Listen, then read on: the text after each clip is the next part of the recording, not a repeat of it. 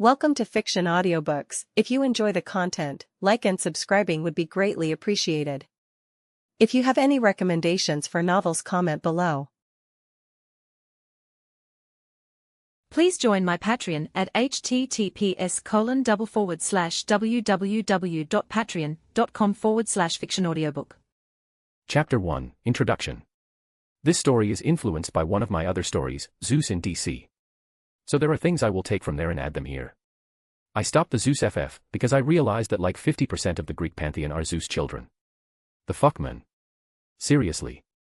So I came up with this story where the MC becomes Hades, the only god that does not ape every hole he sees. Tell me the worlds you want the MC to go to. POV narrator. Welcome to my humble abode, dear man or woman of culture. I am your narrator and will be telling you about a story that did not take place and will likely never take place, as someone invented it and he is probably crazy. Now the story will sometimes be from my POV and sometimes from the MC's POV. So don't get confused about that. Should it not be clear whose POV it is, tell the author he's the guy that created this shit. Well then, without further ado, let's get to it.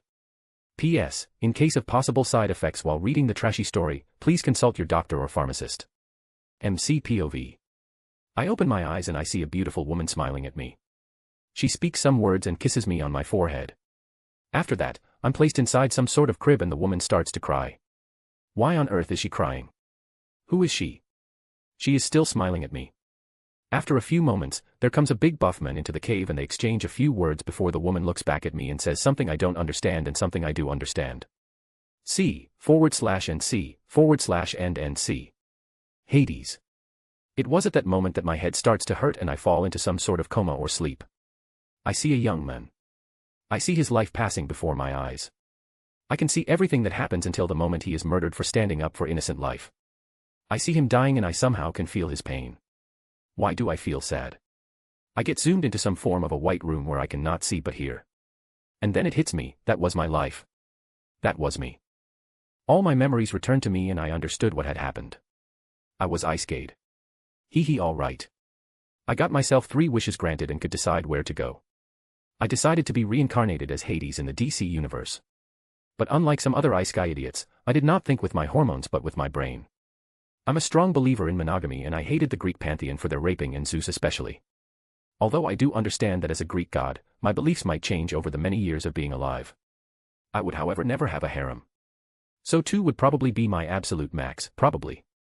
That was about to change. I was going to become the greatest Hades ever and do the position justice. Now I knew that DC especially was a very dangerous place to go to and that even with Hades' powers there were just things I would have no way of dealing with. So what did I wish for? Let's get to it then. I wanted to become OP but not without working for it. I wanted limitless potential to create my path and not be bound to the underworld and to be condemned to be less than Zeus. As much as I think that's cool, but it was not going to be enough for me. So here it goes. 1. I wished for an additional divinity, boundary. 2. Absolute immunity towards any effects, conditions, and manipulations that could harm me in any way. I would presume them harmful until I decide that they are not harmful or I want them to happen. This should be protected from trickery or manipulation of mind, soul, and body so no one can make me want to be harmed or change me as a concept. So after existing this takes place and will only stop when I want it to. This also includes the dependence on others or other things to power my strength and power. 3. To be a singularity across all the worlds I wish to travel. These wishes might seem OP and they are. Hear me out here. If you get a chance to get Isekai, you would also make sure you have what you can, as it will be the only time. I did not want to become omnipotent in 2 years, but I did not want any limits to my growth. Now the first wish might seem overkill and maybe it is, but I will have to work very hard to get proficient with that divinity. The second wish was a necessity for my third wish. I didn't know what would happen to me should some higher dimensional beings realize that I'm not the original Hades and should not exist. I didn't want to just get erased from existence before I had the chance to enjoy my new life. Therefore I added the second wish as a safety measure. I always thought it was unrealistic that Isekai protagonists just so happened to go unnoticed. Something had to change, otherwise they could not get into the new universe, right? And as a relatively smart individual, I chose that. But not only because of that, also because of my third wish. The third and final wish might seem confusing. And it is, but let me explain to you what it means. I wanted to be the only Hades like me. I didn't want the multiverse to adapt and make all the other Hades like me. I also had a very specific idea that was cool. I wanted to travel to different worlds and universes. I didn't want to be limited to this DC universe. I also wanted to travel to Marvel or the Percy Jackson universe. And there were also some anime worlds that interested me. Now what my third wish did was basically make me a special existence that existed in all the worlds I wanted. Meaning that when I want to go to Marvel, I will have a door in the underworld that takes me there, and there I will also be this world's Hades. Confusing, yes, but oh so promising. So yeah, that's what happened, and also my reasons for choosing what I did. Now for all who want to see me struggle, you will. There is no way I will get strong just by training a little bit.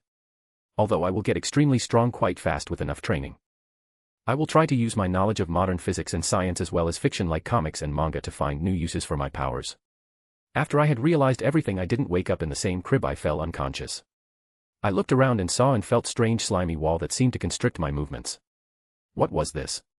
And then I understood what this was. I was inside the esophagus of my dear father, Kronos. Oh yeah, my begetter in this universe. Yeah, I'll have to take care of him at some point, but what to do with him? Normally, he can't be killed, but who are we kidding? I will learn how to kill him as soon as I get proficient enough with my boundary divinity. Kronos could still help with defending the Earth.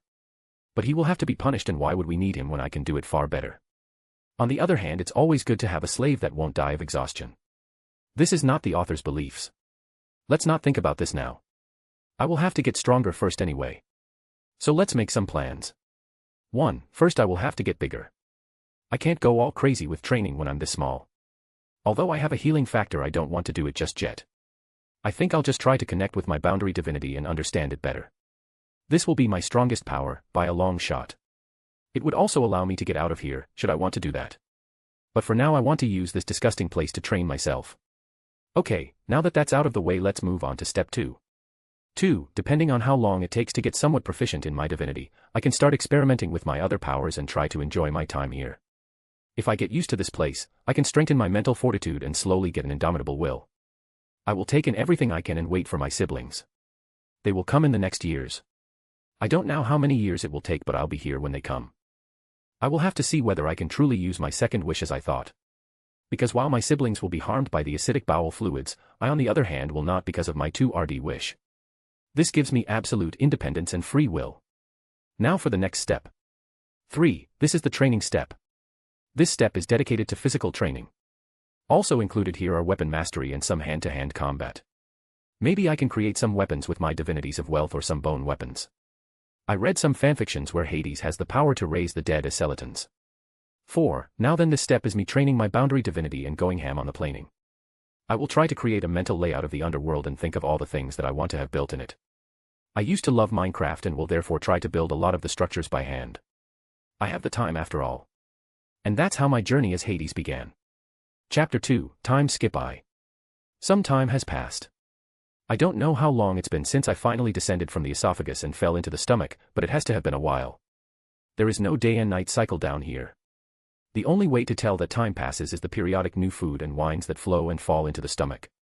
I have been swimming in acidic fluids for a long time. I jumped from one meat piece to another. It was stressful because everything got digested. After a while, I noticed that my second wish was a genius move, as I did not feel pain in the acid. I did not need food or drink, as that would be harmful to me, and therefore I didn't need it. I knew that the only way I could somewhat relax down here was if I managed to create a platform that didn't get digested the same day. And the only thing I could think of was the walls of the stomach. If I managed to cut a big enough piece, I would be able to hang said piece from the wall and stay stationary as well as afloat. And because of the healing factor the Titan has, it will regrow again, giving me a limitless supply. It was hard work to even do little damage to the walls. It was saturated by Kronos' divinity and power. Meaning I could only cut it by using a higher concentrated amount of my own divinity. But to do that I first had to gain some access to my divinity. And it was almost impossible to do that because of the debuffing effect this stomach had. And yet I knew that I will succeed. I was going to become the master of boundaries. I was in fact the god of boundaries, and therefore only I could decide what I can and can't do. Interestingly enough, my boundary divinity was the only one I could somewhat feel. I could also feel others, but they were like fireflies compared to a bigger candlelight. Focusing my will on the task at hand, I willed the wall to be cut. I wanted the flesh to be cut from the rest and give me a platform. Very slowly I managed to make some progress. It had to have taken me weeks to finally get a big chunk of the wall to create a raft/platform. And I was beyond tired when it was finally complete. I could feel the connection I had with my boundary divinity. It had gotten stronger over the weeks it took me to complete this. And I knew that it would only grow stronger over time. So having finished the beginning of my raft, I took some time to relax. The smell was horrendous, but thanks to my second wish, once again, I could simply blend it out. Sleeping was still impossible. The pressure that I felt in the stomach was hard to deal with. It was like constantly staying at 50% of your health even though you were technically perfectly healthy. I didn't use my immunity to solve this problem. I wanted to strengthen my willpower. I wanted to become stronger. This environment was going to be my whetstone and I the sword. I used meditation to get over the first few months. Having never used meditation, it was very new for me. I had to get used to simply focusing on one thing and not letting other thoughts distract me. Slowly over many months and after a lot of setbacks, I managed to enter a form of trance. I wanted to further my understanding of my divinities. All of them, but most importantly my boundary divinity. I knew boundaries existed everywhere. They were all around us. They made reality what it was. Without boundaries, nothing would exist, not even chaos would exist, as there can be no chaos if there is no order. The one defines the other, and without one there is no definition for the other. And boundaries allowed all things to be or not to be. And I had the power to manipulate those, create them, remove them. I had the power to rise above everyone and everything, and it was exhilarating to think about it. It took a long time until I made some progress and had my first epiphany. It marked the beginning of my path to power and adventure. I knew that given enough time, there was nothing that could stop me. The power of boundaries together with my second wish was a match made in heaven. Normally, I think that most main characters in fanfictions are stupid for making bad wishes. They don't know what will or could happen when they enter a new world. So something I always thought I would wish for was two things. 1. Absolute freedom. 2. Limitless potential. Absolute freedom was necessary in my opinion to not be bound by fate, destiny, stronger beings, and so many more. Limitless potential was something that had to be wished for, because what were you going to do if you reincarnated into an animal, a paraplegic, or someone weak, stupid, or another problem? The answer is nothing. These two things were essential to live freely in a new world. Now why did I not choose those two? Easy, because both of those things are included in boundary manipulation or the divinity of boundaries. Limits are boundaries that stop you from advancing. Something that holds you back. Let's take Saitama from One Punch Man. It was said that he had removed his limiter, giving him limitless potential for physical growth. That limiter was a boundary, and I could remove it just like Saitama did. I was free to do what I wanted because there was no boundary that could stop me. I was free, and I felt amazing knowing that. Training in my divinity was hard, very hard. The reason I found was because of what my divinity entailed. There was an inherent understanding of boundaries due to me being the god of boundaries, but to advance in it was like swimming through glue. Very slow. I started small. The boundaries of space. I tried to create a barrier around myself that shielded me from the acidic fluids. I visualized it and had it manifest. After that, I turned my immunity off and jumped into the acid. I tried to remove the barrier of space between 2 points, effectively deleting space. I took inspiration from Gojo Satoru and his curse technique, Blue. It became apparent that I would be able to recreate all of Gojo's techniques with enough practice and understanding. Limitless was an interesting concept. According to Jujutsu Kaisen, the limitless technique operates the same way convergent and divergent sequences do in mathematics. The infinity is the convergence of an immeasurable series. Anything that approaches the infinity slows down and never reaches the user. I knew that it is possible to do the same with boundaries. I would just remove the boundary of space around me. Meaning that the fixed distance between myself and an attack or simply physical objects was removed. That was the theory of it, at least, and practically should be possible. Funny enough, I wouldn't even need to do any calculations, as once I manipulate a boundary it stayed like that until I undid the manipulation. Over the course of all the years I was alone, I also started training physically. I knew that it was not necessary. After all, I could simply remove my limiters and become strong like that.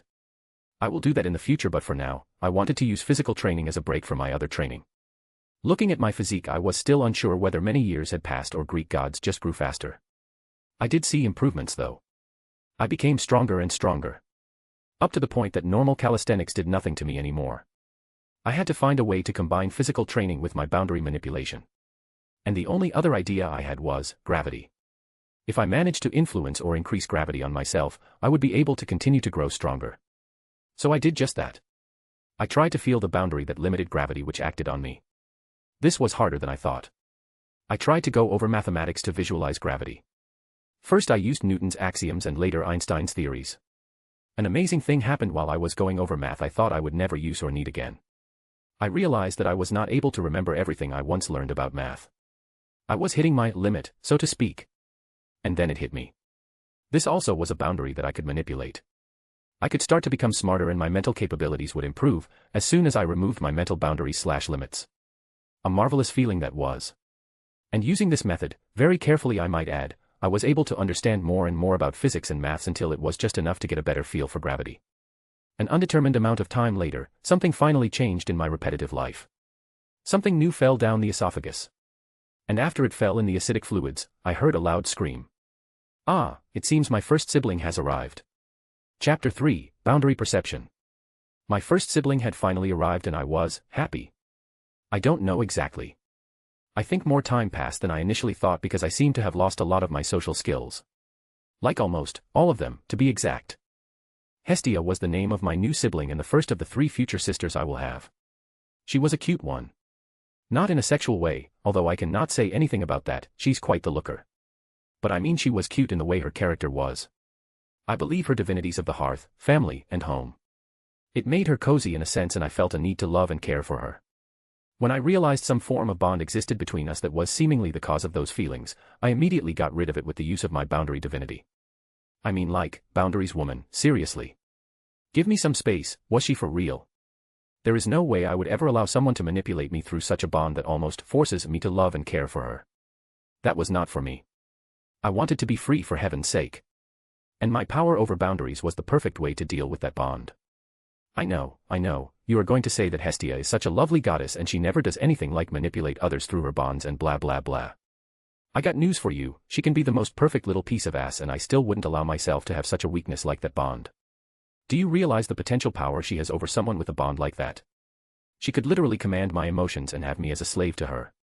That wouldn't do for me and even if she's known as the nicest of the Olympians, I won't risk it. I have never seen a young girl cry so much. She was crying a river, literally. It was like a river formed on the raft that flowed into the gastric fluids. I tried to console her that such a bond was not something I wanted because of control and yada yada, but it didn't help in the slightest. That girl cried and cried and cried, 4 hours and then for days. I almost killed myself. It got to the point where I was willing to allow the bond to form again, just so she would shut the F***ck up. My ears were bleeding and I was close to either killing myself or creating a sound boundary so I wouldn't hear her anymore. I fled into meditation. I got good enough to not hear my sister crying. I felt like a prick to be honest. But I lived my own life and something like family bonds were not that important to me as a Greek god anyway. Most of the time I would be in the underworld, something that Zeus forced me into, and the other time I would travel to other worlds. Wait a minute, other worlds. That's it. That's the best way to leave this situation.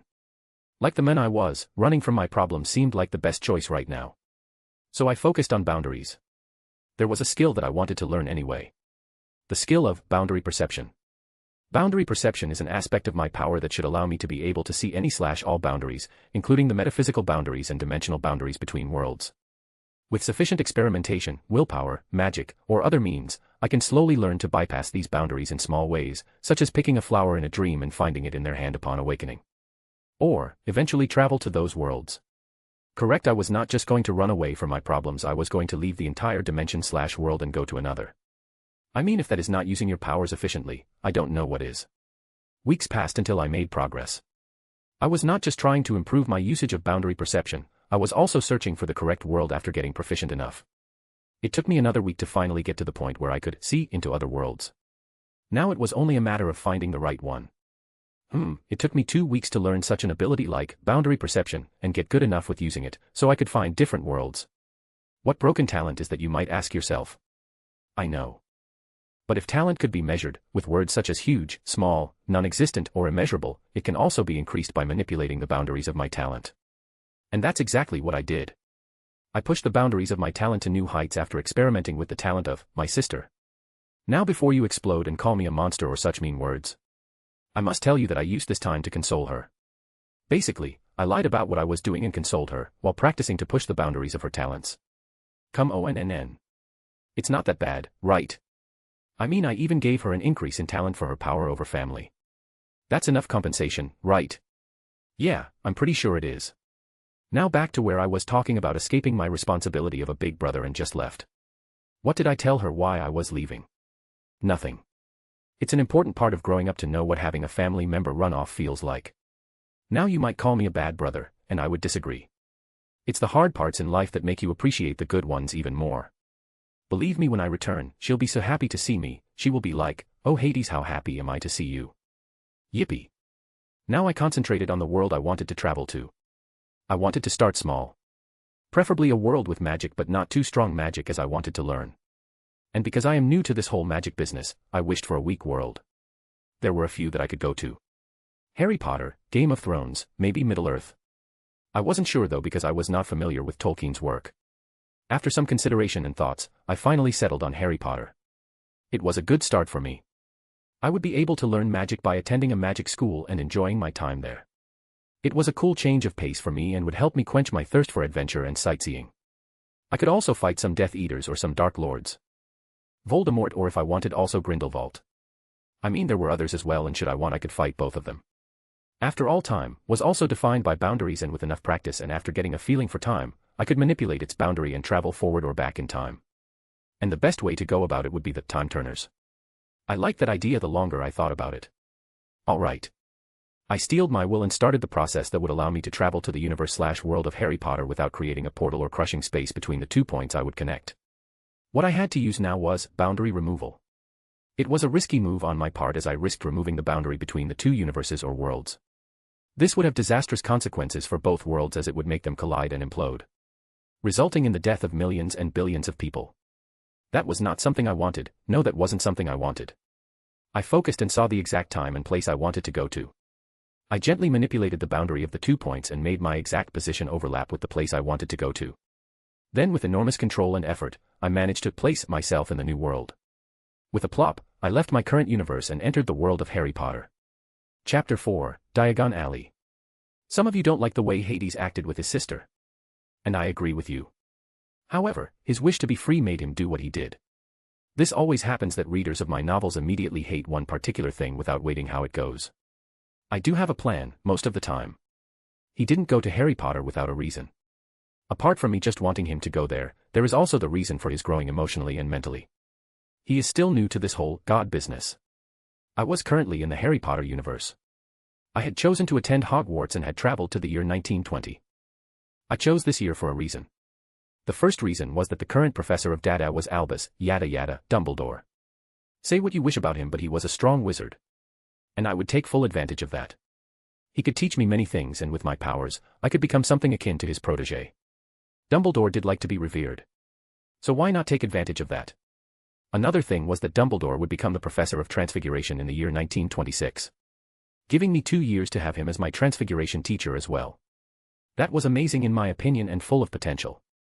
Lastly, the reason I came to this year was that the global wizarding war started in about 1926 till the end of the Second World War in 1945. And I would have plenty of time to travel around the world, learn many new things, meet a lot of people, maybe even make some friends, and then lastly fight against a cool Dark Lord. Grindelwald had more charisma than Voldemort ever would.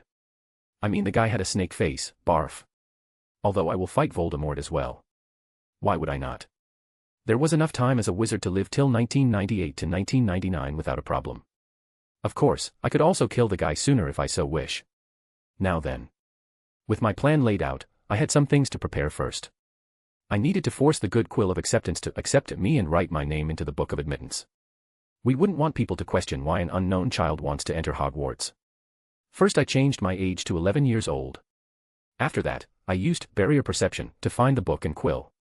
It was possible for me to just force my way into Hogwarts, but that was not my wish. I wanted to act like an 11-year-old from this world and get the full Hogwarts experience. I noticed something important after I had left my good old father's stomach. My power had risen tremendously. It was scary how strong I got. It was like a switch had been flipped that gave me access to all my power and divinities. I had to massively control the output of power and my aura to not get noticed or cause a scene.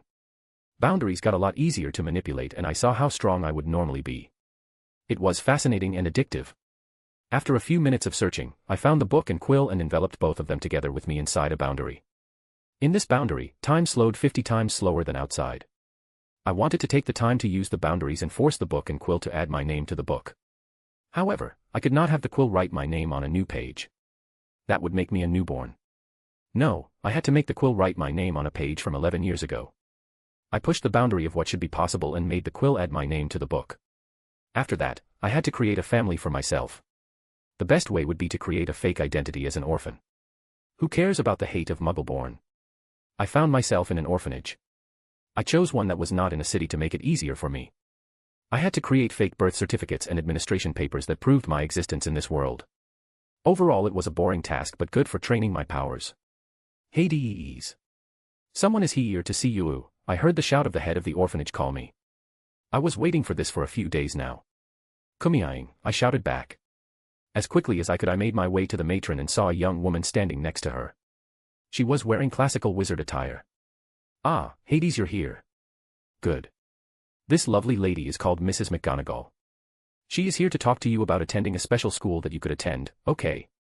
So please don't be naughty and listen to her. Okay. The matron spoke to me like I was a 5-year-old.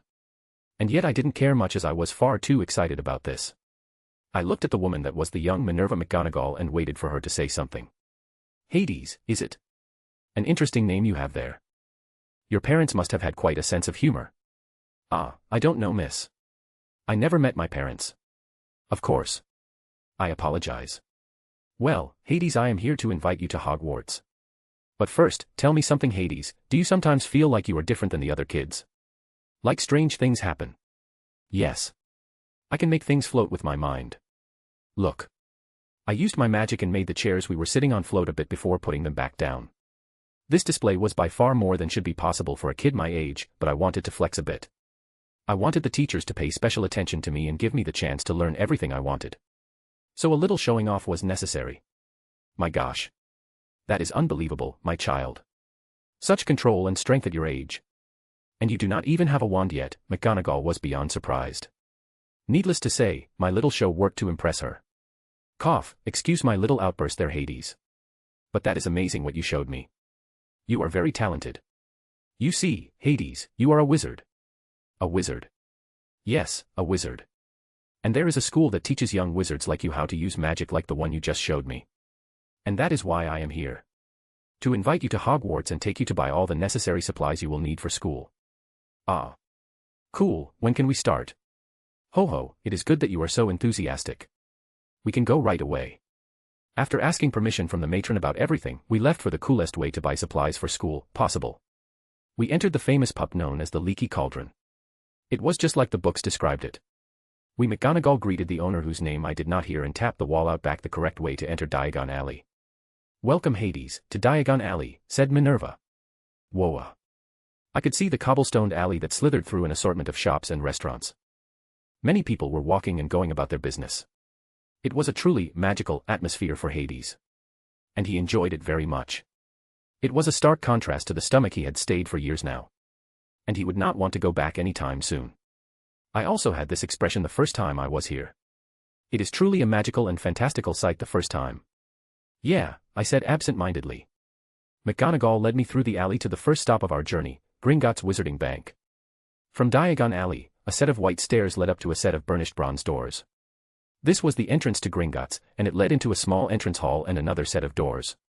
Engraved on these silver doors were the words, "Enter, stranger, but take heed of what awaits the sin of greed. For those who take, but do not earn, must pay most dearly in their turn. So if you seek beneath our floors a treasure that was never yours, thief, you have been warned, beware of finding more than treasure there."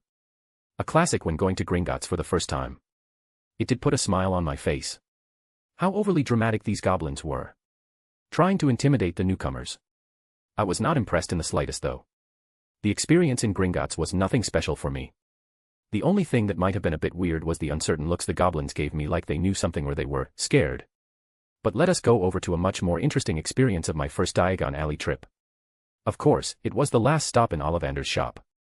The shop was old. It was founded in 382 BC. Upon entering the shop, I was fascinated once more by the sight. The shop was tiny, empty except for a single, spindly chair in the corner. Thousands of narrow boxes containing wands were piled right up to the ceiling of the tiny shop, and the whole place had a thin layer of dust about it. I loved it. It gave a very cozy feeling. Ah, a customer. How lovely. Please come in. So you young men are here for your wand, I presume? Yes, sir. I would like to buy a wand. Perfect. Well then, let us see here. Which is your dominant hand? I don't know. I use both of them. Fascinating indeed. Well then, allow me to take some measures then. The old man, who I assumed was Gervais Ollivander, took some measures of my hands and strangely also the rest of my body. After that, he started the process of finding the right wand for me. It was a long and very exciting process for me. I was so happy that it didn't take just one moment to find my wand. However, after what felt like the 1000th wand, I started to get worried. I was probably bankrupting this man. Many of the wands I touched simply exploded or disintegrated after I touched them. Unicorn hair cores were the worst of them. They were not compatible with me. I have never had a more difficult customer, Hades, my boy. It does not make any sense. You have a strong affinity with some of the wands and also those with thestral hair, but none really fit. Wait a minute. There might, no, there is no way, is there? Gervais started to mumble and then left the shop to go somewhere. He was probably going to pick up a very strange wand that no one had picked yet or whatever. Here it is. Ah yes. Under any other circumstance, I would not even think about this wand. This is the wand we Ollivanders use to show our children how not to make a wand. Here it is. You would, 5 inches, unyielding with a thestral hair core. Truly something like this should never be made again, and yet. I took the wand into my hands and immediately felt it. A connection was formed between us. I could feel the wand and everything about it. It would become my companion for life. However, there was something that I didn't know. Something was still missing. I was unsure how to put it. But it was a minor thing and the reaction was grand. A repulsive force blew everything away from the wand and me and slowly started to corrode all the materials around the shop. Everything was dying.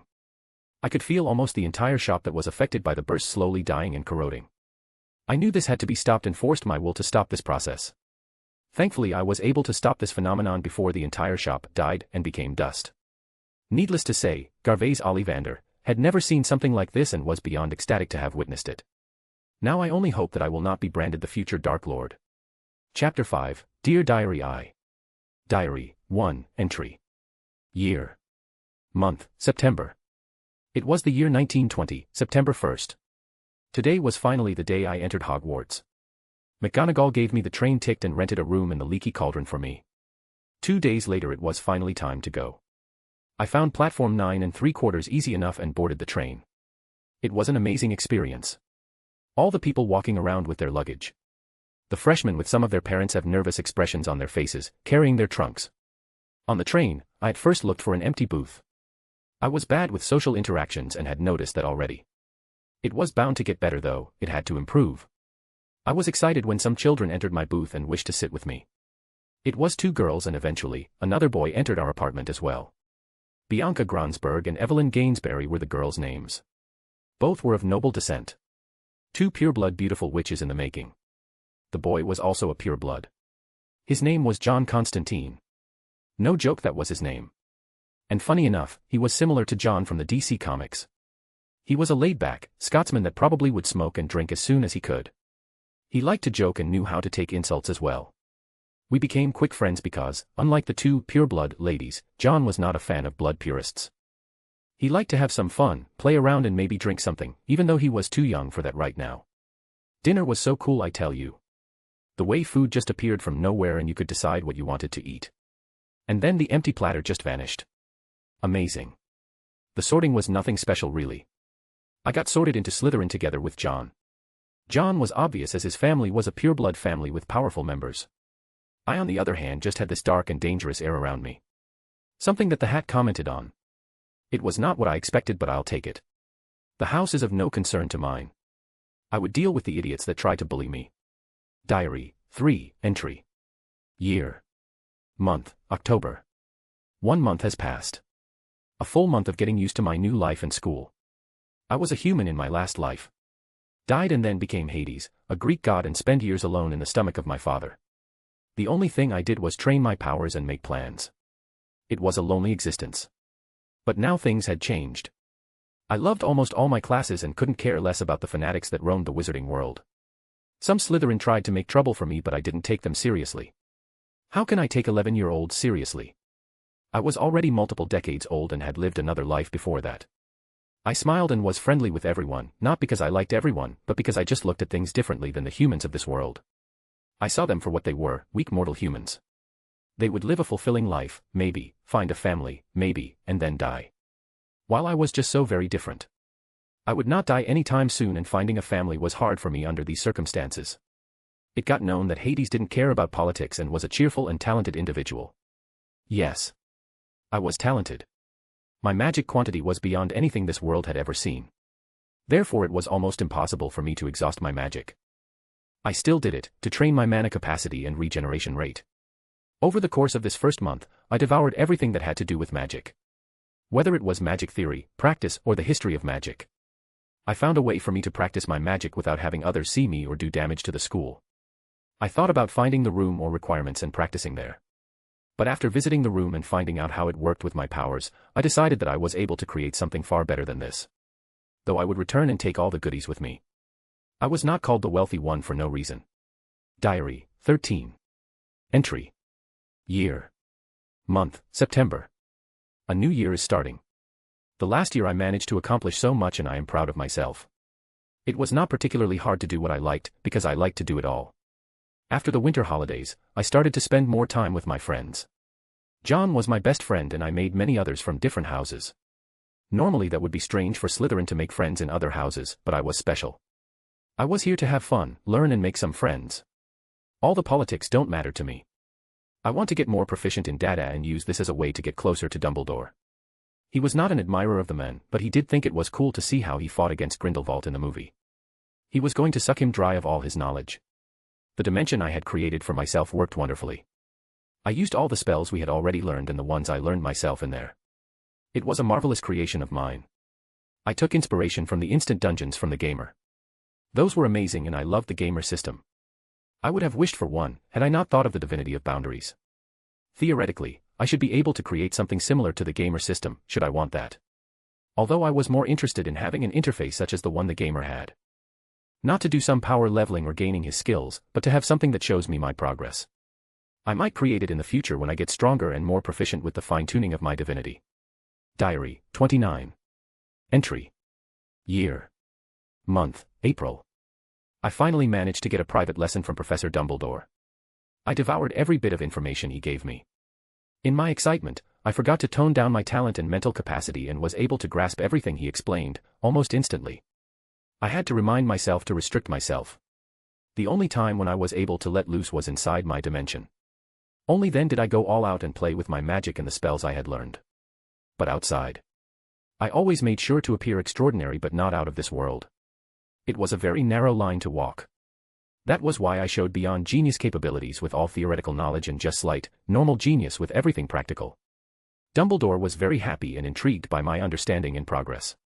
I was sure that he was already making plans on whether to subdue me or pull me to his side and make me one of his devotees. Nevertheless, I made sure to not be interested in any dark magic as of yet. I made sure to start from the bottom and not just go for the most powerful spells, and that was what helped me. I appeared as a wizard that was just extremely enthusiastic and smart as well as talented, but not as one that was overly ambitious for power. That was the reason he promised to give me more lessons. Apart from my usual practice in spells and charms, I also practiced transfiguration, potions, herbology, arithmancy, and ancient runes. Arithmancy was my way to a greater understanding of maths. I knew the power of math and understood that it could be used to manipulate an unfathomable amount of things. Physics was made up of maths. Those two were closely connected. And it was just fun to play around with harder and more complex equations and formulas. I could feel that it was possible to rewrite certain axioms or rules of reality. For example, change Newton's third axiom of action equals reaction in an attack or defense. Of course, I understood that with my power over boundaries that was but a minor thing. It was fun nonetheless.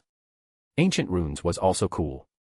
I wanted to go so far until I could use runes as Odin did. Just by saying them. There was a lot of potential in runes and also a good pastime. Potions and herbology were things I did, just to do them. I was not really sure how helpful they would be in the future, but they might come in handy when I start to do some science experiments in the future to pass the time. The real killer though, and one of my favorites, was transfiguration.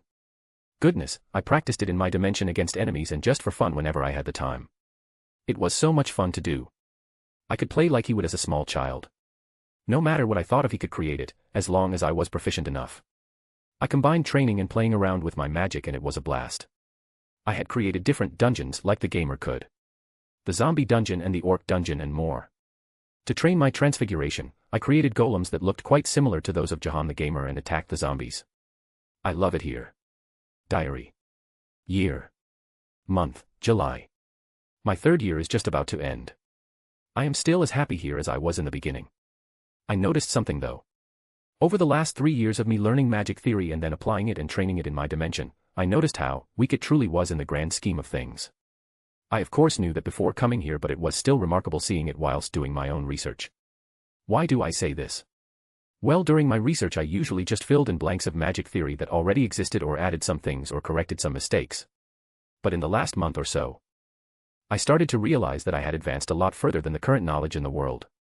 I was getting far deeper into the true nature of magic in the world of Harry Potter than wizards in this world probably ever would or had. The only person that might come close to my level of understanding might be Rowena Ravenclaw and maybe also Merlin. Currently, it was not that big of a deal, but in the future, I might reveal things that could make wizards far too greedy and start a war. Should some wizards get their hands on some of my notes, they might start the apocalypse in the future. I had to be extra careful and store my notes inside another special barrier of my own creation. Diary, 50. Entry. Year. Month, May. I just managed to make a remarkable breakthrough in my studies about death. I just started this a few weeks ago. 1 week ago to be honest. And it only took so long because I took a break for 6 days in between. Death in this universe was different than it was in other universes. In the DC universe, there is Death of the Endless, in Marvel, there is Mistress Death, and in other universes, there are other entities that govern death. In this universe though, there is no one.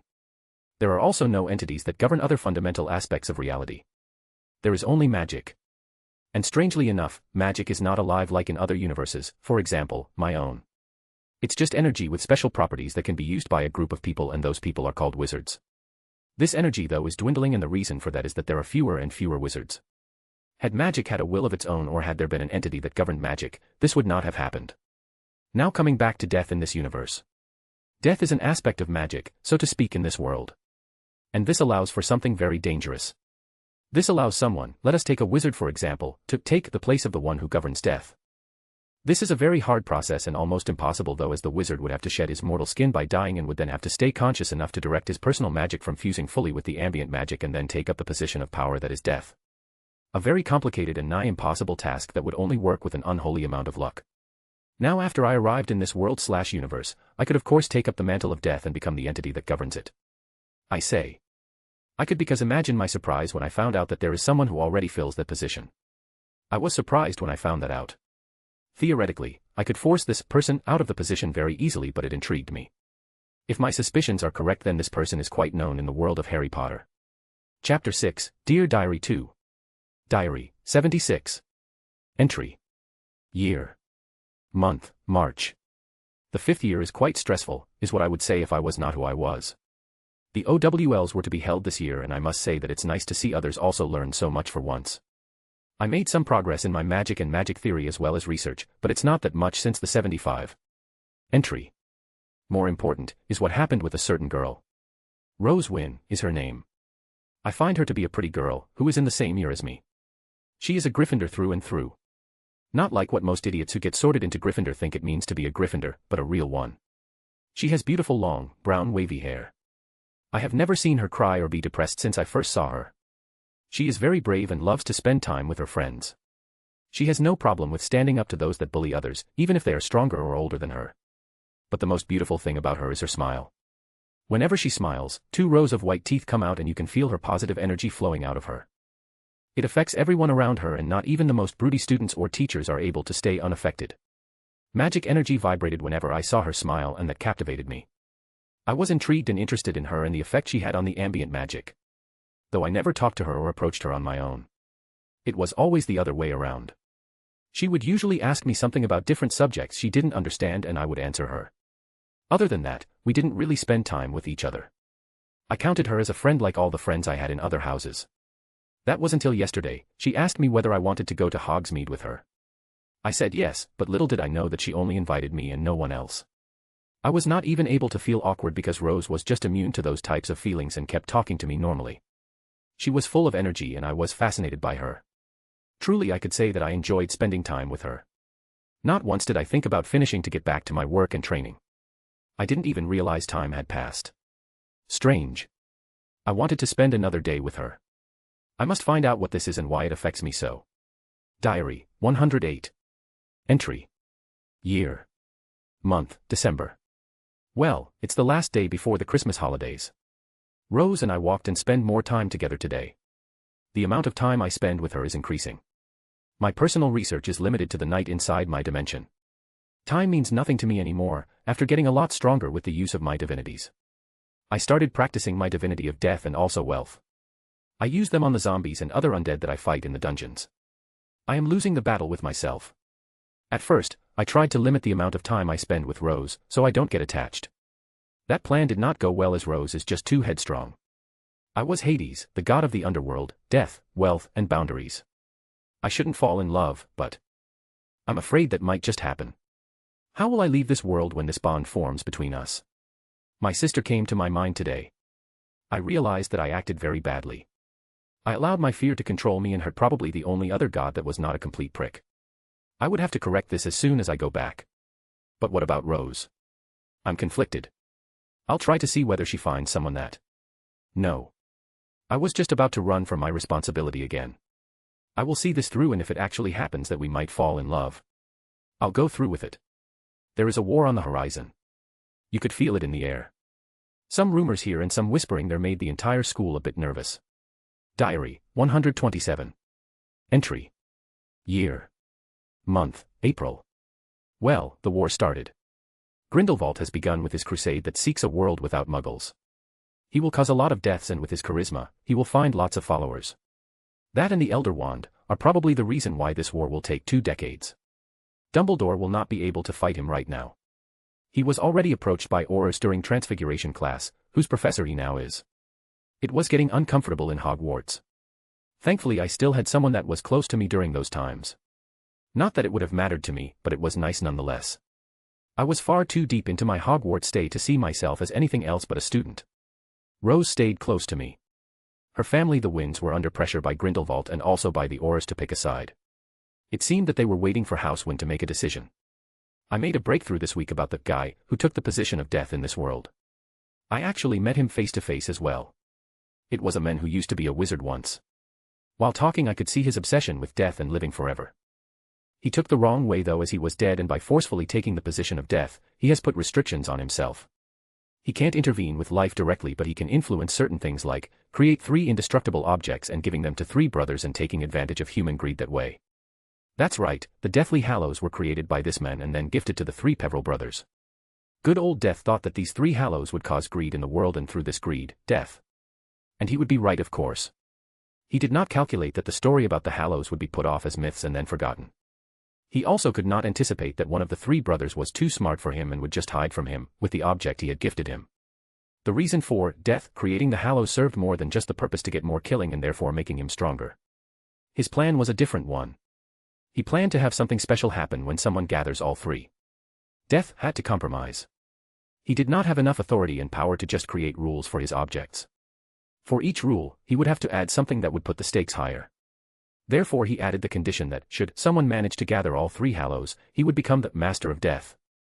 Meaning that the one who gathered all 3 Hallows would become his master and rule over death, or at least as much as his authority allowed.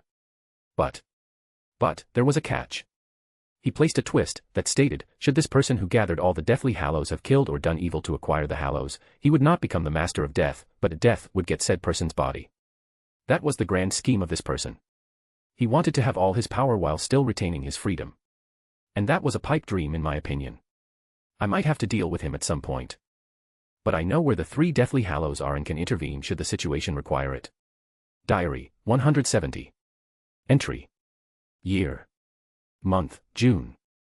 The last year of Hogwarts is not what I suspected it would be. It is extremely hectic and stressful for most people. The Newts gave everyone a headache in the 7th year and I was not any better. Although my problem is not school, but my personal life. It finally happened. I admitted to myself that I had fallen in love. Yes, me and Rose were a thing now. Though her family was not happy about that. They were hoping and actually forcing Rose to marry someone from another noble family. They wanted to use her marriage as a way to secure their standing and not be run over by either side of the war. Fear made them do things that weren't their style, so to speak. And it was hard for Rose, and in turn, it was hard for me as well. Though I could solve this problem in a second, I chose to not use my powers to solve the problems of this world. The only thing I was using to fight was the magic I learned here. I know this is not smart, but I want to grow more than just in years. I understand now that you can't always control everything, and no matter what happens, I will deal with it. Acting like a spoilt god already cost me my sister, and that could not happen again. So this life here in Harry Potter was important for me to gain maturity.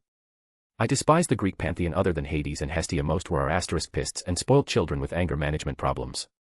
Therefore I wanted to make a difference. I had the power to change things, and I would do so, but to do that I would need maturity. I would make sure that Rose knew who I truly was and make sure that she was not so anxious anymore. It pains me to see her like that. Diary, 200. Entry. Year. Month, December. I just found my old diary again. I didn't even know I had this. Time surely flies when you're busy. I failed. I don't know what to write. It didn't work out as I planned it to. I lost everything. Rose, my Rose. She died yesterday. And I don't know how to deal with it. I wanted to reverse it all. I told her who I am and what I can do, and I was already about to heal her and make her strong, and she told me not to. She said that it was her mortality that made her so happy about what she had in life. She said that she loved me and was so happy about me being in her life. She wanted children, but we never got to be intimate since we graduated. We were together most of the time, fighting and sleeping together, but Rose, she said she wanted to wait till after the war to make children. And now she's gone. I have nothing left, only this boiling unlimited fury that seems to increase every minute. My thoughts only circle around Rose and the promise I made. She said for me not to take revenge against the world but to forgive humans for their foolishness. She said that was what made us human. This will be my last entry. I will burn it after this. I will go on a hunt now. Grindelwald can make his testament. For there will be nothing left when I'm done with him. Rose, my love, may you rest in peace. I love you. Chapter 7, Hello Grindelwald. A new year has come to this world. And it is an important year as well. The year of 1945. The year that the Second World War ended in this world as well as in his last life. History was going to repeat itself, in more ways than one. The Axis powers will be defeated and Grindelwald will also be defeated, just like it was supposed to happen in canon. And yet, there will be changes that Hades will be responsible for. Grindelwald will not be imprisoned and Dumbledore will not get the Elder Wand and become a hero. It will be a massacre and Hades will most likely become an enemy of most wizards in this world. POV Hades. Paris. The City of Light, the City of Love as she's also known. Well, not at the moment and especially not in the next few hours. I was actually never in Paris and the fact that I am here now would make Rose happy. She always told me that she wanted to come here for a romantic holiday. I could not care less about the city right now though. I am far more focused on my target. The reason for my suffering in this world. I made mistakes, no questions about it. I made mistakes because of my immaturity and because of arrogance. Nothing could touch me in this world, is what I thought, and yet I got pierced right in the heart. I walked down the road that I needed to get to my destination. Using many of my contacts and also the skills that I acquired in this world, I was able to gather the information of the next gathering that Grindelwald had arranged. No matter what you say about him, he has charisma and knows how to handle a crowd and win people's hearts with words. Imagine a wizard being talented in magic and knowing how to use his brain and mouth. Had he not been blinded by his arrogance and own gestures of grandeur, he would have succeeded in taking over the wizarding world in my opinion. And who knows what he might have accomplished. I came to this world hoping to have some fun, see places, play with magic, and overall satisfy my inner chunny. Naturally, I started playing around with magic as that was one of my favorite pastimes. I invented many new spells of different varieties. Some were ingenious, some were tricky, some were powerful, some were useful and some were questionable. After I graduated and partook in the war, I started to put more focus on the mind. Protecting the mind, organizing the mind, speeding up the mind, increasing IQ and processing speed, etc. I knew that the mind was something very valuable and had to be protected, but I was also aware of the power it possessed should it be fast and flexible. In the later years I created a somewhat flawed spell if you looked at it morally, but who cares about that during a war, right? Well, Rose cared, and that made it more problematic for me to use this particular spell. I knew that information was key in a war and therefore I created this spell to break down and disassemble the occlumency of my target. Naturally, this is a painful process for the victim. What the spell did, was it essentially overloaded the occlumency barriers specifically and made them explode, so to speak. This had the effect of very much killing the victim. They would be brain dead, even if you could not see anything. But, you would have free and easy access to all his memories. So using this piece of art, I managed to gather all the info I needed to find out where Grindelwald would be to spread his propaganda. And that is why I am here now. I bob and weave through the small streets of Paris, knowing full well where I am going. Turning around the last corner, I can see a door and 3 powerful wizards guarding it. They don't say anything as I walk closer. I know how to act like I belong here. Therefore they don't know that I am not one of the fools Grindelwald is trying to influence but the reaper that came to collect taxes. Name, one of them asked. He had a look on his face that dripped with arrogance. Hades, what? I might kill them, but that's still no reason not to be polite about it. Living over 2 decades in Britain left its mark. You're not expected. Who are you? All 3 took up defensive stances and grabbed their wands. It seemed like they were ready for trouble. At least you're not some second-hand henchman. Though that won't help you, I said and slowly grabbed my wand as well. Petrificus totalis. Stupefy, Conf Ringo. Bamarda. All 3 fired off spells. It seemed like they were not trying to kill me outright. The scales of the war were not in their favor and they were probably trying not to gain attention. Well, their fault. Not that it would have changed anything in the scenario. Protego Primis, Effugio. A Protego-like shield formed in front of me and absorbed all the spells. Protego Secundo, Collegendis. After all the spells were absorbed by my Protego, I made a claw with my other hand. Slowly all the power that had been absorbed by the Protego Primis gathered there. This amalgamation of energies and magic created a ball in my hand. For a moment the world seemed to stand still. Protego Finalis, Redditus. I opened my hand, releasing all the power that had been multiplied, and fired it in front of me. A strong stream of destruction shot toward the 3 and reduced them and the entrance, as well as a lot of the walls to cinders. Looking at the aftermath of my spell chain, I nodded. This was an adequate result. No doubt it was weak, but the key to the spell is that I spend an infinitesimally small amount of mana or magic power to do this. All I do is absorb spells, combine them, and then, should I want to, I can add some of my power, and send it back. The marvelous thing about this spell is that it is based on nuclear fusion. Using my almost impeccable mana control, I use all the mana/magic from the spells I absorbed and make them collide with each other. Therefore creating a potential shitton of energy that is released however I wish. I dust myself off and start walking into the building. By now all the people must have heard and felt the destruction and will be alert. All the better for me to make an entrance. It's time for me to greet my tormentor. I take out my wand again and focus on what I want to do. Slowly the wall and the ground reform until it looks the same as it did before I destroyed it. And then I tap the wall of the building. A ripple travels through the entire building like it was made of water. Feeling the result of my spell, I put my wand back and ascend the stairs. After climbing the stairs and making my way into a grand hall, I see many wizards and witches sitting and one wizard standing in the middle with white hair. Nobody said anything and just look at me. Almost all of them have their wands out and some are even pointing it at me. The wizard standing in the middle looks at me with narrowed eyes. He can feel some of the pressure I'm giving off. It's not my magic power or killing intent, but only my presence that I'm not holding back. He is feeling a teeny tiny fraction of it and it still gives him the chills. Ah, finally. Just the man I have been looking for. I would have come sooner but I was occupied. I let my gaze wander around the room and see a lot of wizards and witches that I know of.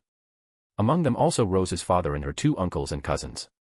After that, I look at the men of the hour and the sole reason I'm here right now. Hello Grindelwald. Let's talk, shall we? Chapter 8, Talk with Grindelwald. Surprise chapter. Hope you like it. Third person POV. Grindelwald was tense. He knew that whoever this person was powerful.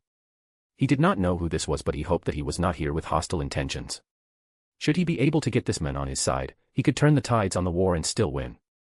That was what he was planning right as he was facing off with the men. He would never show weakness in front of his followers. It was important to keep appearances. No matter what, he would always make sure that his image is top-notch. He was a strong believer that you win hearts through power and that power could come from words as they could from his magic. And he had a lot of charisma and magic power. Who are you? My name is Hades. Hades, a powerful name you have there. Do you have a lot of experience with death? Is that why you came here, for death? I came here for you.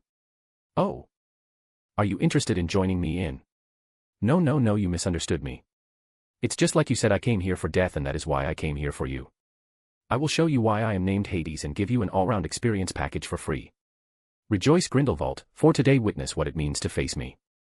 All the pain that you gave me and which I am still feeling. I will let you get a taste of it. The air in the Colosseum-like room changed abruptly. Everyone that did not have a wand out, took it out now. Grindelwald himself also had his wand out but still made sure to keep his composure. It was not certain yet whether Hades was a loon or truly dangerous. The pressure he was feeling spoke in favor of this being a real threat though. Hades spread his arms wide and spoke, well. What are you waiting for? Not in the mood. Let's have a kerfuffle. Grindelwald did not wait any longer. He pointed his wand at Hades and started firing chains of spells. You had to give it to the man. He was truly a genius in the art of magic and dueling. However, he was not handling this like a duel but more like a fight to the death. And that was smart of him. This was a fight to the death. Death was standing in front of him and waiting for him to act. Bombardas, Petrificus Totalis, Expulsos, Binding Spells, Blasting Curses, and even an Avada Kedavra were shot at Hades. Hades started the fight by simply dodging everything Grindelwald dished out. He ducked and evaded spells. Grindelwald adjusted and used spells to make the ground slippery. When that didn't work, he simply turned the entire ground into ice and transfigured birds to take away Hades' vision. It was no use. Hades used transfiguration as well and turned his shoes into ice skates. To counter the birds, he used a spell of his creation, Solidum Arum. This little beauty solidified the air where he aimed his wand. The air was as strong as his focus was, and the more magic he poured into the spell, the stronger it got. The cool thing about that spell was that they were invisible to the naked eye. They were simply very dense air that was saturated with magic. So if the opponent didn't know of the spell's existence, it would create some funny and powerful moves. The battle became more and more hectic. Grindelwald was using 100% of his focus to fight. It was extremely hard for him as he had to deal with new spells that seemingly appeared out of nowhere. Hades had created many spells, and with his marvelous mind, which was a god's mind that had been enhanced with magic after all, he was able to use them to severely throw Grindelwald off his game. Many of his usual spell chains were interrupted by Hades as he simply moved a small area of ground under Grindelwald's foot, throwing off his balance. Grindelwald had started to use the killing curse. But it was not helping really. Transfiguration was something that Hades thoroughly enjoyed messing around with and therefore was a very, very good practitioner of it. Suddenly Hades felt a spell come at him from behind. Without even thinking, he used Protego and blocked it. He looked behind and saw Rose's father standing there with his wand pointed at him. Hey, Et2 Brutus. He did not even think twice and slightly waved his wand. Sectum Sempra. Just as the future creator of the spell had intended, a cut appeared on the man. But it was still different from its future brother. It was by far stronger, resulting in the late father of his love splitting in 3 parts. It looked like in some kind of anime. All the parts fell to the ground and were painted the ground red. After the shock had receded, everyone in the room joined the fight. Spells were fired from all around the room. It was chaos. Hades' expression changed. His hand was flickering all over the place. He transfigured walls, created protegos left and right, dodged, ducked, tried to evade, and more. But slowly but surely the spells overwhelmed him. After 10 minutes of being on the defensive, a boiling curse finally hit him on his right shoulder. It gave him immense pain, but he managed to keep it together and continue. 5 minutes later another spell hit him, and then another and another.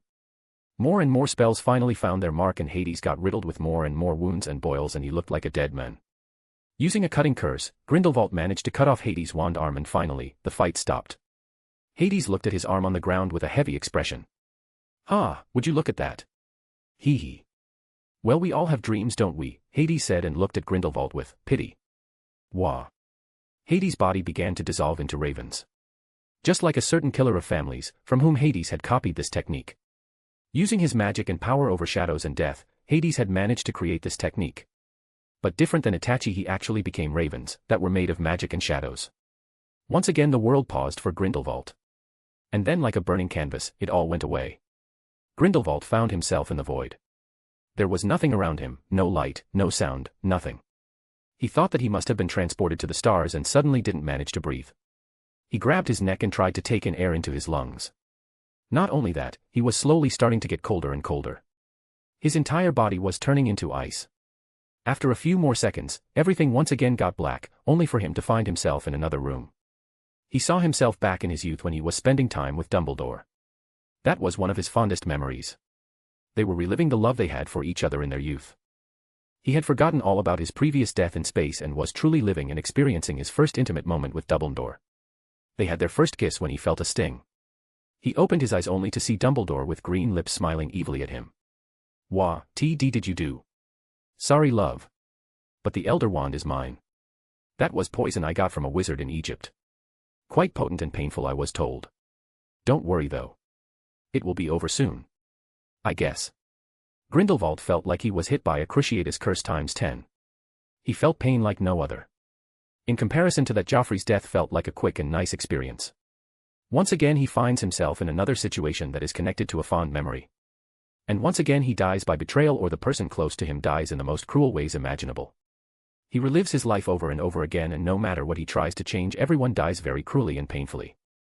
And he always ends up tortured, or worse should he decide to hide from the world. Not even suicide helps, as he just comes back to relive another life from a different person he does not know.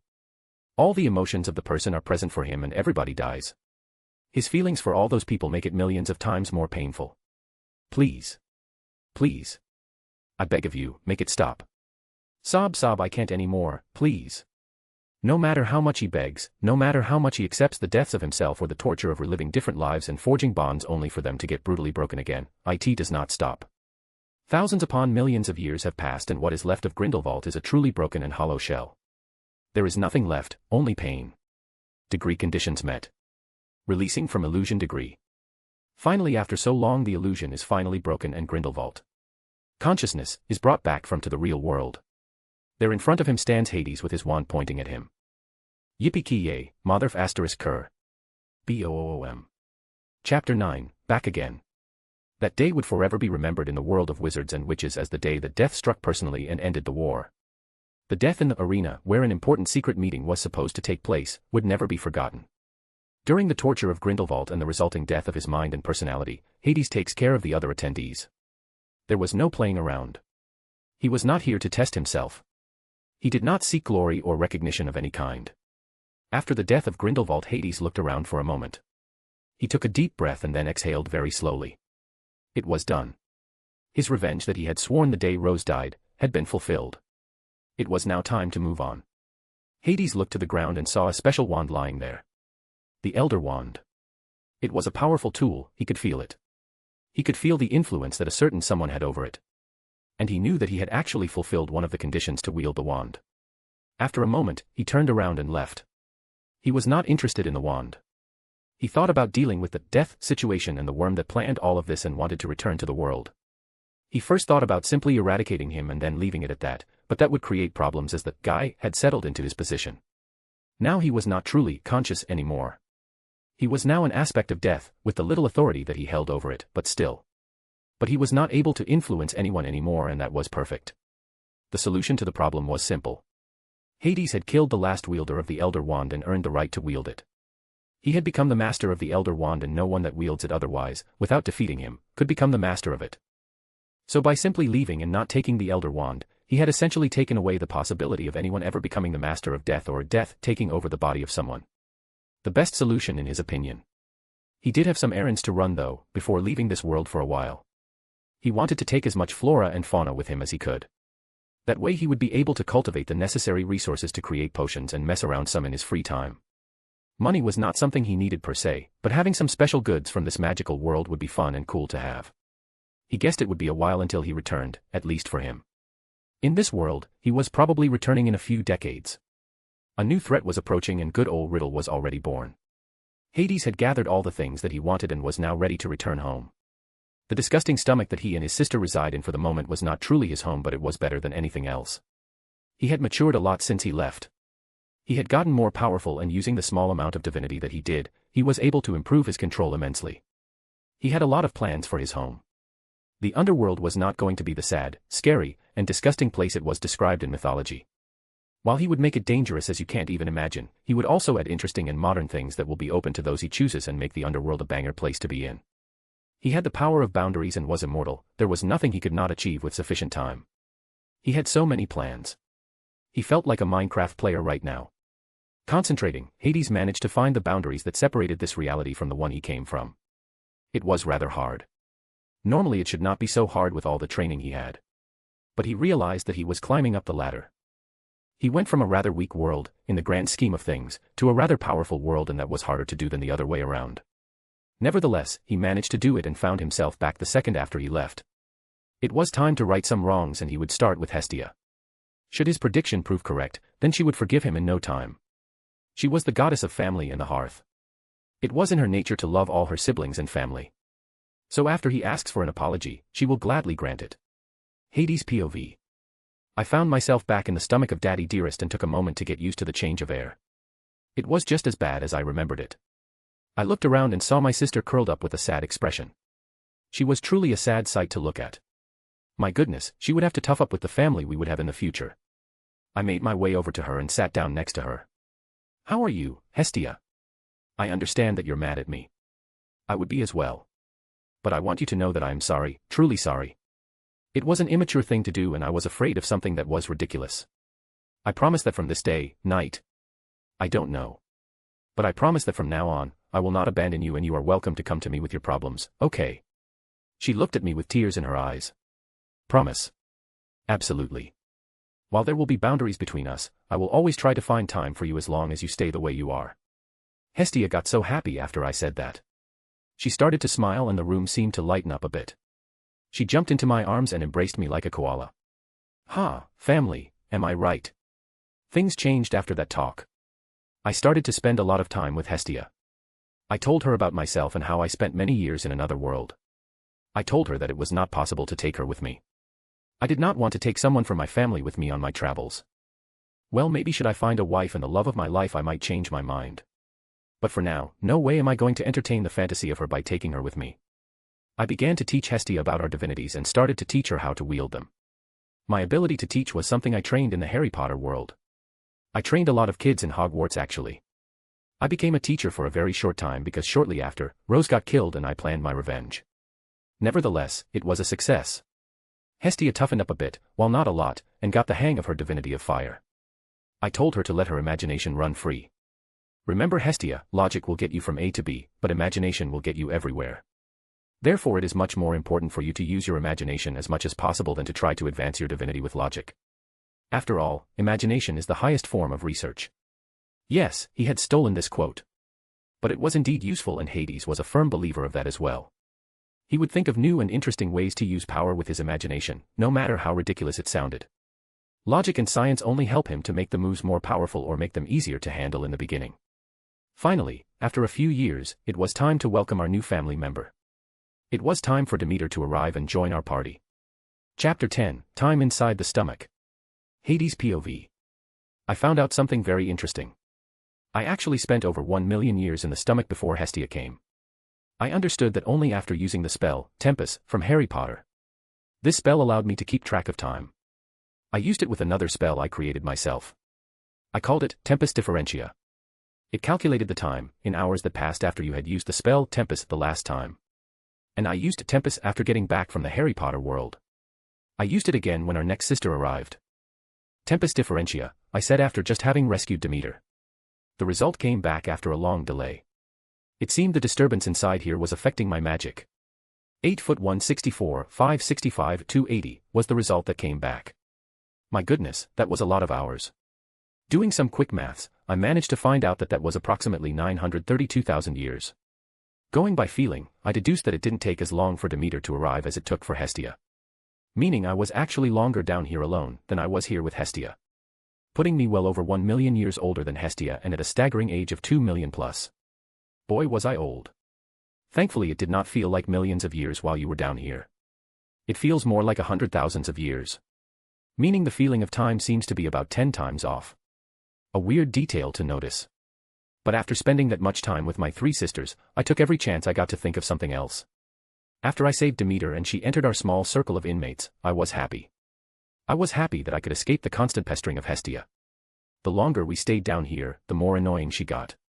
She wanted me to do all kinds of things. Teaching her only saturated her thirst for entertainment for a short while. This meant that I had to show her magic almost every day and play with her and whatnot. Thankfully it got better as she got older and more mature. Her divinity of family probably felt my distress and made her less demanding. It was not all bad though, as I was able to come up with more and more spells that were either funny, interesting, or simply entertaining. I got many ideas on actual combat spells through it. Hestia's training in her divinity of fire went well. She loved the fire and managed to change the color. The properties did not change though, she only liked to change the color of her fire and after trying for a couple of days, she did it. I tried to motivate her and told her about the potential healing properties of fire. She could maybe mimic the phoenix fire and its healing property and help her family should they need it. That got her motivated for a few years until she lost interest again and stopped. Overall, my time with Hestia was okay. She was not the annoying, spoiled girl that my other 2 sisters were going to be. After Demeter arrived I was happy, as I said. I thought that Hestia would be able to spend more time with her and give me some breathing room. That did work, to some degree, as Hestia took the role of a mother and taught Demeter about values and family and bonds and. Demeter, though, was not very interested and lost interest very quickly. She preferred to talk about nature and plants, especially wheat and other crops. The only problem was that she became frustrated that there was nothing the like down here. The environment was so bad and the stomach suppressed her powers that she was unable to have any crops around her. That frustration would have escalated, had I not intervened and taken her mind off this. I told her about training and getting stronger so that she would eventually be able to manifest her domain here. This little misinformation managed to catch her attention and she got to work. I was surprised when I saw her dedication and motivation. She truly loved her domain and divinity of agriculture and crops. I could relate to that and felt respect towards her. She did not whine or complain about the lack of progress. She managed to be rational enough to accept the problem of staying inside Chronos' stomach. All good things must come to an end, though. It was impressive how long Demeter managed to pull through her training and failures. After our next sibling arrived, it all turned to waste. Hera, oh my King CK. How did I deserve this? There is no way that a young woman is that arrogant and confident in herself. There was nothing for her to be proud of. She had not done anything. She was by far the weakest member of us, and yet she was still the most arrogant of us. Sadly, Hera rubbed Demeter the wrong way. Well, she rubbed me the wrong way as well, but I was mature enough to know exactly how to deal with her. Run.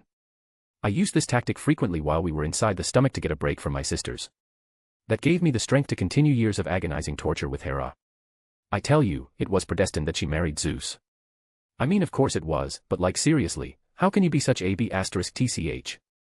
It was once again one of those days where Hera and Demeter argued with each other and Hestia tried to make peace between them, and my fourth and final sibling arrived before we could get out of here. Poseidon was just as I expected. He could be calm and steadfast like the calm ocean. But he could also show why the ocean was dangerous and show his temper and hot-blooded fits. He did not want to get taught by me and chose to get to know about his powers on his own. I knew that Poseidon was not much better than Zeus in the future and therefore invested quite a lot of time in interacting with him and trying to influence him and teach him some important values. However, my efforts stayed fruitless and I would probably have to deal with an exact copy of Poseidon from mythology. Third-person POV. 6 million years plus after Hades' birth. Hades just about had it with his siblings. He had gone out of his way to change things and raise his siblings. Only Hestia and somewhat Demeter seemed to listen to him. But they no longer did that. And while Hestia said that she listened, Hades knew that she would never be able to change from the family-loving fool that she was portrayed as in mythology. However, Hades no longer cared. He had kept his promise and looked after Hestia and Demeter. Hera was by far too arrogant to ask anything from him and Poseidon just did not care about him. However, that was not the whole truth of the matter. Hades did not know that, but there were other reasons why Poseidon did not want his help and Hera seemed to loathe his presence. Poseidon POV. Hades, every time it's that name, Hades. When I came here and got rescued by brother, I was happy at first. It was so painful falling in the acid, so I felt safe when he brought me to the platform. However, I was far too proud to thank him or be grateful. I wanted to do things my way. So when he offered to teach me, I refused. I later asked Hestia about her fire and how she managed to conjure it. She told me all about Hades and the training she did with him as well as Demeter's training. Hades must have found out about it and dropped some hints during meals that could not have more obviously been for me. I refused to acknowledge him and his efforts though and wanted to get stronger by myself. However, over the years something became painfully obvious to me. It seemed like the more I trained and got stronger, the more I understood the difference between us. The stronger I became, the more I was able to feel how Hades was keeping his aura and power concealed. He must be holding back so that he doesn't hurt us. And that was so frustrating. I got angry with him for disrespecting me. I saw his attempt to keep his power contained as disrespect towards me in my attempts. I got more and more disrespectful to him and provoked him.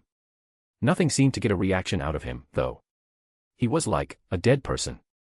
There was no reaction from him, like nothing could ever move him. The truth was, I was very of Hades. Hades was the black hole of power that could never be comprehended or surpassed. Hera POV. Poseidon was an embarrassment. I thought that one brother would be able to contend with Hades once they were born. So when Poseidon came here and began to train, I got hopeful.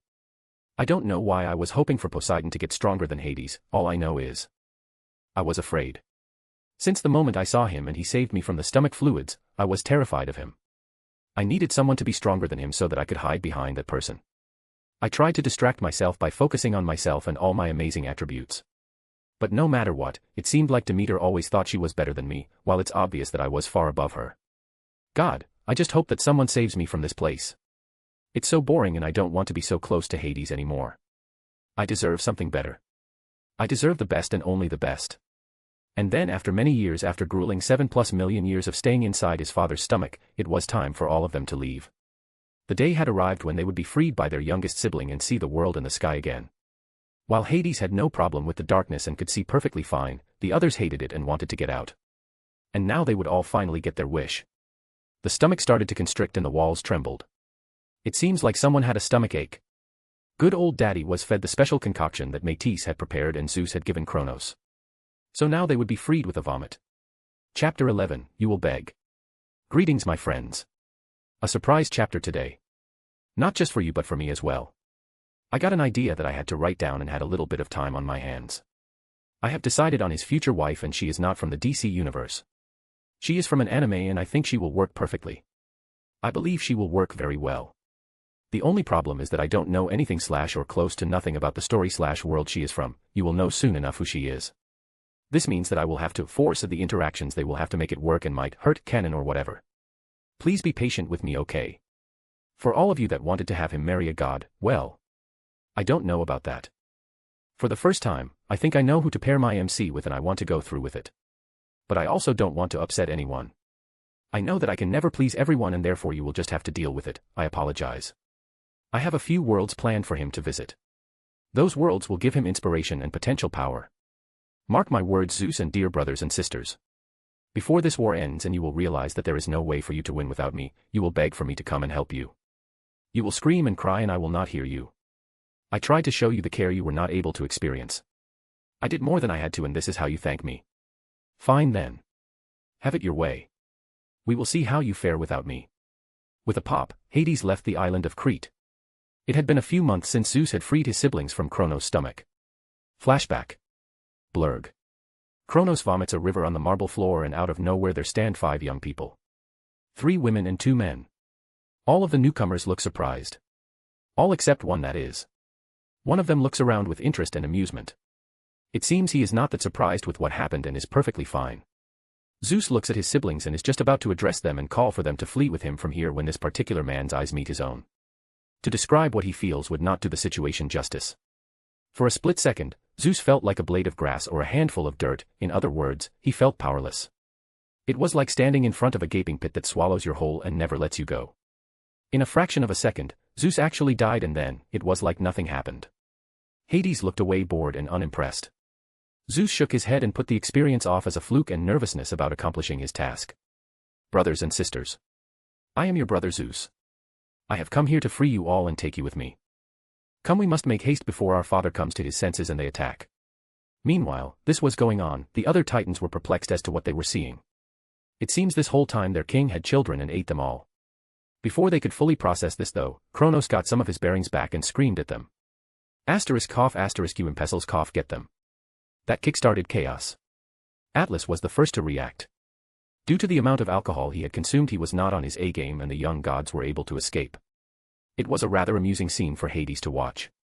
He was once more convinced that alcohol was bad for you and would only result in you letting your guard down. In the future, he would try and create a delicious drink without it being alcoholic and wasting you. When they arrived on the island Crete, Rhea, their mother and the Titan of motherhood, waited for them. It was a heartwarming scene for most of the siblings. But it was a rather cool greeting Rhea had with Hades. His aura spoke of distance and she was put off by it and only greeted him quickly, no hug. Hades felt strange.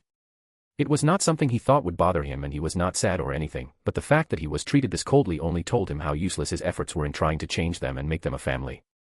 No matter. He would simply rise above that and they could go *ck themselves for all he cared. He was not the Hades from mythology that held loyalty towards his family. He was something more and they would come to regret treating him with contempt. He had long understood why Hera and Poseidon didn't want anything to do with him. It was all out of pettiness and arrogance. Just like in mythology, Rhea and Métis went out to find other titans who didn't like Kronos' rule and wanted to be free of him. There did not seem to be any differences in mythology. Fate was heavily at work here, it would seem. Métis, ever the planner that she was, tried to have all the siblings gather behind Zeus. She wanted Zeus to become the future king of the Olympians and as his lover, she wanted to make sure all his siblings were fully behind that decision. She would try to make Zeus and his siblings get closer together by helping them train and showing them around. It did not work as planned though. At least not fully. Métis was a smart woman. She understood the characters that were the Olympians.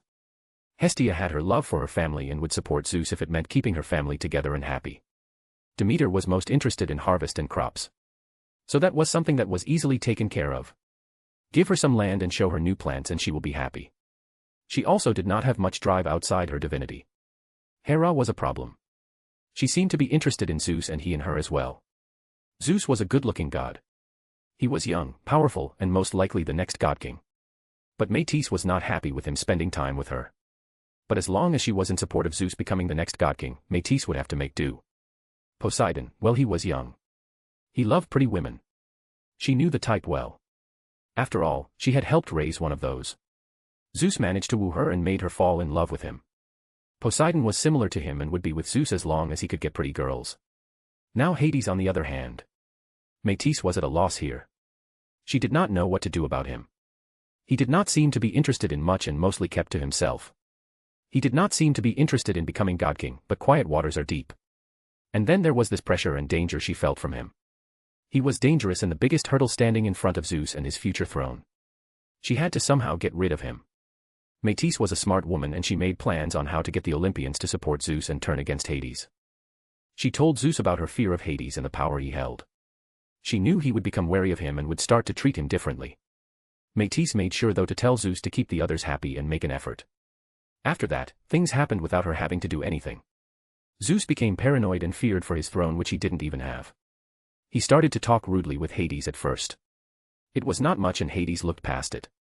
He didn't care about Zeus. The less he had to talk to him the better. He despised Zeus and the other Olympians in his last life. He thought of them as apists and overall useless and petty. Zeus was just like his mythology counterpart. They would not be friends. As the months passed, Zeus got more and more confrontational and whenever Hades had some moments alone with one of his siblings, he would come and interfere with their moment. It was seriously starting to get on Hades' nerves. Should this go on, Hades would give him a beating and punch his teeth out. But he knew that he would play into Métis' hands and make himself unpopular with every god and titan. So it was a last resort. The tension rose over the months and it seemingly exploded on a particular day. Everyone in Crete was having a moment of relaxation. The war was closing in and everyone involved knew it. An explosion shook everyone from their daydreaming. The island shook and a giant wave swept over a large part of it. Hades ran to the scene and saw his brother Poseidon running from the sea out of breath. He approached him and asked, "Poseidon, what is going on? Are you training here? Brother, help me. Oceanus is here to get me. He found us and it seems he is not happy." Hades narrowed his eyes. Why would Oceanus find them out of the blue? It was clear to Hades that Poseidon had to have done something. "What did you do?" "Nothing." "Tell me. Now." "Ha. Okay, I might have met his daughter and we had like intercourse." "Nice of you to choose that word. So you found a daughter of Oceanus and thought that it would be best for you to sleep with her. Even though we are trying not to anger him. Please tell me that it was at least consensual." "Yes." "What?" Hades got very mad at that moment. He had told his brother that there was nothing that he loathed as much as R***Pe. He was just about to let some of his aura out when others arrived. Zeus was the first followed by all their other siblings, as well as their mother and other titans. "Hades. What did you do? Don't you know what you have done?" Hades was confused. What was his retarded little brother talking about? "What are you talking about, Zeus?" "I did nothing." Our dear brother Poseidon on the other hand. Silence. Don't try to shift the blame when it is clear that Oceanus is searching for the one who defiled his daughter. Poseidon would do no such thing. Hades.exe has stopped working. What? Are you brain dead? I don't even know where Oceanus' daughters are to be found. Don't you think it would make more sense that the god of the sea would be a much more likely culprit than me? Nonsense. It was you. I'm sure of it. Confess now. You will be punished and given to Oceanus. We cannot allow him to stand against us in this war. You will have to face the consequences. Hades took a deep breath. He clenched his fists hard and tried not to let this affect him. But my God, was it hard. This little prick was trying to frame him and badmouthing him. Maybe it is time for some late chastisement. He took a step forward and was just about to devour the little b***tch when someone stood in his way. What are you doing, Hestia? Please, brother. I am sure we can find a peaceful solution to this. Please help us. I know you are strong, you can stop whatever misunderstanding we have here. Are you joking? I am innocent, and as long as there is no hard proof you can condemn me. I will not let this slide this time. Please, brother. I beg you, let this one go. For me, just this once. Hades looked at his eldest sister. He didn't even know her anymore. Well, actually he knew her perfectly well. This was not even that strange for her. Her divinity of family was annoying, and he was just about to explode. Using all his willpower, he slowly nodded his head. He turned around and walked away. However, it seemed someone did not understand their situation very well. Before Hades had taken 2 steps, a hand on his shoulder stopped him from going further. You better take your hand off me, imbecile, before I make you eat it. Watch your tone, you sickly bastard. That did it. All the patience left Hades, and he let go. He let go of his control and let out his aura. In an instant the vicinity got dark and the air started to smell disgusting. Death was all around, and Zeus got the full brunt of the pressure. It felt like a shoe that descended on an ant. He was weak in the knees and powerless. Then it happened, a fist impacted with his face and broke all his teeth. A shockwave was felt after the punch had already met the face of Zeus. Zeus did not even understand what happened when he fell to the ground like a sack of potatoes. Another thing he didn't feel was that the moment Hades had unleashed his aura, the hand with which Zeus was holding Hades got cut off. Hades was holding said hand and walked towards Zeus. He picked him up by his hair and with one slow push, pressed the hand into Zeus' mouth. Hades pressed it far down for good measure and then let him fall back to the ground. I told you I would make you eat your hand, boy. As he looked around he understood. He understood that they would not believe him and that they would fear him now. He had just become an official outcast. That made him angry. So much time he had spent to change canon. All of that time wasted. But that was it. It was time for him to look for himself now. Flashback END. Mark my words, Zeus and dear brothers and sisters. Before this war ends and you will realize that there is no way for you to win without me, you will beg for me to come and help you. You will scream and cry and I will not hear you. I tried to show you the care you were not able to experience. I did more than I had to, and this is how you thank me. Fine then. Have it your way. We will see how you fare without me. With a pop, Hades left the island of Crete. For the person who can guess where Hades went to, I will create a character with his name in the story. It is an anime/manga. That's all I'll tell you. Chapter 12, let us welcome Gojo Hadisu. Sadly no one managed to guess the world he was going to. I mentioned Hades wanting to understand the concept of infinity and therefore the limitless technique in the 2nd chapter. It's okay though, as some got close in different ways. Some of the worlds he will travel to were named. I'll do this every time he will go to another world now. So after Jujutsu Kaisen, he will travel to a world that will benefit him very much. And as a tip, the thing he will acquire there works perfectly with one of his divinities. Those are the ones he currently has: death, underworld, wealth, and boundaries. 3rd-person POV. Hades left Crete and was now sitting on another island. He didn't know the name, but it didn't matter anyway. He was only here to concentrate on his next task. He wanted to see whether he would manage this. The world he wanted to go to was the world of Jujutsu Kaisen. A world of Jujutsu sorcerers. A world where all the negative energy in the world gives birth to curses, and also humans that can use this cursed energy to perform various techniques to kill them. Normal humans can't see curses, only sorcerers can do that. Hades wanted to do something very special. He wanted to have another reincarnation of sorts.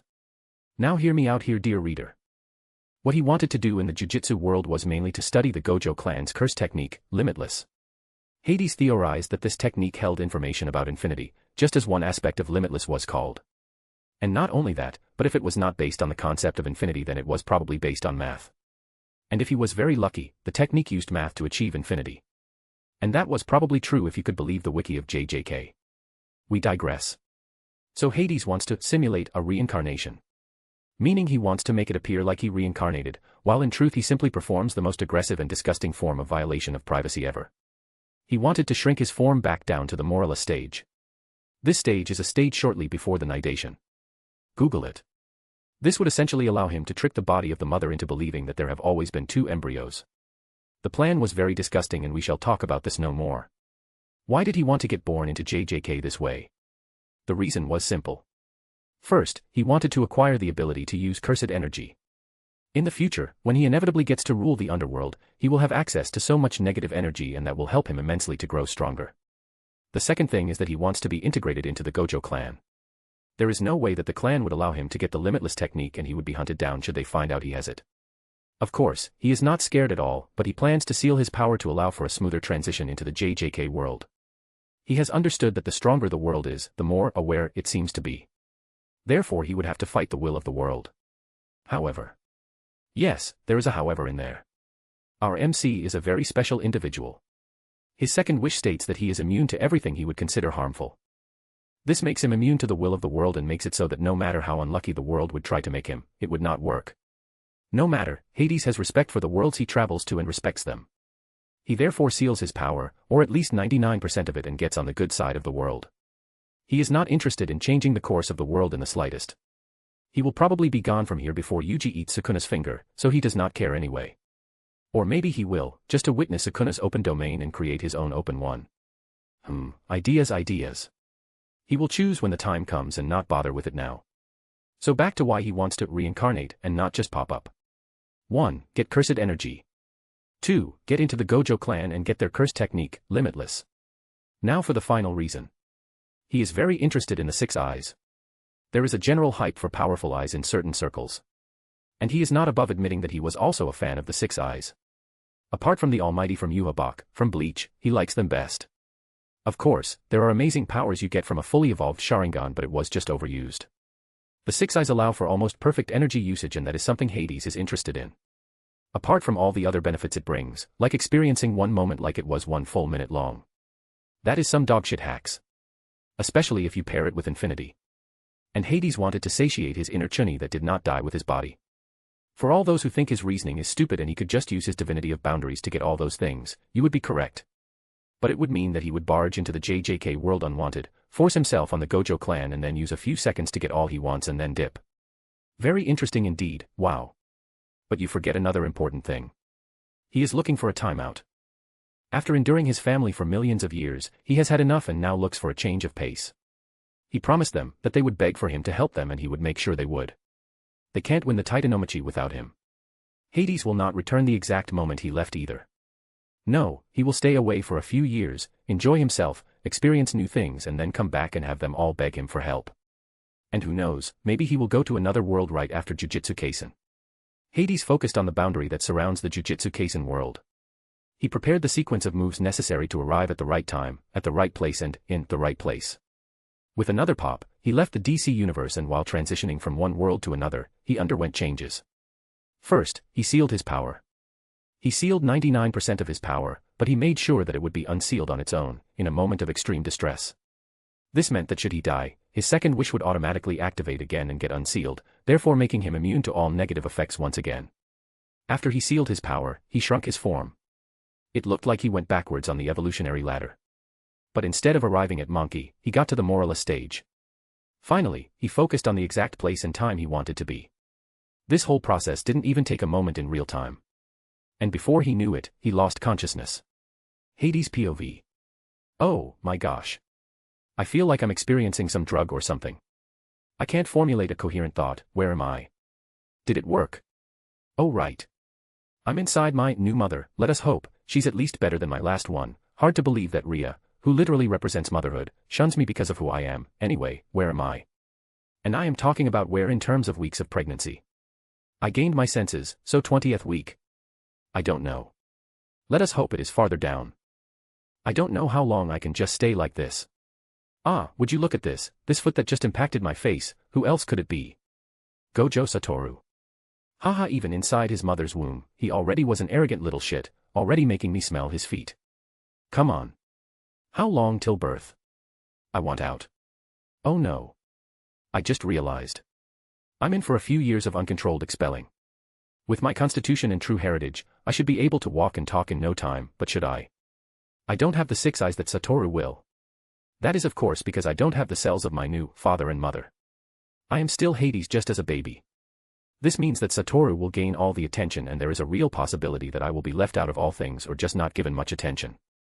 So if I showcase myself as a genius, there is a way for me to still stand next to Satoru, so to speak. I will sooner or later change my eyes to be the same as the 6 eyes. As soon as I have studied them enough in the brain of my dear brother, I will change my eyes and maybe give them a different color. If I think about the next world I will travel to and the thing I will get from there, a nice dark purple would fit, food for thought. Finally. I can hear screams and feel the contraction of the uterus. It is finally time to leave here. I am in the position to leave second, right after Satoru. And that is good this way. I am not planning to become the next clan leader as I will leave this world in the future. I have settled on showing that I am a genius on par with Satoru, who has the 6 eyes. I will eventually get them myself, but that won't matter in the beginning. So I will make sure to do the things that Satoru does, before he does them, to make sure I am just as much of a genius, even without the 6 eyes. Third-person POV. In a room of a traditional Japanese home, a woman was giving birth to her twins. These twins are very anticipated by the whole clan as they are the clan leader's children and the future clan leader will be among them. The environment in the clan is not like it would be in a family. Everyone is looking for his own benefit, and should the clan leader not have powerful children, then an elder of the Gojo clan could take up that position. After over 8 hours of labor, the twins are finally born and a commotion runs through the entire clan. One of the babies has the 6 eyes. No doubt about it. A genius was born on this day. And the clan leader is beyond happy about this. The limitless technique is very hard to do without the 6 eyes. So his son having it will mean that he will be able to perfectly use the technique. The younger twin does not have the 6 eyes and is probably destined to stand in his brother's shadow, but only we know that the younger will stand on equal grounds as his elder brother and will very soon rise above him. Welcome. Gojo Hadisu. Sorry for the bad name. Chapter 13, Growing Up. So there were 2 people who got the next world right. Congrats to those. I did make it quite easy this time. Another one will be this: the person who can guess from which world his love interest will be from, I will name one of his children after you. Ha ha ha ha, that sounds so stupid. Hades POV. I must say it is a nice change of pace to relive life this way. The reality of curses existing and the political bullcrap creates pressure on young clan children. You have to make sure to be promising and that you may become powerful, otherwise no one will care for you that much. And I made sure to impress everyone. But more on that later. The first year of my new life was not as boring as I would have thought it would be. Of course, it was still me being a baby and not having much to do. But come on. Do you know who you're talking to? I am Hades, the oldest of the Olympians. I spent over 7 million years inside the stomach of my father, and 6 of those 7 million years were spent with my sisters and brother. There is nothing as bad as that. So 1 year of shitting and pissing my pants and not being able to talk and walk. That's lightweight. While I traveled down the esophagus, there was no one cleaning me when I pissed and shat myself. Now I have, well, not my mother, as she is the clan leader's wife, but maids to do that. I can actually feel the love my mother has for me. My father is the classical stern and demanding parent who expects his children to outperform everyone.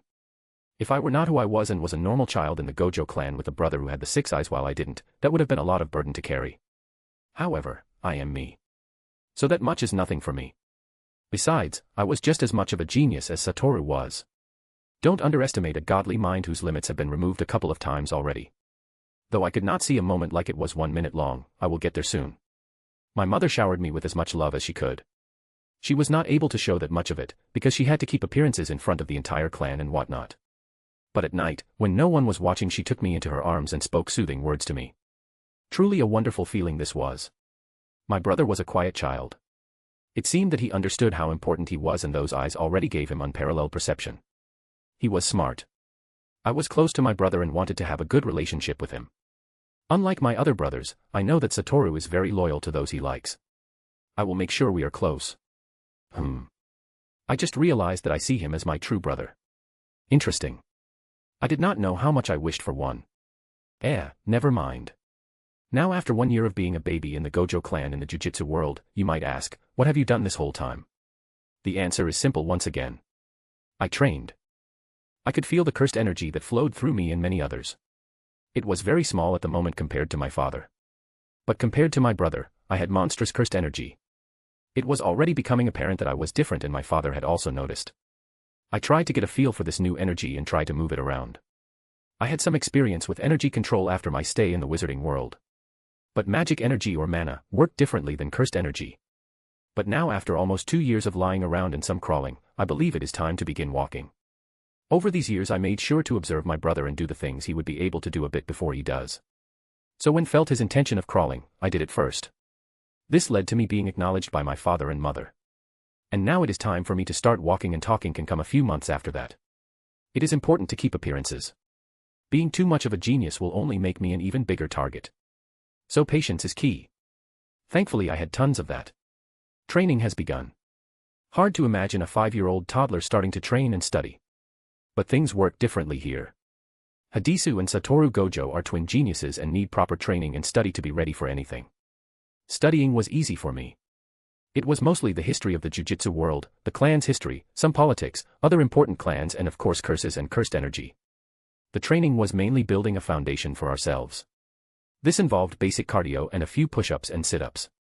But not too many as that would stunt our growth. Satoru was quite a character. He was already on a high horse and I understood that his fooling around in canon was just his way to have some fun as he saw everyone beneath him. That is not truly arrogant as it is the truth. This time though, there is me and I am just as good as he is in all things. My hair is lighter than it was before coming here. It seems the Gojo clan's cursed energy that flowed through me during 9 months of pregnancy influenced my hair color quite a bit. Other than that, nothing changed. I started walking and talking before Satoru did and secured my place next to my brother that way. But I was never arrogant about it. I made sure to spend as much time with my brother to play and talk to show him that he is not alone. Being at the top makes you lonely and I understood that being goofy and making fun of everyone was his way of coping with it. I managed to make Satoru smile. A genuine smile and not one of ridicule when he pranked you. We got very close even if he would never admit it. The time spent training and learning about cursed energy control has progressed enough for our father to teach us the Gojo clan technique, Limitless. I am very excited about this. I feel like a little kid, well I am a little kid. Our father stood in front of Satoru and me. We were currently inside the personal dojo that the clan leader could use. Listen up. Today I will show you the technique of our Gojo clan, the Limitless. You already know about it from your studies, but today you will see it and get my explanation and experiences with it. Limitless is an inherited technique passed down in our Gojo clan. It allows us to bring the concept of infinity into reality, allowing us to manipulate and distort space at will. Normally any member of the Gojo clan can hereditarily gain this technique, only those who also possess the 6 eyes can truly master the power of the Limitless. Meaning that you Hadisu will probably have a very hard time mastering it and showcasing its true power and potential. The reason I am still teaching you with Satoru is just that you have shown that you are smart and talented, not unlike Satoru. I therefore give you this one chance after your mother asked me to. Should I see that you are not getting any result though, you will be excluded from training with Satoru and we will find someone else to train you. Now on to the details of the technique that you will have to know. There are 3 parts of Limitless. The first part is the neutral Limitless, called Infinity. Infinity is the base state of Limitless. From your studies, you know that you had to learn a lot of mathematics and for a good reason. The reason is that the Limitless technique operates the same way convergent and divergent sequences do in mathematics. For example, 1/x is convergent to 0. It will never reach the x- or the y-axis, but it will come closer and closer. The same applies to infinity. The infinity is the convergence of an immeasurable series. Anything that approaches the infinity slows down more and never reaches the user. This is because the technique takes a finite amount of space between the 2 subjects and divides it an infinite amount of times. Take 1/x again. No matter how high x gets, the 1/x will never reach 0. Instead, it will be left with fractional units so infinitesimal it would become immeasurable to their eye. Infinity brings this concept into reality, so anything that attempts to penetrate this infinitely divided space will slow down to the point of appearing to stop completely. The next part of Limitless is called Cursed Technique Lapse, Blue. Blue is the cursed technique lapse of the Limitless, which increases the cursed energy output of the technique and generates the power to attract. This is achieved by amplifying the Limitless and bringing the conceptual impossibility of negative distance into reality. A negative distance is not possible. There always has to be space and therefore this forces the surrounding space to try and fill in the gap by pulling violently toward the source of the aforementioned impossibility, creating the magnetic-like effect. Offensively, you can use blue to constrict the space around a target and crush its appendages. It's also commonly used to destroy buildings or clear entire areas of any structures. But that takes a lot of cursed energy or marvelous cursed energy control. The last part of Limitless is called Cursed Technique Reversal, Red. Red is the cursed technique reversal of the Limitless, which reverses the effect of the strengthened technique and brings the divergence of infinity into reality, generating the power to repel. This is achieved by flowing reverse cursed energy into the power of the Limitless, creating a repelling effect rather than a magnetic one. This technique manifests as a small red orb that can unleash immense explosive force in an instant. The energy output of red is at least twice as much as the output of blue.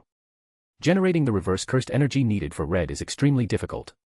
It requires an even more complex manipulation of cursed energy than usual, making pulling off cursed technique reversal even more sophisticated than using cursed technique lapse. You must multiply your negative energy by negative energy to create positive energy, a simple concept that proves to be extremely difficult in practice. But if you manage it, it explains the output being twice as high as blue. Our father stopped for a moment to let us take all of this information in. It was a lot but not really much for me or Satoru.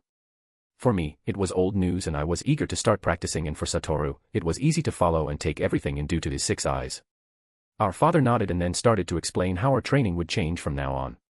Red was much harder to do than blue. We would start with the neutral version of Limitless, Infinity, and try to keep it up for as long as possible. After that we would continue with blue, and red would be something we had to figure out for ourselves, as we might not manage to do it before going to Jujutsu High. Chapter 14, Time Skip. Hades POV. I walk casually through the forest. Using my senses that I honed during these years, I am on the lookout for a special curse. It is a special curse not only because it is a special grade, but also because it has a very peculiar ability. It has been a while since I had an exciting hunt or fight for that matter. While I wait for something to happen, I take the time to reminisce about the last couple of years. It's been 12 whole years since the day I and Satoru started training the Limitless technique. Thinking back now, I can't help but smile. All those years in the stomach of my father, surrounded by self-absorbed siblings for millions of years, could not come close to even one day with my family in this world. My brother is a Brokon, through and through. There is no arguing that. And after getting over the strange new experience of someone caring about me and looking out for me, I started to enjoy it. It feels like this life in the jujutsu world is for me to recover psychologically. I did not know that I had a problem, since my second wish probably didn't allow for me to be emotionally hurt. But now I realize how much I longed for some happy moments with a family member. This is a bit emotional, and that is also enough of that. After me and my brother started training the Limitless, I knew that I had to keep up with Satoru, or else my father would exclude me from participating in their training. I did not want that. Not only did I want to train with my brother to get stronger faster, as there is nothing quite like fighting a strong opponent to grow, but I also did not want to be left out like some second-class object. I was not the only one who thought like that, thankfully. My brother was also not going to accept me not training with him. He was a completely different person when he confronted my father about this. He was almost cold and threatening. That was the day I understood that he was a Brokon. Of course, I made sure that I was just as good as Satoru. Our spars would help both of us tremendously, and our growth was massive. I could understand how the 6 eyes was a cheat, since Satoru never truly seemed to struggle with cursed energy like I did in the beginning. I'm using the word struggling very lightly here. I was in no way struggling as you would expect a child at any age to. My mind and overall talent were ginormous and allowed me to grow and understand the Limitless technique very fast. The only thing that Satoru seemingly struggled with was the burden that the 6 eyes took on his mind. It was a buttload of information that he got in one moment alone, and without the reversed curse technique, Reversal Red, he had to close his eyes after usage and train his endurance in the time he could use them for. Otherwise, I would have had no chance in the beginning to win a fight against him. He was by no means weak without his eyes, but using Lapse Blue or Infinity even was easier with the 6 eyes.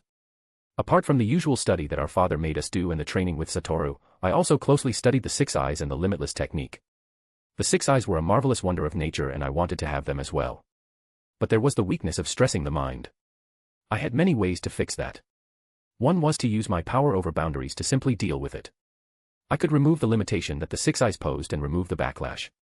I could increase my brain capacity to levels that would allow me to deal with the onslaught of information the eyes granted, etc. But I wanted to find a more creative way. In the future, when I leave this world, I will no doubt use my divinity of boundaries to not only make the technique more powerful and take it to new heights, but I would also remove more and more limits on my brain and eyes to make them stronger. But for now, there was another idea I had. An idea that I got, due to being a Chunin. I thought of a world that I would inevitably travel to Bleach. And there was a particular character that seemed to embody the word Chad. Kenpachi of Zaraki. The Giga Chad. This badass was so powerful that he had someone create a seal for him that sealed most of his powers. Why did he do that? Well, so that he could enjoy his fights. Indeed, that man was so strong that he sealed his power to have more fun fighting. If that is not badass, I don't know what is. So the idea was for me to create a similar seal. I wanted to complete the Hades from Records of Ragnarok look and get myself the eye patch. And to help my problem, I would make the eye pack have sealing properties. Therefore I could temporarily seal my eyes when I was not in battle and not need a blindfold. After finding out what made the 6 eyes so different and their changes to the brains of the user, I was ready to change my eyes to the 6 eyes. The only way was to get them without appearing weird and making people ask questions. So I planned to have them miraculously awaken during a dangerous situation. A life and death battle with a curse that allowed me to tap into the Gojo clan's genes and activate the 6 eyes. Or at least that's what everyone would say and believe. The only thing I would need was the eye patch. But that came later. Apart from the 6 eyes, I studied the neutral version of Limitless, Infinity. This beautiful piece of fiction was a banger. The author of Jujutsu Kaisen gave Gojo Satoru all the hacks. Such a powerful technique. The concept of infinity is hidden inside a clan technique. How marvelous. I spent years studying it and perfecting it for the time I would sadly have to leave this world. I gave it my all and went above and beyond. It was an amazing creation. I managed to improve upon it and make my use of infinity stronger. The finer details can be found with maths once again. I thought back to the explanation my father gave both me and Satoru. He spoke about the function 1/x. And he told us that no matter how big x got, it would never get to 0. And that was true. But then I asked myself another important question: what about the negative numbers? Or more importantly, what about 0? After asking myself these questions, I asked myself more and more. Do negative numbers mean that I can apply infinity in more than one way? What happens with it when x equals 0? Or the most important question of all, is any of this important? And the answer, my beautiful non-existent reader, is yes, it does matter and is important. I managed to find out, after experimenting and doing tons of maths, that infinity has more than just one side, where an object or anything simply slows down. Just like the function, I can create two sides to infinity, where I would never be able to hit something but everyone else can, and also the other way around. This might not sound important, but after applying both at the same time, this creates an infinitely small line or barrier in space where theoretically nothing exists. I had found the void. The absence of anything, nothingness if you will. And should I manage to weaponize this, well, let's just say that I could erase anything. But I am still nowhere near that yet. I am, however, at the stage that I can use the infinity void, as I call it now, as a defensive measure. No one knows about this yet. I want to keep this a secret for now. I will tell Satoru though. I don't want him to suffer defeat at the hands of Sukuna or anyone else. Because using this technique, anything would just cease to exist. It might be a bit too overpowered for this world. I was still unsure of what happened with the energy that came into contact with it. It would take an infinite amount of time to hit it anyway, but should something cancel infinity out, there was still this void that erased anything out of existence. It was the perfect defense against domains. When it was time for Satoru and me to go to Jujutsu High, I dipped. I refused to spend my time in a school when there were curses out there that were so much stronger due to my birth. I did not even remember that little detail when I decided to go to JJK. But in canon, the curses got stronger after Satoru was born. And now imagine how much stronger and how many more there were after I was here. So I decided to do some garbage control and clean up while also seeing new places and feeling like I was on an adventure. I took on some jobs as a mercenary as the word got out of a strong sorcerer that struck at night and seemingly used the forces of the universe to defeat curses. I did not have any idea how such a rumor got out. And I didn't even understand what they meant with the forces of the universe. After digging a bit, I found out that I was apparently called the Gravity Sorcerer and that was later changed to, wait for it, Cosmic Sorcerer. Yeah. The cringe I felt at that moment was immense and my day was ruined. However, after thinking about it, there were so many worse monikers and I should probably be happy about it. My brother has been making a name for himself in the entirety of the Jujutsu world. The strongest sorcerers in the making are some of the names that are thrown around. And for good reason. He is very strong already and is not even at his peak. We are 17 for heaven's sake. And before canon starts, I will make sure my brother will be even stronger. No reason to have him be defeated and not have his dream of a better Jujutsu world fulfilled. Satoru found a friend. Suguru Geto is the name. It is Satoru's classmate. He is strong, as Satoru said. He told me about him and I understood that he sees Suguru Geto as someone who can stand next to himself. And that is saying something. Apart from me, no one will ever stand next to him in this world. Sukuna is a curse and doesn't count.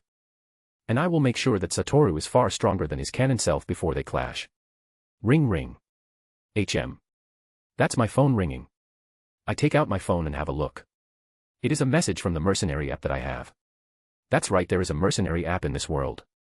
It works on complete anonymity and discretion. No one is known. The information is checked whether it is valid by the organization that hosts this app. So you can be sure that there are no scams posted. That is also the reason for my confusion when I see the new bounty and the people the bounty is placed on. Geto Suguru and Gojo Satoru, a bounty of 30 million yen. Dead. Now normally, it is not something special that there is a bounty on Satoru's head. Even one where he is wanted dead. There are so many bounties on my brother's head, since the moment he was born, that you can't count them. No, the reason why this is weird, is because my brother is named together with his best friend Suguru Geto. And they are both wanted dead. This seems very fishy and makes me think of something that happened in the story. I think it was called Gojo's Past arc. And should my hunch be correct, then Toji Fushiguro has taken it upon himself to kill both Satoru and Suguru as well as the star plasma vessel. Only one way to find out. Chapter 15, Late. Only one way to find out. Ring ring. Ring ring. Asterisk ring R, yo Satoru Hari. Satoru, I heard that th. You reached the mailbox. Don't leave a message, I won't listen to it anyway. 4F asterisk CK's sake. I should have expected that. He changes that stupid message so often. Well, no matter. I'll just go there personally and see how my bro's doing. It's been a while since we fought after all. Might as well see whether he slacked off.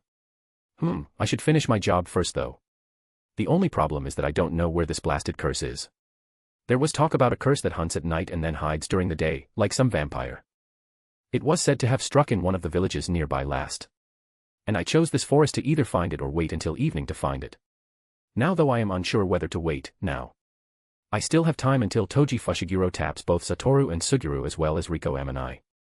So going by his knowledge, he still has close to a day until shit hits the fan.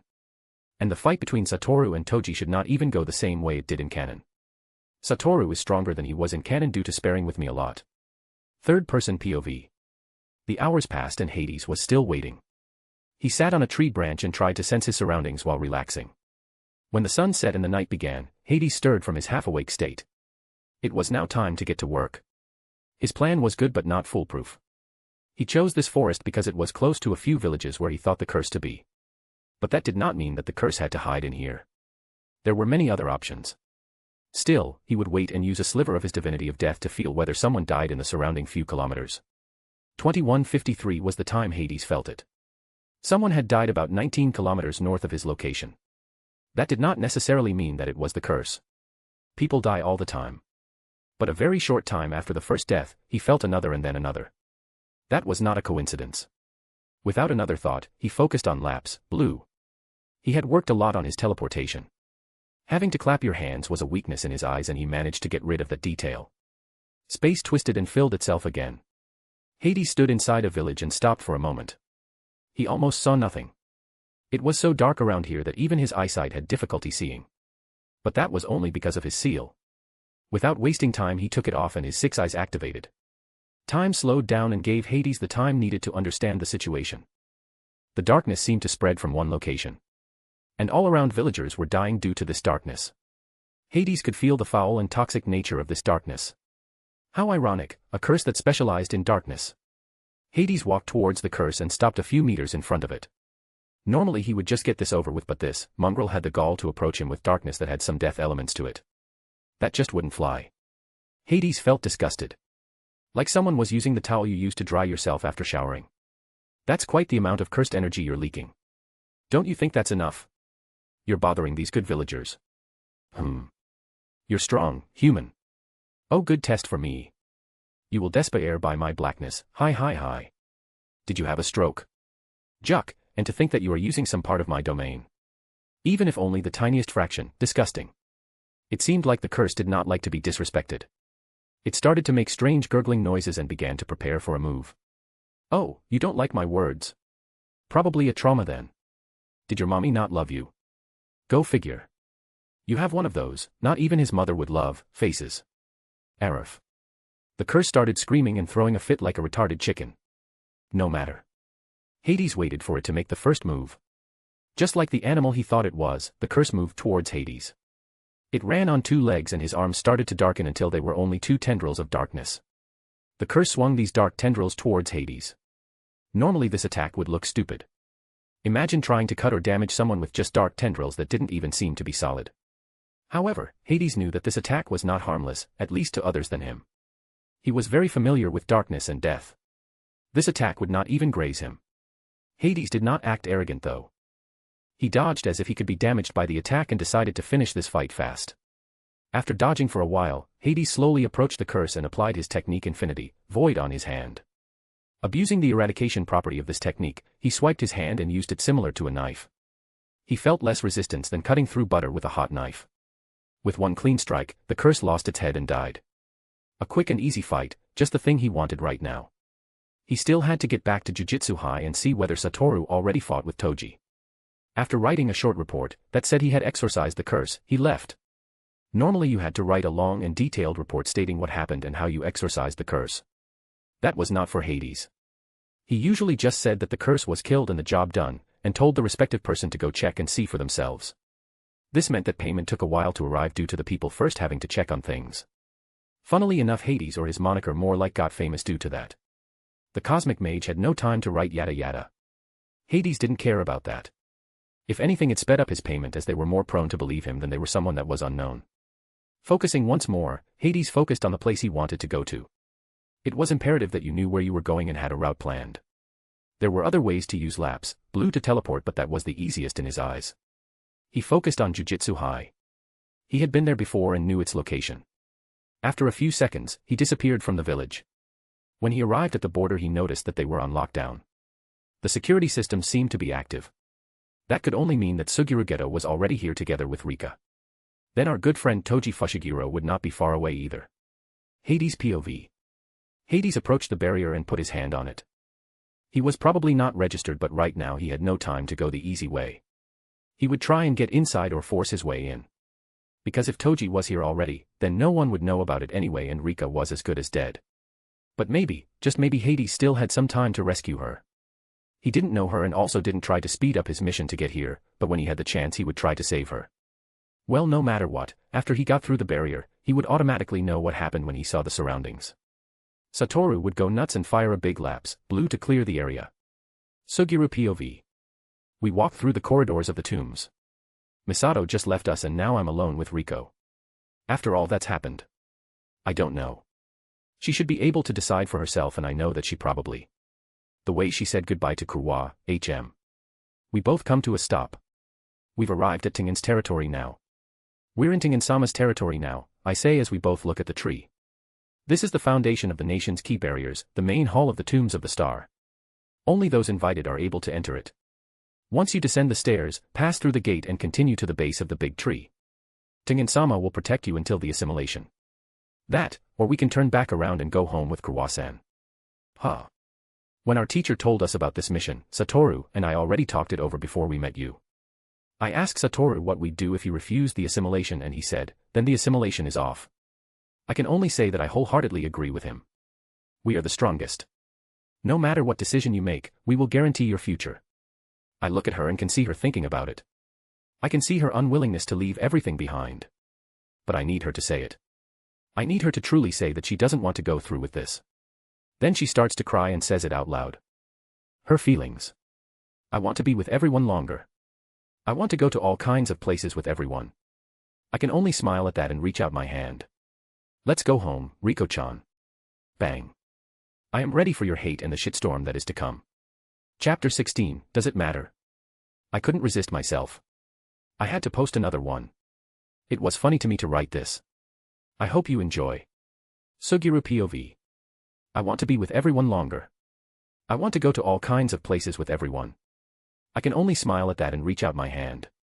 Let's go home, Riko-chan. Bang. Time slows down to a crawl. I see a red cloud, a headband falls to the ground and I see Riko's head shoot to the side. Her body falls to the ground slowly. And then, an arm, a body, someone appears and catches Riko's body before it falls to the ground. What? All this happens before my mind can catch up. When I realized what happened, someone stood in front of me with Riko in his arms. With one arm he holds her and with another, he touches her head. Just as I want to attack, I get to see the man's face and realization overcomes me. I've seen that face already and know who it is. Hadisu Gojo, Satoru's brother, is standing there, seemingly trying to stop the bleeding on Riko's head. My mind tries to piece things together and the loud shot I heard comes to mind. The wound on Riko's head and her falling down. Someone shot her. But who? When I turn around I see someone standing at the entrance of the tomb. But why is he here? Where is Gojo? Okay, the job's done. It was a good show, but a job is a job, you know, the man says. Why are you here? The man does not seem to understand what I am asking him and looks at me with a puzzled expression.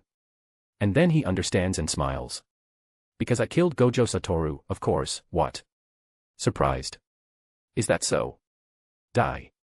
I just blank out for a second and attack him. Third person POV. Suguru summons his rainbow dragon curse and attacks Toji with it. It lunges at Toji, who just looks at the attack coming and does not retaliate. He takes the hit and they smash through multiple walls.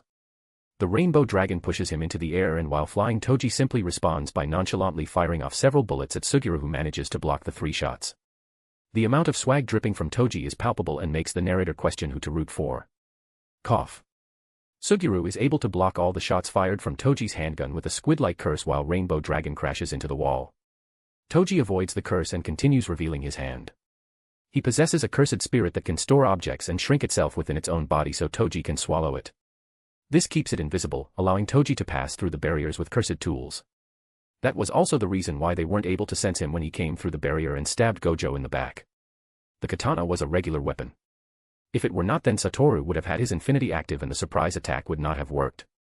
So instead of going for the immediate kill of Riko, Toji decided that Satoru was the bigger threat and created this plan. When Toji was finished explaining about his dear inventory curse, the curse suddenly shivered. Toji looks at the curse and then looks around. Not seeing anything, he simply shrugs and looks back to Suguru. Who knows why the curse shuddered, but I guess it doesn't matter, we'll find out soon enough. Suguru is not amused by Toji's monologue and demands he shut up. Suguru then asks how Toji managed to follow their group without having left any residuals behind. Toji reveals that his 5 senses are enhanced enough to use traditional tracking methods on them. Suguru's last question is about Kurwa's fate, but Toji says she's lucky if she survived. Suguru tells Toji to die once again and sends Rainbow Dragon at him. Toji blocks the dragon with his soul-splitting katana, a curse tool he took out of the inventory curse. The soul-splitting katana is an amazing curse tool. It is a large Japanese broadsword with a furt tsuba and a dark handle. It bypasses physical toughness and cuts directly at the soul, making it a weapon to be truly feared. The fight continues with Toji being a total badass and seemingly loving every second of it. He dodges curses left and right and blocks with the soul-splitting katana. While he has high altitude, he turns the direction of the fight around and finally attacks the rainbow dragon. Coupled with Toji's physical talent, the soul-splitting katana is able to cut through any of the curses Suguru sent his way. Before the dragon-like curse can even react, Toji slices it in half, exorcising it in an instant. Suguru gets on top of one of the buildings to create space. Surprised, Toji was able to exorcise his curse with the hardest skin with ease. Toji recognizes the technique as curse manipulation and calls it a bunch of rubble. Suddenly, Toji gets caught inside a domain by Kukusei-kana, an imaginary vengeful spirit. This locks him into a binding vow that can't be broken until he answers her question. Kukusei-kana asks if he thinks she's pretty, but his smug response only angers her and she screams. I mean, he had to expect that response from what you can only assume to be a female curse. Just answer the question, man. You learned that from your father pretty early in life. A pair of scissors suddenly appears in her hands and larger forms of the blades instantly appear ready to shear off his limbs.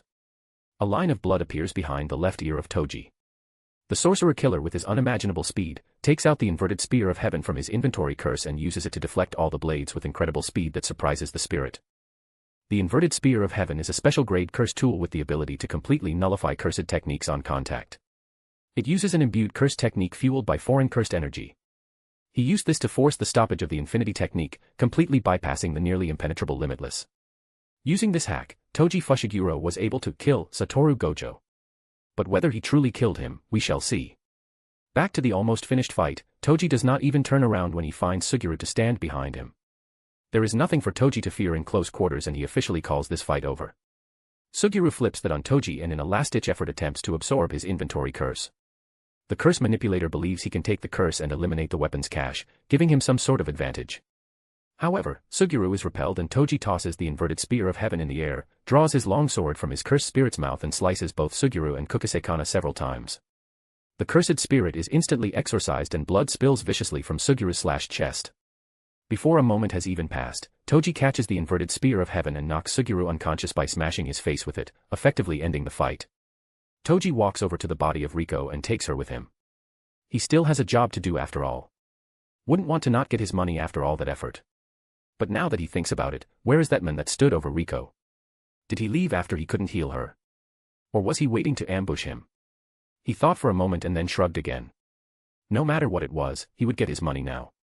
Carrying her body, he brings Riko's corpse back to the House of the Children of the Star as proof of his success. The members of the Time Vessel Association are unbelievably happy at first and look at the body while one of them happily offers Toji extra money for all his troubles. But then... what is this? What are you trying to pull here, Toji Fushiguro? Are you trying to trick us? Do you take the Time Vessel Association fools? Toji has no idea what they are talking about. What are you talking about? He takes a look at the corpse and then notices it too. That is. This is not Rico Amanai. This is not the target we told you to kill. Are you trying to cover up your failure and take our money? This is outrageous. Toji does not say anything and simply thinks about this. It is very untypical of him not to notice something like this. Was there a swap? The sorcerer. Did he take her body with him to not have him get his money? Just for spite. But where did the body come from? It seemed like someone was going to die. Hades POV. I breathed out the air I was holding in. It is surprising, really. I was not planning on cutting it this close. Hee hee. Imagine my surprise when I forced my way in only to find the entire area destroyed by what had to have been Satoru's lapse, blue. Without even checking on my brother, I sped towards the tombs. There was no time to waste here, and who cares about canon when you could manipulate boundaries? I was King Hades, it was time I began to act like it. CK the consequences, I was going to change things for the better. I felt for Sugiru's or Riko's energy, as I knew that Toji would not have any cursed energy. I trained myself to feel presences without cursed energy, but to truly perfect it, I would have to go to One Piece. Haki was a great technique to have and I wanted to use it. I blitzed through the corridors and arrived behind Toji Fushiguro just as he aimed his gun. The six eyes were activated and everything slowed down. The bullet slowed down. I reached out with my left hand. I activated blue on the bullet, trying to stop its advance and pull it back. The bullet hit her skin. Giving no resistance, the skin gave way, as did the temporal muscle and the skull. Before the skull was fully penetrated though, I managed to lock on the bullet, thanks to my control, and stop it from advancing. Due to the dangerous area it was in though, I did not pull it out yet. I made sure that it lost all of its momentum and teleported next to her. I caught her before she could fall to the ground and held her up. With my other hand that was still using blue, I held her temple. I could not do it like this and would need to lay her down. Thankfully the idiots started their fight and left me alone to do what I had to. It was important to fool Toji for a short while. I didn't waste any time and lay her down on the ground. My left hand was still using blue, and now that I had full concentration on my task I began to pull the bullet out. I had to hurry, she was still bleeding quite heavily and head injuries always bleed much. After I got the bullet out, I immediately used reverse curse technique to heal her. I don't know whether she carries any lasting damage, we shall see about that, but she would live for sure.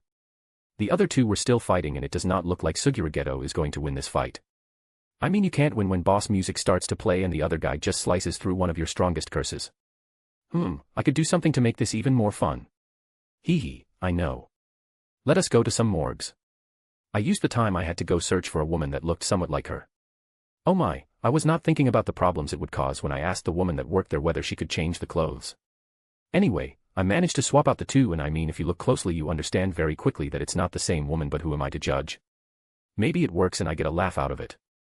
Present time. I got a laugh out of it. To see the reactions of those time vessel freaks and Toji's angry expression was hilarious. What? You have to learn to enjoy the small things. Now for the grand rematch and eventually for my prize. I saw when Toji took out his inventory curse and was filled with greed. I would take that as well as all the goodies that were inside. Those were some good weapons and tools that I could study until the time I would come back. Those weapons had potential, and if I learn how they are made and then improve upon them, I have weapons that could kill gods. And there you have it, folks. I used Wiki for this chapter and I think you notice, it's the fight.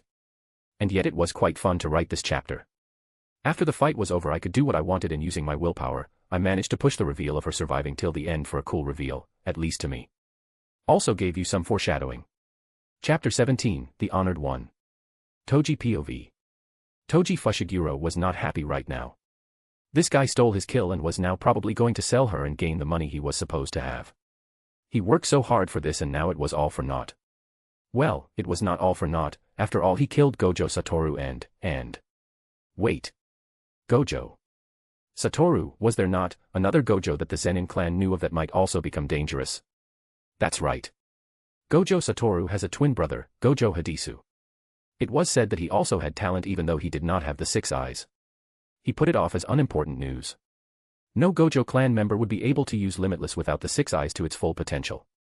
But now, that man also had white hair and the stature was a similar if not buffer. So that means...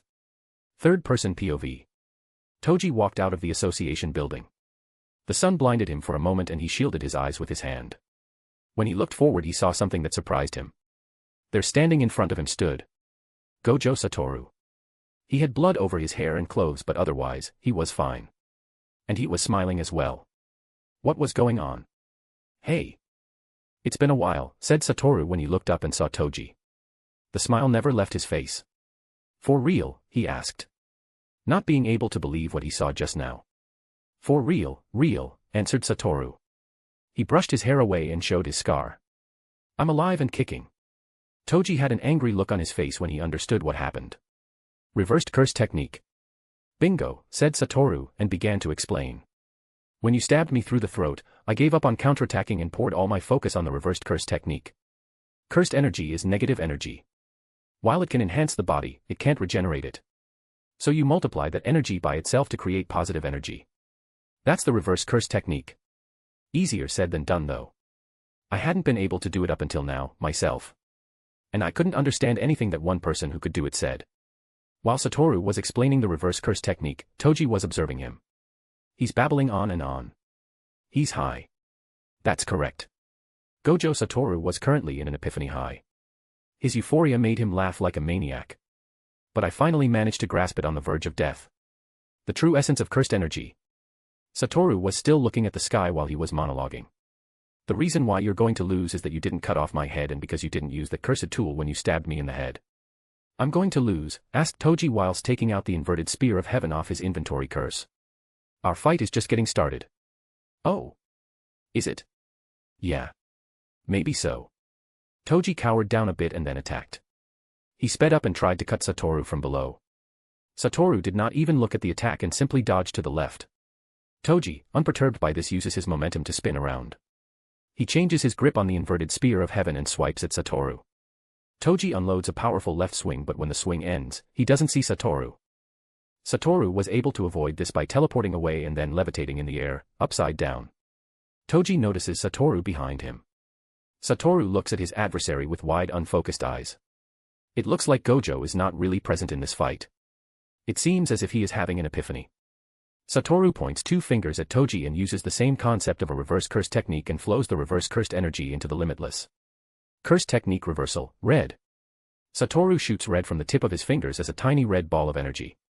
Still this tiny ball, red, sends Toji flying across the nearby area clean through another building, shooting up a cloud of rubble. The only way he is avoiding lethal damage is by blocking red with the inverted spear of heaven. Toji looks up and grins. His fighting spirit is ignited and he is not out for the count. Satoru, on the other hand, is just levitating horizontally and looking at the sky. It seems that the high he is on right now is giving him quite the kick. He looks unbothered by anything right now. Toji gets up and stretches to check for any broken bones as the inventory curse wraps back around his body. No bones are broken, thinks Toji. He is currently using the time he is stretching and Satoru is doing something to go over everything he knows about Satoru and the limitless technique. That shock wave was an application of limitless, the curse technique reversal red, huh? So he poured the positive energy created by the reverse curse technique into the limitless technique ingrained into him. Toji showed his tactical mind. He was not only a brute but also a very brilliant tactician. That became apparent in the way he prepared his prey, that was Riko Amanai, and even took out both Satoru Gojo and Suguru Geto. 1. Power to stop, the neutral application of the limitless technique. 2. The power to attract, the amplified application of the limitless technique, blue. Toji takes out the chain of 1,000 miles from his inventory curse. He connects it to the end of the inverted spear of heaven. This chain is a cursed tool that can keep extending as long as the user doesn't allow the back end to be visible. Now imagine if he uses this chain together with his inventory curse. Toji hides the end of the chain in his curse's mouth. He connects the inverted spear of heaven to this endless chain to create a Kusarigama-like weapon, allowing him to use the inverted spear of heaven as a ranged weapon. And 3. The power to repel, the reversal of his curse technique, red. Having connected the end of inverted spear of heaven to his chains, Toji begins to swing it and finishes his thoughts with a smile. Those are all things I can handle. As the chain spins faster and faster, Toji feels like something is off. He looks at Satoru in the air and sees him with his strange smile. But suddenly Gojo looks at Toji and notices him. Something's off, Toji once again states in his mind. But he decides that it is fine. He ignores his uneasy feeling. I will kill you. Swinging the chains like crazy, he finally sends them towards Satoru, for whom things turn slow and easily dodges the cursed tool in the air. Bringing the chain back, Toji tries to strike Satoru with a swipe coming from the right. Satoru does not care as he once again simply leans back and lets the weapon fly above him. Satoru's mind is not in the game right now. He stares into the sky. Sorry, Amanai. I'm not even angry over you right now. I bear no grudge against anyone. It's just that the world feels so wonderful right now. Satoru takes an upright position in the air and smiles. He then proudly proclaims as if he was Buddha. Throughout heaven and earth, I alone am the honored one. Toji uses the chain to tear apart the ground, creating a wave of debris that forces Satoru higher in the air. Suddenly, the inverted spear of heaven appears from the dust cloud at the same height as Satoru. The sorcerer killer swings the chain, sending the curse tool directly at Satoru, who isn't moving quickly enough through the air to avoid it. Satoru is deep in thought. The merit of having a technique that's passed down for generations is having a user's manual. The demerit is that information about the technique is easily leaked. You were a member of the Zenin clan, weren't you? Satoru understands that the reason Toji Fushiguro knows so much about his technique is due to his birth. He was born to the Zenin clan and had access to a lot of information. The inverted spear of heaven is fast approaching from behind Satoru.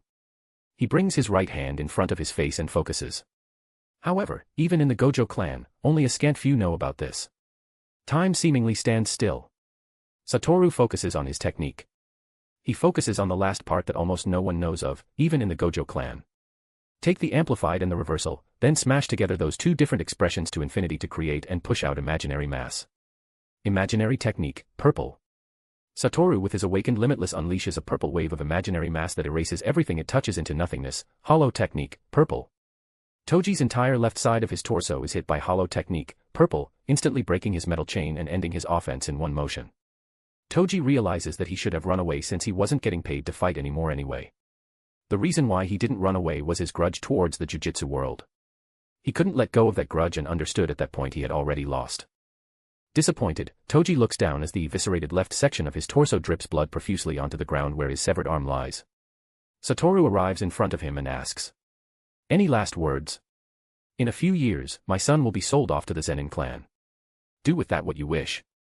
And just before dying, someone else makes an entrance. My. What a performance that was. Truly you had your rematch, brother. And what glorious results. You awakened limitless and proclaimed yourself to the honored one. I must say I am not so sure about that title though. The two fighters look to see Hidisa walk towards them with a young and an elder woman walking closely behind him. Gojo and Toji both widen their eyes, not believing what they are seeing. Riko. But how? It was Gojo-san that did it. He saved me and healed me. I am very thankful for that. What's more, he saved Misato. It was nothing. The least I could do after you grew on my brother so much, right Sato? Are you? What are you talking about? That's not dash. Yeah. Anyway, now that you are going to die, good sir. You won't mind that I take this lovely curse that holds your entire arsenal of weapons, do you?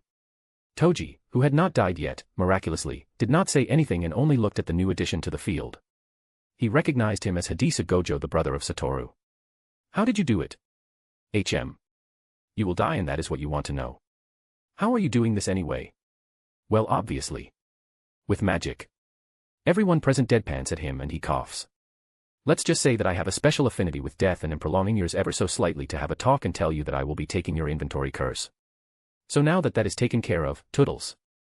Well, now that the sorcerer killer is dead it seems like there is only one thing left to do now, Hades states, and he looks at Satoru. Here. Of course. No time like the present.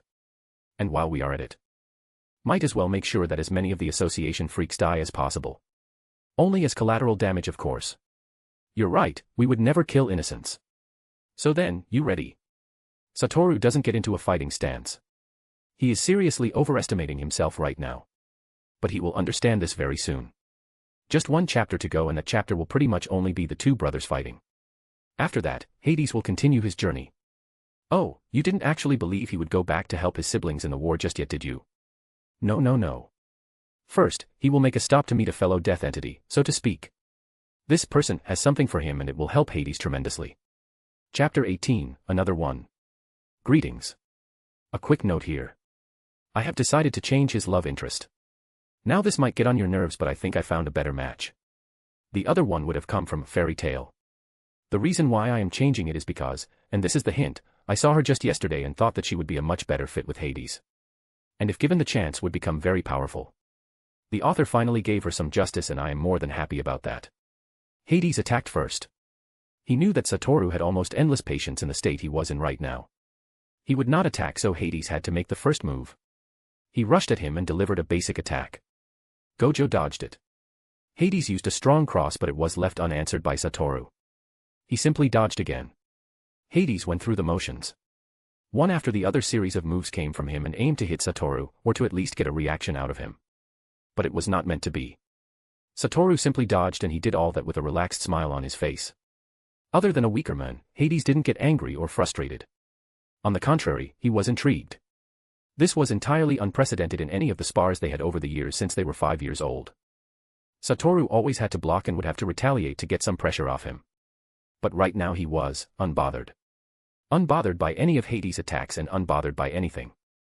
Hades saw it in his eyes. The look in his eyes was not one of arrogance but simply understanding. Gojo Satoru was enlightened. He saw the world differently and had transcended from his last level. He grew to an unimaginable stage for a human. It was not like a human could not grow to that level, but it was unthinkable for anyone to get there at his age.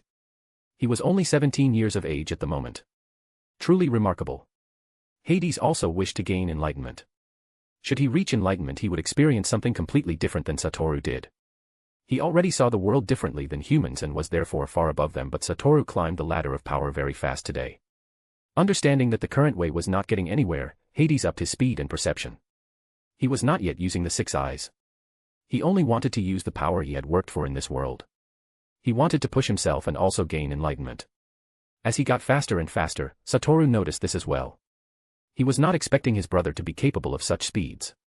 After they fought for almost 5 minutes, Satoru finally blocked for the first time. You have gotten strong, brother. Indeed I have. Do you think you're the only one that is strong? No, but I'm the strongest. Then the 6 eyes are not truly working if you say that. Hades punched with his right hand. Satoru reflected his fist and used his own right hand to uppercut Hades. Hades performed a Spartan kick but had to take the uppercut to the face. The two got a little space between themselves. After they looked at each other, Satoru initialized the next attack this time. He came at Hades with top speeds never seen before in their fight. One after the other fist impacted Hades' face and chest. Blocking a jab, he was hit with a cross, and when he was about to fly away by the force of the punch, Satoru grabbed his arm and pulled him close again. Another barrage of punches rained down on Hades, and while he tried to defend, it was no use. The way he was now could not contend with his brother. With a last right hammer, Hades flew back and his body impacted with the wall. Clink clink. Some small pieces of Hades' eye patch fell to the ground and made clinking sounds. His seal was removed and he would now fight with the 6 eyes himself. This would also mark the moment that they would use cursed techniques. Now it was on. Satoru was waiting for Hades to recover. This was not a fight to the death, so he would not initiate an attack when Hades was down. Hades looked up and got up from the ground. He was not happy right now. This was not going the way he wanted. It was not that he was on the losing side, no, it was the fact that he was still this weak. Hades knew that he was sealing over 99% of his true power to fit into this world. And the fact that he got this strong in the JJK world without any of his divinities was impressive, and yet, it was not enough. He wanted more. There was this urge inside him that pushed him on. Something primal wanted him to grow stronger and break out of his limits. It was like an itch that you can't scratch but amplified by 1 trillion. Hades attacked again. This time his pattern was strangely jumbled up. The martial arts he was taught and trained in were not used correctly anymore. He was fighting weird. Satoru was confused about what was going on. But he did not bother to find an answer to this. He simply used the opportunity that Hades gave him and exploited all the mistakes he made. Brutal punches and kicks impacted Hades' body. The more damaged Hades got, the more hectic his attacks got. He was turning into a beast whilst fighting. But he didn't seem to be fighting only Satoru. He seemed to be fighting something else. It looked like he was fighting some form of restraints. Satoru punched Hades brutally but was not able to penetrate infinity. He used blue to pull Hades towards him and disrupt his infinity. Using that moment, Hades performed a red that he fired in front of him, making Satoru abandon his plan and dodge out of the way. Before he could attack anew though, another red came towards him. He teleported a distance away and prepared a red of his own. His red seemed to be more refined than the one of Hades. Courtesy of having understood the true nature of cursed energy. Hades understood cursed energy as well, thanks to his enhanced brain, but Satoru understood it on a metaphysical level. He truly became the honored one. Understanding that his red would lose to Satoru's, Hades used blue right in front of him and waved it to the side. This led to blue derivating red from its flight path and missing Hades. The fight continued with both sides trying to disrupt the other's infinity by using red and blue. But neither of them had yet to use purple. Unlike Satoru, Hades was able to perform this technique even before awakening Limitless. But they would not use it as it was an almost sure kill technique. The fight went on and the surroundings were in shambles. Hades had lost all sense of reason and was only acting on instinct. He used techniques better and better the longer the fight went on. The more damage he suffered the better he got as using reversed curse technique and in turn made his red stronger. Hades got more and more immersed in the fight. He completely lost himself in the fight. He got faster, his movements smoother and his body seemed to react on its own. What happened was something very special. It was comparable to what happened to Saitama in the manga One Punch Man. Saitama wanted to become so strong that he could defeat monsters with one punch and he pushed himself so much that he removed his limiter and got to that point where he could one-punch monsters. Hades was experiencing something similar. Hades' being was not complete so to speak. He is a mix of his past human emotions and experiences and Hades the Greek god. This results in him limiting himself to a big degree and stunting his growth. But in this moment when he was fighting Satoru his primal instinct, the core of his being started to act up. All his divinity started to move and revolt against the seal that was put on them. And in the center of it all was his divinity of boundaries. It began to revolt and got angry that there was something that dared to try and seal it. And then it happened. During the fight, Hades' divinity of boundaries experienced one massive progress and transcended its last level of proficiency. As if possessing a consciousness of its own, the divinity acted on its own and began to right the wrongs that Hades had. Hades' consciousness began to truly fuse with his new body, the limits he placed on himself mentally and physically were lifted, his body, mental and soul limits were shattered and a transformation began. All this happened while the two brothers were fighting. Due to these changes, Hades experienced a similar high, just as Satoru had. Only that his high was trillions of times more extreme. Everything started to make sense, it all looked so beautiful and easy for him. Without thinking Hades and Satoru found themselves in the air facing each other. They looked at each other with big smiles on their faces. Like they rehearsed this they both spoke at the same time. Throughout heaven and earth. We alone are the honored ones. Throughout heaven and earth. We alone are the honored ones. Hades took a similar position as Satoru did and used the last technique of Limitless which is only usable when it awakens. And once again, as if they practiced this before. Imaginary technique, purple. Imaginary technique, purple. Both said at the same time and released purple against each other. When these two imaginary masses collided the world truly stood still for a fraction of a moment. And then everything turned chaotic. Space-time got erased in the vicinity. In desperation, the world tried to correct this and desperately tried to fill the void that had been created. This resulted in a big black hole that sucked everything in that was in the immediate vicinity, sucking in both Satoru and Hades. Where are we? Well, there you have it. Hades is finally complete. He has fully accepted his situation as a Greek god and a reincarnator. His powers will now only get stronger and he will act more like a god as well. The next world will be introduced next chapter. Chapter 19, Explanation and Next World. We are in the void. A place that exists between dimensions and worlds. I don't understand, Satoru was confused. This went beyond what the six eyes or his epiphany granted him. But it did not go beyond what the new Hades understood. His epiphany granted through the transcendence that he experienced allowed him to understand what had happened. We are between reality so to speak. Normally it would be impossible to get back but can we? You know how then, don't you? Why do you think so? You were always different Hadisu. I understood that the moment I laid eyes on you. You were always smart enough and strong enough to keep up with me, but not enough to surpass me. At first, I could accept it and thought it was just that way in some cases. But you seemed to always be tying with me in all things. I thought that you may just be far too smart for everyone and are trying to make me feel better, but then I understood something. You were probably never truly a baby in mind and soul but only body. What are you saying? You are only 17 years old in body but not soul or mentally. You are a reincarnated. Hades was surprised that Satoru figured it out, but thinking about his epiphany and growth it was understandable. Hades sighed. You're right. I was not born the first time that day. It was like this. The brothers spent a while inside the void. It was mostly Hades telling Satoru about his life as Hades and his experience as a Greek god. He told him about his family and his decision to leave them and travel to other worlds. Surprisingly, Satoru was not angry at him for abandoning his family. In his eyes, they were not his family at all and therefore Hades had no responsibility towards them. Hades explained that he truly thought of Satoru as his brother and told him that he would like to take him with him to experience adventure in other worlds and live with him and find happiness and someone worthy in other worlds. I would love to come with you, brother. It's just that I feel like there has to be a change in this world. And I can't leave before that change has been achieved or at least initialized. I apologize but I have to decline. There is nothing to apologize, Satoru. I expected this response from you. I will simply come again when you have achieved what you want and trained the young ones that you think have the power to change the jujitsu world. But remember this, should you have slacked off when I return, as the elder brother I will have to punish you. I am the elder brother. Nope, I am. You know how much older than you I am. That doesn't matter how old you are. I laid eyes on this world before you did. Therefore I am the elder brother. Well, technically I also laid eyes first on the world as I was actually able to open my eyes. Well, I didn't have to open my eyes to see. That's how those who are born with the 6 eyes do things. Did you just? Indeed. Well then. How do we leave here? We will not leave. You will. So you're not saying goodbye to everyone?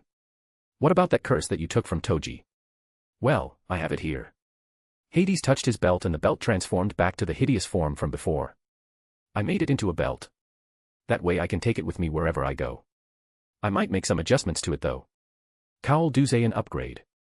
Well then this is goodbye. No, this is see you later. The two brothers embraced each other for a while and then Hades concentrated on his powers of boundaries. They had unlocked themselves on their own together with all his other powers. With a flick of the wrist, a wormhole opened that led back to the jujitsu world. Use infinity then you should be able to withstand the forces inside the tube. Thank you, brother. See you later. See you later, Satoru. And then, Satoru left the void leaving Hades all by himself. It was time for him to move on for the time being. He knew that he would come back here for a quick stop to take Satoru with him, but for now, he would leave and get something that he truly believed would fit him perfectly. He planned to go to a world that came from a manhwa in his last life, called Solo Leveling. He liked the story very much, as well as the drawings. Now, Hades planned to go there for a very particular reason. He wanted to acquire the powers of the Shadow Monarch. It was as simple as that. He knew that the monarchs planned to invade the human world, and the rulers used the cup of reincarnation to turn back time 10 years, more than once. But no matter what they did, it always resulted in failure. That was Hades' window. He wanted the powers of Ashbourne, the Shadow Monarch, and would go to that world to acquire them. But he wasn't sure whether he wanted to appear as a human and then get the system from the architect and Ashbourne's power, or whether he should just approach Ashbourne himself and have him give him his power. The problem with asking Ashbourne for his power is that he would probably refuse, and that would be a problem for Hades. Hades was certain that he wanted that power and that he would get it. This meant that if Ashbourne did not willingly give up his powers, Hades would have to take them by force, which would not be as easygoing as he desired. The positive aspect of acting like a human and then obtaining the powers was that he would witness interesting things and wouldn't have to exert much effort to acquire them. Truly, it was a difficult decision for him, but he would leave it to chance to decide. First, he had to find the world, and then he would need to get there. After that, he would see what happens once he arrives in that world. If the rulers and monarchs noticed him, he would opt for the direct approach and speak with Ashbourne. If they didn't notice him, he would create a human body for himself and then wait for the opportunity to acquire Ashbourne's powers. As a human, Hades would choose a time before Sung Jinwoo becomes a hunter. He would also instill his human body with the feeling of death and struggle. All of this would attract Ashbourne's attention to himself, and Ashbourne would see how weak he is and choose him as a host. Should Ashbourne decide to take over his body, he would be surprised to find out that he could not, as Hades possessed more than enough power to strip him of all he had. However, he does not believe that will happen. Ashbourne is tired of fighting and would gladly yield his position to Hades, which is exactly what Hades desires. Hades focused for a moment. He no longer had to activate his boundary sight, as he could see boundaries whenever he wished, and no extra movement or concentration was needed. He had truly become stronger, and after gaining the title, the Honored One, his rise to power and enlightenment would be much smoother. Hades found the world he wanted to go to, and with a pop, he left the void. Chapter 20, The Cursed Hunter. Before this chapter starts, I want to say that I hope you all won't get mad at the different languages. I found this so funny and just had to write it like that. Everything that is said actually means something. But you'll understand what is going on even without those few sentences. I hope that those who understand German, Italian, or Romansh can translate what it means. Oh, and his name was actually carefully chosen. Tell me whether you understood why. Hunters. Individuals who possess special powers and abilities to hunt and combat various creatures, including monsters and dungeons. In a world where gates to dungeons open, unleashing dangerous creatures upon the earth, only hunters have the power to enter these dungeons, eliminate the threats within, and protect humanity from these monsters. Hunters are ranked by an international system, going from E up to S, to show how strong they are, with E being the weakest and S being the strongest, and can possess a wide range of abilities. There are also 2 general categories of hunters, combat and non-combat, and 6 different specific types of hunters, fighters, mages, assassins, tankers, rangers, and healers. It is important to note that a human with the ability to use magic to various degrees is not automatically a hunter. Humans only become hunters when they obtain hunting licenses and participate in dungeon raids. All over the world, gates started to appear out of nowhere, and from those gates came monsters. These monsters were able to use magic and kill many humans before they were put down. In response to the emergence of these gates, certain individuals known as hunters started to develop unique powers and abilities to combat the monsters and creatures that came out of the dungeons. This event would later be named the Awakening. Being a hunter became a lucrative business as long as you were not in the weakest class, the E-class. But even then, it was able to survive should you put the work into it. Many hunters had special titles, and among all hunters, 5 hunters surpassed them all. These 5 were so strong that they would get a special title, the National Level Hunters. They got that title after surviving and killing the dragon Kamish, the boss monster that came out of the very first Red Gate in America. There were, however, not only unbelievably powerful hunters, but there were also very, very weak ones. And among the weak ones, there was Hein, also known as Freund Hein. This hunter originated from Germany but had to leave due to the hate he got. Apart from Freund Hein, he also held the title of the Cursed Hunter. He seemed to be cursed, as no matter what gate he entered, somehow an accident would happen and he would almost die or get seriously injured.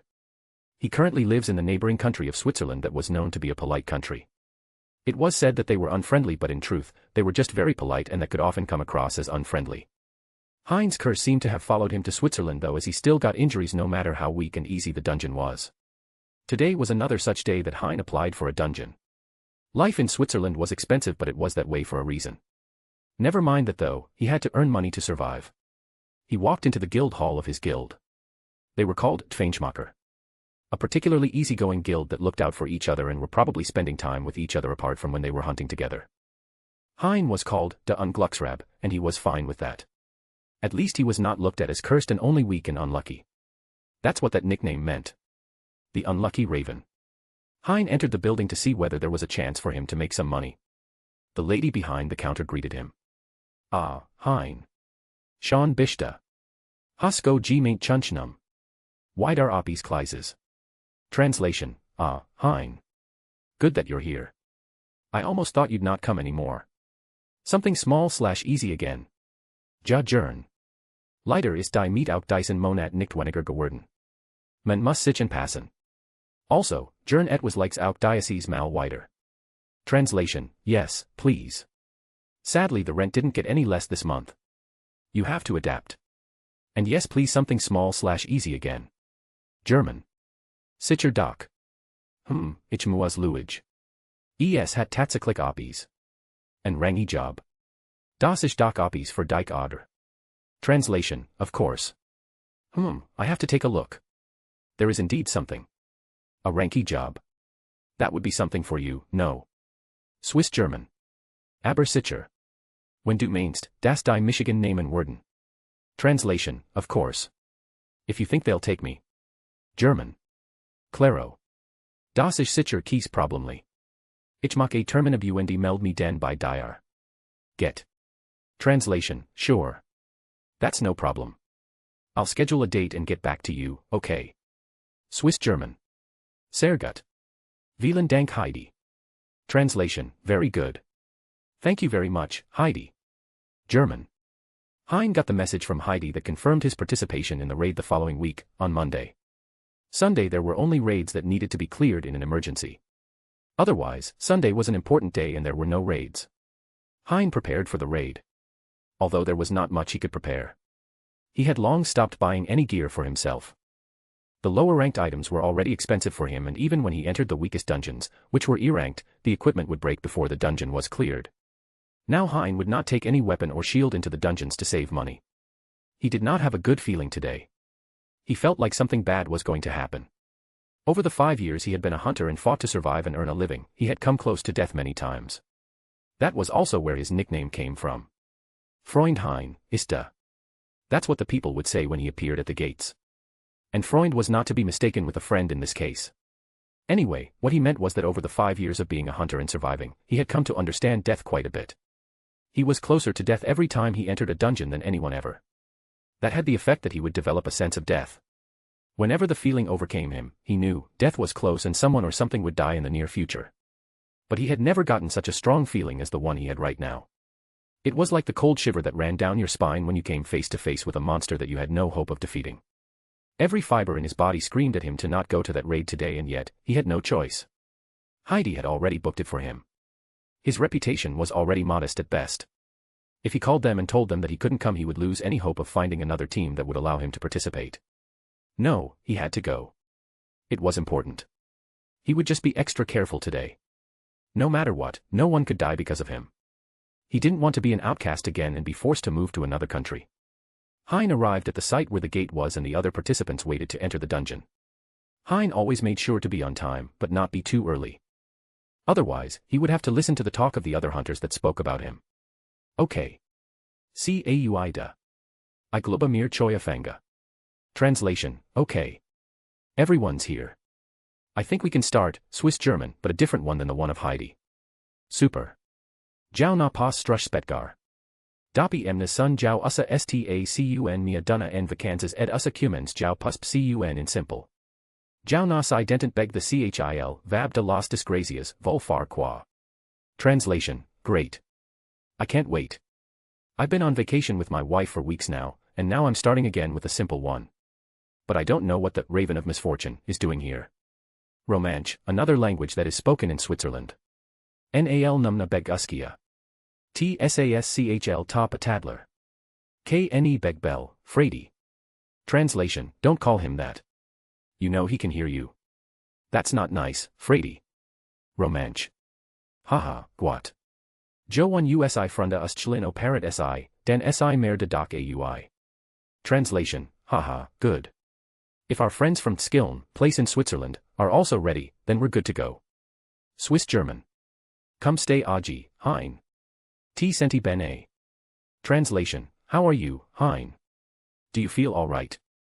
Italian. Vielen Dank, Franco. Es geht mir gut. Translation, thank you, Franco. I'm all right.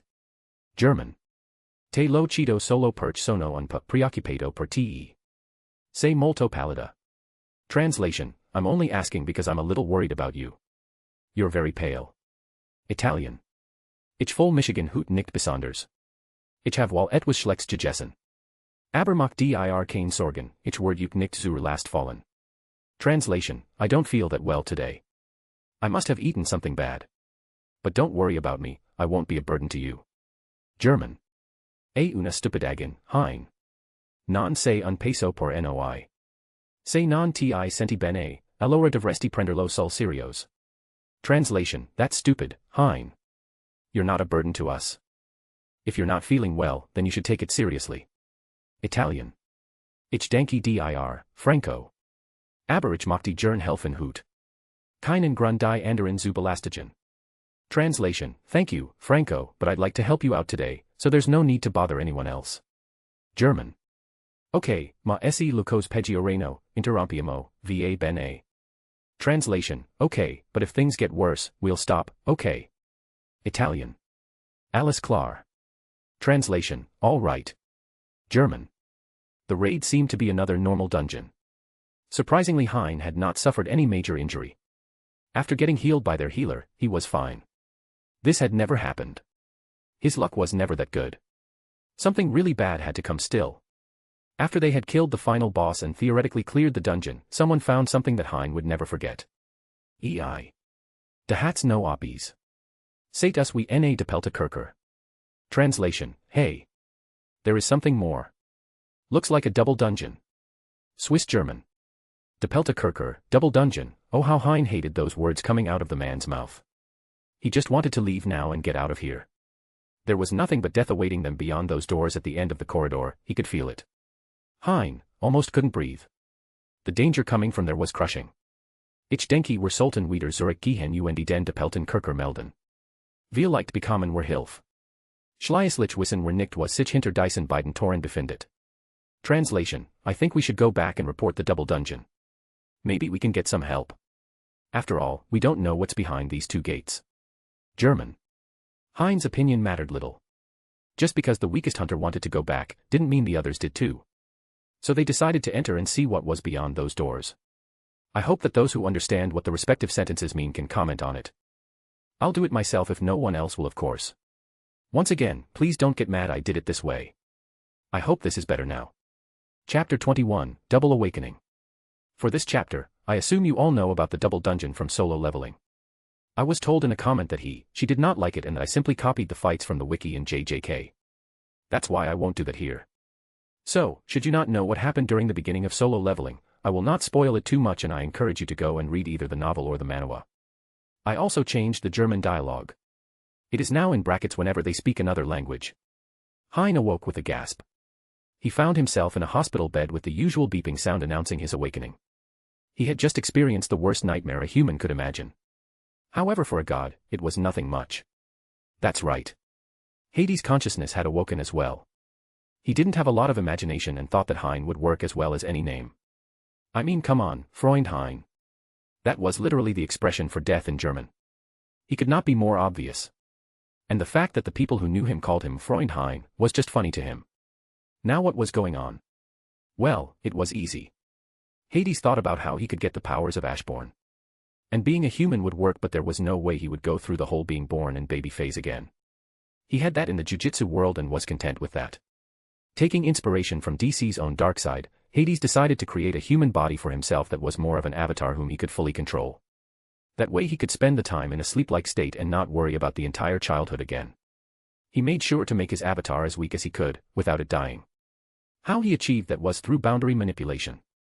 It was like a code that made sure he would find a way to survive in moments when he would die. And would you look at that? It really did work.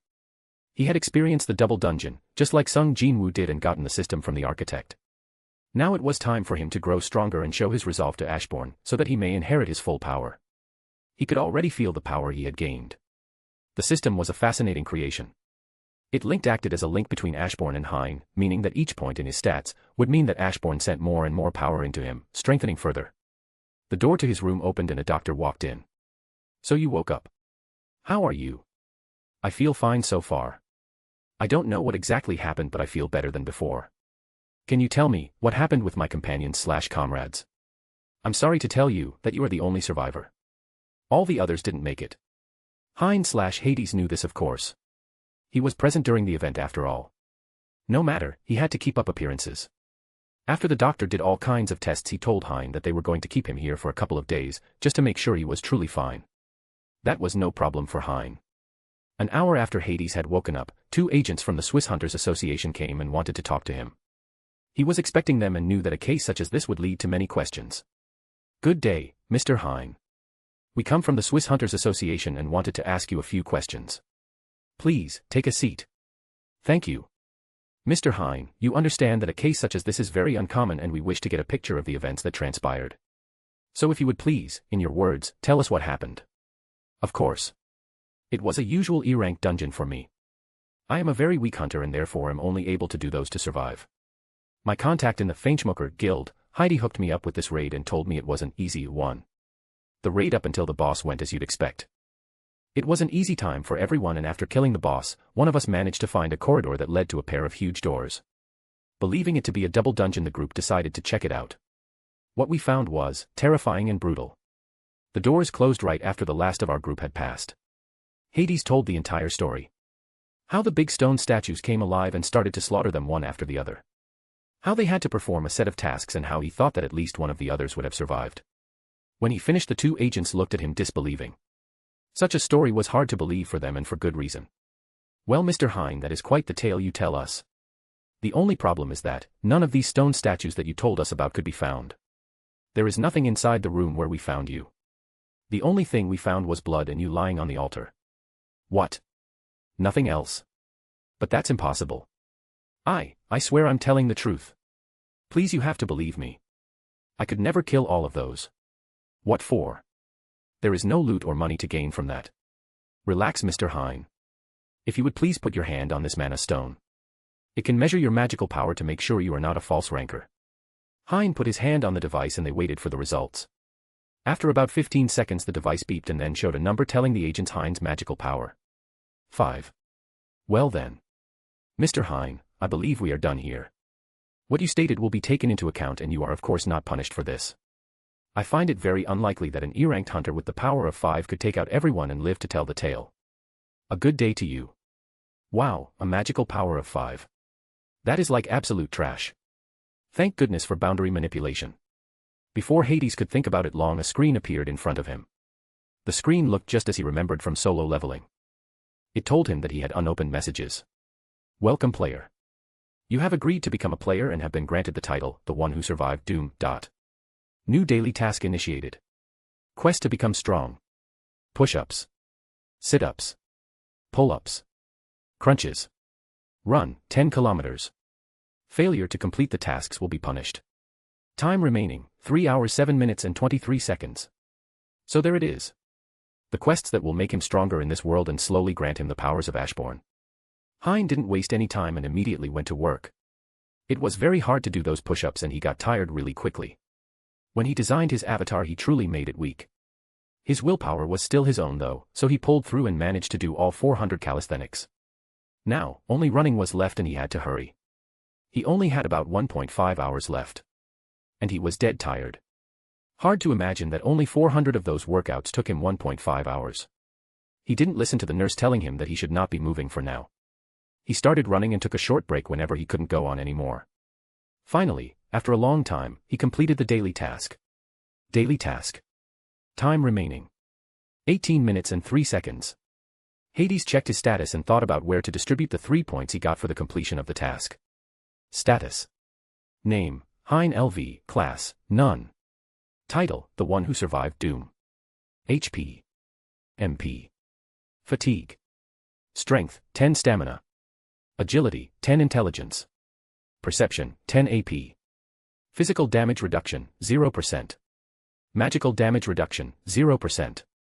For now, Hein put 1 point into agility, 1 into strength and the last 1 into stamina.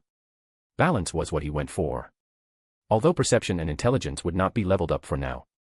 He first wanted to be physically strong and be able to escape whenever needed. It seemed like his path to becoming the Shadow Monarch was truly beginning. Now there was one last thing Hein thought about. His Mensung Jinwoo would probably start his career as a hunter in a few years. And he just took away his chance to gain power. But he had something special for that. He would help his boy to grow stronger and he had the perfect tool for that, the system that the architect designed. He would not take it with him and give it to Sung Jinwoo. He would make sure that his mother is cured and help him with gaining money and everything else. That way Hades could leave this world after taking care of the monarchs and have Sung Jinwoo protect the earth while he wasn't here. There was only one thing left to do. Grow more powerful, and that is exactly what he planned to do. Chapter 22, The Years Spent. It was a hard couple of years for Hein. He went from the weakest and cursed hunter to an S-ranked hunter. After he got the system he didn't waste any time. Unlike Sung Jinwoo, Hein had no family to take care of and made sure he didn't form any bonds. Not that he was still immature and was afraid of them, but he knew that very soon he would leave the country. When he leaves the world he will give the reins to Jinwoo and have him take care of everything. He was not planning to take anyone with him from this world. Hein had gotten through the same obstacles that Jinwoo did in the story, but in a faster and more controlled manner. He made sure to spend his points wisely and use dungeon keys to push his limits and grow stronger. It was generally just fun for him. He liked to destroy monsters and increase his fighting experience. Unlike Sung Jinwoo, Hein used a spear or a sword. Although he wanted to use a katana he didn't have enough money to afford one. But that changed very soon after his double awakening. 1 month. Hein followed the path that the architect and Ashbourne had prepared for him. It was a good way to start his path to power as Hein in this world, so he did it. First, every morning was a daily task. From that, he got a full heal, a mystery pack and most importantly 3 free attribute points, AP. Hein made sure to train first to have an easier time inside the dungeons. Because he gained more if he did not level up but focused on stats. So that is what he did for close to 2 weeks. He eventually had to try and ask for a new mission due to monetary problems. Hein was not very welcome when he walked into his guild building that day. Nevertheless, he was able to get a job and therefore some money. This got better though. Over the month he did the daily missions and eventually used the dungeon key to grind some.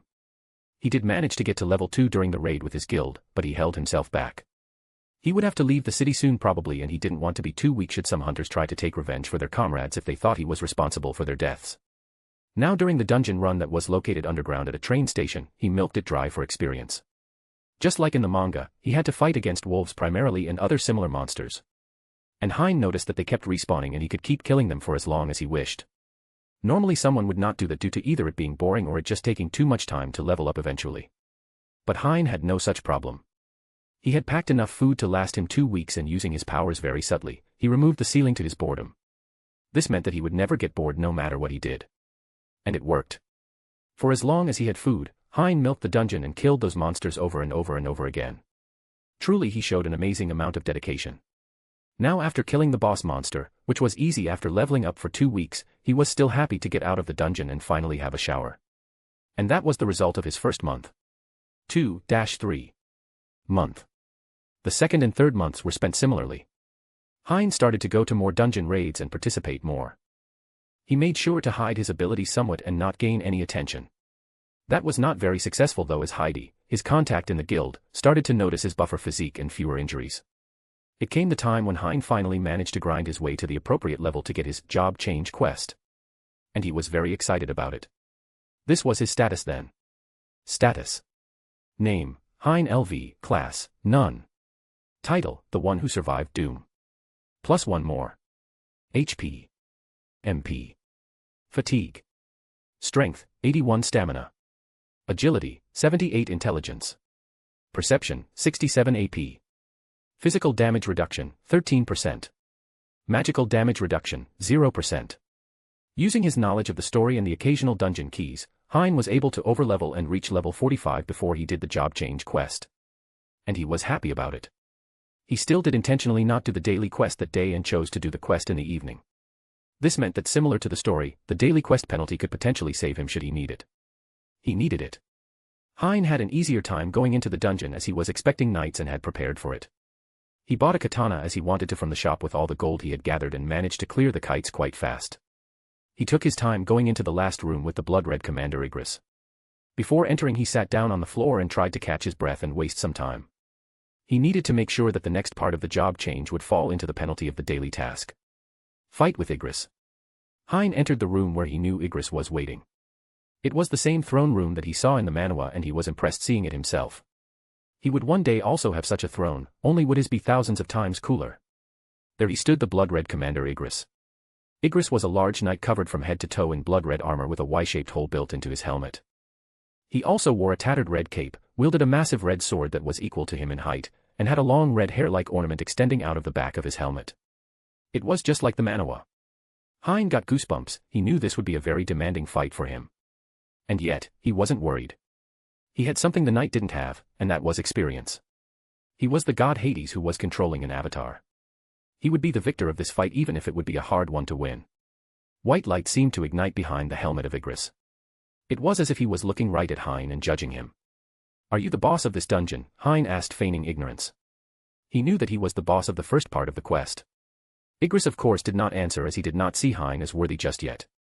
No matter, he would change that soon. "Well. Are we going to stand here all day? Or are we going to fight?" The Red Knight began to move. He walked down the stairs dragging the huge sword after him. Hein prepared himself for the clash. And just as he predicted, Igris burst into a sprint and appeared in front of him. The speed was beyond Hein's level and the strength Igris created with that long sword was also beyond his. But it didn't matter. Carrying such a heavy and long blade meant that he was limited in the use of it. And Hein knew how to exploit such a weakness. The only problem was that he had to get a hit in himself, otherwise he was sure that the knight could outlast him in terms of stamina.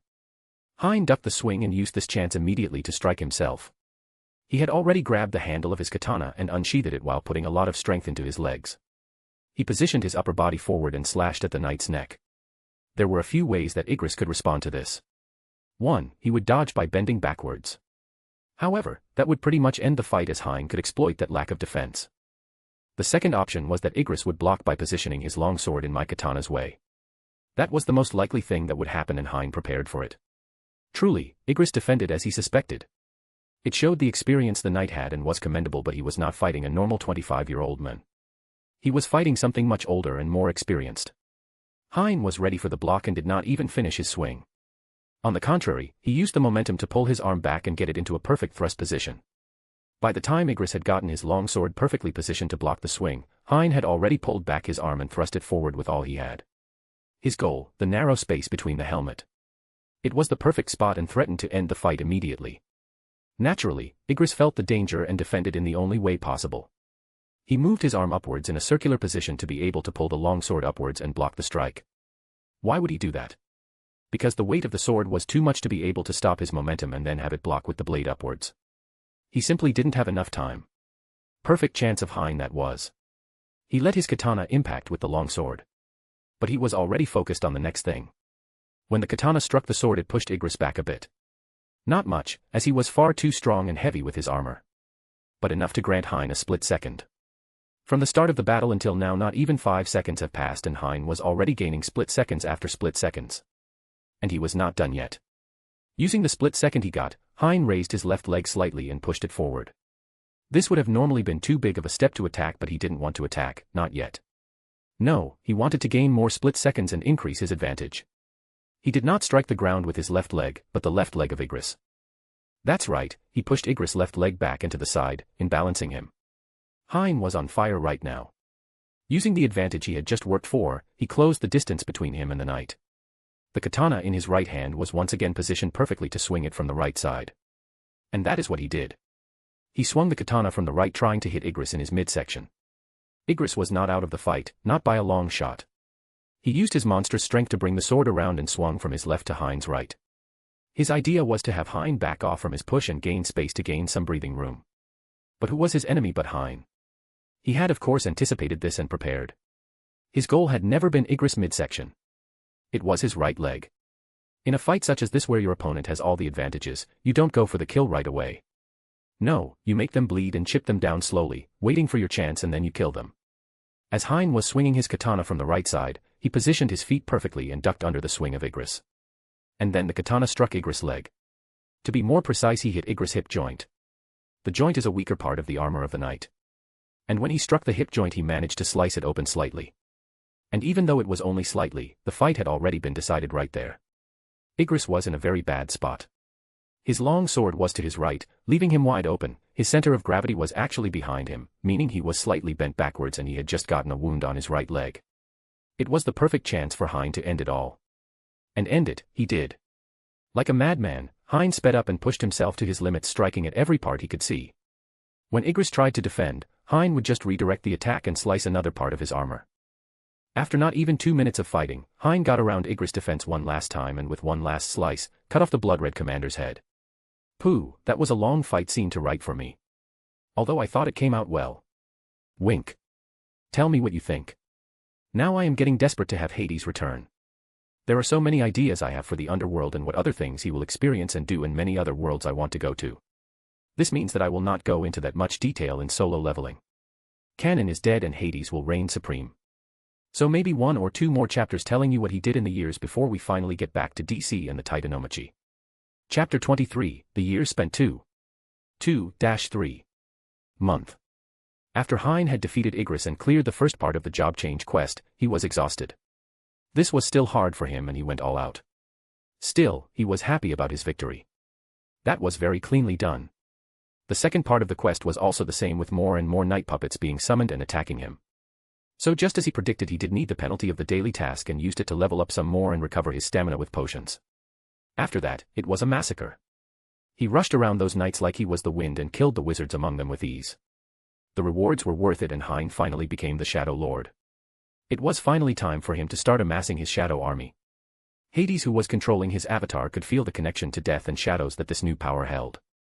He knew that he had almost fully achieved what he had come to this world to. And then it was finally time to set a phrase that triggered the shadow summoning. He wanted to go crazy here and went with, "Get your ass off the ground, you sad F***CKs, and fight." He did not use that in the end. In the end, he went with, "Rise and serve." It was quite cringe for him, but you can't have everything. 4-6 month. Hein had to make a hard decision. He decided to leave the Feinschmucker Guild and work alone. He could not afford to have others see his powers and he no longer wanted to hold back when he cleared dungeons. Therefore he used a similar tactic as Sung Jin-woo did in the story. He bought the rights to gates and then hired 9 random people who needed money and would not talk to wait outside the gate for him. It worked perfectly. Hein was able to clear dungeon after dungeon and gathered more and more shadows to increase his army. In the beginning, he was a bit frustrated about the limit of shadows he could possess, but it got better the more he used it and the higher his level got. Of course, Hein got Igris in his army and he was happy about that. Contrary to Sung Jin-woo, Hein was able to convince him, on the first try. Hades might have something to do with that though. Status. Name, Hein LV, Class, Shadow Lord. Title, The One Who Survived Doom. Plus 1 more. HP. MP. Fatigue. Strength, 140 Stamina. Agility, 128 Intelligence. Perception, 110 AP. Physical damage reduction, 25%. Magical damage reduction, 3%. 7-10. Month. Well, it happened. Hein became an S-ranked hunter and had to undergo a re-evaluation. He knew that this would make him famous and create waves in the world, but he was ready. He was strong now and could defend himself to a good degree. And the grind never stopped anyway. He would go and clear a dungeon whenever he could. His level was rising and thanks to diligently doing the daily task he got stronger than his level 68 would have you think.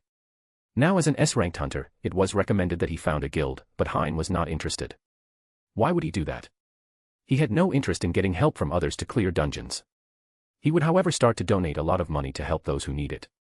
He didn't do these things because he wanted to make money.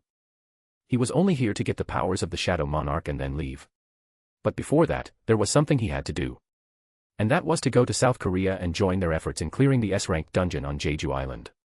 But that was still a few years away he thinks, and there was someone else that he had kept an eye on. His buddy Sung Jin-woo would probably soon register as a hunter and take it upon himself to help his family's financial situation. Hein would look into that and give him a helping hand soon. Now there was something that he had to do first though. He still wasn't strong enough to face everything that would come in this world. Well, at least Hein wasn't strong enough. Hades was far more than strong enough to fight all the monarchs at the same time. So it was time to level up some more and get an important milestone out of the way. Level 100 had to be reached. 10-14. Month. The time had come. It was time to go back into the double dungeon. He managed to get over level 100 and was invited back into the double dungeon. He took the time he still had to level up some more and increase his advantage. He had gotten a few skills while he was leveling up over the last months. He was a master martial artist and he got skills for that. One was called Martial Arts LV Max and the other was Sword Arts LV Max. He was also working on his mastery of the spear. He knew that in the future he would use a bident as well and was preparing for it. The double dungeon was almost the same as it was for Jin-woo. There was however a major difference. Double dungeon. Hein entered the double dungeon and told everyone not to enter as it was a dangerous one. Thanks to his publicity and strength, people listened and did not go in after him. He passed the doors and stood in the same room as he did a bit over a year ago. I never expected you to be the one with the most mana in here, he said to the statue that held up the stone plates. Ah, you found out. Good, that means that you are capable of doing the last test. Last test. Yes. The last test, defeat them all. Hein looked around and saw all the statues as well as the sitting one opening their eyes and walking towards him. Ah, it was time to fight these stones. Better get to work. Blunt damage was the best way in his opinion unless he used the weapons that the stone statues had themselves. He waited and let them come closer. It was important that he finishes this fast and then gets to deal with the architect. And as we all know, the more people participate in a fight, the less skill is needed to win. And why that is true was showcased by Hein perfectly. He waited until the very last moment when almost every stone statue was standing right around him. In one moment he shot into action and dodged the overhead swing from the first statue. He sprinted up to the statue and punched it in its face. The punch managed to unbalance it and it fell backward.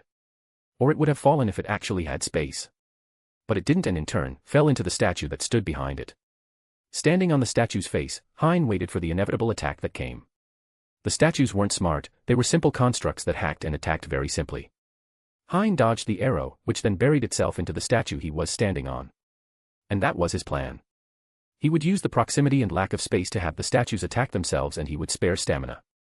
Not long after, Hein was finished with the last statue and walked in front of the architect. Ah, an impressive display of tactics. But I'm afraid that you're not quite finished yet. You see, there is another opponent that you must face. You. Oh, you truly are intelligent. You are correct. You must face me to see whether you are truly qualified.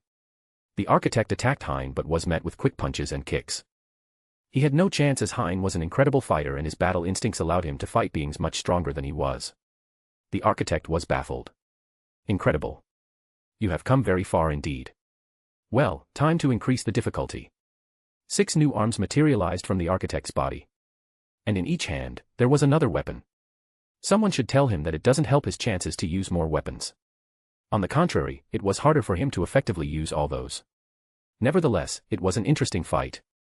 Hein had to take some nasty hits and was bruised and beaten when their fight reached its conclusion. The architect looked worse for wear and was cracked up, LOL, in multiple places. Marvelous. You have surpassed what I thought was possible for you. Now it is time for things to take the turn that they were supposed to, don't you think so? Ashbourne. Everything went black for Hein and he could feel something happening with his body. Another soul had entered and tried to take over. Thank you, mortal, for your help with this. I apologize that it had to take this turn. But you are far too interested in getting stronger and your thirst for power could lead to problems. I will take over now and try to make things right again. Please forgive me. A pressure came over Hein and the Shadow Monarch's power settled and tried to take over. Interesting, a voice said. What? What is this? Why can't I take over? Ashbourne screamed as he had just bumped into an insurmountable wall when he tried to take over. Hee hee. Do you think you can take something that belongs to me, Hades? Foolish little monarch. Wah, who are you? What are you doing here? Are you also taking over this body? The Shadow Monarch was confused, of course. Who wouldn't be? Here he was trying to get a body for himself and he couldn't. No. This is my avatar. What? No. Oh yes. It seems you understand what this means then. Good, then you can make it easy for everyone and accept it. You planned this. Do you think you can take over me? I'm the Shadow Monarch Ashbourne. No one takes over my body. How sad. Someone should know when they're defeated. I indeed planned this. I knew that you monarchs were trying to find vessels. So showing that I had an affinity with death was enough to ensure you would pick me. I was after your power after all. Nothing personal though. No. Ashbourne had no chance. This was Hades' avatar and therefore also his body if he so wished. He commanded boundaries and as soon as Ashbourne decided to take over his body, it was already over. Hades took everything from him. His power, his soul, his skills, and his memories. There was nothing left when he was done and finally, he had achieved what he wanted the whole time. After that, Hades took over the reins again. Hein was now forgotten and Hades was back. It was now time to finish up in this world and pack his bags to get back. He had plans with the underworld after all. His inner Minecrafter was screaming to him to finally get to work and he couldn't agree more. Chapter 24, The Meeting. The architect was smirking as he watched the change happen in Hades. But what he did not expect was what came out of this. Hein and Ashbourne were gone and only Hades remained. Inhale, exhale. It's not as big of a change as I expected. It seems like the further I progress with my divinities, the less additional power does for me. I can already feel myself getting stronger and information about death and shadows is ingrained into me. I need a test subject for this, I have one, don't I? The architect is shocked. What is going on? Who is this? The Shadow Monarch would never talk like that. Who are you? Me. Well, I'm the honored one, Hades. And I need a test subject. Good that you're still here. The architect tried to act fast and shut down the system. What? Impossible. Hee hee. Do you truly believe that my power comes from the system you created? It's mine now, and no one can take anything from me. I do have to commend you and thank you for creating it. It is an ingenious idea to use magic energy that way. I hope you don't mind if I perfect it, do you? Now be a good test subject and don't struggle too much. The architect tried to flee the dimension they were in. Without luck though. The dimension had been blocked from entering and leaving. Barriers were Hades' domain and the architect was trapped in there with him. 1 hour later. A mentally broken architect was lying on the ground while repeating the same words over and over. I'm sorry. I'm sorry, sorry. I know, but you understand that it is not every day that I can kill you over and over again to get a feel for these new powers and perfect them, do you? I took my time, that is true, I could have figured it out in the first couple of nanoseconds, but it was much more fun this way, no. Whatever. Now, I know that you said the Shadow Monarch's power would not work on beings such as you, but who decided that? I am the Shadow Monarch now and I decide what goes. Hades sliced the architect's throat and killed him in one go. Now he made sure that the being wouldn't dissolve into dust. He could tell the problem with the former Shadow Monarch's powers. They didn't work on beings without a soul. And these beings of the monarchs or rulers level didn't have that. They were bound to a concept if you wish. They were rip-off weak gods if you will. The way this creator did it was to have them act as his entertainment. They were never truly alive. But who cares? Hades made a shadow out of the architect anyway, just as he will with the other monarchs shortly. 2-3 year. Hades had stopped going into dungeons for a while. He didn't have to anymore. His level was irrelevant. He turned the system off as it was useless anyway. He had more potential than any system could grant him. It was interesting to find out how they worked though. It was time for Hades to go to South Korea. He had heard rumors about Japan thinking of doing a joint dungeon clearing on Jeju Island. This could only mean that it was about time for him to get himself some shadows. Therefore Hades took a nice vacation. He let his foundation work and help those who needed it and went to enjoy himself in this world for the final time that he still could. He had the feeling that he might be able to accelerate the development of the story. And the perfect time to do that was right after the Jeju Island dungeon clearing. He knew that 2 monarchs would be there and he was going to wait for them and start with the purge of these little pests. He knew how to enter the dimension where they reside and he would take them out and add them to his army. Standing at the airport of Seoul, Hades was impressed at the size of the city. Another reason for traveling was that Hades wanted to gather some ideas on how to make his underworld. He took inspiration from anime and his imagination to make a prototype in his head. The more he thought about it, the more he felt a pull to go back and start his projects. He wanted to create something cool and interesting. He wanted to go there and spend his time and have it become the single best place there is in existence. Before Hades could lose himself in his fantasy, a man in a black suit approached him. He had orange hair and wore glasses which he took off before addressing Hades. "Greetings, my name is Woo Jin-chul, Chief Inspector of the Korean Hunters Association. I have come here to help you Hunter Hein whilst you are in Korea." "Oh, the Chief Inspector of the Hunters Association is coming personally to show me around." "Why though? I don't think I have a particularly bad reputation for making trouble." "That's not it, Hunter Nim. We are trying to make sure that all the international S-ranked hunters are taken care of by us. That is why I will be helping you get wherever you wish." "No, you don't have to do that, you know what. I appreciate it. Though we can speak in Korean." From here imagine that they are speaking Korean with each other. "Oh, Sir Hein knows Korean." "Indeed Sir Hein does. But let us progress past the formalities. My name is Hein, a pleasure to meet you, Chief Inspector." "The pleasure is all mine Hein and please call me Jinchul." "Now is there something you wish to do whilst in Korea? Are you here for a particular reason?" "Not really. Though there was this rumor that I heard about Japan proposing a joint dungeon clearing with Korea." "Ah, you mean the S-ranked dungeon in Jeju Island? That is indeed impressive that you have heard about it. Are you interested in joining the raid?" "I would indeed be interested in joining. I'm less interested in the spoils than just helping out. I confess I'm a bit of a battle maniac. I look for new monsters to fight." "I see. You do have a bit of a reputation for donating a lot of your spoils. I believe Chairman Go Gun he would be more than interested in having someone like you help us. Would you like us to go there right now?" No. The chairman is a busy man, I can imagine. Just tell him to contact me when he is free. In the meantime, I wish to experience Korea a bit. So what do you say you show me the way to a good restaurant?" "It would be my pleasure." That is how Hades spent his time in Korea. He took a nice hotel room, not too expensive but not too modest either. He went and tried all sorts of Korean cuisine and visited important places that interested him. When he was walking through the city of Seoul, Hades came across a feeling that told him someone was about to die. He followed that feeling and found himself in front of a young man. Now that was quite the coincidence, wasn't it? No, not really. The weakest hunter was certain to have this smell on him. Hades could see the conviction and dedication in the young man's eyes. It was commendable of him to do this every day just so he could pay for his sister and his mother who was in the hospital.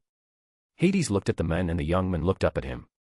He still had some wounds that the healer probably wasn't able to fully heal. He'd need a lot of rest. "Bad day." "Pardon. Your wounds, a hunter." "Yeah. A weak one.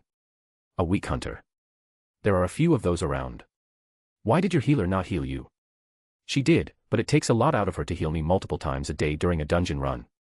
She ran out of mana so I accepted what she was able to heal. She does all she can." "Is that so? Well then come here." "What?" "Ha." Hades stepped closer and put his hand on the man's head. He fueled some of his boundless mana into the man and healed all his wounds instantly. "Wow, that feels so good. Thank you very much, mister. What is your name?" "I'm known as Hein, what about you?" "My name is Sung Jin Woo." "A pleasure to meet you, Mr. Hein." "Likewise, Jin Woo." "Well, it was nice to meet you, Jin Woo. When you need something, come meet me. I'm sure that I can help you with your weakness. Because believe it or not, I was also once as weak as you are." Hades gave Jin Woo the number of the hotel he was staying at. He knew that sooner or later, Jinwoo would hopefully call him. He had something special for him and Hades was interested to see whether it would work. It's not every day that you can play ROB, I don't understand. You were once weak. Like an E-ranker. Indeed. I was so weak that I almost died from each E-rank dungeon I took.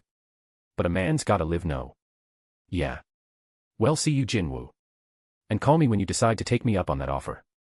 I promise I don't deal with organs or drugs. And I'm also no pedophile. Hades went to his hotel room. He had a meeting with the chairman of the Hunters Association tomorrow. It would finally start the end of his stay in this world. He couldn't wait to get his hands on one of those monarchs. Okay, so another chapter today. You can understand how much I want to have Hades go back now. Haha. But I don't want to just do a time skip and tell you all that he did. I want to do it properly and show some fights that he has. And also his meeting with the chairman, the Jeju Island raid and then the fights with the monarchs. I know I said only 2 chapters till he leaves but it didn't sit right with me that I just summarized everything. So he will leave soon but not just without getting the monarchs as his shadows. That would be wasting good slaves/soldiers. Chapter 25, The Other Meeting. Hades was sitting in a big room that had 2 sofas that were facing each other. In between was a small table with some snacks and water to drink. Hades thought that they were going above and beyond to appease him for some reason. The door opened and Jinchul walked in with an older man. He looked like life had tested him a lot and he persevered through it all. The power that came from the elderly man was impressive. Truly a vessel of a ruler he was. Hades stood up and greeted the man. Greetings, Mr. Hein. I am Go Gun-hee, the chairman of the Korean Hunters Association. A pleasure to finally meet you. I always wanted to meet one of those who killed Kamish all those years ago. Oh. You are well informed about that. Well, indeed it was an impressive monster. But I am an old man now. Now, I heard that you wish to participate in the Jeju raid and are perfectly fine not getting anything out of it. That is impressive indeed. Is there truly nothing you wish in return? No. I am perfectly fine the way I am and too much money is bad for your character. I have enough anyway. I just like to fight and there are no entertaining monsters anymore. I'm sure you understand the thrill you can get out of a good fight. Haha, I sure can relate. Very well then, Mr. Hein. I am sure you can participate. As soon as the Japanese fraction approaches me with the final plan and their offers, I will let you know and we will welcome you with open arms. I thank you very much. They talked some more but at some point, Go Gun-hee had to leave to continue his work. Hades had nothing to do other than wait around. A day after his meeting with Go Gun-hee, Hades got a call. He was positively surprised to find out that Sung Jinwoo called him and wanted to meet up. Naturally, Hades was happy to do that, as he wasn't doing anything anyway. So they decided to meet in a restaurant that Sung Jinwoo told him about. You came, Jinwoo said when Hades sat down at the table. Of course. Do you think I'd give you my number, take your call, agree to meet you and then not meet you? I'm not cruel Jinwoo, at least not that cruel. Now tell me what you wanted to talk about. Well, I was wondering if what you said the other night. So you decided then. Do you want to get stronger? So is it possible? It's not illegal or anything, right? No, nothing illegal.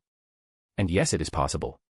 Normally it would not be, but I have a way for you to become more powerful. Are you interested? Yes. I would gladly take that opportunity, but I must tell you that I don't have any money. Haha, I can imagine that. I would not have offered it to you if I was after money. No, this comes to you for a price but not a monetary one. You see, the world and the universe are bigger than you imagine right now. Some beings can squash you without so much as a thought. You will find out about them and you will probably meet them at some point when you have become strong enough. So taking this opportunity will mean that you will have to step up when the earth is threatened in the future. Are you ready to take that responsibility, Jinwoo? Jinwoo was thinking about what I said. It seems like he never thought about what the gates actually were and why they were here. But it was time for him to ask those questions. Hades planned to have Jinwoo deal with the aftermath of the things he'll do. I'm not sure. I never thought about why the gates appeared and who was responsible for that. And you say that I would have to fight them. Well, the truth is a little more complex. What I want you to do is protect the earth and not go on a conquest. After all, I believe you became a hunter to help your family, no? Yes. In that case, I would like to accept your offer, Hein. Good. Then come with me. Hades stood up and left some money on the table. Eh? Where are we going? We have a lot to do. You have to be trained and must get stronger. Trained? By whom? Me, of course. No one better than me to teach you how to fight and get stronger. Come along now. Hades took Sung Jinwoo to the Hunters Association. He told Jinchul that he would like to buy some gates that came up. Preferably 2 E ranks as well as 2 D and C gates. That proved to be a bigger problem than he thought. But Jinchul said that it would not take more than a few days to get it done. Hades grabbed Jinwoo and Shadow traveled to the woods that were away from any civilization. He had to make sure this worked as it was his first time doing it. Now Jinwoo, this is a first for me. But don't worry, it is practically safe. Practically safe? Yes, no reason to worry. Alright, now don't move anymore. After focusing on his task, Hades got ready and began to formulate the parameters for the system he would create. The system he was making was the same as the architect did. The potential is the same and the potential rewards were already set beforehand.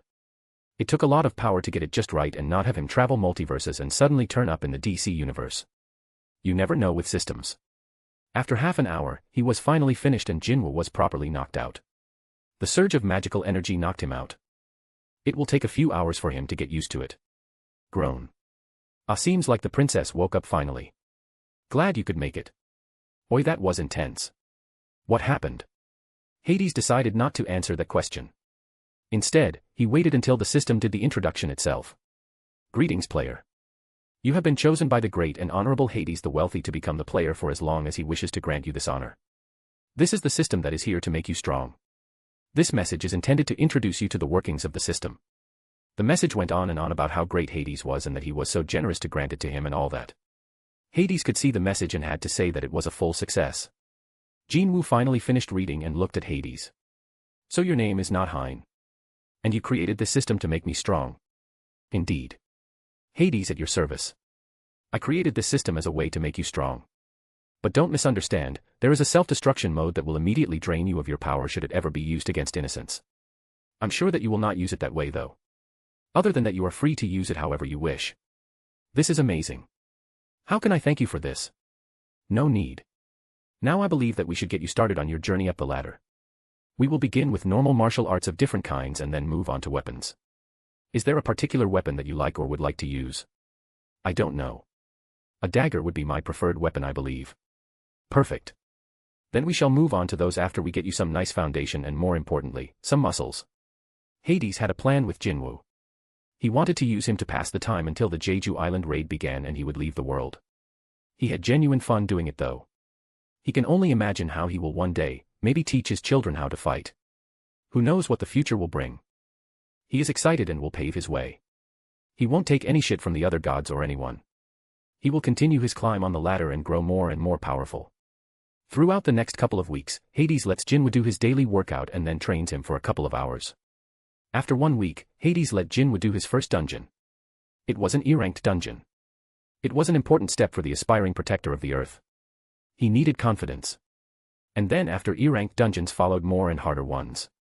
The higher his level rose, the stronger he became and the higher he could climb. D ranks, C ranks and even B-ranked dungeons fell under Jinwoo's strength and progress. It took 4 weeks for Jinwoo to rise to level 71. A marvelous progress. And it was good that way as it was time for the Jeju Island raid. Hades had gotten a call from Jinchul that told him the Japanese Hunters Association and the Korean one had just agreed on a deal that said they would collaborate to destroy all the ants on Jeju Island. That is good news, Chief Inspector. I will make sure to be there when the S-rankers show off their powers. Can I take someone with me to this meeting? Someone. I think that is no problem, as long as this person is not going to be in the way or cause trouble. Oh no, don't worry about that. He'll just come to watch just as I will. Now that I am thinking about it, I wanted to ask whether it is possible to take him with us to Jeju Island. Who is this person, Hein? Is he a hunter as well? Yes. I took a disciple a few weeks ago and am training him. He has a lot of promise and will become powerful in the future. I just want to take him to gain some experience. If you think he is powerful enough to stand amongst other S-ranked hunters, Hein, then I have no problem. I will however tell the chairman about it. That's fine. Tell him that I will personally watch out that nothing happens. That's good then. 2 more chapters until our boy goes back to his universe. There is one question though. What will Hades' punishment be for Zeus? There has to be something, but I'm not sure. I have an idea, but I don't want Zeus to just stop being himself. He still needed to procreate and form half of the Olympians. But there has to be punishment and I hope you have ideas. Chapter 26, Another Meeting. Jinwoo, are you up? I am now. After you woke up the entire neighborhood with your shouting and banging on the door. Well, that's good then. Are you ready?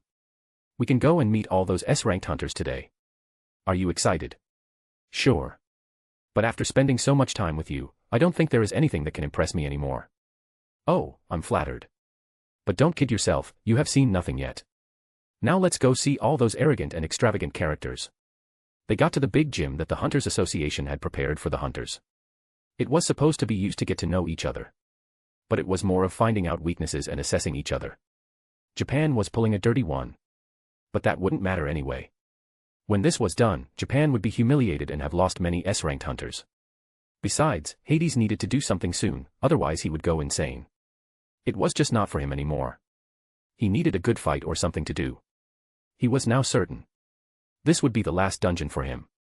He will fight this and use that chance to help Jinwoo get stronger, and then he would dip after collecting the monarchs.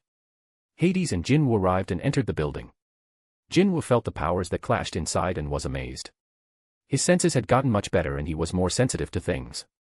An amazing leap in strength since he first started. Go-Gun-Hee took Hades and Jinwoo and they talked with each other. Are you excited, Hein? Not really. I am excited to get to Jeju Island and remove this plague for good, but I am not very excited to meet a bunch of S-ranked hunters that think of themselves as more than what they are. Ho, then what are they? Well, they are simply S-ranked hunters. There are many of those around the world and they don't need to be so arrogant about it. And what about the captain of their guild? Goto Ruji. I guess he is stronger than the rest. But his belief that he will rise to become a national-level hunter will never happen. He is too weak for that. But I don't think I have to tell you that, do I? Overall, that sparing the Korean hunters did with the Japanese was boring for Hades. He simply wanted to get it over with and not watch them wrestle on the ground. When Goto Ruji recommended a group battle, I was tempted to let Jinwoo participate but decided against it as he would get into the limelight soon enough. No need to have other countries find out about him yet. Hades refused to participate and simply watched them. You are not going to fight, Hein? Asked Go-Gun-Hee. No. I would not fit into this group. I have the feeling that this is more than just a spar. They are checking us out. Or at least the Korean hunters. You are correct, I also believe that. Do you think they are planning something? Whatever it is, I'll be there to stop it should it happen. After the fight of a 4v4, Goto Ruji approached me and started to ask me whether I would be open for a spar. Gojo-san asked whether I understood him. No, I am not interested in fighting you. You speak Japanese? Do I have to answer that? You just did. This conversation's over. Hades turned around and walked away. Wait. What is it? I wanted to ask why you are not interested in sparring with me. Why do I need to explain myself to you? You don't Correct, no, if you would excuse me. Come Jinwoo, there are still some dungeons we can hit before it's time to leave. Another week passed during which Hades had Jinwoo do more dungeons. He was getting stronger constantly. Hades loved to see it. He wanted to see whether he could have Jinwoo fight Baru at his current level. Hades would of course take the shadow, but maybe it could help Jinwoo level up some. The day had finally arrived. It was time for them to go to Jeju Island and fight the ants. Jinwoo was nervous. He was still not sure of himself fighting among these S-ranked hunters. I knew though that he had also entered the S-rank after he cleared the hard B-rank dungeon. His level was at 82 after Hades had given him a hard dungeon to beat. Thankfully Jinwoo managed to pull through and was gifted a pair of beautiful daggers by Hades. The raid started. The Korean S-ranked hunters together with Hades and Jinwoo got off the helicopter and began to kill ants left and right. Hades told Jinwoo to use this chance to grow and further his skill with his daggers. They made their way into the mountain and cleared the chamber. The queen was killed by Jinwoo himself, together with the beautiful blonde who seemed to dance around the monsters. Hades had not truly done anything up to that point. He just walked behind everyone and cleared some stragglers. But finally, it was time to face the king. Or at least the king of the ants. Attention everyone. One particular strong ant is coming this way. Right before a claw could pierce the group's healer, a hand caught it and stopped Baru from killing him. A sneak attack. You're funny. Screech. Ah, an ant with an attitude. Now I have seen it all. The king tried to slice Hades up in one go but was met with Hades catching his claws with his hand and pulling him closer. In one punch, Baru's head exploded and he died. There was no reason to postpone this fight and make it longer than it had to be. He was here to get some future generals for his army and then get out of there. Hades and Jinwoo stayed back a while longer to destroy all the eggs and the rest of the ants. Jinwoo managed to reach level 89 in one day. Truly, he was now a proud member of the S-ranked hunters. Now it was up to him to advance and get stronger. But Hades was certain that he would manage. "You are leaving, aren't you?" Jinwoo asked him. "Your senses have truly grown since I saw you the first time, Jinwoo." "Why?" "Well, I have done the things I had to. The last thing will be done today and then it is time for me to move on. You are now here to take the job of protecting the Earth. And I know you'll do a splendid job. I have left something for you when you reach level 100. What is it?" "It is mostly information on the history of this universe as well as something you will be able to use for a special someone." Jinwoo was very emotional and it was hard for him to say goodbye. "Goodbye, Jinwoo. Take care of your family for me and make sure to stay the way you are. Goodbye, Hades. Maybe we'll see each other again. Maybe, Jinwoo, maybe." And then Hades left. He had something to get for himself first before he killed the monarchs. And that was the rest of the Shadow Army of Ashbourne. Those were at least 100,000 soldiers that he could use. "Finally you're here. I have been waiting here, you know. You could have come sooner. But I guess no one likes to come to their death soon," Hades said to the two people who had just arrived out of another dimension. "Oh. A human. And you have not yet passed out. Fascinating," the elf said. "I am neither a human nor would such weak pressure make me pass out. And who might you be then?" "I am entropy, I am death, I am Hades. Today you will die and I will go and kill all of your armies and then to the other monarchs and kill them too. All for the glorious purpose of having you serve me. Can you think of a more fulfilling job?" The two monarchs got tense. When Hades started to speak, he released some of his mana and the two monarchs understood who this was. Shadow Monarch. Indeed. "So are we going to stand here all day, or, hey, where are you going?" The Beast Monarch had used this chance to get away. He was not interested in fighting the Shadow Monarch this way. "Huh, that was unexpected. Are you also going to run away?" Hades asked the Frost Monarch. "We will see each other again, Shadow Monarch, I promise you the dash asterisk asterisk." Hades stood in the same position but with something in his hands. The Frost Monarch looked at it and saw that it was his heart.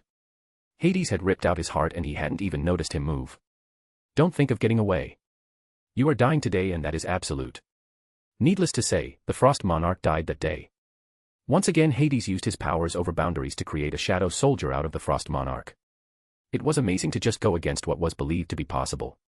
The hunt was on and Hades was impatient to play with his game. The second monarch to fall was the Beast Monarch. He tried to warn the other monarchs but didn't get the chance when Hades entered his dimension with his shadow army. Hades tried something else in this fight. He tried to use his 6 eyes. And it was glorious. His 6 eyes had adapted to all his power and grown tremendously. The use of energy was simple now and he could spam attacks left and right. He could do that before but now he was essentially not using more energy than he was generating. The Beast Monarch, like the beast he was, when pushed into a corner, fought with great intensity. But in the end, everything was useless. He fell and became another shadow soldier in Hades' army. The third monarch to face Hades was Kairisha. The monarch of plagues, the queen of insects was just as he remembered, weak.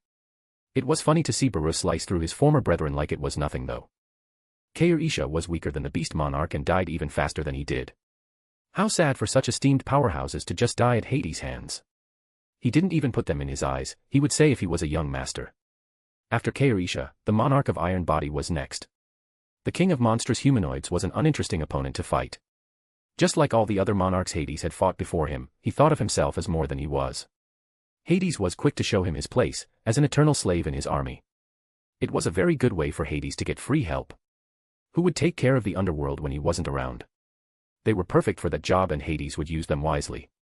Yogimont, the monarch of transfiguration, the king of demonic specters and Legia, the monarch of the beginning, the king of giants were the last two before the final boss came.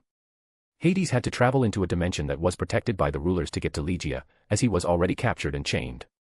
That made the hunt very boring but at this stage, Hades didn't care anymore. He just wanted to be done with this and go back home. Chapter 27, So Many Meetings. In a dark dimension where the sky is never blue and the air never clean and healthy we find our last obstacle that stops Hades from going back home. The rocks form a platform on which we find a throne. On this throne sits a handsome middle-aged man with long red hair, a neatly trimmed red beard and glowing red eyes. He also wore silver-red armor with a high collar and a reddish-brown tailcoat. This was the last of all the monarchs. The monarch of destruction, the king of dragons. He was sitting on his throne in this dimension that they had fled to after Hades had attacked the last time. Even though Hades wanted to get it over with, he did not rush. He took his time and crushed everything in his path. Because he knew, sooner or later he will have them all and they shall all serve him. A dragon approached the monarch and told him news of the battlefield. "My liege, the shadow army has arrived. Shall we move to somewhere further than where they are?" "No. I am tired of running away." True. The dragon army had fled from the moment they realized that Hades started to take out other monarchs. And while the monarch of destruction was the strongest monarch, on par with the shadow monarch, he did not underestimate the sheer number of shadow soldiers that were a part of Hades' army. It was a disgrace for him to flee from a fight or battlefield. But when you are faced with death, things start to come into perspective, and the monarch of destruction knew that he was not ready for that end just yet. But now it was time to end things. He would face the shadow monarch, and that would settle the war once and for all. Either he wins and the war is won, or he loses and...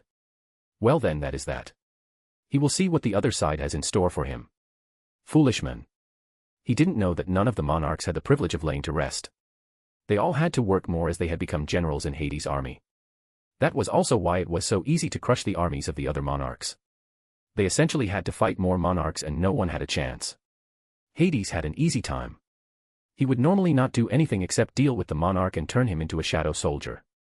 But it was now finally time. Time to end all this ridiculous cat and mouse game. Hades walked with his hand behind his back. He had found that his movements and behavior turned more and more elegant. He was starting to truly see himself for what he was. Hades, the honored one, the wealthy, the lord over boundaries. And it was affecting his mannerisms. He would not get angry as fast or even at all, anymore. There were still things that made him angry, but it was not something he experienced in the world of solo leveling. He could not get angry at the humans, for they did what was expected of their race. He understood them as he was once one of them. That would come to be an important fact in the future. But we'll see that later. His mind has started to grow again since he had taken over again. When he was in the Jujutsu Kaisen world, he had sealed almost 100% of his powers, and that was why they didn't grow. He transcended his power level when he became the honored one. In the solo leveling world, he created an avatar and didn't use his powers, so he didn't progress. But now that he had taken over again, he could feel his progress, no matter how small it was. Hades walked through the battlefield. He knew where he was going. The monarch of destruction's energy was unmistakable. He stood before the throne and looked up. No need to be uncivilized. So you've come. I have. No more running. No more. We shall fight now and finish it. Fleeing serves no purpose. I'm glad you see it that way. What happened with Ashbourne? Gone. I see. Before we fight, we shall exchange names. My name is Antares. That is the name. I go by Hades. Let us not dwell on the past and focus on the present. I agree. Looking at each other for a moment, they felt the tension rise. For Antares, that was. Hades had already seen the outcome of this battle and was ready for the attack he knew would come. This made Hades have a flashback to the day of the job change quest when he fought Igris. He crushed his commander then. And this fight, even though the opponent was far stronger, would be easier. Antares took out a long red sword from his palm and attacked Hades with it. Hades ducked the swing. Antares attacked again with a swing from the left, trying to slice Hades in two. However, that didn't work as Hades retreated from the sword's reach. The monarch gave chase and attacked Hades from all sides. The surroundings got cut and blown up by the intensity of their fight. Hades decided that it was enough disrespect now and took out his katana. He had begun to like it. But it was a bit short for his tastes. He preferred an odachi, and he would try and find one in the future. Now that he thought about it, there is a place he will go to in the future that specializes in making all sorts of swords and variations of them. And it would be perfect for him, as it will be truly his. Hades blocked a swing from the angry dragon. He was unhappy that Hades did not see him as a threat and was not even fully focused. Antares opened his mouth and fired a jet of flames that destroyed everything in its path. Hades dodged the flames as his katana would not hold against those. He swung his blade and created a slash that traveled towards Antares. The monarch managed to dodge the slash but was caught off guard when Hades punched him in the face. Antares lost his balance, and in the attempt to regain it, he did a flip. Hades increased the intensity of their fight until Antares was sweating from the pressure he was feeling. Hades still had his expressionless face. He was not impressed with this performance. You are stronger than the other monarchs. Not strong enough. Obviously. Let us finish it in one final attack. As you wish. Hades put his katana away and took out a spear. He wanted to try a new move. He pulled the spear back as far as he could. Antares was gathering a big ball of destruction and flames in his mouth. They both unleashed their attacks at the same time. A monstrous amount of flames was shot towards Hades. He simply looked at the flames and thrust his spear forward. The flames were extinguished from the inside and dissolved into the air. The monarch of destruction and king of dragons looked down at his body and saw a basketball-sized hole in his thorax. He looked up at Hades and smiled. I lose. I can move on and see what is on the other side. He closed his eyes. Everything became black. In the darkness, Antares heard a voice. Rise and serve. It was not a request but a command, and he felt like it was coming from his king.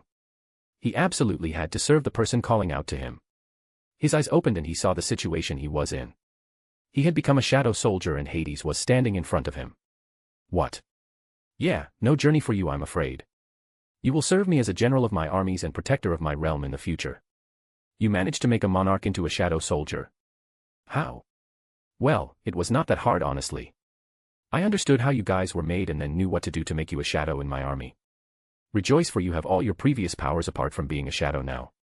I feel so grateful that you made me a shadow. I want to serve you. How does that work? I am your king now. It's only natural. So, what now? Now, we go back to my world. It has been far too long since I left. You have family there, my liege. What? Who cares about my family? I'm talking about the underworld. A dimension that belongs to me and that I will shape and form into something glorious and amazing. And now I can finally go back. It was fun traveling to other worlds and I will definitely do it again, but the next one will not be for a few years. Hades called all his shadows back into his shadow. It was truly convenient to be able to do that. He sat down and left the dimension. He appeared on Earth and looked at what happened to it since he had left to deal with the monarchs.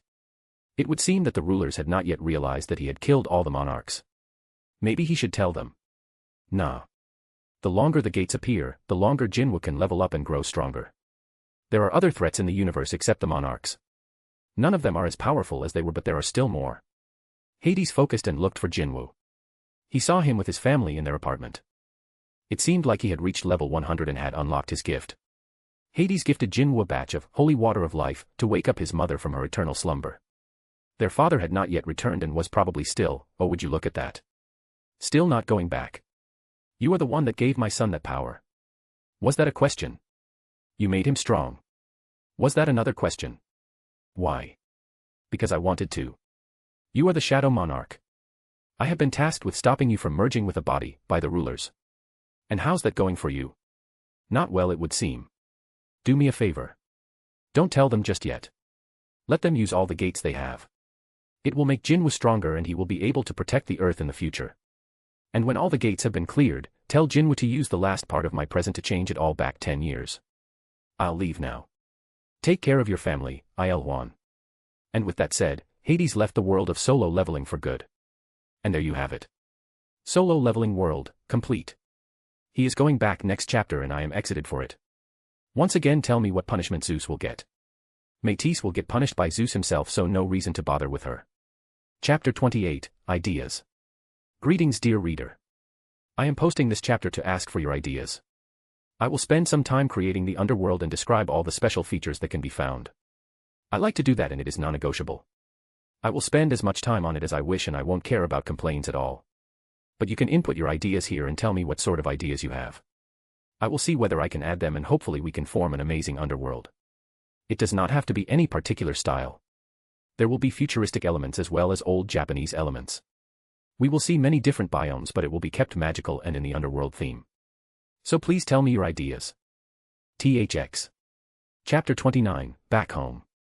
Finally. I'm back. Hades floated in the air and looked down on the earth.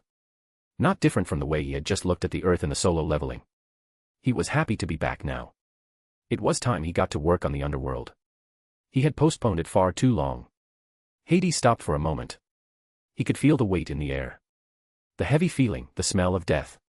It was all around. It seemed like they were having trouble with the war. Interesting. Just as he said they would. But that was not his problem. He was here to claim what was rightfully his, the underworld. And so he made his way to where he could feel the opening to the underworld was at. He wanted to get started right away. Hades made his way to the right spot and felt something. A pull. A feeling that was calling out to him and telling him to come. That had to be the underworld. So without thinking, he entered, and as soon as he entered the gateway to the underworld, he could feel how he had passed a barrier. He was the god of boundaries. So it was natural for him to feel something like that. He knew that he had left the dimension called Earth and had entered a new one. The pull got stronger and it seemed like the dimension was happy. Well, it made sense. He was the intended ruler of this dimension. It belonged to him, naturally it would be happy that he was here. The surroundings were harsh, to say the least. The air reeked of acid, poison, and death. There was pain and anguish that were all around and permeated the dimension. Due to the fact that it had been unclaimed all these years, the underworld was a chaotic place that seemed to be influenced by Tartarus.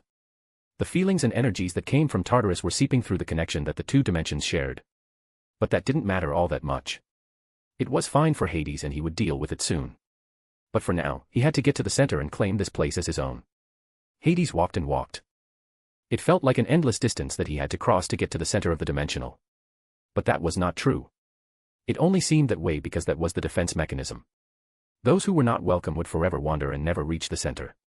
Hades would have to take the center of the dimension and do something special with it to protect it. But that was in the future. Hades stopped for a moment and took off his eye patch. He wanted to have a look at his dimension in its truest form. His 6 eyes were activated and he could see everything. Unlike what you saw when you used normal eyes, Hades could see all the energies and intricacies that were the underworld. And he only had one thing to say about it. It is beautiful. He was biased. But it was truly a beauty. The energies that made up the underworld, while in a chaotic state right now, were truly marvelous. There were so many different types as well.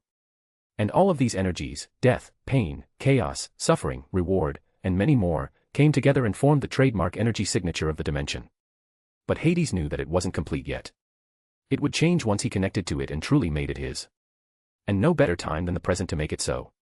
Following his senses he could see the center of the dimension and approached it. Without thinking he grabbed it. His vision turned black and he saw everything in the underworld at once. He could see everything and feel everything as well. It was truly gorgeous. After a moment, Hades stopped and smiled. It was perfect. I, Hades, the god of death, the underworld, wealth and boundaries, the honored one, declare this dimension as mine and hereby claim ownership. Hades said this out loud for all of reality to hear. He had taken control of the underworld. It was now his and his alone. No one will be able to take it from him. Hades just stood there for a moment, letting this new feeling wash over him. He could feel the changes that had just occurred in the underworld settling. His divinity of boundaries truly changed the meta. The underworld would be nothing like in the stories or mythologies. It would be truly indestructible and unbreachable. The possibilities that he had now were endless. He had so many ideas on how to change it and what to add, and he was giddy to begin. As he already stated, his inner Minecrafter was acting up and desperate for some terraforming. But first, plans had to be made and his ideas had to be finalized. He had to make sure that all his ideas and wishes didn't conflict with one another. But there was little chance of that happening. Normally if you are a young god and you claim a dimension, it takes time to integrate fully and have all the changes you want be done. Another thing that has to be thought of is that the space inside most dimensions was finite. They could be ginormous, but they were finite. Now the underworld was also finite. At least it was until Hades had just claimed it and his divinities of boundaries had taken effect here. Hades knew that whenever he wanted to increase the size it would work. No matter what, everything and anything could be achieved here, and it was all a blank canvas for him to paint on. What were some plans that Hades absolutely wanted in the underworld? Well, to start off, Hades wanted to create something that would welcome a lot of inhabitants if they wanted to live here. He was in no way against staying here alone for eternity. Something this gracious was supposed to be shared, or at least envied. But Hades was not a charity. He was the god of the underworld, and those who wanted to stay here and passed his requirements would be allowed to stay here. Of course, they had to contribute something to that. Now let's talk about the first order of business. The landscape. Hades will create several biomes, each with its own respective features and climates. He will make some of those biomes so big that they will appear to be entire worlds. Some of those biomes will serve as a housing biome where most people, gods, and maybe demigods will stay and live. There will be different types of habitable biomes. Some of them will have a Japanese lifestyle and others will be futuristic with technology that makes everything easier. It is allowed for gods to have multiple housings. The base form of the underworld will be similar to the Nether from Minecraft. It will have the same feel to it. Only it will be much more dangerous. This Nether will be everywhere except the places he puts different biomes, like the housing biomes he just talked about. At every entrance of a biome, Hades will build portals that are connected to a subdimension. This subdimension will be called the highway, as it will function as a highway. No matter where you want to go, with the highway you can get anywhere in the underworld. When you enter such a portal you will arrive in the highway dimension, and from there you will find an assortment of vehicles and transportation of all kinds that take you wherever you wish. Hades has many ideas on how to make this highway better and more efficient as well as more enjoyable for everyone. Apart from housing in the highway, there will also be biomes that vary from lush magical forests to serene meadows to towering mountains and underwater realms. All of these biomes will not look like their siblings on Earth, each will have their trademark underworld feeling to it and make them unique. Next up would be the inhabitants. Hades has no problem with monsters living and staying in the underworld, but he will not tolerate fighting of any kind. If there is a dispute, Hades will create special places where such problems will be handled accordingly. Monsters will be allowed to roam the biomes and create their own villages or habitats. They will be allowed to live and thrive for as long as they are peaceful and live in harmony with the environment and the other inhabitants. Apart from all those things, Hades wanted to add cultural goods as well. He had plans for museums and galleries. He wanted to build gardens and arenas. Most of all, Hades wanted to create Japanese-style bathhouses and spas. A water garden interested him as well. Many more ideas floated in Hades' mind, but he had to stop for the moment as he had guests. The surroundings got darker and the shadows flickered with life. Hades waited patiently for the two visitors to show themselves. He had felt them approaching and wanting to enter the underworld. He had allowed them entry as he saw no harm in letting them in. He was interested in their purpose here. Two figures became visible. From the shadows, a beautiful woman and a handsome man materialized. They stood before Hades and observed him for a while. Hades did the same to them as well. He wanted to see their strength and how much he would still need to reach their levels. Surprisingly, he found them to be different to him. They were powerful, no doubt, but they were no threat to him in any way. There was on one hand his second wish coming in clutch. The wish stated that nothing could harm Hades if he considered that to be harmful to him. But there was more to his divinity over boundaries that made Hades special. It was something that could not be compared to other divinities. Greetings, venerable guests. My name is Hades, welcome to the underworld. Thank you to all who wrote ideas on the underworld. I managed to add a lot of things and I'll show and write many things that will be important. Chapter 30, Meeting Grand Uncle and Grand Aunt. Greetings, venerable guests. My name is Hades, welcome to the underworld. The two looked at Hades for a while. It felt like they were trying to understand him. As if he was a species they had never seen before. Finally, after a while of silence, the woman talked. You say your name is Hades. I am Nyx, primordial of the night, and this is my husband Erebus, primordial of darkness. Greetings, Hades, Erebus said. It is my pleasure to meet you too. What brings you to the underworld today? Hades asked them. We have lived in the depths of Tartarus in my palace of the night for eons. Tonight we felt the underworld that has always been unclaimed, closed and getting claimed by someone. We were wondering who this was and have come to have a look, Nyx told Hades. I see. Well, it is nice of you to come and welcome me to the underworld. I'm afraid there is nothing that I can offer you in terms of refreshments, but I have only just gotten here. I will however make sure to change this in the future and make it as accommodating as possible for you, should you decide to visit. Hades was very courteous. He had changed over the years and his temper changed. He became more like a god and a being of his station. His mannerisms changed and became more elegant. Nonetheless, he had not gotten arrogant. He was still the same, but just not as easily angered as he was before. If Zeus and Métis had done the same thing as they did when he left all those years ago and framed him, he would just cut Zeus' dick off and turn him into a woman or something. He will no longer tolerate any shit from anyone, but he will not go around killing everyone just because they said something bad about him or anything like that. There is no need for something like that, Hades. We truly only came here to see who it was that finally claimed the underworld, Erebus said. It felt like Erebus was not the one who had the pants on in that relationship. He felt much more relaxed and calm than his wife did. Although Nyx could be calm, it felt like there was a lot of danger and temper that was hidden behind that beautiful face. What my husband says is true. We were curious what manner of being had claimed. Though, surprisingly, it was you. I don't think I have ever seen you. And yet you have the feeling of one of Gaia's offspring. That would be correct. I am her grandson, to be specific. I was away, off-world so to speak, for the last few years. But I am back now and have decided to claim the underworld and begin to transform and build here. Build? Erebus asked. You mean shape, surely. Owners of dimensions don't build, they shape and form the environment as they wish, he explained. No, Lord Erebus. I mean build. I am an enthusiast in all things that are about building and shaping my dimension. I was planning the most essential things I wished to add before you arrived. I will use my own two hands and some of my abilities to build and shape the underworld. The two primordials were perplexed. That was beyond unusual. A god that willingly took the hard way and got his hands dirty to create something. That would make sense if his divinity was connected to the building or something. But for the god of death and the underworld to do that was highly unusual. If you would like, you may stay here for as long as you wish. I have nothing against 2 visitors. I will start with the groundwork and you may watch if that interests you. Another surprising thing for the 2 primordials. This had never happened. No god would allow others to watch as they work on their dimension. It was a very personal thing to do, and yet here he was allowing them to watch as he began his work. In the end, the curiosity won over the arrogance and the 2 watched from a bit of a distance as Hades began his work. Hades closed his eyes. He could feel everything in his dimension. Every particle, atom, or subatomic particle was at his beck and call. He could shape and form everything as he liked. However, he did something else. He focused on his intention and his powers as well as the dimension listened. The ground started to change from its dead state into a dark red and occasional deep blue/green color. Hades was forming the nether. Lava was created, different types of stone and netherrack as well, and there were even fungi made of spikel wood that were covered with red and blue leaves. This was the beginning. Now he would begin to change everything. First, like every Minecraft run, he began to punch a fungi. He got 1 wooden log from it. He punched another chunk and got another log from that as well. After he was done with this, he created 4 planks out of them. Using those planks, he made a crafting table. This little wonder would be the essential tool he would need to craft different building blocks. Hades got back to punching the fungi. He got another 2 wooden logs and made 4 sticks out of them. Then he used the crafting table for the first time. He placed 2 sticks above the other and then put 3 wooden planks horizontally above them. This created a wooden pickaxe. Hades had a smile on his face that threatened to split his face in 2. He was living the dream right now. A real-life Minecraft experience.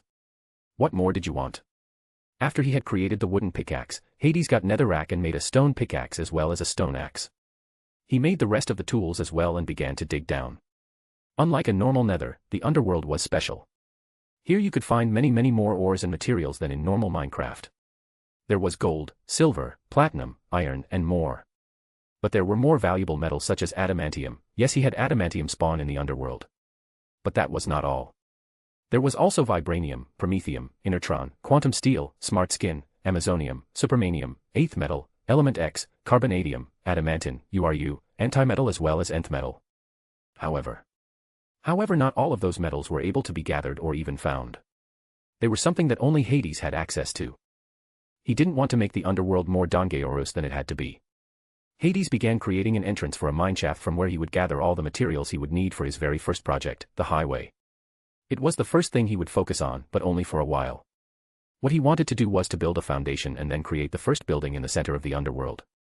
He had to have a palace but was not willing to create his residence inside the underworld/nether. He had plans to have his private quarters and lab as well as everything else that was very personal, in the END. Yes. Hades was planning on creating the END. But unlike the END from Minecraft, Hades would create it from scratch. It was going to be the void itself. Nothing will exist there except him and all his belongings. To create this END, he will have to create a subdimension that will be anchored inside the palace which will be located in the center of the underworld. To start all those projects though, Hades needed materials. He could of course simply make them appear or just create the palace out of thin air, but that wasn't something he wanted. He will build this with his hands and that was that. The entrance to the mineshaft was finished for now. He will make it look better later on but for now it would do. He then began to dig down to gather all sorts of stone and other ores. His inventory was unlimited. That was something that he thought was important as he did not want to travel back and forth too many times. Nyx and Erebus were still watching the young god doing its thing. They could not find the right words to describe what they were seeing. First this godling changed the landscape and created living trees or fungi and then he began to punch them and got small blocks of wood. Then he made some form of magical table that could assemble objects if you give it the word materials. They watched as Hades got his hands dirty and really used his tools to dig up the ground and gather more materials to then build things. He was very skilled in the way he handled things and it was beautiful how he decorated that mineshaft, as he called it. The husband and wife forgot what they were doing and simply watched Hades work. But then sometime during his digging, they felt something. It seemed like Hades might not have any more time to build in the near future. Someone had arrived and was waiting for Hades to let her in. As Hades got more and more stone and netherrack, he was in his element. He forgot everything around him and only focused on the task at hand. This was what he loved to do. The underworld would be glorious and he will have built it all on his own. As he was going about it, he could feel a cock at the entrance of the underworld. This being could not enter uninvited and Hades had full control, so it was impossible for his being to come in, no matter how powerful it might have been. It seems like I won't be able to finish here anytime soon. But maybe I can make it quick and then get back here to continue. Hades allowed the presence to enter the underworld, and not 1 second after that, a woman stood before him. She wore green robes that left her arms and legs free. She had brown hair and smelled of nature. Hades knew who she was and sighed. It seemed like he would have to see his siblings again. However, he would take his time. He had nothing to gain from the war and would play by his own rules. No matter how powerful Gaia thought she was, he would still destroy her consciousness and live his life like nothing happened. Greetings, grandmother. What brings you here today?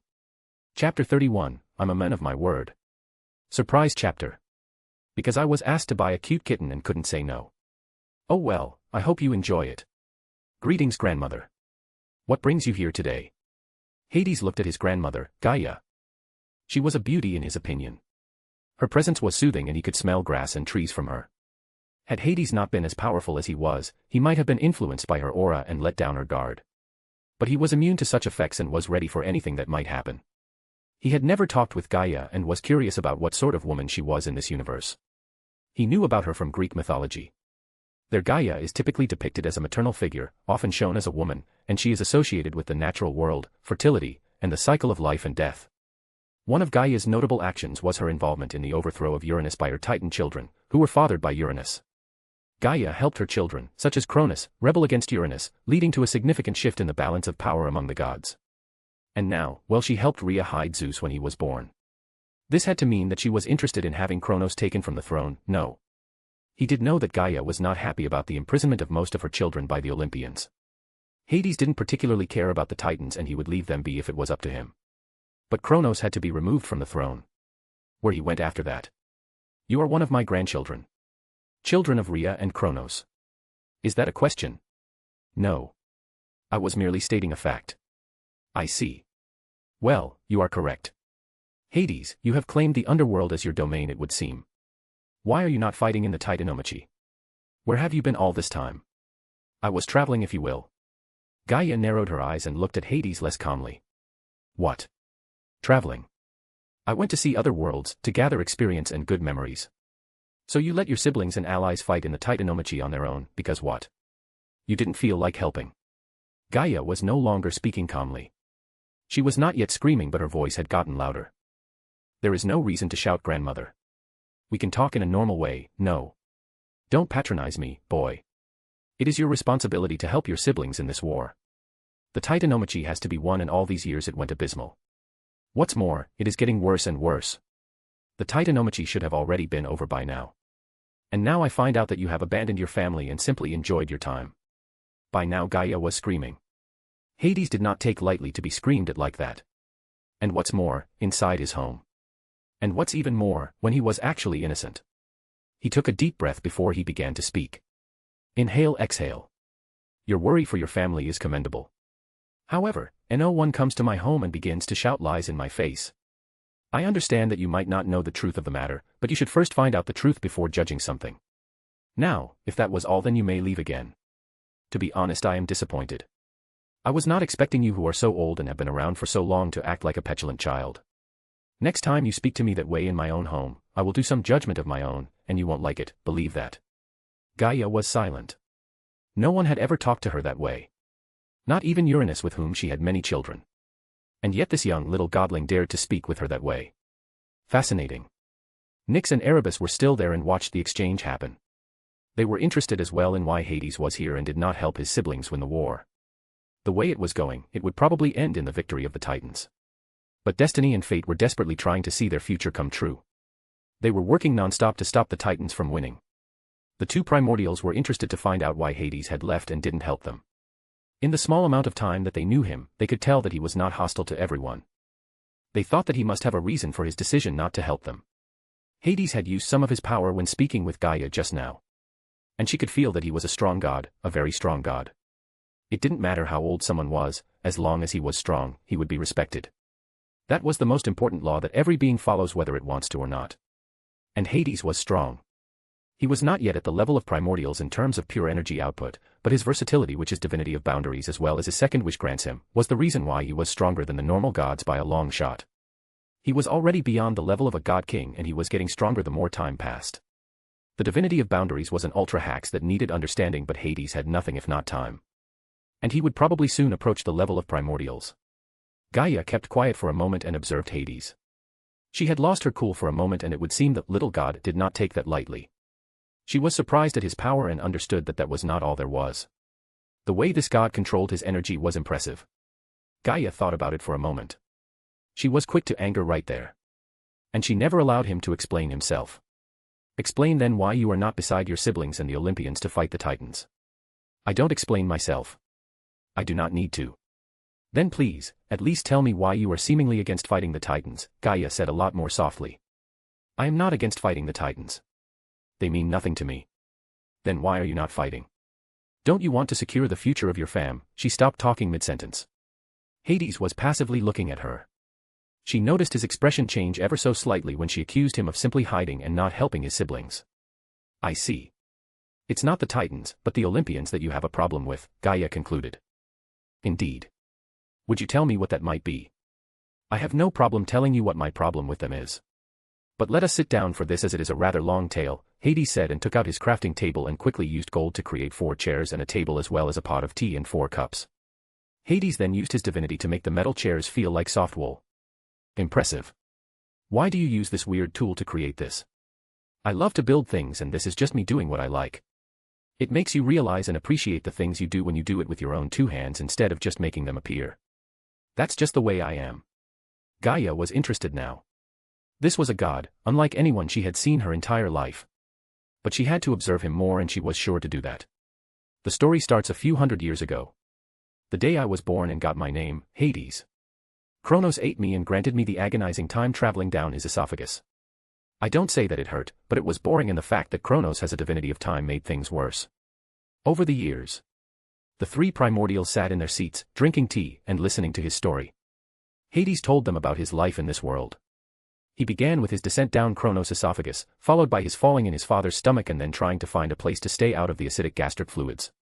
The long time he spent alone there and focused on his divinities to spend the time and grow more powerful. How he did manage to break free from the oppressive aura he felt from his father. The way his boundary manipulation grew stronger the longer he involved himself with it. Hades told them about the first time he saw the boundaries that existed all around us by chance and how it changed his perception towards reality. He told them many things and also a lot of half-truths.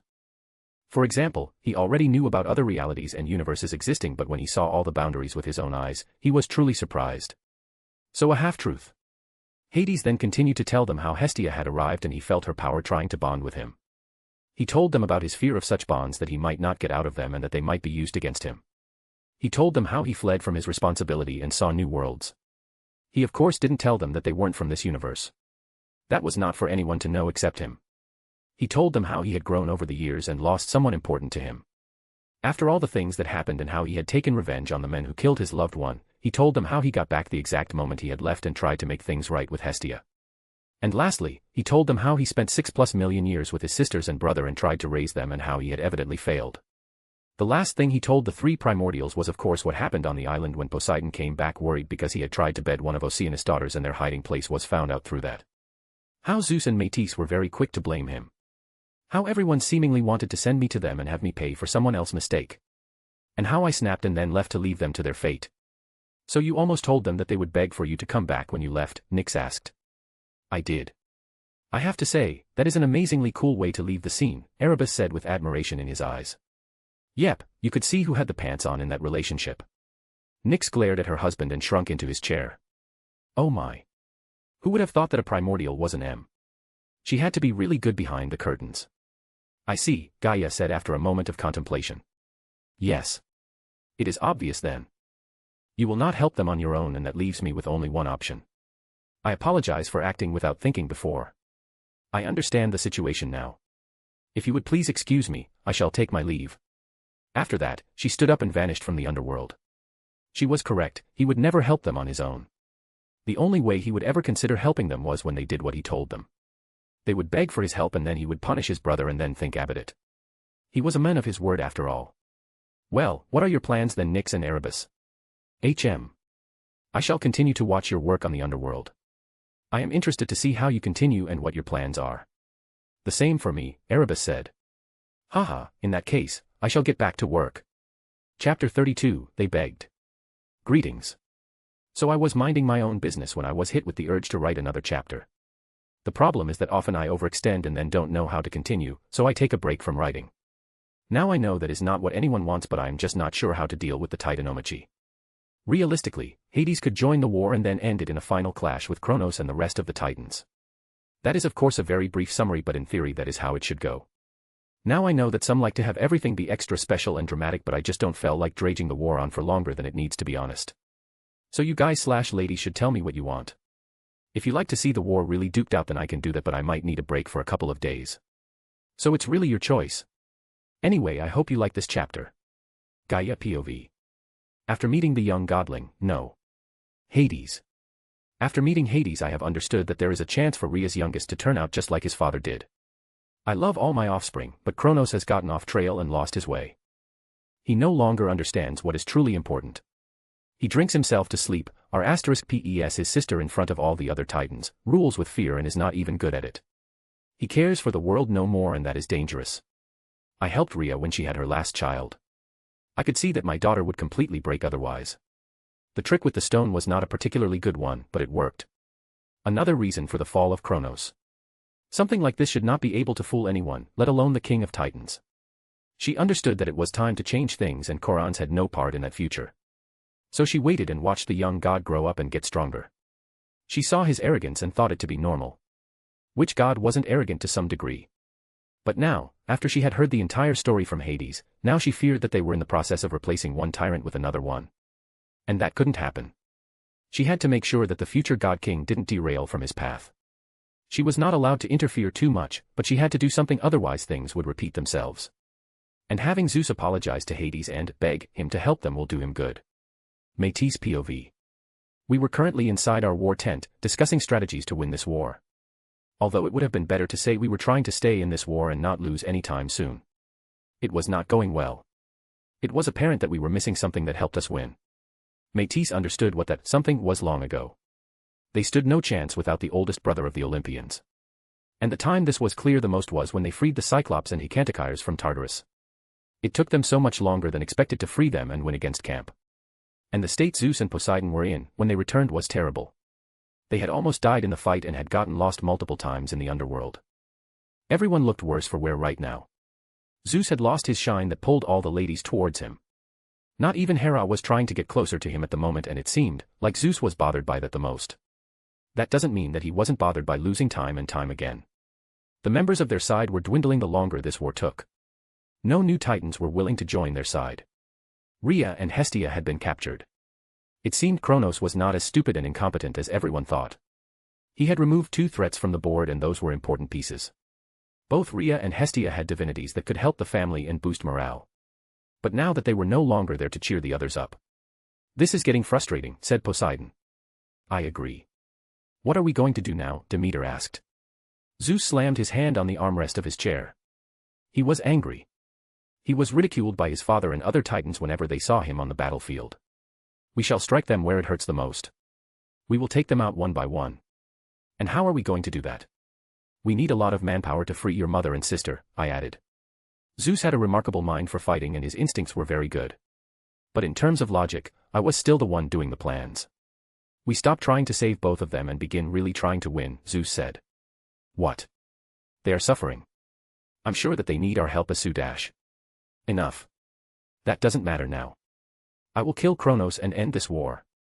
We must act quickly now. No one dared to say anything. Zeus was their leader, so to speak, and while Métis would have been happy about that any other day, right now, they needed someone to tell him that such an act was cruel and unnecessary. But maybe, this was good. Maybe they could hit Kronos with something that he didn't expect and therefore catch him off guard. The tent flung open and someone entered. The air changed suddenly and I looked towards the person that had entered. And when I saw who it was, I immediately bent my knee. My lady. Welcome to our camp. What brings you here today? Standing before them was Mother Earth herself, Gaia. The fact that she came here could only mean bad things. I have come today because things must start to change right now or you will lose this war. As I feared, it was bad news for them. But what to do? Lady Gaia, what can we do? Are you capable of lending us any help? No. That is not possible. I cannot interfere directly. But there is something that has come to my attention just today. What is that, Lady Gaia? I asked her. Was it good news? Was there a loophole that let her help us?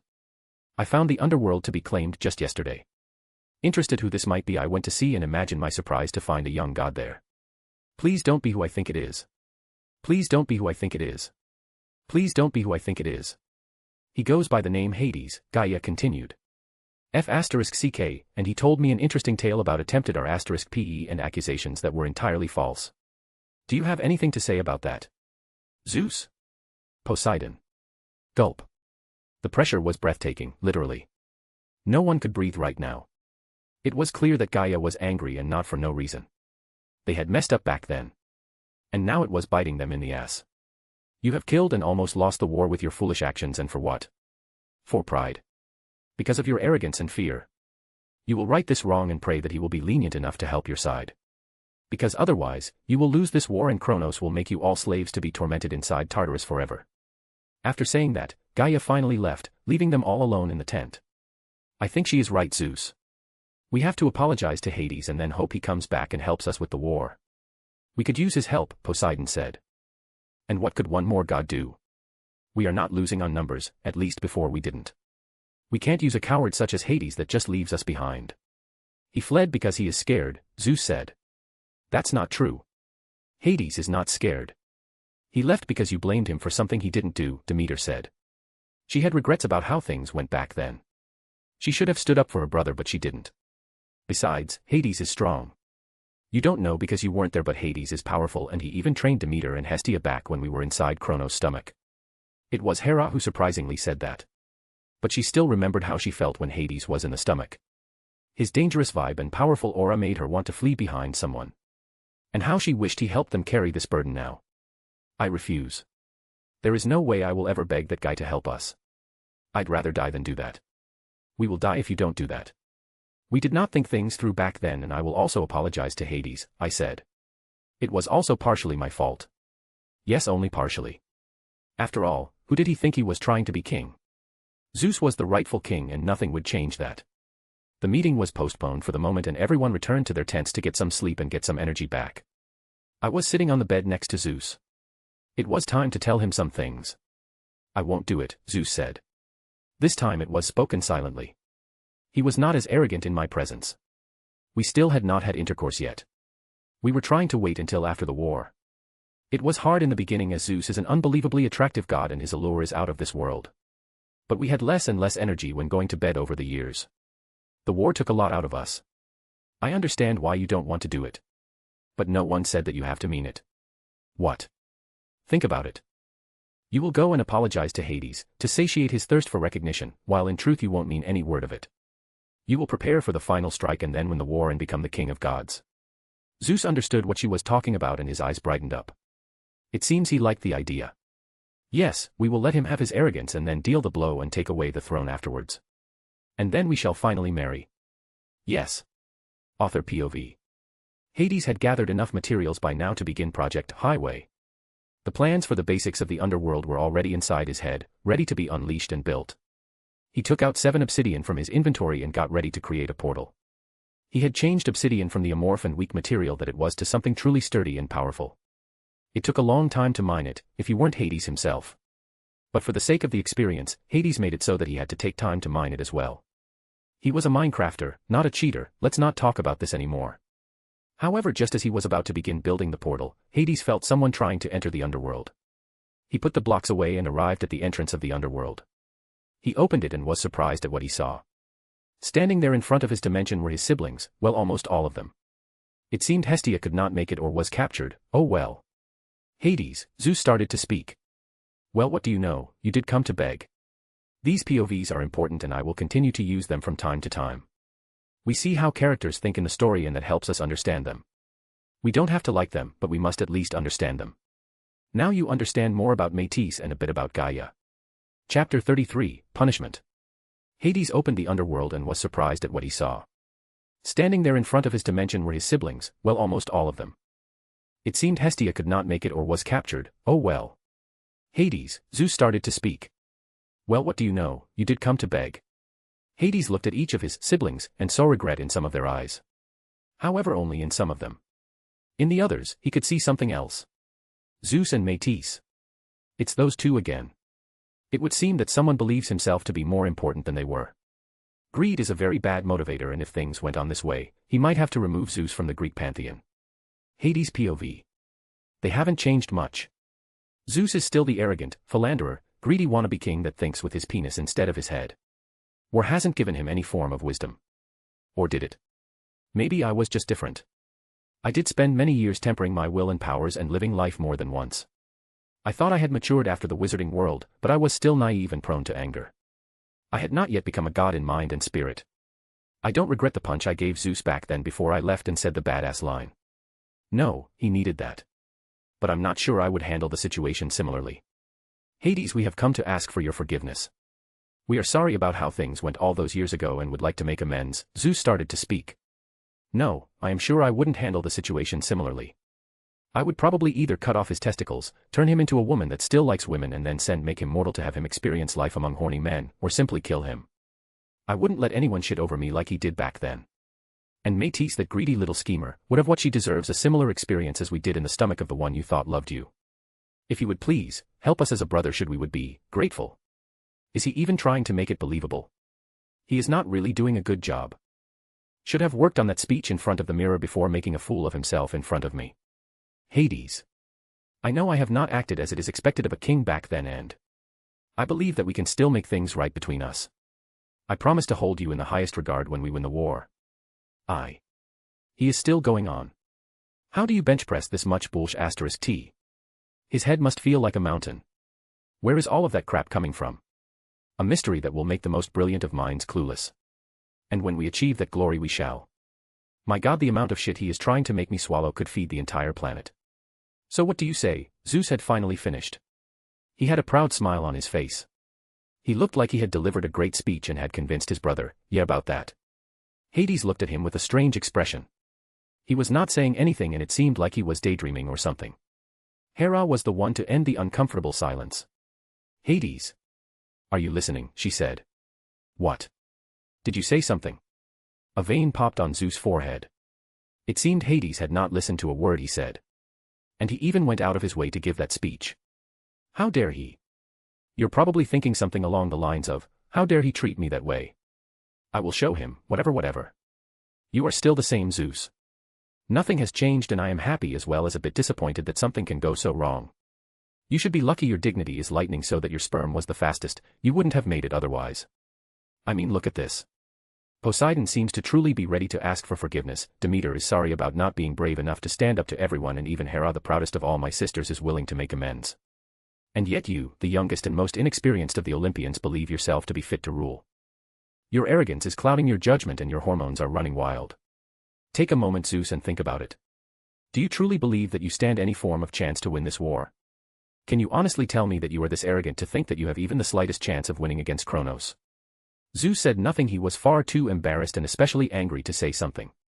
Everything that Hades said was an insult and hit him right where it hurt. You can't answer that, can you? You are still far too high on your cloud. Maybe it is time to humble you.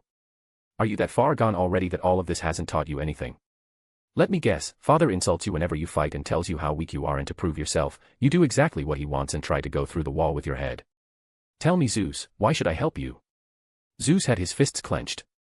He was looking at the ground and was biting his teeth really hard. His anger was threatening to explode. But he had made a plan with Métis. He could not lose control now. He had to make it appear like he was sorry.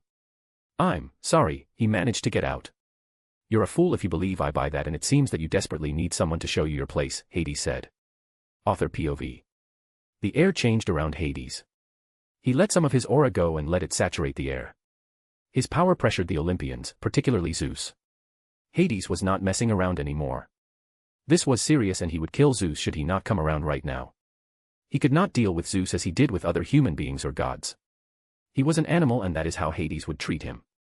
Hades brought his hand up very slowly and pointed at Zeus. He was prepared to kill him and be done with it. Why should he bother with his foolish brother any longer? He had his chance, saw what happened when he messed up and was even now trying to trick him. Wait, someone said. Hades stopped and saw Poseidon standing in front of Zeus. It seemed like his brother had matured. He was now prepared to protect his brother in the face of others. Good. Please. Hades. Don't kill him. It was my fault all those years ago, you know it was me and I'm sorry that I didn't dare to admit it back then. I was a coward. So please don't kill Zeus, I hold just as much blame as he does. Yes. Please don't kill him, brother. He was wrong to blame you and I was wrong to not stand up for you, but I beg of you, we have already lost Hestia, please don't take Zeus from us as well, Demeter said. She also matured. And she cared about Hestia a great deal. That's good then. That only left. Hera also walked and stood in front of Zeus. She had her usual face but this time there was regret also seen on it. I never appreciated you, even though you tried to help me and take care of me. But now you are wrong. Killing Zeus is not going to make things right. If you kill him, you will have to kill me as well, Hera said. Don't tempt me, Hera. Hades looked at all of them. It seems like you all matured quite a bit. The war must have had its good as well. I accept. I won't kill you, Zeus, Hades said and slowly lowered his arm. The others sighed a sigh of relief. However, a punishment will be delivered.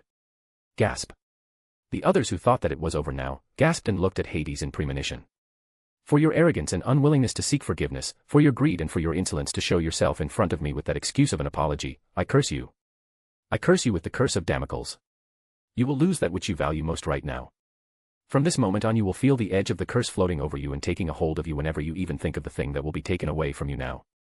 When Hades finished speaking the world shifted and the curse took effect. Reality bent to his will and did what he wished. And then. Aergraph. Zeus began to scream and held his loin. And after a moment something golden flowed through his fingers and fell to the ground. Blood. Author POV.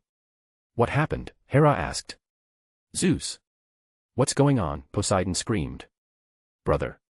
You're bleeding. What is this? Demeter also screamed. However, they were not the ones who were the most scared. While Zeus was screaming like an infant, Métis was terrified and ran to him. She had tears in her eyes and screamed as well. Zeus. Zeus. Love. What is it? Why are you bleeding? What happened? Please answer me. She tried to help him, somehow, in any way, but it was for naught. He was in far too much pain and rolled on the ground while blood continued to flow from his loin. Something was bleeding down there, but what? Métis turned to Hades with a livid expression. She was beyond angry now. Without thinking she attacked him and tried to punch him.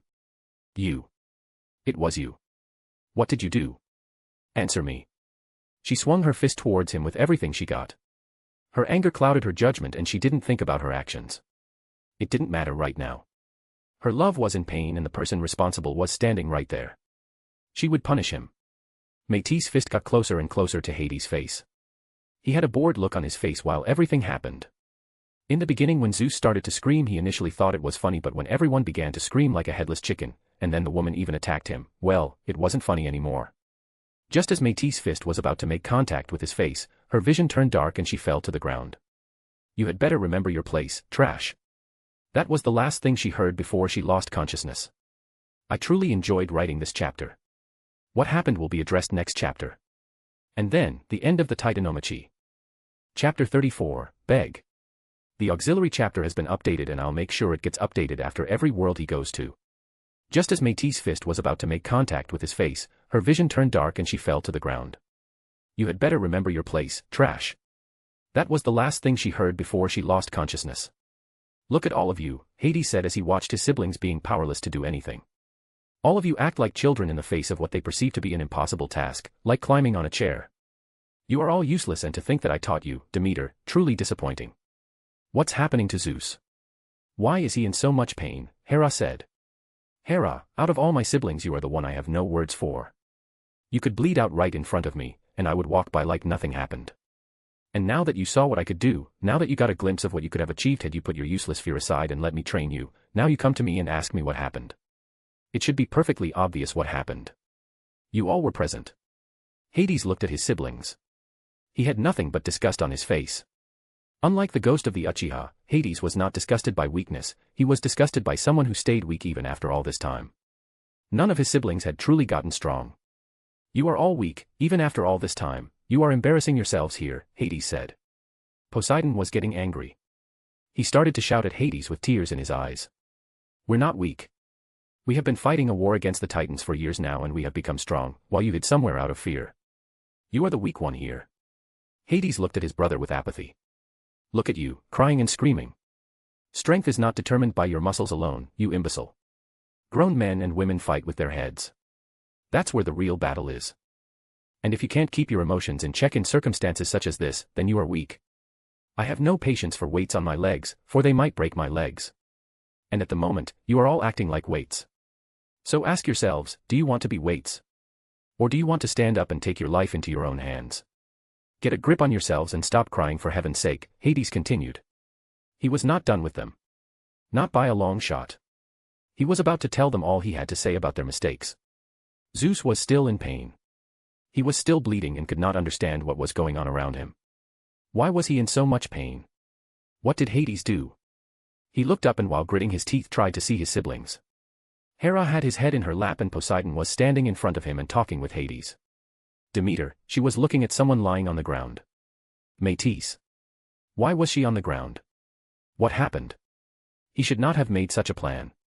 Somehow Hades had grown powerful and learned foul magic. That curse had cut him, oh no. Look at that. Are you still alive, Zeus? Hades asked Zeus, who had just stopped screaming in pain. He was still in pain but he was keeping it in check. It seems like you understand what happened then, yes. Zeus looked at Hades for a moment. He had trouble keeping up with the words that came out of Hades' mouth. Why yes. Good. What did happen? Please tell us now, Demeter asked Hades. It seemed she was nearing her breaking point. She was never one of strong mental fortitudes. **** all right. Even though you were all present when I cursed Zeus. It happened as you saw. I cursed Zeus with the curse of Damocles. What this means is that Zeus will get something taken away from him and for as long as the curse remains, should he think about the thing that was taken from him, the curse will act up again and strike again. In the case of Zeus, it was his testicles and penis. So the thing that you wanted most was intercourse, it would seem. Interesting indeed.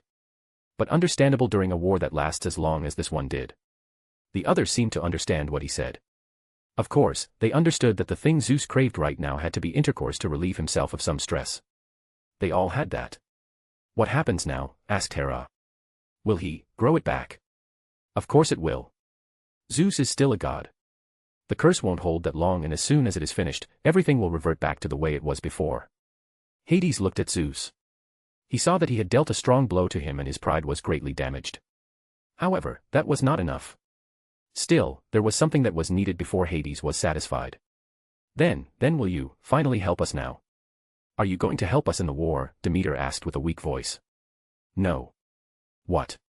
Please, brother. I beg of you. Punish me however you want but please help us. Hestia and Mother have been captured for weeks now and I am afraid of what the Titans and especially Father will do to them. I beg you please brother, please help us. Demeter at this point had lost the fight and had begun crying. Tears were flowing down her face.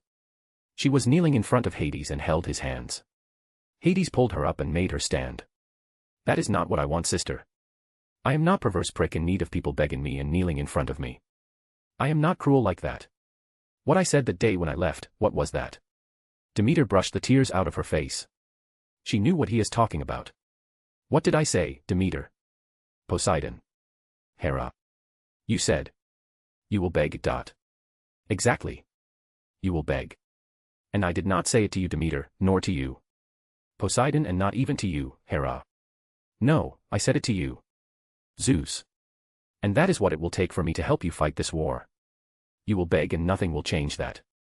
So go ahead, beg. No. Hades, Zeus is injured. You can't expect him to do this in his state. Have you no honor? Are you such a scum to ask this of him right now? You are embarrassing, you are nothing. Do you think we are arrogant? Look at you. You hypocrite talk a lot if the day is long but you are nothing more than a coward. Hera was not as apprehensive as she was before. She was angry and scared and she was not prepared for such a situation when she heard that they would see their brother again. Hades did not care about her right now. He was looking at Zeus. They were looking each other in the eyes, and at that moment Zeus understood that he had to beg. They would lose this war otherwise, and then he would never be king and he would never be able to bed all those women. Zeus POV. Beg, was all Hades said once again. Slowly and in great pain, he got up from Hera's lap. I used a lot of strength to do that. After that, I turned to the side and used one hand to push myself off the ground. Hera's and Poseidon's hands were brushed away. I would do this by myself. I bit through the pain and managed to stand upright. I took one step after the other while holding my loin. I would not make a sound. I would not give him the satisfaction he wants. No, I will do this now. For the war and for my throne I will beg now.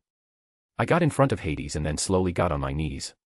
I looked on the ground and then said the words I never thought would come out of my mouth. Please. Hades, please help us. I beg you. I waited for a moment and then repeated once more. I beg you. Please help us. It was silent for a moment and Hades didn't respond. I looked up to him and looked him in the eyes. He had the same impassive face that I had grown to hate already. I accept. I shall help you in this war. I hope you learned something, Zeus. Oh, I learned something. Brother. I learned to conceal my true motives until the very end. I will make you suffer, mark my words. I will have my revenge, and that is absolute. Nothing can change my mind. The embarrassment and humiliation you have given me today will be returned 1,000-fold. That I swear. Hades POV. I can see you, brother, you can't hide from me. I can see your true face and will always know what you think. There is nothing you can surprise me with. And when you do try to go against me or double-cross me or try to take something that's mine or try any other method to hurt me, I will be there and rain down fire upon you. I shall turn you into a woman and make you mortal. I will then take away your memories and set you down somewhere and have you experience mortal life as a woman. I have so many ideas on how to deal with you that it makes my fingers twitch. But I must be patient and wait for your revenge. At least it will be funny to see you dance like a puppet. Chapter 35, War I. Third-person POV. Hades and his siblings were standing in the war tent. After accepting Zeus' beg, Hades first had to go back to the underworld and tell both Nyx and Erebus that he would return in a few days to continue, but first, he had to win a war. Flashback. So you're leaving to fight in the war alongside your siblings then? Erebus asked. No. No. But I thought you just said that dash, Erebus continued. You're not listening to him, Erebus. He never said he'd fight alongside his siblings, Nyx said. Erebus didn't seem to understand. How was he a primordial? Nyx is right. I never said I'd fight alongside those driveling wimps. I will win the war and be back in a couple of days. And then I'll continue working on the underworld. I'll see you then. Hades saluted them and slowly faded out of existence. You know, he truly has the best exits and coolest lines of any god I've seen to date, Erebus said after a moment of silence. Ugh, Nyx rolled her eyes and then also left to go back to the Night Palace. What? He's cool. Don't tell me you don't think so too, Erebus tried to explain himself. Nyx. Hello. Flashback end. So now they were all standing in the war tent together with other titans that were still on their side.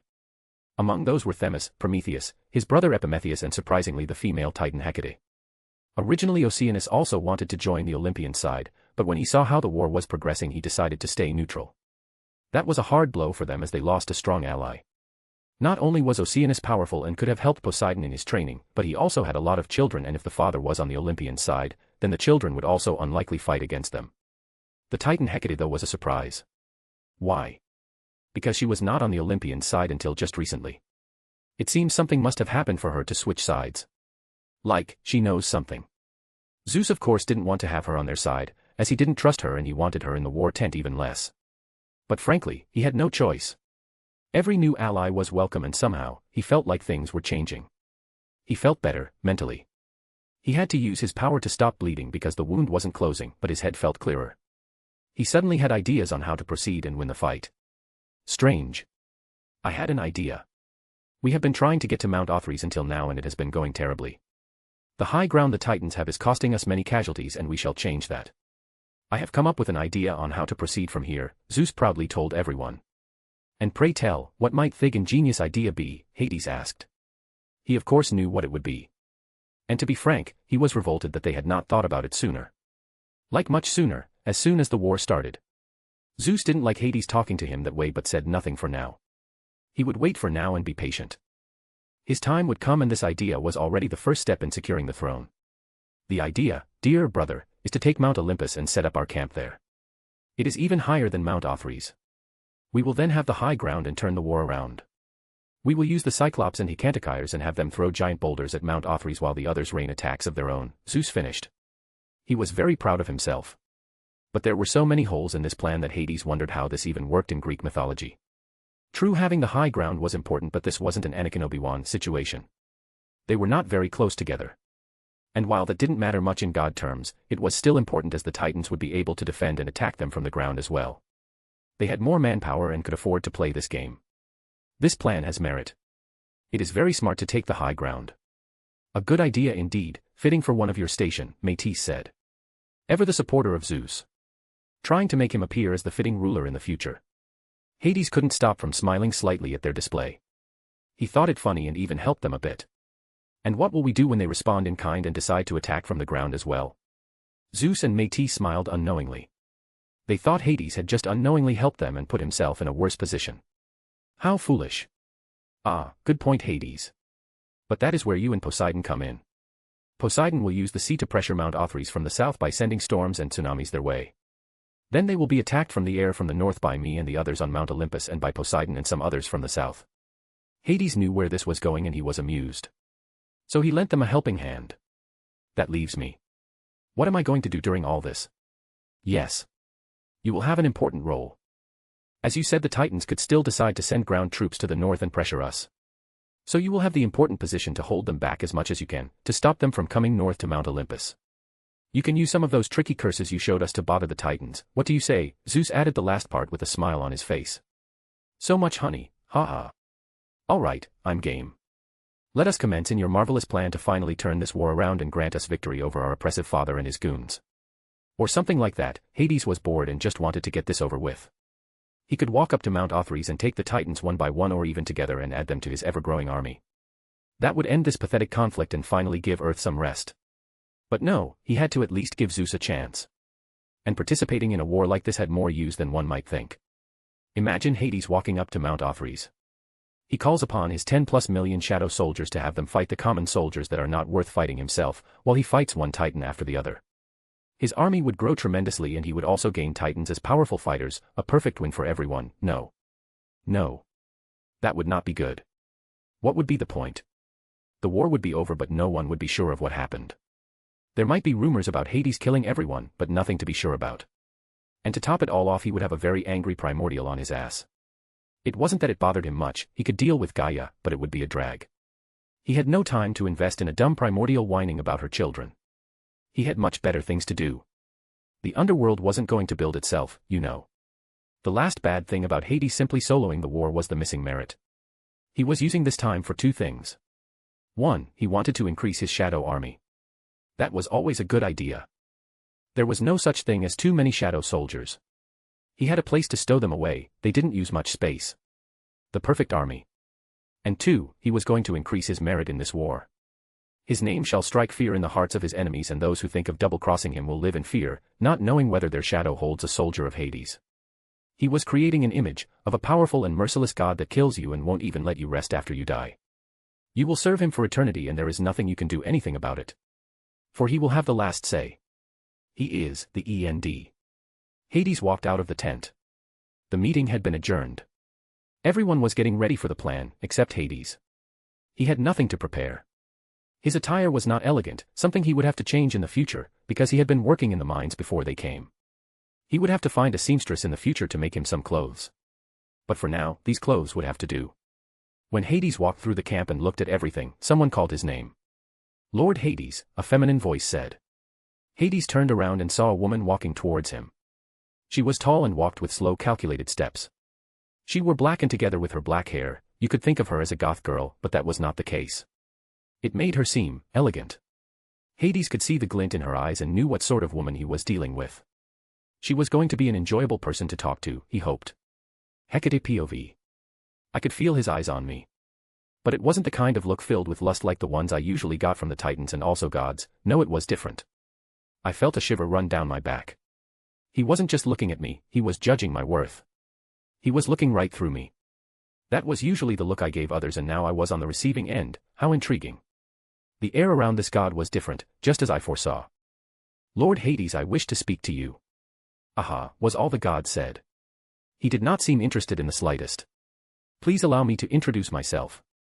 My name is Hecate. I am the Titaness of magic, crossroads, and necromancy. I see.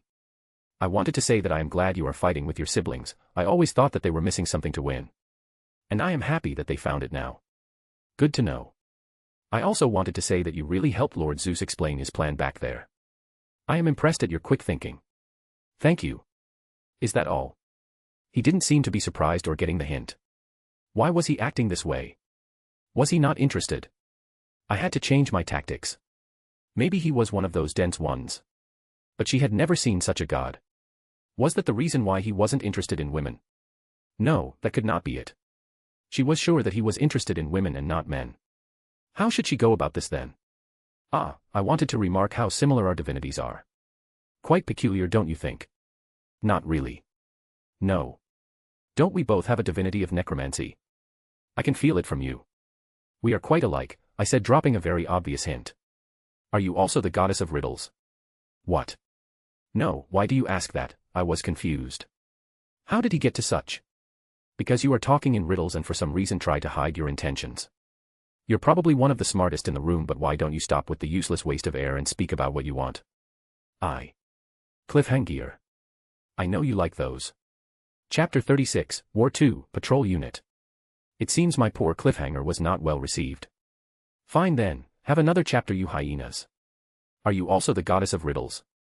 What? No, why do you ask that? I was confused. How did he get to such? Because you are talking in riddles and for some reason try to hide your intentions. You're probably one of the smartest in the room, but why don't you stop with the useless waste of air and speak about what you want? Third person POV. I see. It seems you saw right through me, Hecate said with a sad smile. Her ploy to get Hades to do what she wanted had failed. I'm guessing you were trying to get me to offer something or give you something, and then it would look good because I would be the one who had offered it to you. You are smart, but I find it appalling that you tried to manipulate me in the first talk we have. Quite a foolish gamble on your part. You should have thought about what it meant if it failed. After all, first impressions matter. Hades then walked away. What did he care about her? She was none of his concern. When he heard that she had switched sides before he had joined them, he was suspicious. He thought that she must have seen something with her magic. She probably had minor clairvoyant abilities through her divinity of magic. So he didn't say anything. And even if she was a spy, sent by Kronos to tell him all their secret plans, he didn't care. Zeus' plan was solid and he would get to fight and increase his army. What more could he want? Although he was not overly excited, of course. He had been to the solo leveling world a few weeks ago and had fought enough there. Still, it was fun to test your current limits against an enemy such as Kronos. Although limits were not really something Hades had, he still had a current level of strength and power that he liked to test against strong enemies. All those limits were removed due to his power and he was in a constant growth phase. Fighting Kronos would yield some benefits though. Hades had already approached the concept of time, so seeing how Kronos uses it will help Hades immensely. He was interested in upgrading his limitless technique anyway. But we digress. Hecate was uninteresting to Hades. He guessed that she wanted to get close to him in order to have him invite her to the underworld. But why would he do that? He was not interested in being a king. He was the god of the underworld and more, his goal was not as shallow as becoming king. If it were, he would have killed Zeus yesterday and been done with it. Why bother though? Being a king meant that he had responsibilities and becoming a god king even more so. He might rule the underworld and there might even be habitants in the underworld, but he would have others help him with most of the things. If you were a god king, you were confronted with problems from all sides. That was not what Hades wanted. Especially not when he has something with the underworld that will eclipse anything that Olympus could hope to be. No, Hades would watch Zeus run the entire thing to the ground while he kicks back and enjoys his work and travels to other worlds to collect things or enjoy himself. He already had plans for the next travel. There were a few things that he wanted to have access to, such as hockey or Nen, but he thought that a butler might be the best thing before those two things. But he would get them either way. It might just take longer. But who cares? Everyone was ready now. It was time to go through with the plan. Poseidon was already on his way to the sea to flank the Titans on Mount Othries. And while he had help from some children of Oceanus, he would have to carry most of the load. Hades was already walking towards Mount Othries from the north. He would get to fight today and that was all that counts. His mind was not in the game though. He was thinking about the underworld and some of the things he would add. Something this time desperately lacks is entertainment. That will be changed. He will create an entertainment district or city. Why not an entertainment biome? Yes, go big or go home. Apart from entertainment, there was also the opposite, relaxation to think about. Hades had something in mind that was built by humans in the future. The Hanging Gardens of Babylon. He was going to rebuild it and make it grander. And then he was going to make a big spa-themed resort out of it. Truly, sometimes his genius, it's almost frightening. Hades' POV. Walking through the land that would in the future be known as Greece, I could see how barren it was. The war had not helped the earth regenerate. It was like a war happened or something, sheesh. However, good old Granny was surely going to take care of that. Not like I cared all that much, I would be in the underworld most of the time and the rest of the time, visit different worlds. But I still enjoyed the beauty of Mother Earth. I made my way slowly and covered some ground before the first patrol spotted me. Due to me never participating in the war, I was unknown and the patrol would surely question me first to find out my motives for coming so close to Mount Othries. And that would be their downfall. The group consisted of monsters such as minotaurs, hellhounds, and even a chimera. Kronos wasn't sparing any resources. But the fact that a hellhound was present here surprised me somewhat. He should have felt the underworld being claimed and should have gone to have a look. So either he was a weak one who did not feel anything, or Kronos had a very strong grip over all these monsters. Nevertheless, I was going to reap some lives today. Would this jumpstart an alarm? Whatever. Halt. You are stepping on territory belonging to His Majesty Lord Kronos. What is your purpose for coming here? One of the minotaurs spoke. Look at that, a talking cow. Now I've seen everything. You. Me. Why do so many people say this? I mean, it is pretty obvious that it was me, so why say it? Must be the idiots who couldn't come up with an insult. The minotaur whom I just insulted attacked me like the animal he was. Oh, you meat. Did no one tell you that the butcher was coming today? Oh well. The minotaur had a big sword in his hand, but the fact that I was insulting him seemed to short-fry his brain and he just attacked me like a bull and tried to pierce me with his horns. Oh my. Such anger over a simple statement. Third-person POV. Hades tried something that he always wanted to but just recently came up with. He focused slightly on his divinity of boundaries. As the minotaur approached, Hades swung his arm from top to bottom in front of him. The bull stormed towards him and before he reached Hades, his body split in two and both sides of the minotaur's body ran past him. And then blood gushed out and both halves fell to the ground. It was like the blood in the monster's body had forgotten what it had to do because it was also surprised. Ah, this is a cool way to flex. I should use this more. Maybe I can combine this with Limitless. Food for thought, Hades said. What he did there was simple. He concentrated the power of boundaries on his fingers and then swiped in front of him. He willed the boundary between two particular areas of space in front of him to have no boundary between them, effectively splitting that area in two. And since the poor minotaur was inside that space, he got spliced in two as well. I really should go and visit One Piece because I am feeling like Trafalgar D. Waterloo right now. Truly I just might after things are taken care of here. And I have finished my project, the Underworld.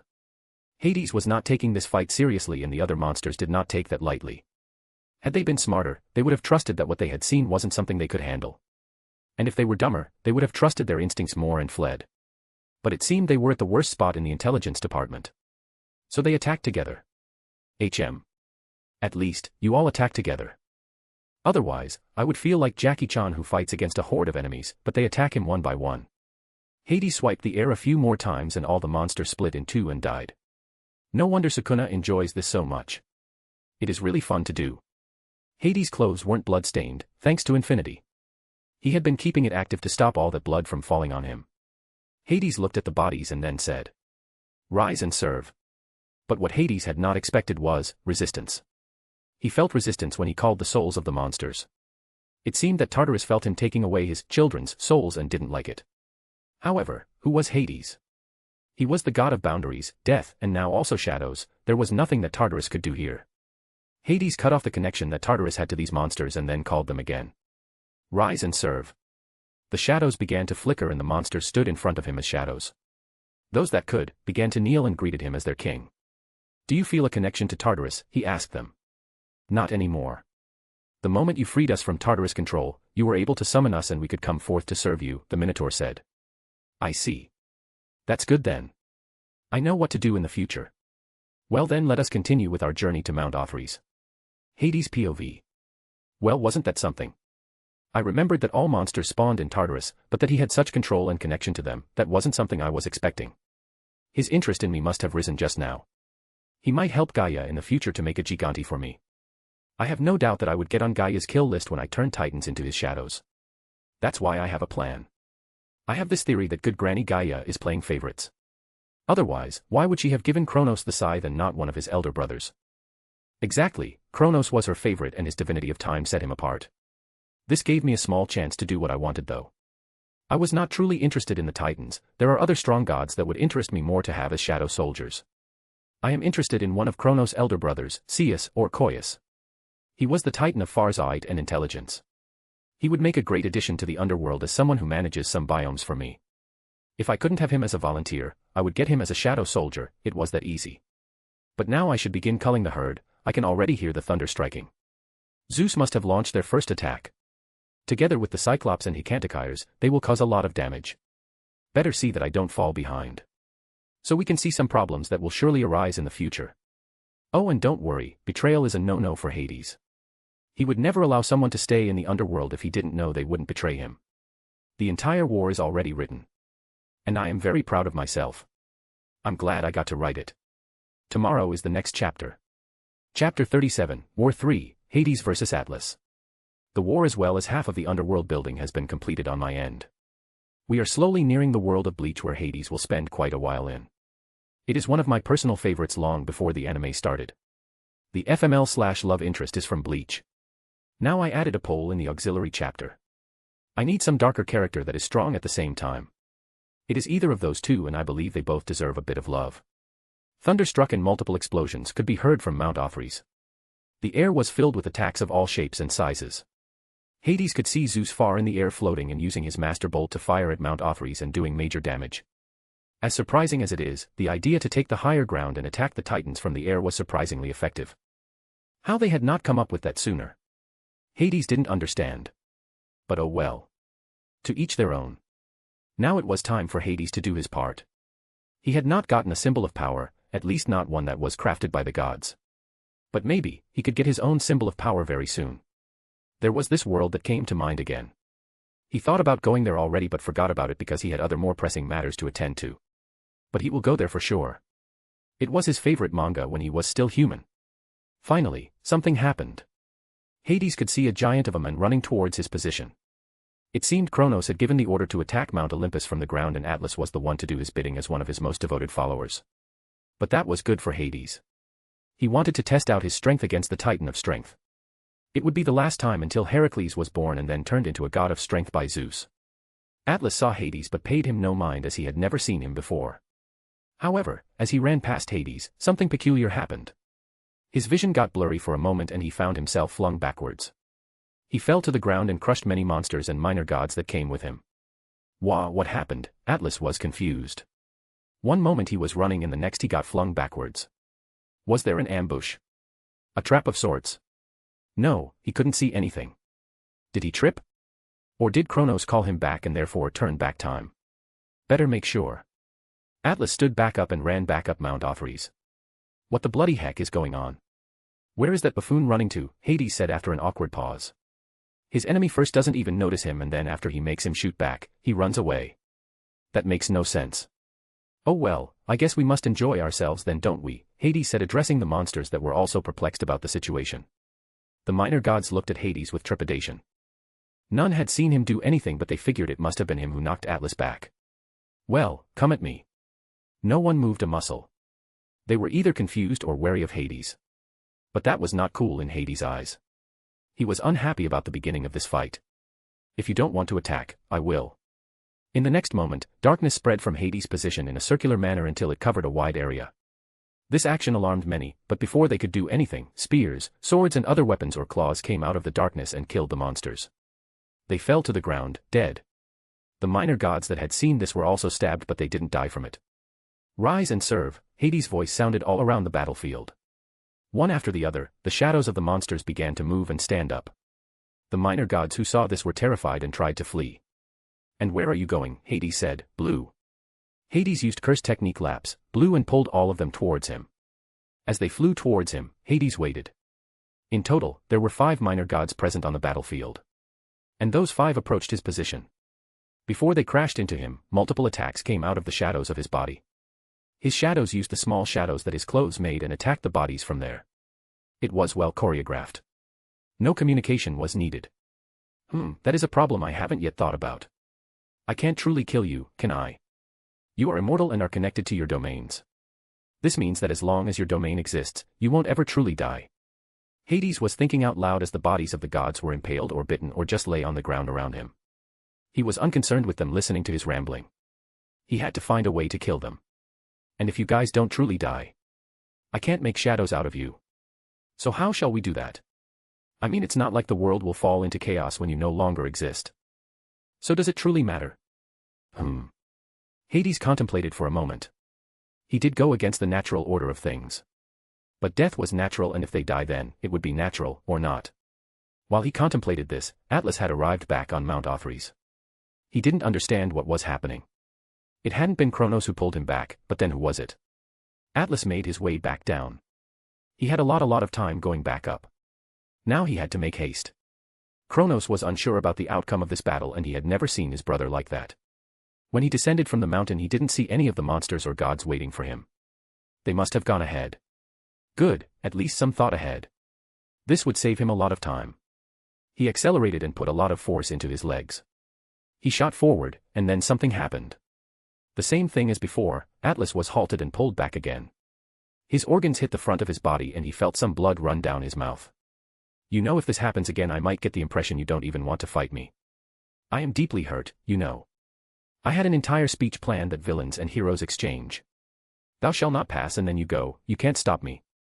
And then back to me, it's not too late to change, and then you'll never win, and then me again, evil will never prevail, and then you, weakness, disgust and dash. Oh wait, no, that would be one of my lines. Atlas.exe has stopped working. Well, it's still a work in progress. We don't have to use these exact words, we can dash. Enough. Sheesh, no need to shout. I'm standing right here. Who are you? Name's Hades, Lord of the Dead. Hi, how you doin'? Hades offered Atlas a hand. Hades, you're one of Kronos' brats. But I haven't seen you all those years. What happened? Were you scared? Not really. I mean, while it is indeed scary to fight in a war, I am usually the scary one. Hades had taken to a lower, more threatening tone. No more games. This was going to be a fight to the no longer able to fight. Ha ha ha ha, you are funny. So you hide for over a decade and then decide to face me as your first opponent. You truly are a strange one. But oh well, if I bring Lord Kronos your head, he'll be more than pleased. Oh. You are very confident in yourself. That is good, I hope you stay that confident. Hades was no longer in any mood to joke. He had taken to his usual stoic face. Atlas was a good opportunity to test himself. He hadn't fought a good battle since he challenged his brother Satoru. And now, he was much stronger than back then. Hades POV. Atlas attacked. It was nothing special, the attack had a good technique, and it became apparent to me that Atlas had fought a lot of battles before, but there were no martial arts used. Atlas had a wide grin on his face. It seems he was happy about killing me and bringing my head to Kronos. He will be disappointed though, as this is not even slightly close to making my try. The Titan bent his knee, pulled his right arm back and punched with great force. Once again a fist was nearing my face in the span of 2 days. How do these people think that he is an easy opponent? Is there something on my forehead that said so? I bent my head to the side and the arm shot right past me. The momentum was too much though, and Atlas lost his balance. I of course used this chance and brought my knee up and hit him in the chin. While normally the fight would be over now, this was not the Titan of strength for nothing. Even though his brain was rattled, he managed to stop himself from falling unconscious. Atlas narrowed his eyes and looked at me. It seems that surprised him. And I must say I am also surprised at his tenacity. Now the fight can start for real. Atlas once again attacked. This time he was prepared for counterattacks. I dodge his fist once again and attack with my own fist to his solar plexus. He blocks my punch and tries to grab me with the other hand. I duck and bend my knees to build momentum. I put some strength into my legs and try to uppercut the Titan. He narrowly dodges backwards, sets his left foot back and raises his right one. He does a frontal kick with the right foot and stops my advance. He has very good battle instincts. I don't think his brain can keep up with all of this. He does it all on instinct. But it matters little. No matter how much of an experienced brawler you are, you will never win against someone who has mastered many martial arts. The fight continues. Atlas trying to gain enough space to use his monstrous strength and punch me, while I keep us close to each other to have him lose his rhythm and keep him from really delivering punches that contain his full power. He punches out with his left and I dodge to my left. I punch out with my own left, targeting his center. Atlas has no time to dodge and just takes it while trying to get me with his cross. My left fist digs into his stomach. I pull back very fast and deflect his cross with my retreating arm. This opens him up for another attack, which I promptly deliver. My right fist approaches his face and makes contact. This marks the fight's first hits. Atlas collects himself again and once again tries to hit me. He is a simple fighter and does not even use his legs very often. He likes to get close and personal. I have no problem with that and deflect or dodge all his attacks. I wait for the right chance and punch or kick him. He punches with the left, I duck under it, come around the right and use a right hook to hit him in the face. Atlas shakes it off, swiftly, and tries to elbow me. I retreat a step back and wait for his assault. Just as predicted, he uses his top speed and punches out as fast as he can, hoping to get a shot in. That, however, is a pipe dream. I am just as fast and simply deflect all attacks. Third-person POV. The fight gets more and more hectic as Atlas loses more and more ground. He turns into a beast that no longer cares for defense and only tries to hit Hades. Atlas punches with his left, and Hades blocks and punches him in the face. Atlas punches with his right, Hades deflects and punches him in the face. Atlas tried to tackle Hades. Hades put his palm forward with it facing the left. He has it in the perfect 1-inch punch position and then uses it. PFFFFFF. The air leaves Atlas and effectively stops his advancement. Hades grabs Atlas' head and brings it down to meet his knee. Their meeting doesn't go well and Atlas' head cracks. His head shoots back making him look to the sky and then Atlas falls to the ground. Hades stands there and looks at the beaten form of Atlas. That was a good workout. Well, I think we're done, he dash. A flash. Hades' eyes widen in surprise and then, *BOOOOMMM. Asterisk. Cliffhanger returns. I am quite proud of this chapter. Tell me how you liked it. Chapter 38, War 4, 2v. Bang. There was a loud and big explosion. Dust covered it all up. Atlas looked at the scene with wide eyes.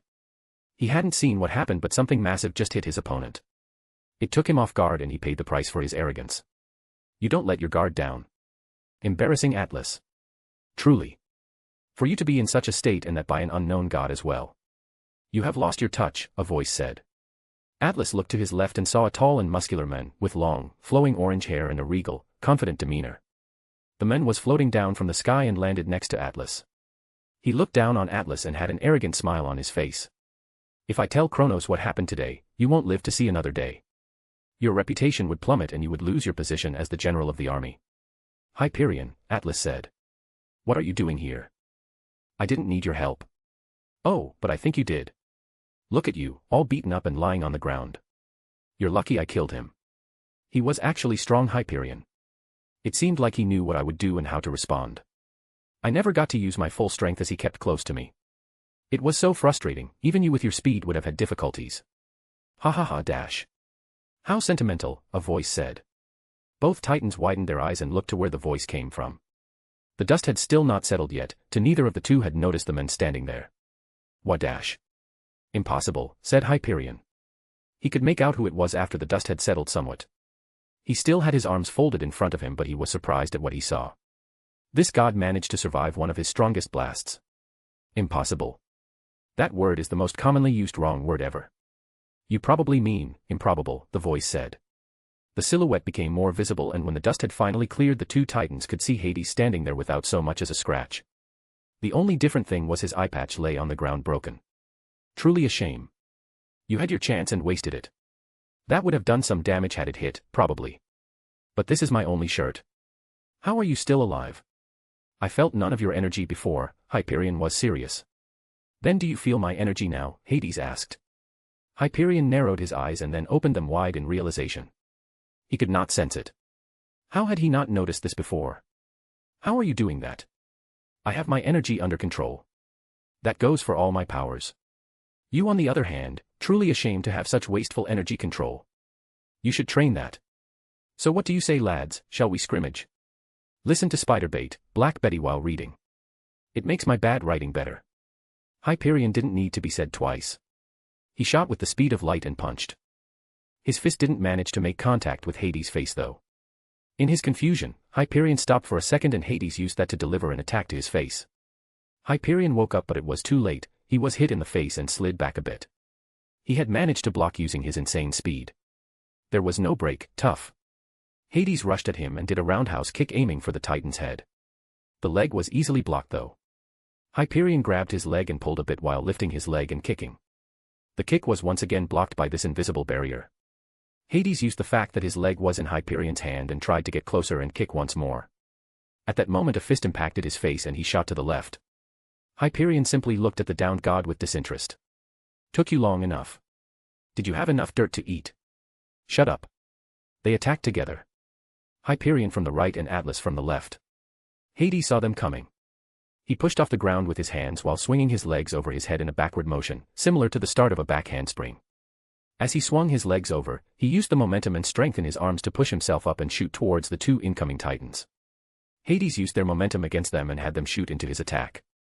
The two titans' faces were bent inwards and Hades got the higher position above them. He pulled his fist back and punched Atlas in midair. He had to block the leg that came towards him from the left. It seems Hyperion had already recovered and used his focus on Atlas to attack. However, Hades caught the leg. Before he could do anything with it though, his right arm was grabbed by Atlas. Atlas pulled Hades towards him. Hades refused to let go of Hyperion's leg though and slammed him to the ground, taking a punch himself. Hades held his chin. That punch had quite the force behind it. Hades smiled. Not his normal smile but the same smile Satoru had when he got enlightened. He was pumped up and maybe also a bit psychotic. Hades spread his arms wide and laughed. Ha ha ha ha, come. Let us continue this marvelous dance to the death. None of the titans waited for him to finish talking fully. He was crazy in their eyes. He was holding his own but there was no way he would win this fight. They shot towards him. Hyperion was faster, obviously, and was in front of Hades in a millisecond. Once again, just like at the very beginning of the fight, Hyperion was about to hit Hades at light speed. This time though he was not met with infinity. Red. Hyperion's vision turned red and he was met with the strongest hit he had ever received in his life. There was that one time when Atlas hit him with full power, but it was even stronger than that. Hyperion was not only met with reversal, red, but he was also traveling at near light speed. This multiplied the force by uncalculable margins. The force was so strong in fact, that Hyperion lost consciousness.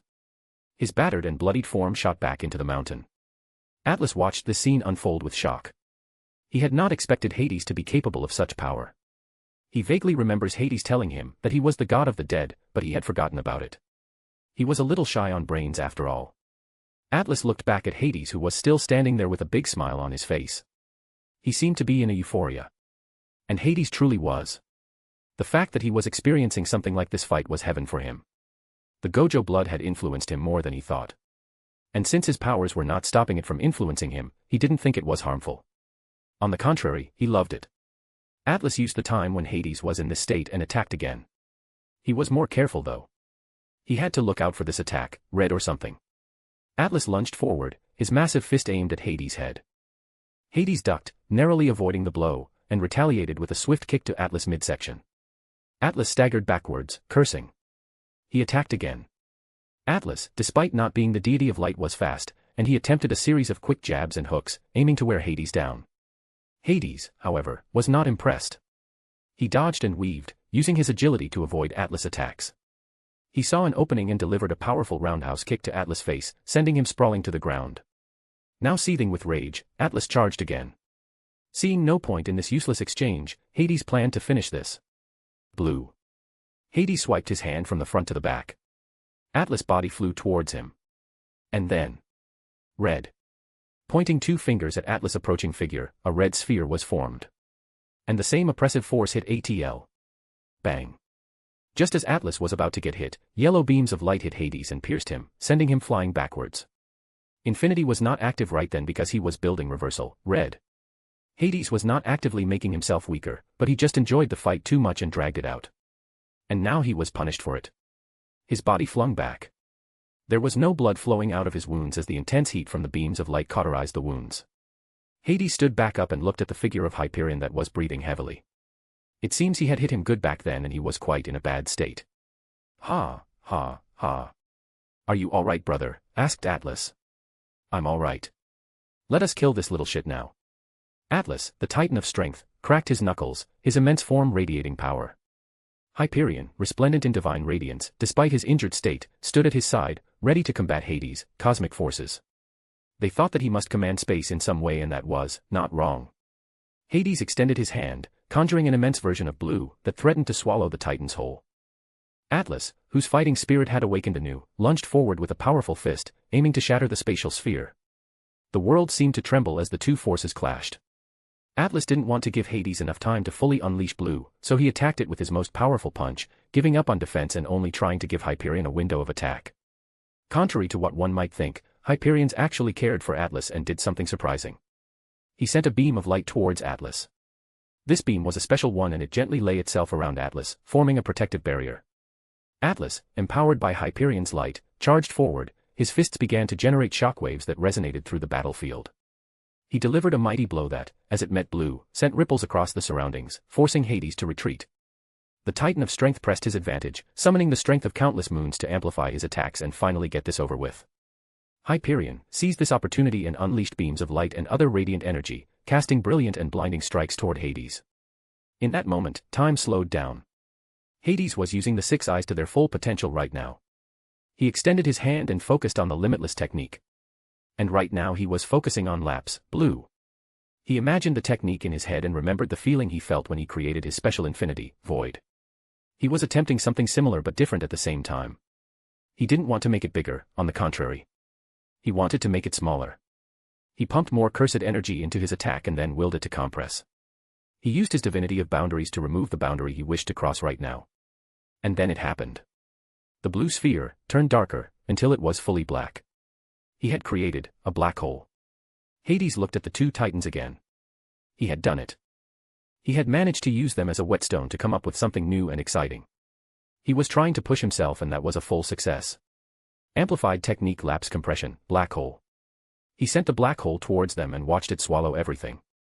The attack from Hyperion was instantly swallowed, and the shockwaves generated from Atlas punches were also sucked in. And then more got sucked in. The ground, trees, air, sunlight, and even the two titans.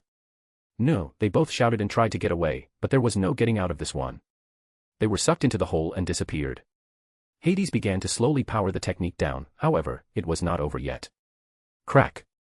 Cracks were heard, and just when Hades stopped the technique, space seemingly broke like glass, and out of that hole in space, the titans shot with outstretched arms. Both of their fists reached Hades and cracked his skull, sending him flying backwards. Hyperion and Atlas were in abysmal states right now. Hyperion, in the desperate attempt to stop both of them from dying at the bottom of the black hole, had used his life force to go supernova, so to speak.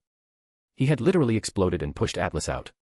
Had Hades not stopped the technique so soon, and had the technique not been the first time he used it, it would not have worked and both of them would have died. But now Atlas at least survived and managed to punch Hades with his and Hyperion's combined 110% of power. Atlas looked at the charred form of Hyperion. Hyperion, ha. Ha ha ha ha ha ha. That was amazing. Atlas turned around again as slowly as he could with his injuries. He saw Hades without a shirt, golden ichor all over his body, walking towards them. He cracked his head and was looking unperturbed. What was he? How are you still going with all those injuries? Atlas asked, bewildered. This had never happened. They had never been beaten to this extent, and what's more, by this young god. The labor we delight in physics pain. Truer words will never be spoken, Hades answered the titan, who looked pretty beat up right now. What? Asked Atlas. He was a little shy on brains after all. Oh my. You haven't heard that line before? You really ought to read more. Now then, Hades said. He pointed at Hyperion's charred stump. His arms, legs and part of his thorax were missing. Disgusting. Red. Boom. Hyperion's body exploded and turned to dust. Who knows when he might reform, and if he will at all. After all, Hades had plans. Hyperion. Noou. There it is again. That typical you. Why do people say that? Oh well. This has gone for long enough. Hollow technique, purple. Well, that's it. I used a lot of time to write this chapter and I am happy with the way it went. This is probably my favorite chapter so far. If you don't like it and want to tell me, please sugarcoat it for me. I am far too happy it went this well. But I'm a novice and understand if some things are bad. Chapter 39, War v. The Climax. Third-person POV. the war was nearing its climax. Let us divide the battlefield and go over all parts of it. The three main battlefields are the air above Mount Othrys, where Zeus is raining lightning down on the palace and the Titans living there. He is supported by the Cyclops and Hecantikyres who are sending giant boulders at Mount Othrys. The second battlefield is the land between Mount Olympus and Mount Othrys. That is where our boy Hades has been fighting. There is not much field left of that battle, though. The third battlefield is located to the south of Mount Othrys, particularly the sea. That is where Poseidon has been sending hurricanes, storms and earthquakes to keep the Titans' attention divided. Poseidon has had to stop though as he had been attacked by Oceanus some time before Hades had finished his battle. And they were still duking it out. The rest of the Olympians and their allies fought all over the land. Hecate was using spells to stop Iapetus from doing too much damage and killing their members. His divinity of mortality was dangerous in such a fight. He had already cost them most of their troops by making them mortal for a time and then killing them. Then they had to reform and that could take years. Hera was fighting Crius and Demeter was fighting Ceus. Prometheus and Thetis were doing their best to reduce the amount of monsters there were. And they were probably one of the more successful groups. Hera was doing well against Crius but it would take a long time for her to win, if she would win at all. Demeter was doing good too, but Ceus was not the titan of foresight and intelligence for nothing. He saw her flaws and exploited them brutally. She needed help from Prometheus more than once to get her out of trouble. After initializing the fight, Zeus focused on doing the most damage possible using his divinity of lightning and creating devastating thunderstorms. Together with his symbol of power the Master Bolt, he did a lot of damage and got the attention of the King of Titans, Kronos himself. And that is what the supposed leader of the Olympians has been doing since shortly after the fight began. Among all the chaos that was going on, Hades had been the most successful as he had taken out 2 Titans single-handedly. Hades looked at the 2 parts of the Titan lying on the ground in front of him. The golden ichor soaking the ground. Atlas was split into 2 parts with a circular giant hole missing from his body. Truly you have a remarkable ability to regenerate. But you won't get up any time soon, I reckon. Better see what else I can gain from this. Now that I think about it, why not see how Hyperion is doing, Hades said to no one in particular. He could feel Hyperion had seemingly entered his domain of light and his soul was not available to take for Hades. Well, that is not quite accurate. He could take it forcefully, but that might damage the fabric of the world. The light was important after all. And what's more, he wanted to have something that angered the future god of light/sun Apollo. Hades decided to leave things for now and focus on looking for another battle. It was very rewarding and fun to grow mid-fight. He had gone through a breakthrough and his understanding of infinity as well as math and gravity had increased greatly. He guessed it wouldn't be long until he gained a minor divinity in those aspects. But he was not in a hurry. He had taken it slowly during the fight and mostly responded to the others' attacks while trying to feel pressured. He did get what he wanted, but he always knew that he was in no danger whatsoever. Making his way towards Mount Othrys, Hades could feel the fight taking place on the top. His father must be fighting Zeus and from the feel of things, Father Dearest was not doing as well as expected. Kronos should be wiping the floor with Zeus but he wasn't. What was going on here? Ah, I see. So that's how it is. Interesting. Hades could feel what was happening. His 6 eyes were still active after all. He could feel all sorts of energies and at that moment he could feel a very special energy around Zeus covering and infusing him with power. Fate. That was fate energy. They were weaving their little stories about how they liked and used this to give the youngest Olympian a boost in power. How foolish they were. There was no way Zeus won this fight without his brothers. But perhaps that was the idea. To give Zeus enough power until they arrived. That only meant one thing for Hades. He would wait and see how long this boost lasted. What? There was no way he would give those 3 anything they wanted. The fight dragged on. Zeus was holding his own and he was growing while he fought. Impressive stuff, but it wasn't enough to bridge the gap that thousands of years of experience did for Kronos. Hades could see the different ways his father used the concept of time to help him in the fight. The surprising thing was to see how crudely Kronos used his divinity. It seemed like he was either rusty or just bad at using it.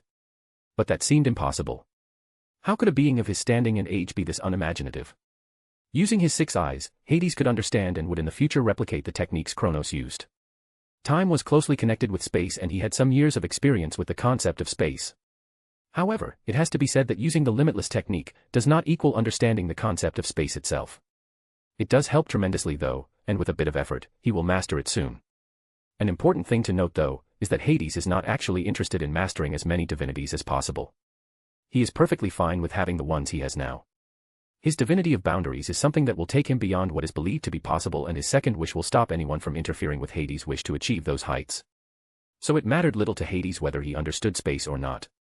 He lived to enjoy himself, or at least he tried to. And that was also seen in his fight with the two titans. Had Hades wanted to, he could have removed the barriers that held the body together.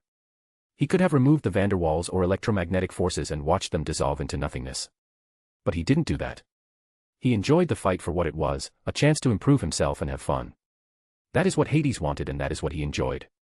He always thought that the cultivators from those stories must live the most boring lives because they just cultivate. Meaning they sit there and try and absorb energies from the world to progress and get stronger. And that just wasn't for Hades. Sure, the occasional young master would be fun to mess around with, but the long time it took to progress and the necessary sitting and whatnot just wasn't for him. And yet he never wanted to have to worry about being too weak for something. He wished to be free and travel. Absolute freedom was something that Hades thought about wishing for. But he decided to go with boundary manipulation instead, as that included absolute freedom as well. So now, standing here and seeing Kronos' use of such vestigial moves and techniques disappointed Hades. The outcome he was expecting started to show. Zeus was no longer able to keep up with everything that Kronos dished out. The fate energy had depleted substantially. Soon Zeus would be defeated and Hades would have the stage, or so he thought. Just before Kronos dealt the finishing blow, someone sprang into the fight and intercepted Kronos. Poseidon. Hades was surprised. Not that he sprung into action without thinking, and neither was he surprised because he hadn't seen him coming. No, he was surprised that his fight with Oceanus was finished. Hades guessed that something must have happened for Oceanus to either leave or let Poseidon go. There was no way that Oceanus had lost though, unless, of course, the fate energy. It could have played a role in his fight too.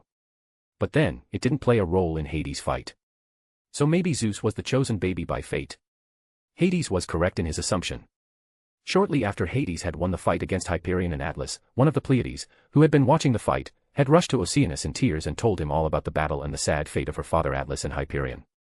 Oceanus had stopped fighting Poseidon then and decided that it would be smart to go back to being neutral. He was a family man at heart, but his brother Kronos was not someone who was very likable, especially in recent years. So in the end Oceanus conceded the fight and let Poseidon go. Poseidon, having heard what the daughter of Atlas said, decided to rush to Mount Othrys, correctly assuming the final fight against Kronos to take place there. Sigh. Hades sighed. In the end, he didn't get to see Zeus getting crushed by Kronos. But it was still worth it to watch. Now though, it was finally time to end this war and get back to building the underworld. Kronos was parrying the trident of his second youngest son with the scythe that he had gotten from Gaia. He punched Zeus in the face and was about to cut Poseidon when the blade just stopped. He looked to see a hand touching his scythe. What? Kronos said in confusion and surprise. That was impossible. Or at least it was thought to be impossible. Anything the scythe cut had its soul cut as well, making it one of the few weapons that could kill gods, for good. But who are we talking about here? It was Hades, the one who broke boundaries and commanded them. He said what was and wasn't possible. He was the one to decide when things ended, for he had the final say. Surprised father. This is the second time we have met and I would like to formally introduce myself. Hades. So you've come. And what an entrance you've made. I heard about the reason why you never entered the battlefield. How your siblings framed you and shunned you. Why do you fight for them? Why not fight for me? Fight with me. I could use your help and I know that you are not fond of them. I am surprised. I thought you were a buffoon that used his strength and power as well as his dick to decide everything. And now I must find out that you're actually really cunning. I understand now why you were the king of the Titans. You have my respect for finding out the only thing that you could have said that might have made me change my mind about the war. However, I have decided. I am here for one thing only, and that is your scythe. After that, you can duke it out on your own, I don't care. The scythe. You won't get the scythe, boy.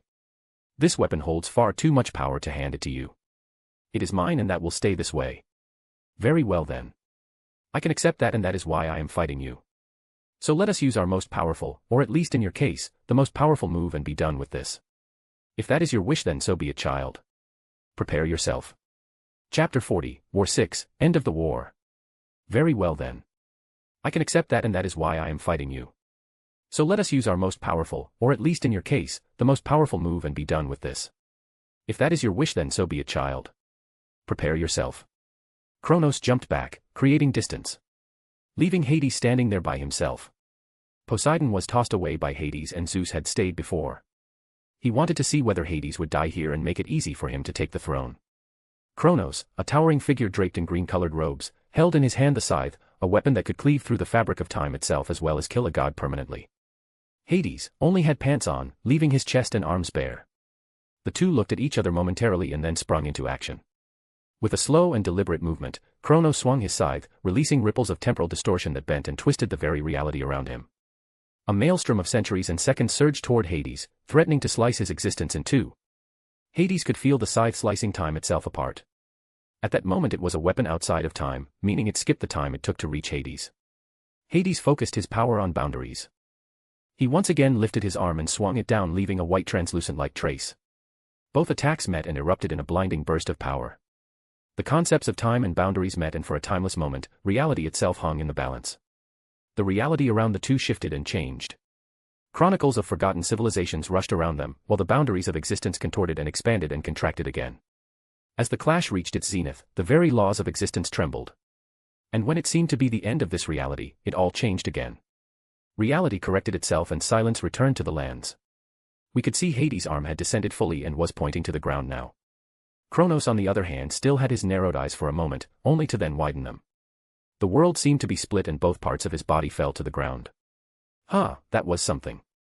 Glad we could do that. Now let me just grab this, Hades said, and grabbed the broken scythe from the ground. He had plans with that, and as it so happens, he has a similar weapon inside his inventory he wears as a belt. Hades was going to combine those two weapons and make them one. He liked the soul-splitting katana and wanted to use it. Hades turned around and saw the destruction he had caused when he fought against Kronos. It was like a ravine had been created from his attack. When their attacks clashed, Hades could feel the scythe approaching with his boundary sense. But he wasn't able to see it.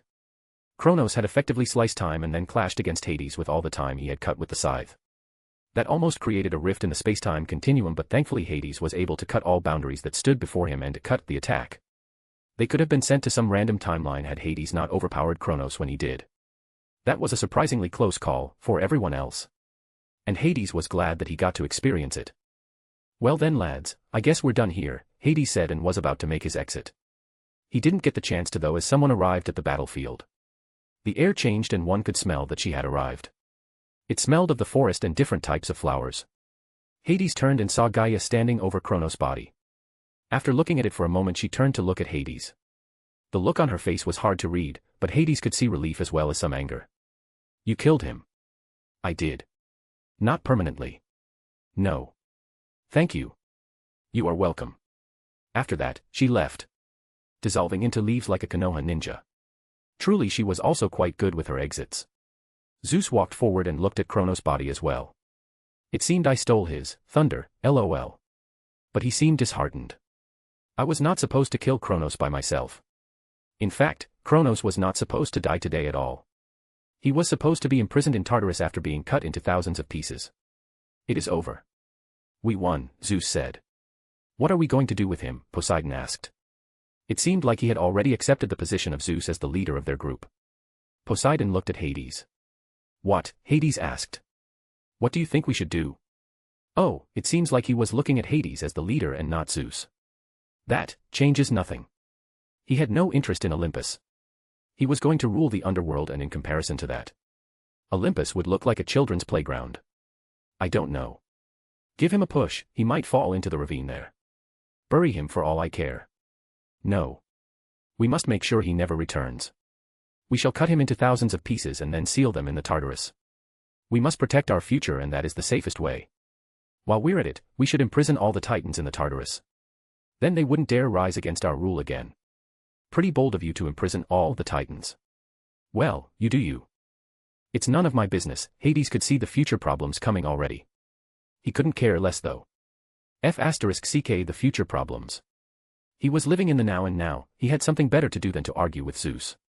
The war had ended.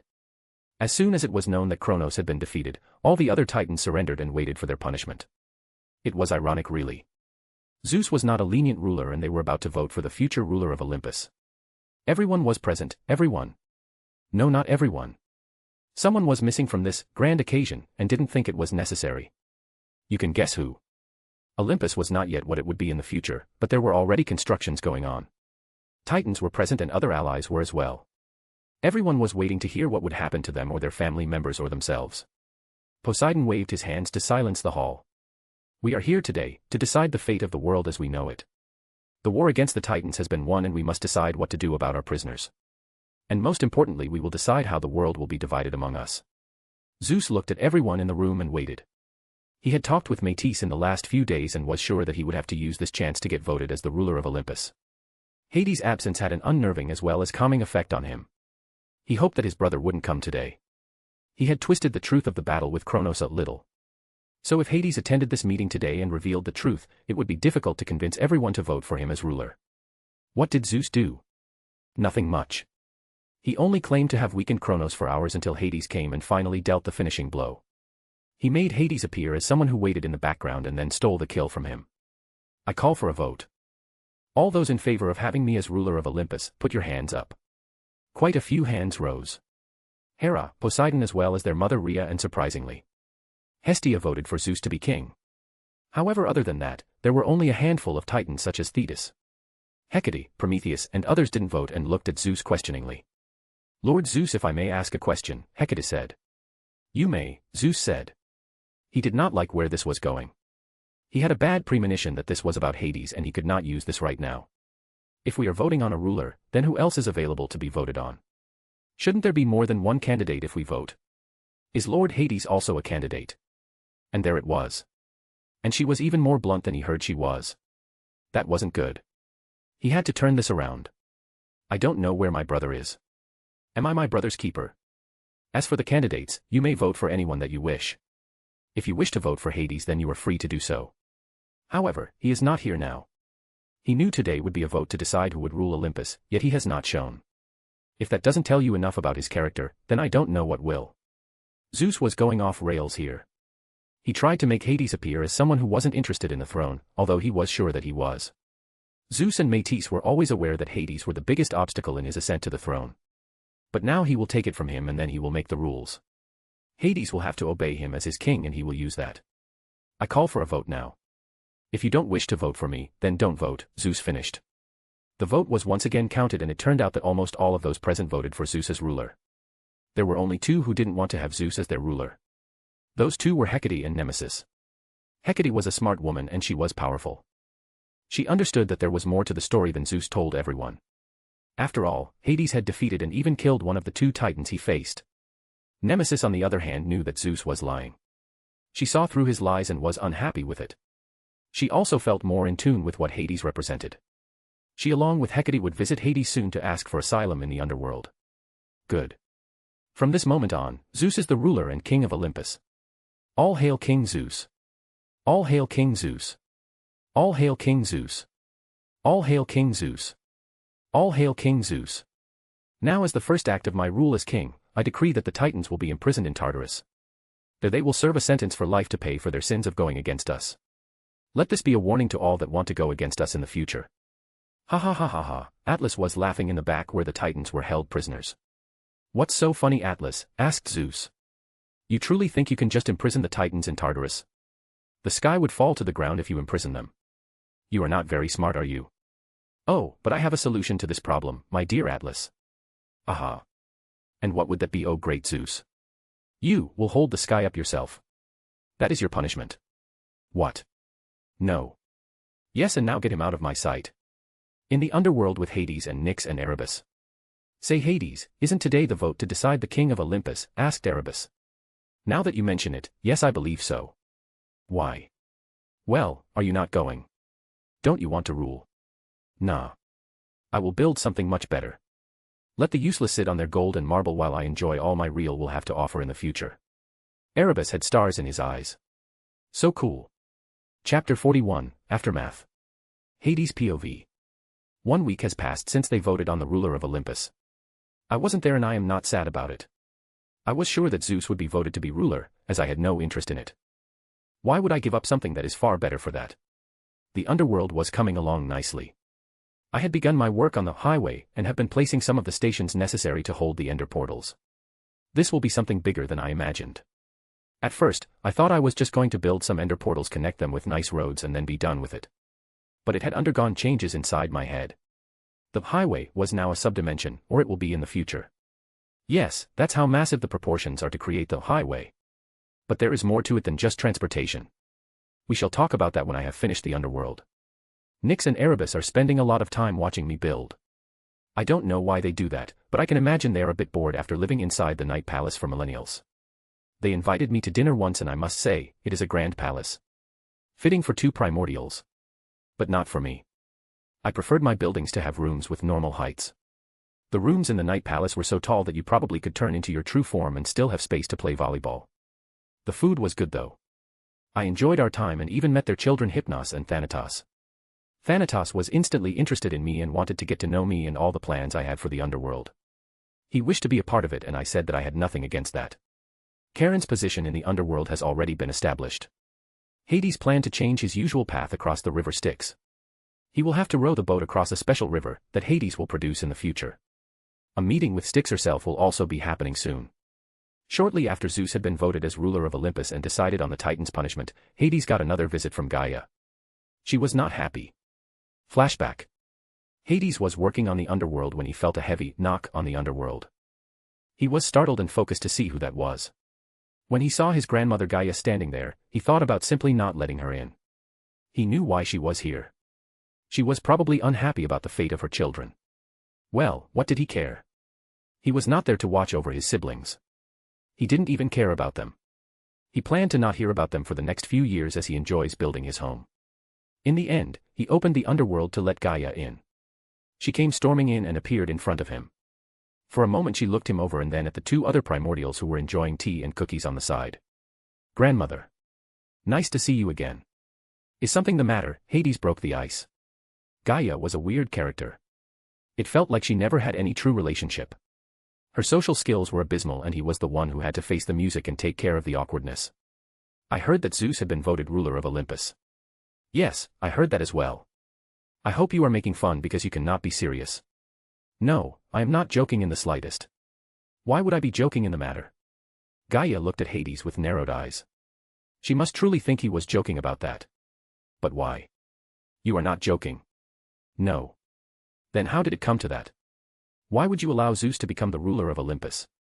You are far stronger than he is. You should have been able to become king. Aha, so that's what you mean. I never showed up to that meeting. I have no interest in ruling Olympus. Putting up with the rest of Kronos' offspring was hard enough as it is, and I don't wish to prolong it any further. Besides, I am the god of the underworld. Why would I settle for something lesser than I will build myself? Gaia's expression didn't lighten up in the slightest. She still looked at Hades with narrowed eyes. Ha. I don't believe that is the true reason for your visit, is it, grandmother? Hades didn't want to talk about it. However, he understood that she would probably not leave before they did. No. I came here because I wanted to know why my children were imprisoned. In Tartarus no less. I demand to know how you could have let this happen. Why would you do something like that to them? Once again they found themselves in the position where Mother Earth was shouting and blaming Hades for something that he hadn't committed. And he had warned her what would happen if she did that again. Hades' expression hardened. It seemed like Gaia would not learn. You did that once already. Coming into my realm and starting to blame me for something I had not done. I told you what would happen should this happen again. Oh. A little godling thinks he can dash. You are not in your realm. This is the underworld. And as such you have no say in here. So shut your bloody mouth before I bash it in. All those present were surprised and didn't speak. Gaia was the most surprised. She had judged Hades as someone who did not get angry and shout. And yet here he was. The audacity. I warned you. I warned you that you won't like what happens should you do that again. And now you have. I declare this, I, Hades Gojo, the honored one, ruler of the underworld, god of death, wealth, the underworld and boundaries, declare you Gaia as unwelcome in this realm. You are hereby banished and not allowed to enter for the next millennia. Now leave. The world around them bent to Hades' will. His declaration was heard all around the underworld and the world trembled. Gaia was forcefully expelled from the underworld as its ruler had declared it. Before she left though, Hades left her with some parting words. Next time, go and ask Zeus about his decisions. He is the black sheep in my opinion. And with that, she was gone. For the next 1,000 years, she would not be allowed to enter the underworld.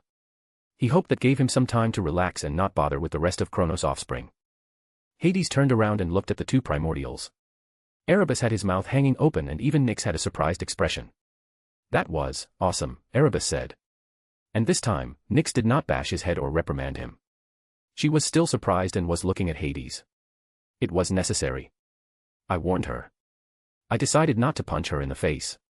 This seemed like the best option. You don't understand. You have just forcefully banished a primordial from your dimension. That is most impressive.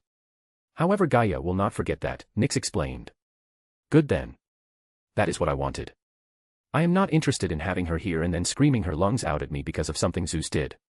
And I predict this will happen often in the future. My youngest brother is not the smartest tool in the shed. But we shall see. Flashback end. Right now, Hades was on his way to see Styx. She was an important river that flowed through the underworld and he wanted to speak with her. While he allowed her to exist and stay in the underworld and wished to have a good relationship, he would not take any crap from her. She would do what he wanted, and that is that. He could always create another river. True, Styx acted as a boundary between the world of the living and the dead. But Hades could create another boundary as easily as snapping his fingers. Hades arrived at the place where he felt Styx's consciousness to be right now. He waited for her to materialize and show herself. If she would do that, this would be a good sign. As he hoped, the water stirred and from it, a woman materialized. She was an elegant woman with long dark hair that seemed to be in a flowing state. She wore a dark blue, almost blackish dress. You must be Hades. The one who claimed the underworld as his own, she said. Indeed. It is a pleasure to meet you. The pleasure is all mine. What can I help you with today? I wish to talk with you about the future of the underworld. You see, I have certain plans that I wish to see come to fruition. And you might play a role in those plans. I see. And how do I play a role in those plans? I wish to modify the way souls have to travel to arrive in the underworld. I also wish to combine the river with a river of my own creation that serves as a defensive measure. Styx looked at Hades with surprise. Did you just say, you want to create a river of your own? Indeed. The river will have special properties and will act as a line of defense and primary sorting. The details are not yet finished. But if what I have in mind comes to pass, then I would like to have this river flow together with the river Styx for a time and then leave to continue its journey. I understand. You want to ask me if I would be all right with allowing another river to flow inside or beside me. And you think that wouldn't be a problem. You misunderstand. This river has no deity like you are. It will have special properties that function on their own. Then what would change for me? The only thing that would change would be that you gain certain properties. This is of course not final, but the details will be discussed in the future when I get to designing the river. I agree. I can't sense any lie from you. But I would still like it if you swear on me that you are not trying to trick me. Certainly. I swear on the river Styx that I am not trying to trick her in any way. Thunder was heard but nothing else happened. I see. Good then. Can you at least tell me what you plan on doing with this river? Styx asked. I plan on having the river act as the entrance to the underworld. No matter who it is, they will have to get a ride on the river to enter. This of course costs something. The only ones who can come in for free are the souls of the deceased. After they arrive, I will have the river flow through a special dimension of mine, the shadow dimension, where my soldiers reside. They will act as a major defense. The river will be saturated with special souls that devour those who come unannounced or uninvited or don't have the necessary funds. Fascinating. I am looking forward to this river of yours. Chapter 42, Wedding. Thank you everyone for writing so many things. I have never had that many comments in one chapter. So it seems that for Hades to stay in DC Universe for now and build the underworld, has won. But Bleach was a close second place. So here's what I'll do. I will write another important Greek mythological event that is very important and works well in this case and then have him go to Bleach after that. I liked all the other ideas as well. One Piece was in third place. And I will have Hades go there to research DF and hockey. It had been a few weeks since the war and the Olympians had taken control. The new order had established itself and Zeus was very busy. He made sure to meet representatives from other pantheons to make sure no one took some of their territory. He had finally decided to marry Métis. A grand celebration was to be held and lo and behold, Hades was invited as well. And you might imagine he would never go there, right? Wrong. There was no chance Hades would miss this. It would be the last time he would probably see Métis, so he had to go and see her for one final time. Besides, there was some good food at the banquet afterwards. Why don't you just come as well? Hades asked Erebus and Nyx's family when they were having dinner together. Over the weeks, Hades had gotten very close to the family. He enjoyed their company and they liked his fresh energy. He fitted right in with the family. Thanatos was the one who seemed to enjoy Hades' company the most. Their shared divinity of death was the reason for that. It was not a romantic feeling, but more like a brother. At the moment he told them about the marriage of Zeus and Métis. Are we invited? Asked Hypnos. No, but neither am I. So what, I'm still going. And if I'm going then you can too, Hades stated. Hades had never been invited to any event on Olympus. Or maybe he was but he never got any invitation because they couldn't enter the underworld. Whatever. You can't just invite others to a celebration you're not even invited yourself, said Nyx. She had taken some form of a mother figure of Hades. Even though he did not need something like that, he still liked the gesture and thought it funny. I can't. No, you can't. That is not proper, said Nyx. Proper? And who cares about that? I am going to that party and that is that. Nothing more to it. It's not like I'm intruding on foreign relations or something. Oi, can we go? I always thought it would be fun to attend a party like that. We never go to parties. Why do you think that is, Thanatos? Hypnos asked his brother. Because no one likes you, his brother answered. What? How can you say that? Don't you like me? It's my duty as a brother not to answer this question, Thanatos said in a stoic monotone voice. Ha! That is so mean, Thanatos. Thanatos is bullying me again. Stop it, you two. You are embarrassing me in front of our guest, Nyx said. Erebus was smiling. He enjoyed these talks and he was happy that Hades had brought them back together. It was very rare in their family. He knew that Nyx thought so too. And besides, he had slowly transformed into a fanboy, but no one knew that yet, so please don't tell anyone. Come now, Nyx. You know that Hades doesn't mind. He practically belongs to the family anyway, Erebus said. On Olympus the preparations were complete and the guests were waiting for the bride and groom to arrive. The wedding would take place in a vast, open area of Mount Olympus, with the heavenly clouds forming a majestic backdrop. The area chosen was surrounded by lush gardens and beautiful marble structures. Rich shades of gold, silver, and deep blues, representing the sky and stars, were to be seen everywhere. They served to represent Zeus and his divinity as the god of the sky and lightning. Accents of ivory and pale pink would add a touch of elegance and romance. The gardens were adorned with exotic and ethereal flowers such as celestial lilies and ambrosia roses, which emit a heavenly fragrance. Garlands of laurel leaves, which are sacred to both Zeus and Métis, would be intertwined with the blooms. The venue was illuminated by thousands of softly glowing, floating orbs that mimic stars, creating a magical and enchanting atmosphere. These mystical lights would hang from the trees and float throughout the area. And as the wedding was held close to evening, the slowly descending sun added to the magical atmosphere. A pair of ornate thrones for Zeus and Métis were placed at the center of the venue, made of shimmering gold and encrusted with celestial gemstones.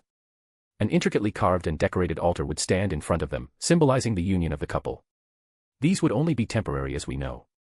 The future of Olympus was different than what it seemed right now. Golden-winged heralds would be placed around the area. They were ready to announce the arrival of the two main cast of the night. Musicians playing harps, lyres, and flutes were entertaining the guests and creating an otherworldly atmosphere. A lavish feast was prepared with ambrosia and nectar, the food and drink of the gods. A grand banquet table, decorated with gold and silver tableware, would be set with an array of divine dishes. To celebrate the union of Zeus and Métis, the sky would be filled with celestial fireworks that would explode into breathtaking patterns, accompanied by displays of lightning and thunder, symbolizing Zeus' power. All the guests were in good spirits and talked with each other. The atmosphere was lovely and everyone was waiting for the bride and groom to arrive. The wedding was over, so now they were waiting for them to come and start the feast. Among the guests were also Hecate and Nemesis. These two had been trying to get an audience with Hades for the past weeks. They were not interested in being under Zeus' rule. Hecate could already see the signs of a bad ruler and it hadn't even been a month. But what was she supposed to do? Neither she nor Nemesis could enter the underworld. They hoped to find him attending the wedding at least, but so far they were unlucky. So did Nyx manage to convince Hades that it was not right to barge in a wedding celebration unannounced and uninvited? No, of course not. He just forgot the time it started and ran late. What should we do, Hecate? Time is running out. After Zeus has had his thirst for intercourse satiated, he will begin to look into stabilizing his rule. So we had to either submit by then or talk with Hades. Otherwise, we will have a problem. I know that, Nemesis. But none of my methods to enter the underworld are proving to be successful. Also, the entrance from Tartarus is blocked. There is nothing I can do. The two were trying to find a way to get a message to Hades when the crowd went silent and then started to murmur. Gods and goddesses, I proudly present Lord Zeus and his wife, Lady Métis. Cheers and shouts sounded from all around and everyone was happy. They pushed all the bad memories to the back of their mind and simply enjoyed themselves. Zeus walked to the front. His wife, Métis, held his hand and smiled brightly. They reached their respective thrones and sat down, giving everyone else the sign to sit down. I am excited to welcome you all to the wedding feast and I hope you will all enjoy dash. In front of the room, where the two thrones stood, a shadow extended and black steam rose from it. The smell of death and decay accompanied the smoke. And then a figure slowly rose from the shadow. When the figure fully became visible, everyone knew who it was that had intruded on this feast. Hades had come to Olympus although he had never shown himself before.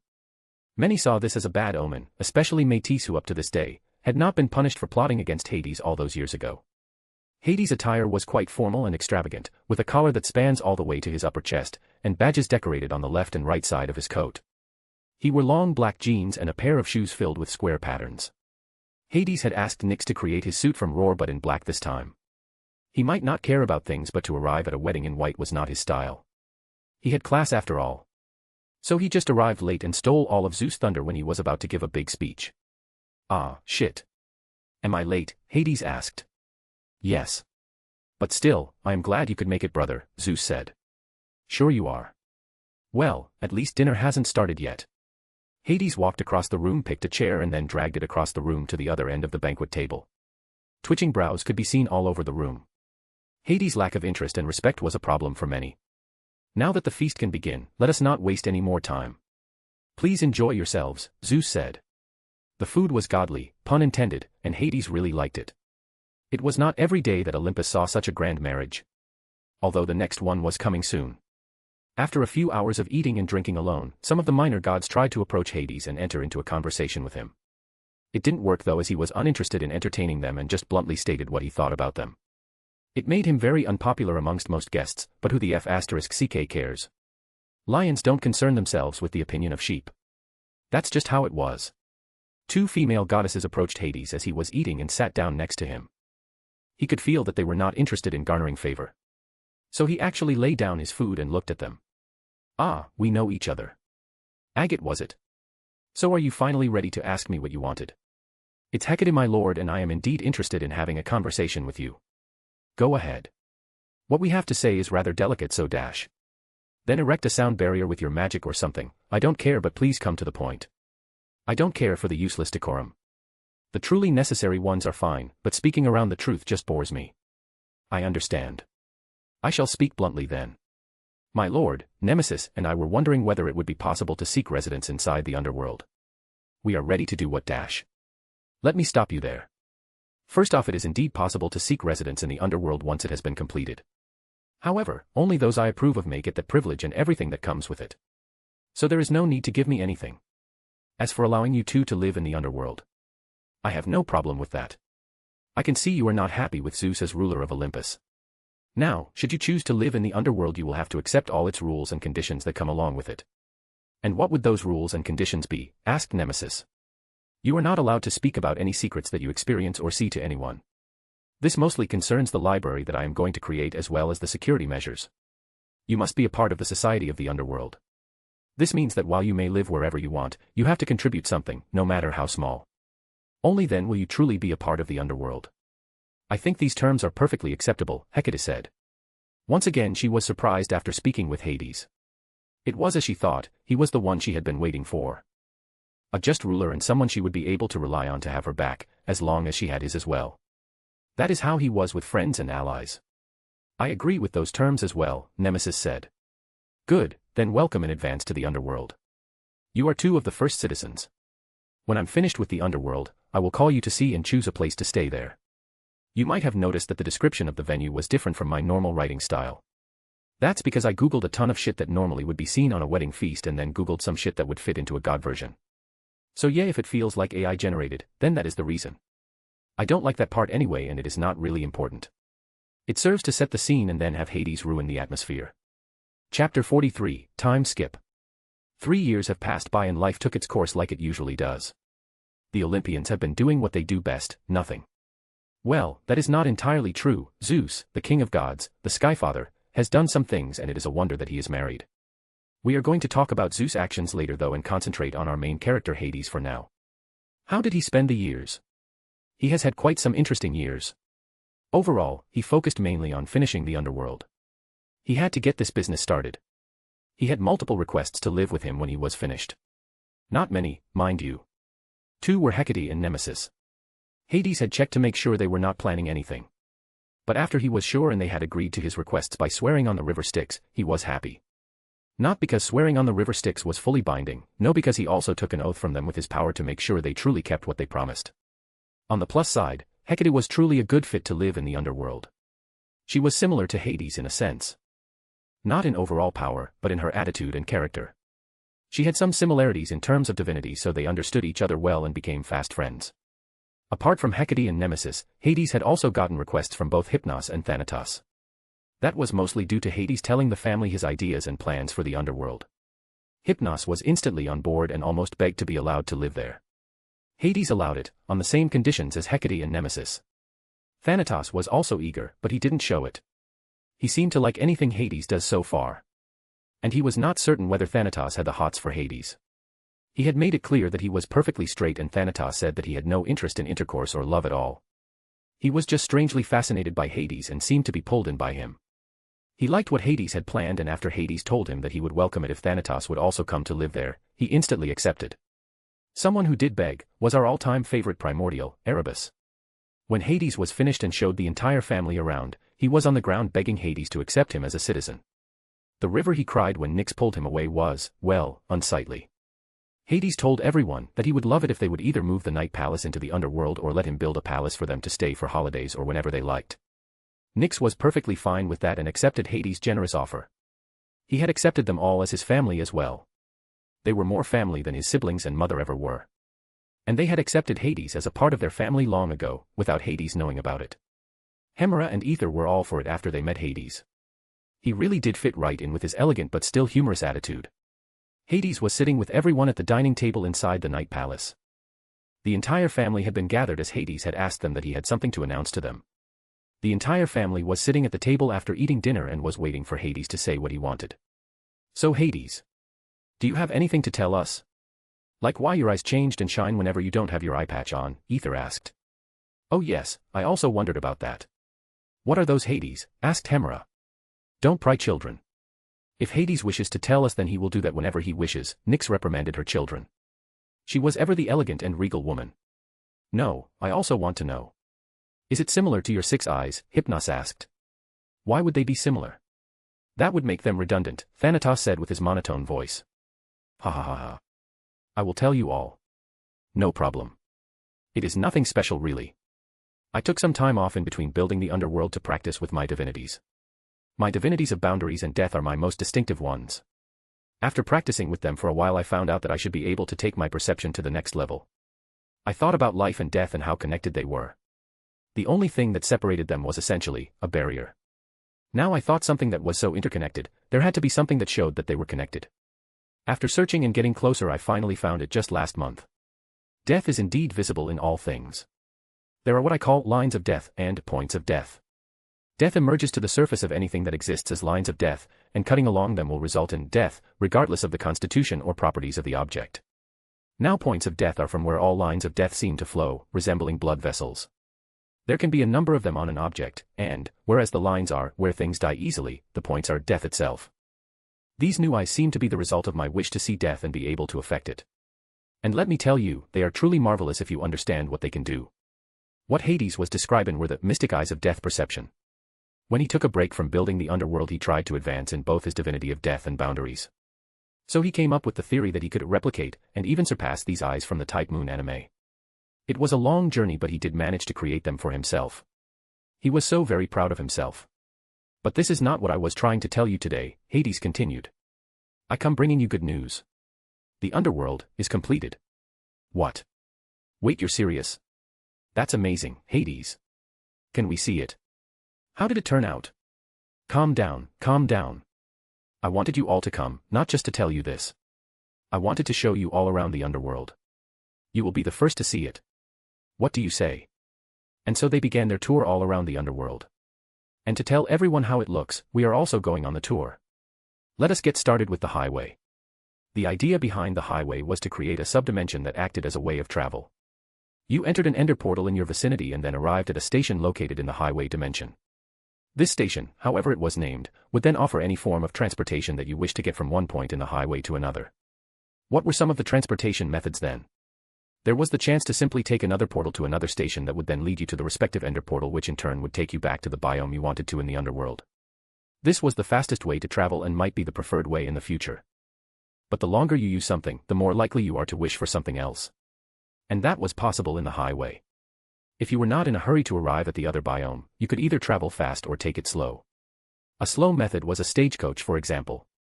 Stations offered stagecoaches that you could use by yourself, if you knew how to, or you could have a driver that took you to the right station. Another method was horse riding or riding any form of animal or monster that was available. And there was a wide assortment of mounts to choose from. There were horses, as mentioned, lions, tigers, bears, ostriches, mythological creatures like some Pokemon and many, many more. A fast option to travel included but was not limited to a variety of cars, buses, motorbikes, speedboats, or even planes. Yes, the highway was not limited to transportation that was on the ground. And what's more, there were also scooters, bicycles, sailing boats, and if you wanted you could also walk. Now, how was all of that possible? Was there not a monstrous traffic jam inside the highway dimension? The answer to that is no. The highway is not like the highways that humans use in modern times. It is also not like in the Star Wars universe where there are multiple lanes atop one another. The highway was a subdimension, which meant that it was big. And when he said big, Hades meant very big. There were forests should you choose to go hiking or drive a bicycle, there were giant rivers and seas for boats and wide skies for planes. Noise was non-existent in the highway dimension. Sound could still be heard but noise could not. This made it a nice place to stay, however, it was not allowed to begin living on the highway. You could take your time, but to just settle was not allowed. And it was not necessary. The underworld offered much more than what could be found on the highway. Hades had created a system that helped people communicate with each other. The royal palace of Hades was located in the centermost part of the underworld. This was Section 0. Counting from there would be different districts of different biomes. The biome where the palace was located was called the royal biome. This just made it easier to name all the other biomes. Each biome that lay around that one had a name and a respective number. For example, the biome that Hades had created next to the palace was called the spa or bathhouse biome. Here you can find everything that is associated with spas, bathhouses, and everything that is associated with it. But more on that later. This biome had the number 01 and it was divided into 10 sections. That meant that should you want to go to one such bathhouse, you would have to tell one of the workers in the station the number of the biome, this time it is 01 and the number of the district, for example, 02. Then the name of your destination would be 0102. This allowed for confusion, and to deal with that, there were helpers that knew the respective numbers of each and every biome as well as districts.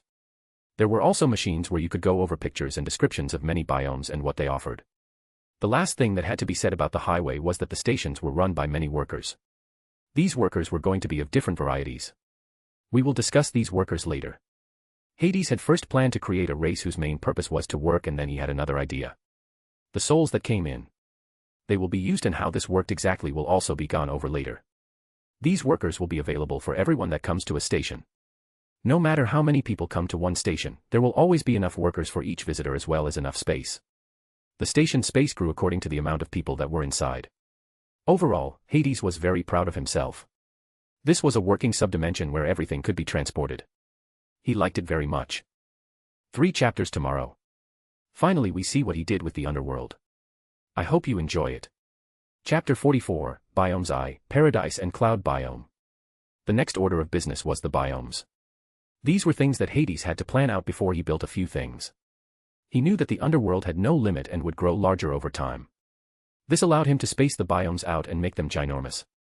Each biome was almost as large as a planet, for now. As the underworld grew, Hades could have the biomes grow as well, if he so wished. What were some of these biomes? The first one, and also the one that existed throughout the underworld, was called the Nether. This was the base state. It had many similarities to the Nether from Minecraft, but there was more to it. Apart from all the fungi, netherrack, soul sand, and of course lava, there were also landscapes made of bones, poisonous lakes, volcanoes, and more. Hades also added many materials from all around fiction. But he took the ones that could be dangerous out again. No need for them to get into the blacksmith's hands unless she was present and observed their work. Apart from the base state of the underworld, there were biomes that Hades had especially planted. One such example was the Paradise biome. This biome was heavily influenced by One Piece. He always admired the art that Oda put into his manga. The Paradise biome was based on water for the most part. Wide oceans and dangerous waters awaited you there. There was actually a different climate inside this biome that allowed ships to sail from one place to the other. The main living areas were many tropical islands. It was possible to acquire an island and build on it. The number of islands there were, no one except Hades knew, and he could tell you that it was enough. On many islands, there were special flora and fauna to be found. Animals that could either be normal to mystical beasts should you wish to live with one. Each island had a port already built. It was not big, however, so should you want to buy a big boat or multiple boats, you had to extend the pier yourself. The Paradise biome had a taxi service. It was called the Sea Train. The name was obviously taken from One Piece as well. If you wished, you could sign up for a subscription and then the sea train would come to your island whenever you wished. It was possible to have the train not come to your island for a few days when you were truly trying to relax. Picture of sea train. After boarding such a sea train, it would bring you to wherever you wished. If nothing special was said, it would take you to the cross ship. This was an island from where you could sail anywhere in the Paradise biome. What else could you do in the Paradise biome? There were many things to do. Swimming, diving, deep-sea diving, sightseeing, taking U-boats to discover many creatures that live deep down, visiting tourist islands and more. One such tourist attraction was called Water World. This island was one big water park. That's right. There was nothing quite like it. There were water slides in various shapes and sizes, including body slides, tube slides, and raft slides. They included twists, turns, and drops, providing thrilling experiences for visitors. And most of them ended in the sea, where inflatables would pick you up and get you back. Wave pools that simulate ocean-like waves, allowing visitors to swim or float in a controlled environment. There were lazy rivers, for those who rather enjoyed slow-moving, meandering water channels. Kiddie pools. These shallow pools are designed for young children and often feature miniature slides, water sprays, and interactive play structures that are safe and age-appropriate. Water playgrounds, interactive play areas with fountains, water jets, buckets that dump water, and various water features for kids to enjoy. Flow riders, dive pools, water cannons, etc. And of course, there were also food and beverage facilities to be found all around the island that offered special foods from all across the world in the universe and multiverse. Cabanas and lounge areas could be found to allow parents to sunbathe and relax should they wish to take a break. And then there were also locker rooms that were more like hotel rooms. They were that large and visitors got keys for the rooms to go back anytime they wished. Let us leave Water World and talk about the last thing that was important in the Paradise biome. It was an island called Water Dining. This special island was mostly a restaurant that also had a hotel. It was a place that offered couples a good time. The food was divine and fish-themed. You could get every fish there was on the island. No matter what, if it was a fish dish, you could order it. Apart from that, there were also alcoholic, non-alcoholic drinks. This was Hades creating a drink that tasted like the alcoholic variant but didn't have alcohol inside. He didn't like it, but you never know. The island of Water Dining was made up of 8 giant pillars. Inside those pillars, the hotel, Paradise Hotel, is located. To get to the reception of the hotel and also to the restaurant, you must first arrive by boat on the welcome land that was the only actual land of water dining. From there you would descend by elevators that take you to the entrance hall of Paradise Hotel. Guests of the hotel will find their breakfast buffet on this floor. The walls are made of see-through diamonds. Hades put some work into creating this special material. It was diamond glass. A material that allowed guests to watch the sea life as they ate. The hotel rooms were all located inside the pillars. All the rooms looked the same as they were top quality. Apart from rooms, there were also gyms and spas to be found in the towers.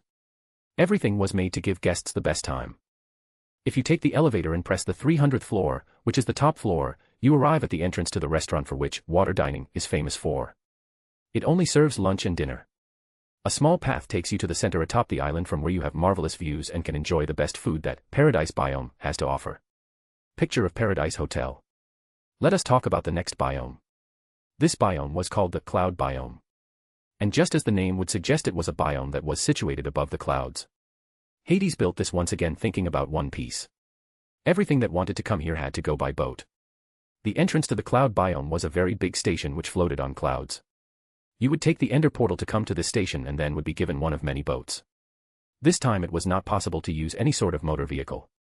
No trains, motor boats, planes, or anything like that. The top priority in the Cloud biome was peace and quiet. This did not mean that you couldn't have fun, it just meant that usually the Cloud biome was a place of healing. After getting a sailing boat, you would begin the journey towards the gate that protected the Cloud biome. Every biome has such a gate, but the Cloud biome has a very notable one.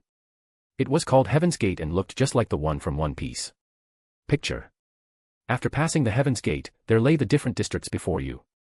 One of the notable districts was the Health District. As the name would suggest, this district has everything that can help your health. It is an ironic district to have inside the underworld, but Hades liked it this way and so it shall be. The Health District had hospitals, clinics, and more.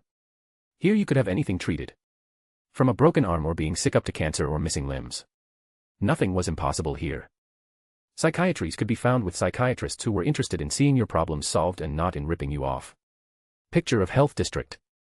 It was possible to live in the Health District, but only if you were a patient in any of the available facilities.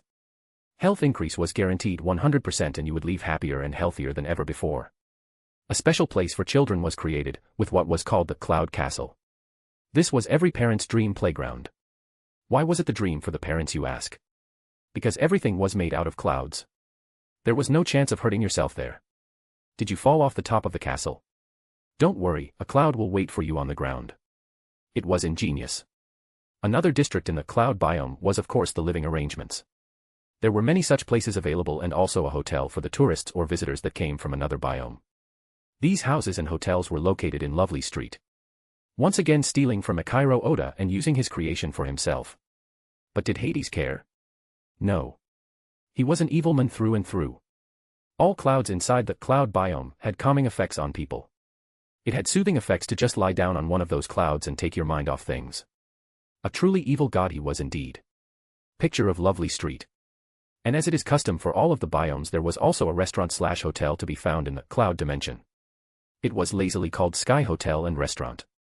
Similar to the Paradise Hotel in the Paradise biome, the Sky Hotel had everything you could want of a hotel situated in many domes. These domes were situated around a larger dome that spawned a big tree on top of it. This center dome was the restaurant, and after every dinner, it was possible to climb on top of the tree and watch the Chinese lanterns that could be bought and sent into the sky, illuminating it and granting a nice spectacle. Picture of Sky Hotel. First one of 3. Chapter 45, Biomes 2, Waterland and Entertainment. Now we will cover the next biome that is really the last biome that Hades has created up to this point. It is called the Wonderland. This biome is for children and has pretty much everything children could dream of. Hades was unsure of how to treat the souls of children that came to the underworld. Going by logic, he would have to sort them into Elysium. However, he saw that as not quite right. The Elysium was indeed for good people, but it was mainly designed for grown-ups. Therefore Hades decided to designate an entire biome to children. This meant that children, no matter where they came from, could live there for as long as they wished. The idea was to make this biome for deceased children only, but this changed very quickly. Hades expected children of habitants of the underworld to also be interested in this biome, so he changed the rules a bit. The souls of deceased children would arrive in the underworld on the same river as all the other souls, but their path would derail and they would be brought to the clothing area. This clothing area gave each and every child a physical body with which it could interact. Therefore Hades could make rules that allowed for others to get to the Wonderland biome as well. Now what could be found in Wonderland? Think of anything that a child would want and you will find it. Toys. Toys are a classic choice for children of all ages. They might want action figures, dolls, building blocks, board games, video games, or other toys that align with their interests. And there was an almost unlimited amount of toys to be found in the Play District. There were however limitations to certain things. Hades was unhappy with small children spending their time gaming the entire day. So he took video games into a separate place that was for children who were older and had already lived a certain amount of years in Wonderland. Playgrounds. Children often want time to play and have fun, whether it's at a playground, in the backyard, or indoors with friends and family. These playgrounds were top-notch and had great variations.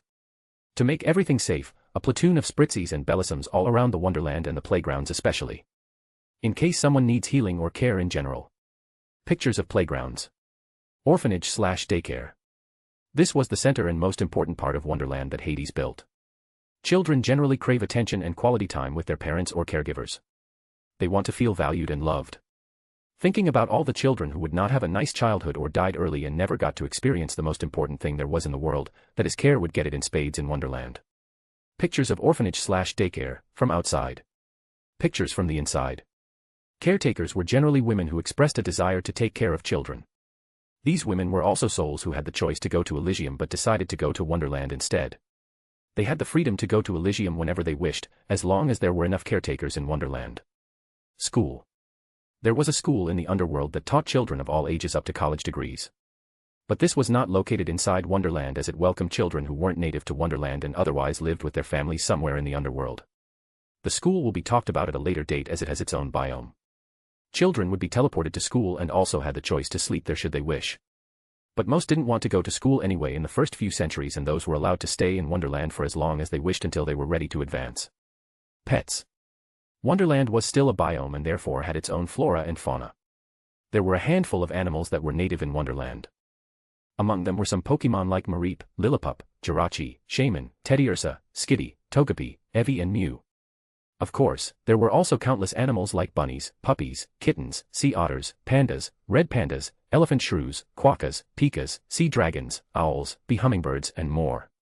Needless to say, all these animals were not dangerous, their instincts that aimed at defense were turned off and they didn't need any food as they lived off of the energy inside Wonderland. Pictures of creatures living in Wonderland. No one grew older inside Wonderland. In the underworld in general it was possible to age if you were not dead somehow like gods and their offspring.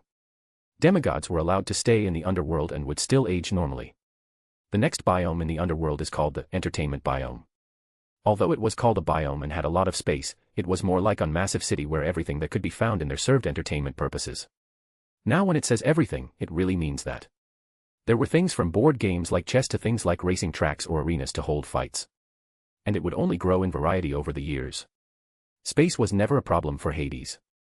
If something would need a lot of space, then he would simply extend the space inside the room or attach it to a subdimension. Let us go over some of the noteworthy things. The entire entertainment city was structured like a gigantic mall. It was an entire city after all, so it had to be very big.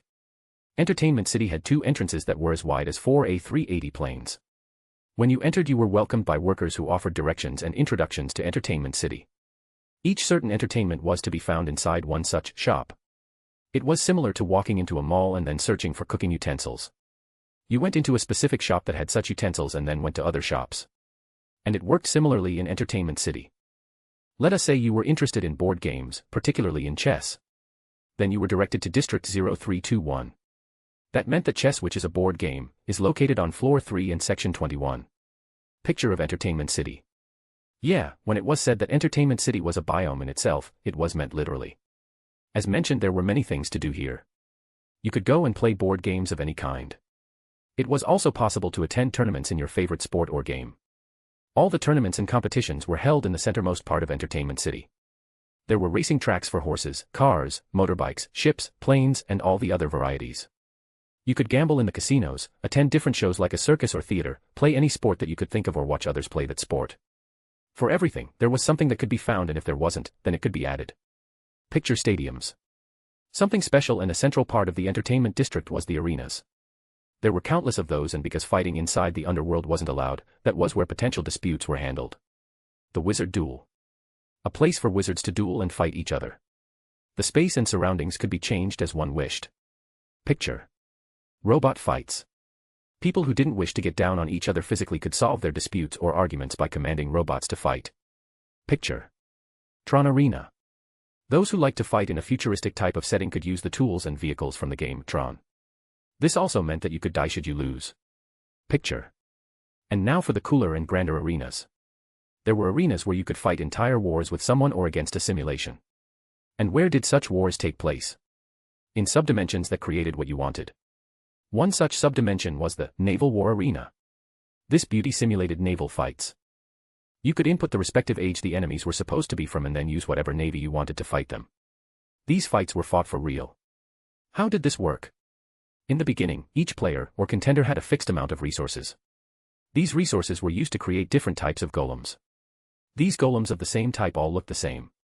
You could buy different types of golems at the start of the war, and then depending on how you handled your resources and how the war went, you could create more in different types. In the Naval War Arena, this would go something like this: you had a fixed amount of energy that was necessary to create golems.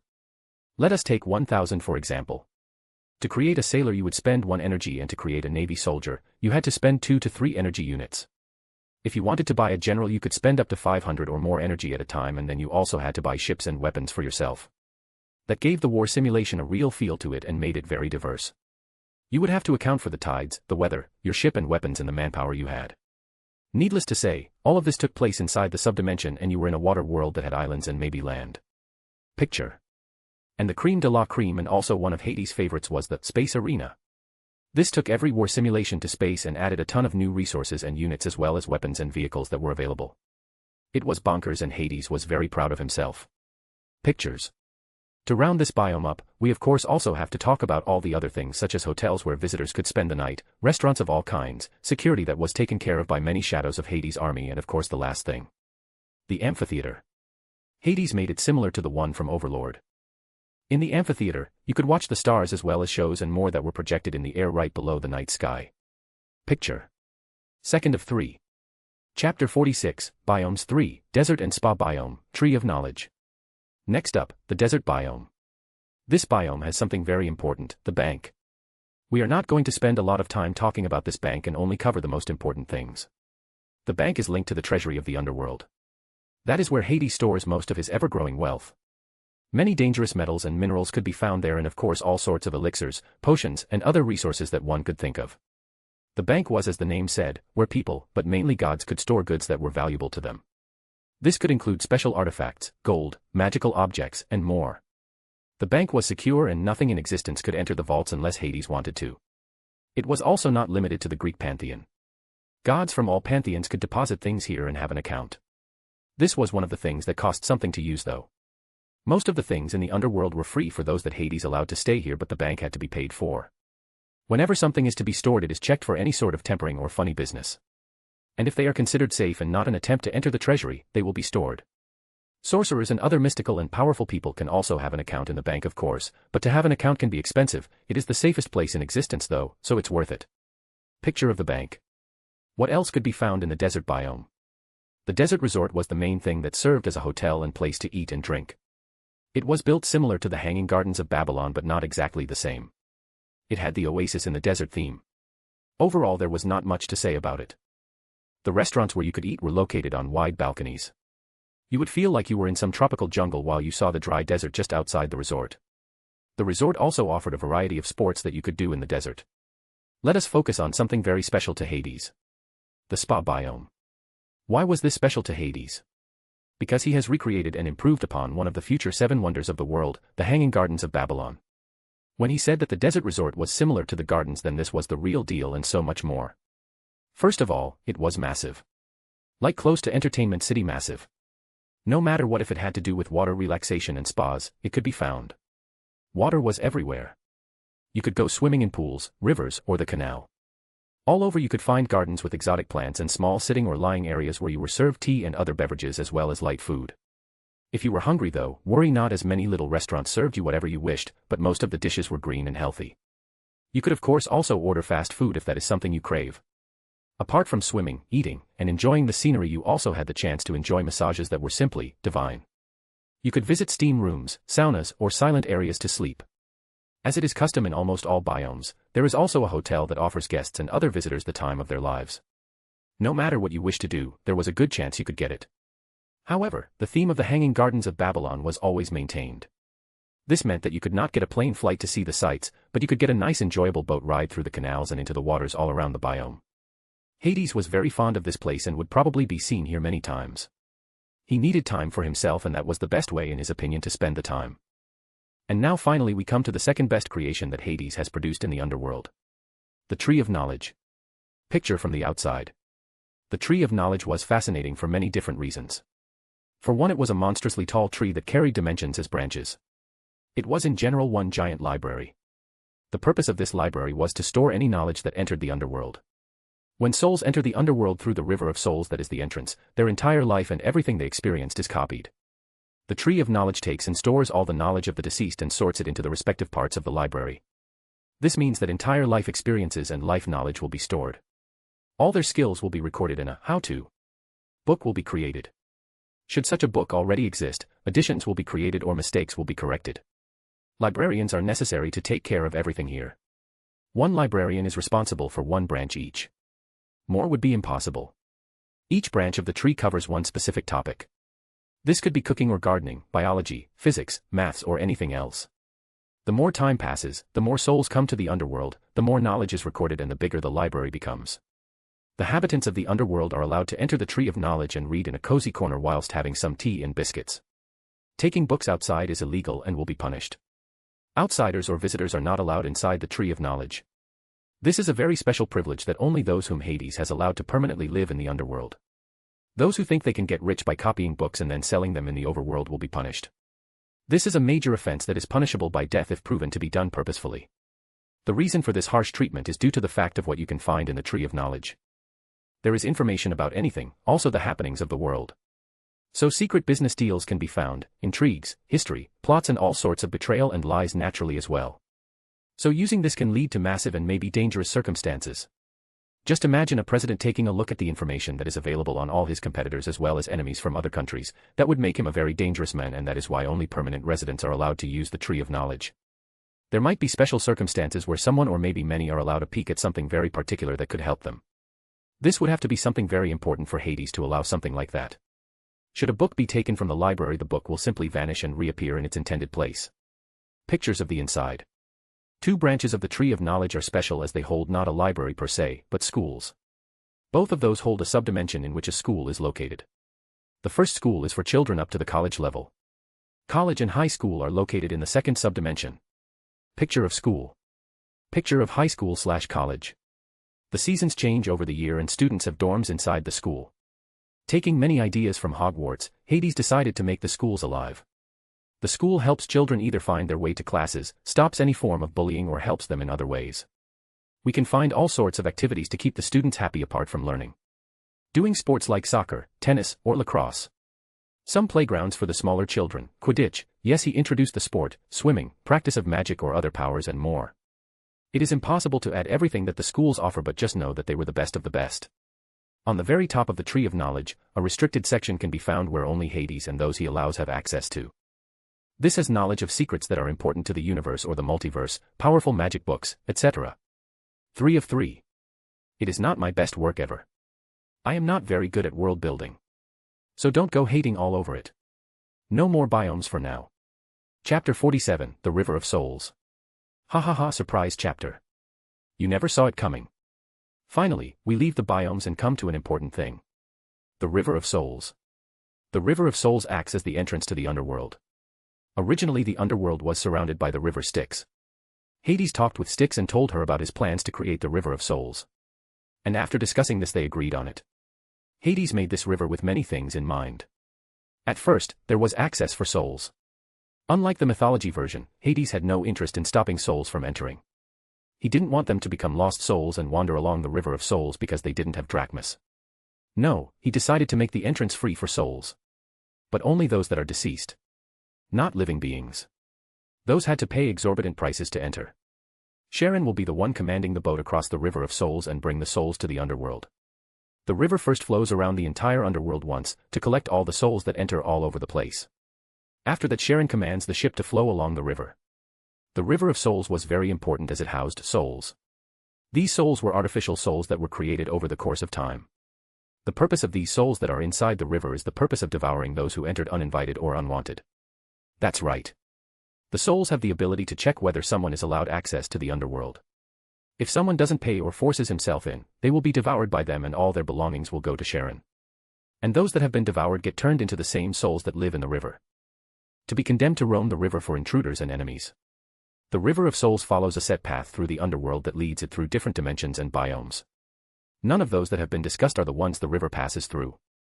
The river passes through the shadow dimension. A dimension created by Hades, that is connected to his personal shadow. This is the dimension where all his shadow soldiers live and reside. They act as the main defense and attack force, in the off chance that something goes wrong or they are under attack. Those who are on Charon's boat and ride through the shadow dimension will feel great depression, oppression, and even fear. It is entirely dark and strange sounds can be heard all around. All around shining eyes can be seen, looking at the souls or passengers and judging their threat. The river then leaves the shadow dimension and gets to the sorting area. This area is a long part of the River of Souls. Its purpose is to sort the souls into either Elysium if they were good or the field of punishment if they were bad. The third option is for the children. They are transferred to Wonderland directly via teleportation.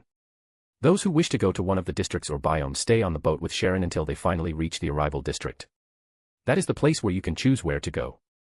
It brings you directly to the highway from where you can go anywhere. Now let us talk about the Elysium and the field of punishment. Those are the two important areas in the underworld. Although they are not fields but subdimensions to the underworld.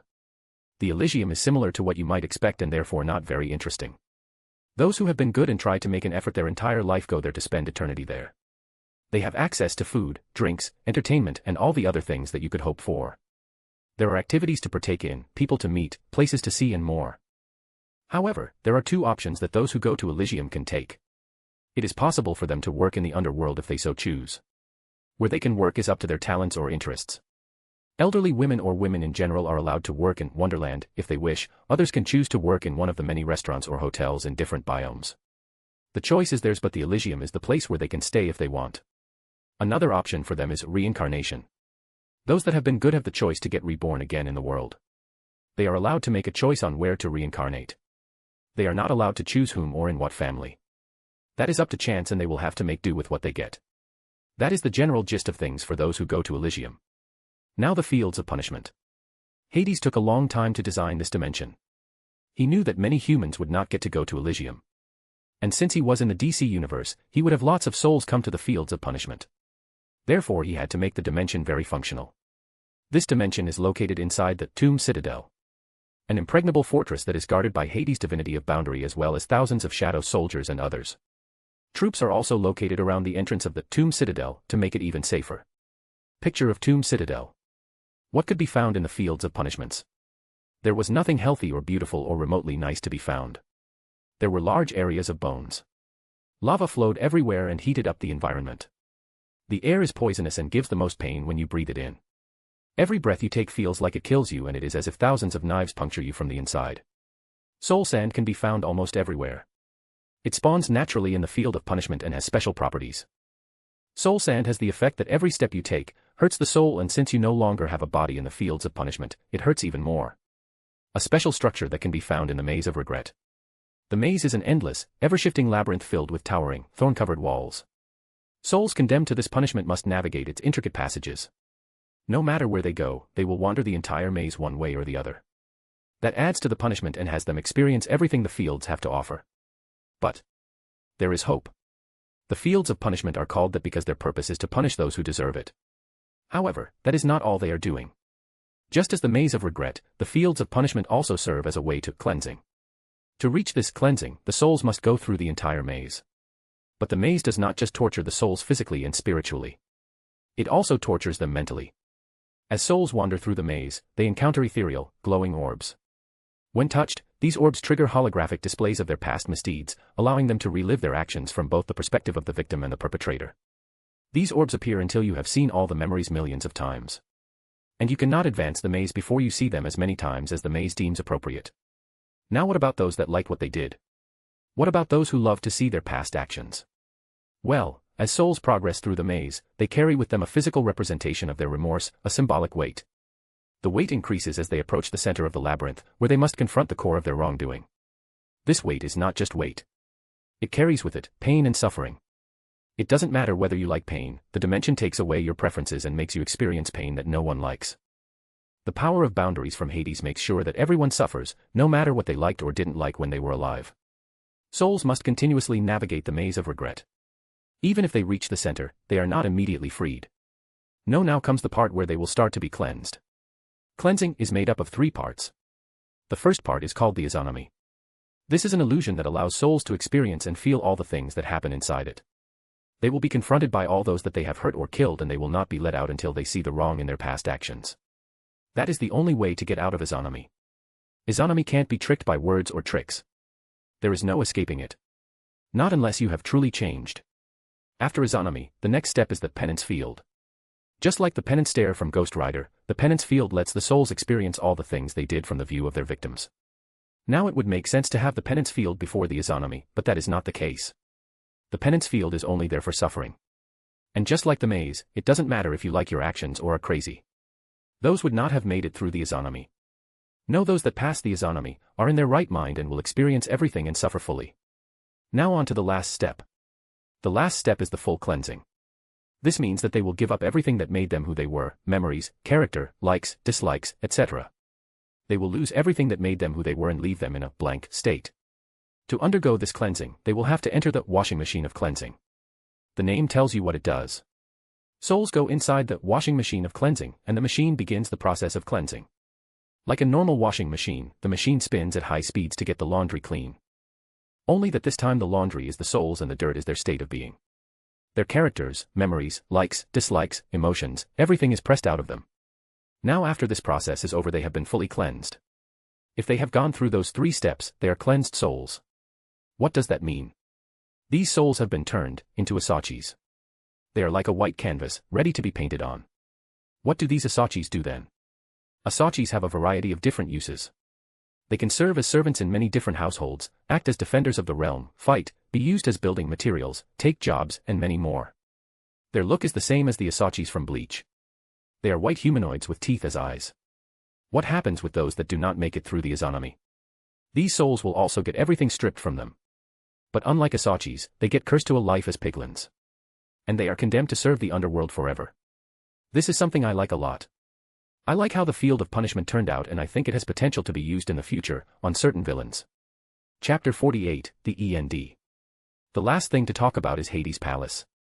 He lives in the underworld and has a primary palace in the first district. He built it similar to Asgard where Odin and his family lived. Pictures. Generally, here you can find a lot of things that have to do with the organization of the underworld. If there is some kind of problem, then there is a building that can handle it. The palace holds a variety of things that are also open to the public. Such as the conference room. This room is for emergencies and is a room that can hold as many people as it needs. Citizens of the underworld can come here in times of war for example or when something else comes up to discuss it with each other and maybe even ask Hades himself for help. In the future, Hades can also imagine heroes coming here to discuss plans for fighting monsters, but that will not happen often. There is also a giant dining room where Hades invites guests of high esteem. This would include but not be limited to gods from his pantheon and others as well, primordials if they have something to talk about with him, some members of the Endless, some superheroes or maybe even villains, and other guests that Hades thinks are worthy to dine with him. Hades and his family will not live in this palace though. He has created a palace and base for himself and his future family somewhere else. And this place is another dimension. Hades wanted to create something special for himself and his family. He wanted them to have time alone and enjoy themselves if they wished. Hades had lots of responsibilities but he also had plans to get many helpers to deal with most things. So he needed a place to himself. Somewhere, he could do whatever he wished and no one would bother him. So what did he do? Well, he focused on his divinity of boundaries and created a dimension that holds nothing. The literal END. He created an entrance that was guarded by his power inside the palace in the underworld. That way he could come and go whenever he pleased. After he created an entrance, Hades dived right in and began the long task of building his END base. He created a research area, a gym, a kitchen, a dining room, many bedrooms, a spa area with steam room, sauna, and the like, a small treasury, a library, and so much more. He really took his time with it and made it how he enjoyed it. He would spend a lot of time here, so he had to like how it looked. Next to the base, Hades created a small home where his kids would get to live when they were old enough. Should he ever marry, he would need some alone time and not always be around the children. Picture of the children's base. Picture of the END base. Back to Hades and the family of Nyx and Erebus. So that was pretty much everything for now, Hades said after he had shown them the last thing. He had been showing them around for the last couple of days and he had still left most parts out. It would simply take too long for him to show them everything. He didn't have that kind of time and patience. He wanted to show them all things but not go into too much detail. They will get to see everything by themselves. No one said anything. Their brains had long stopped working. The sheer number of biomes and activities that were available was breathtaking. And Hades hadn't even shown them everything. It's. Erebus started. Breathtaking, Nyx finished. Yeah, the fact that you did all of this in only 3 years is unbelievable, Thanatos said. Wait, 3 years? This shouldn't take you this long. Why did it take you 3 years, Ether asked. He did not know about Hades building everything like a Minecrafter. Hades likes to build everything with his own hands, Hypnos explained to his brother. Yes. I enjoy looking at my work and then thinking about how I built it myself and with my own hands. It will hold memories for me that I will remember forever, Hades said. I understand. So, Hypnos started. Where will we live? You can choose to live wherever you wish. The options are all there and you can decide to pick any one. I will also begin to accept gods that fit to live here. 2 are Hecate and Nemesis as you know. I'll go and visit them soon and tell them that they can settle down here. I find it very generous of you to open the underworld like that, Hades. I would not do that personally, especially after what I have seen in the library, Nyx said. Oh, I don't just allow anyone to enter. I make sure that those that I allow fit and have no ulterior motives. And then there is also the contract that everyone must sign. The family then each looked for a place to stay, and Hades left the underworld to look for Hecate and Nemesis. He had promised them they would be allowed to live there, and he would keep his promise. Hades remembered that something was being celebrated on Olympus today. He didn't remember what it was, but he might as well take a look. And who knows, he might find Hecate there as well. So Hades dressed himself and prepared to go to this event that they held on Olympus. He was not the least bit interested in what went on in Olympus, but he could use it to his advantage, so he would do that. With a thought, he dissolved into smoke. On Olympus, all the important gods were invited. It was a grand occasion. Zeus and Hera's first child had been born. Everyone was in high spirits and couldn't wait for the king and queen to come out and show their child. All of Zeus and Hera's siblings were here, almost all. Hades was not here. He had also missed during the wedding of Zeus and Hera. At first, they thought he was going to pull the same stunt as he did during Zeus and Metis' wedding. He never showed up. Zeus was relieved, and then he got mad when he understood what it meant. Hades didn't care about his rule at all. Not even in the slightest, and Zeus was furious. He would not take this for much longer. The only thing that kept him from doing anything is the memory of Hades killing Kronos. That memory was still too fresh in his mind. The curse of Damocles had long been broken. Even before he had married Metis, the memories of the war were also starting to fade. Now Zeus only remembered the humiliation he suffered the day Hades made him beg for his help. And that was not forgotten. Finally, it was time. The two proud parents came and presented their child to everyone. Everyone. I proudly present to you, the youngest of the Olympians.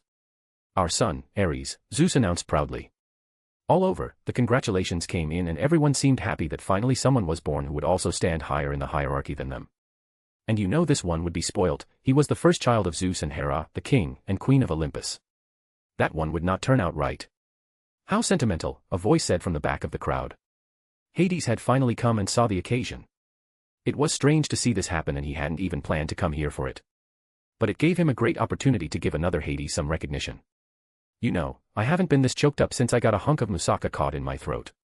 Unlike the Hades from Disney, here some dared to laugh. And one of them was the woman he had been looking for. Hecate. So this is an audience or a mosaic, Hades said to those that didn't laugh. He then walked up to Zeus and Hera and looked at the infant Ares. Hades was not impressed. While the baby was pretty, that was it. The eyes were already gray, the divinity of war seemed to have already manifested in him. Hades put up a creepy smile and then said to the baby. Hey, baby. I'm your Uncle Hades, sadly. Don't worry about me, I'm not as bad as they say. But you better stay out of my way before I put you over my knee, understood? Hades could feel the anger coming from Hera and Zeus both. He smirked and then walked away. In Chinese novels they called this, not putting someone in your eye, or something like that.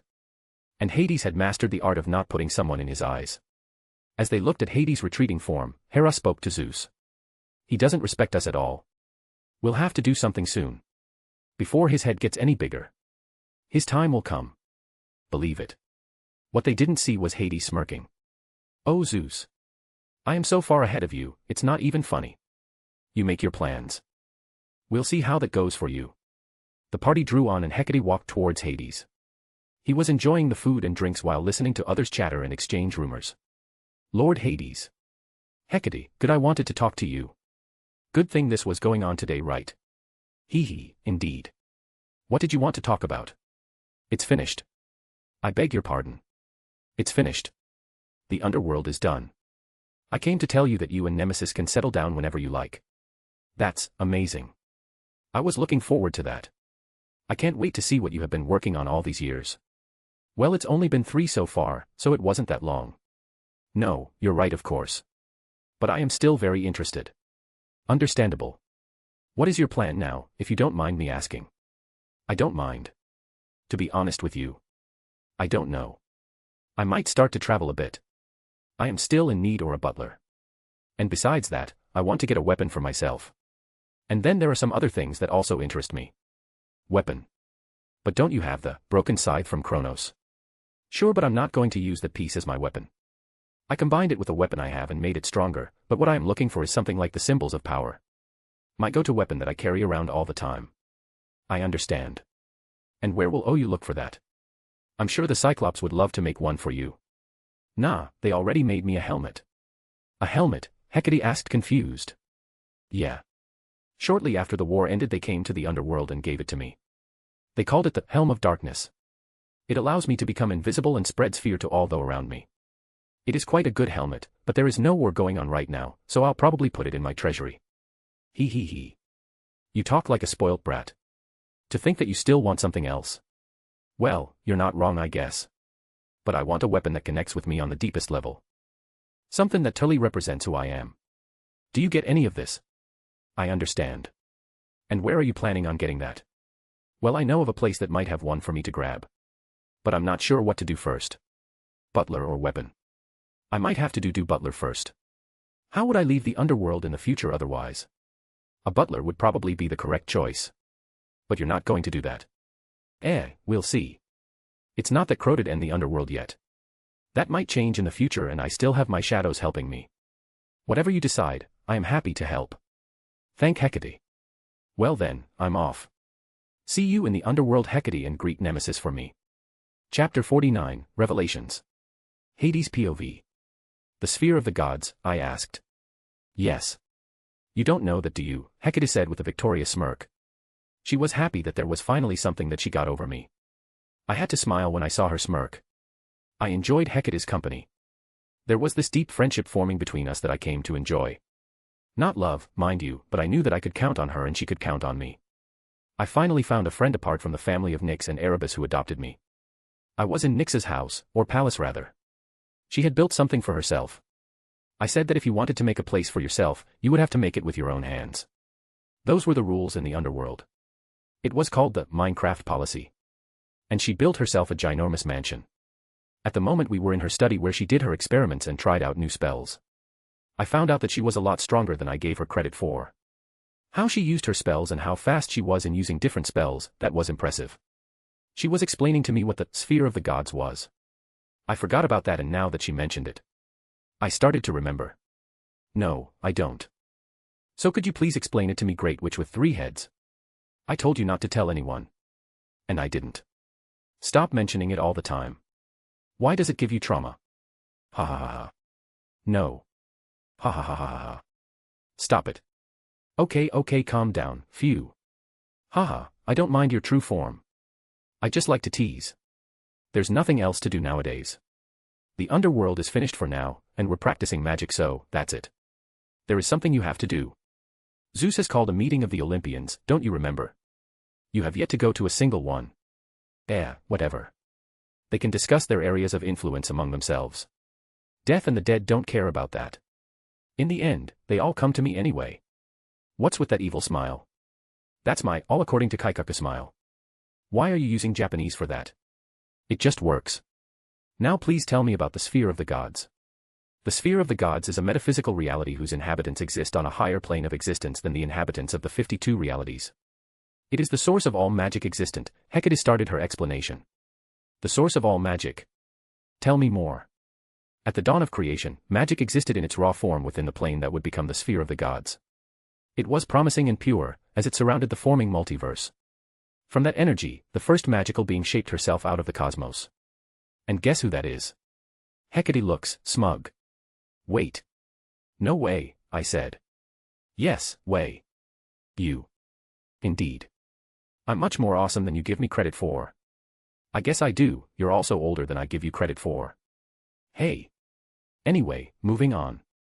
The sphere of the gods is home to most if not all of the gods and immortals that exist outside the multiverse, who each reside in one of 8 realms that make up the sphere of the gods.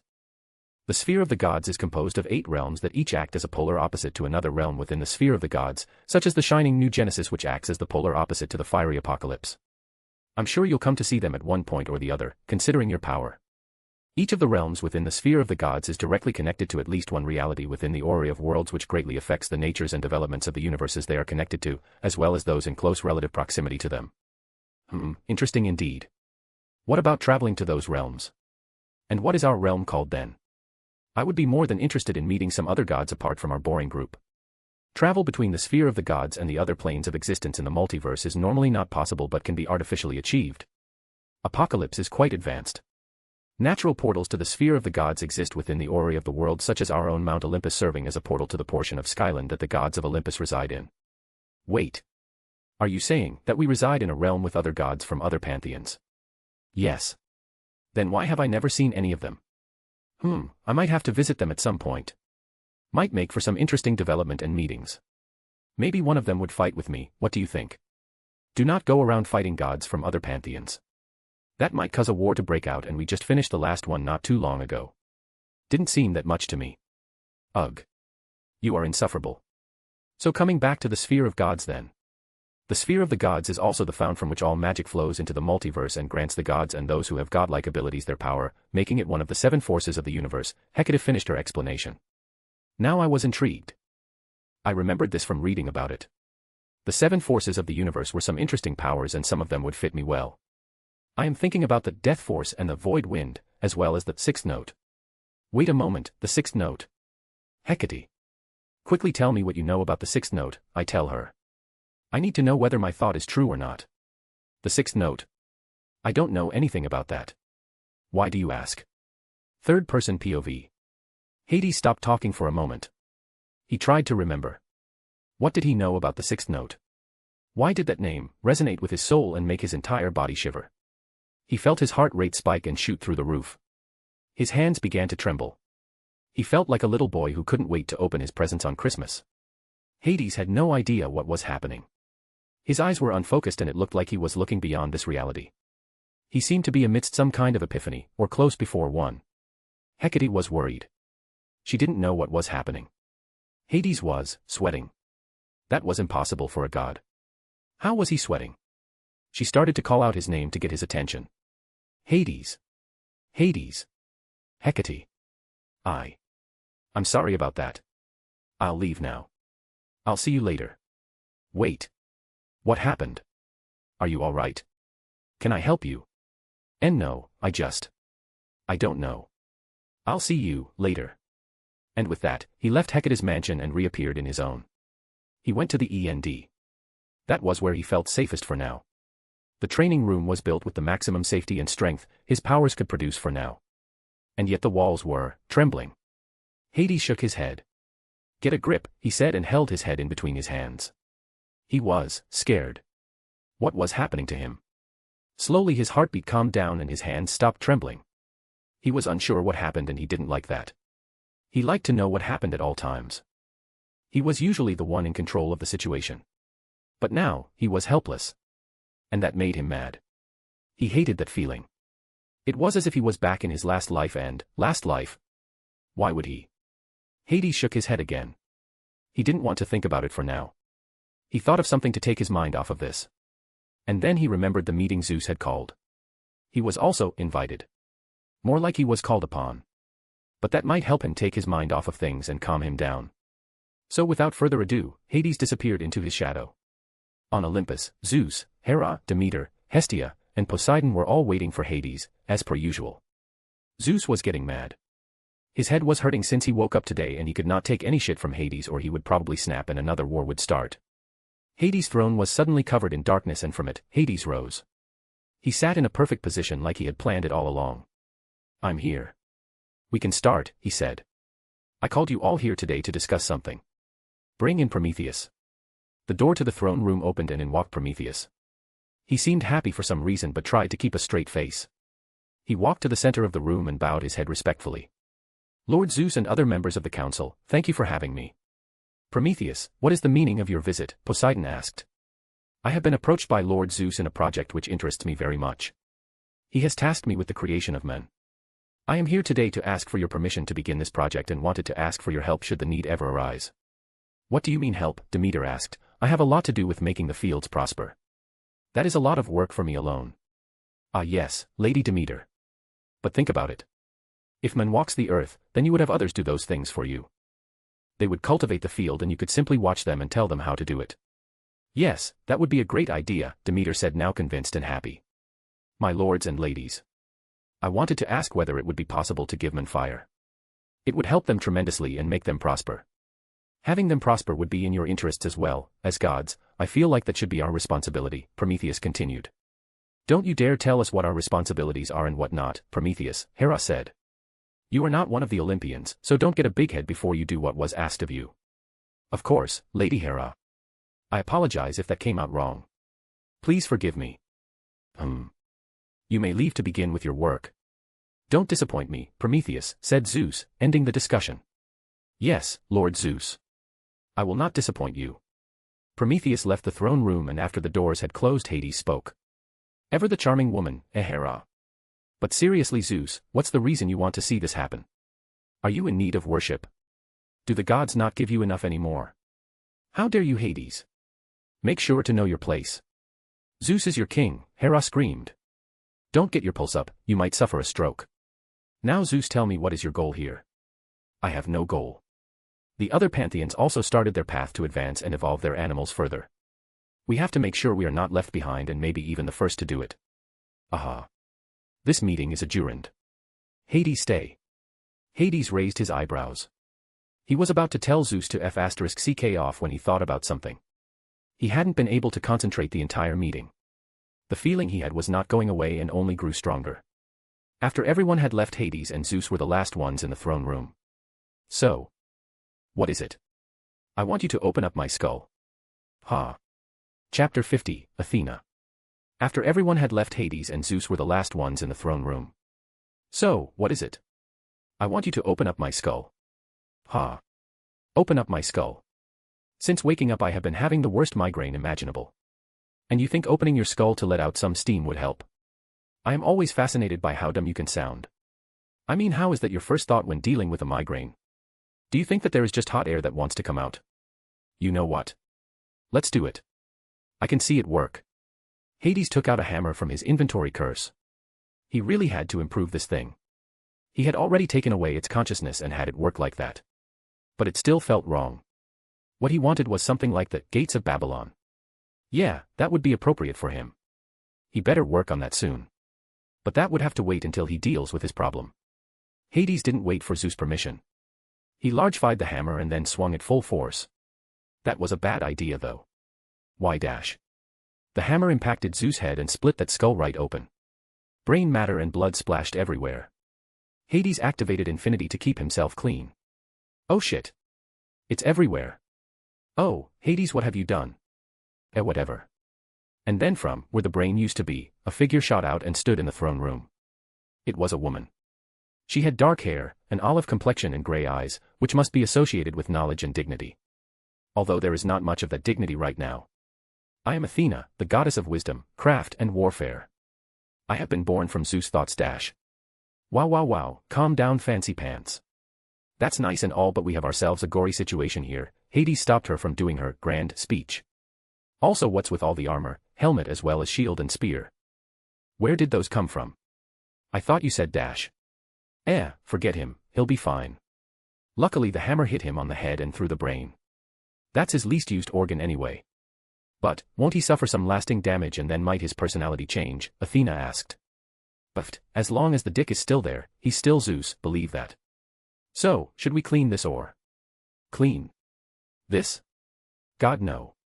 We'll just leave through those doors and let him pick himself up. You can't kill the dumb ones that easy. They're like weeds, they always come back. Athena looked at Hades in a questioning way. You don't have a very high opinion of your king. Why is that? Oh. Are throwing the first stone then? Better make sure that Daddy Dearest doesn't find out your little secret, Hades said with a devious smirk. How do you know that? Why so surprised? There is no chance I would ever believe that Zeus' thoughts could produce something, even less a goddess and one of wisdom no less. Ha ha ha ha. That was a poorly thought out plan. But you'll get an A for average. Athena looked at Hades. He was not how her mother told her. He seemed to be laid back without a hidden agenda for power.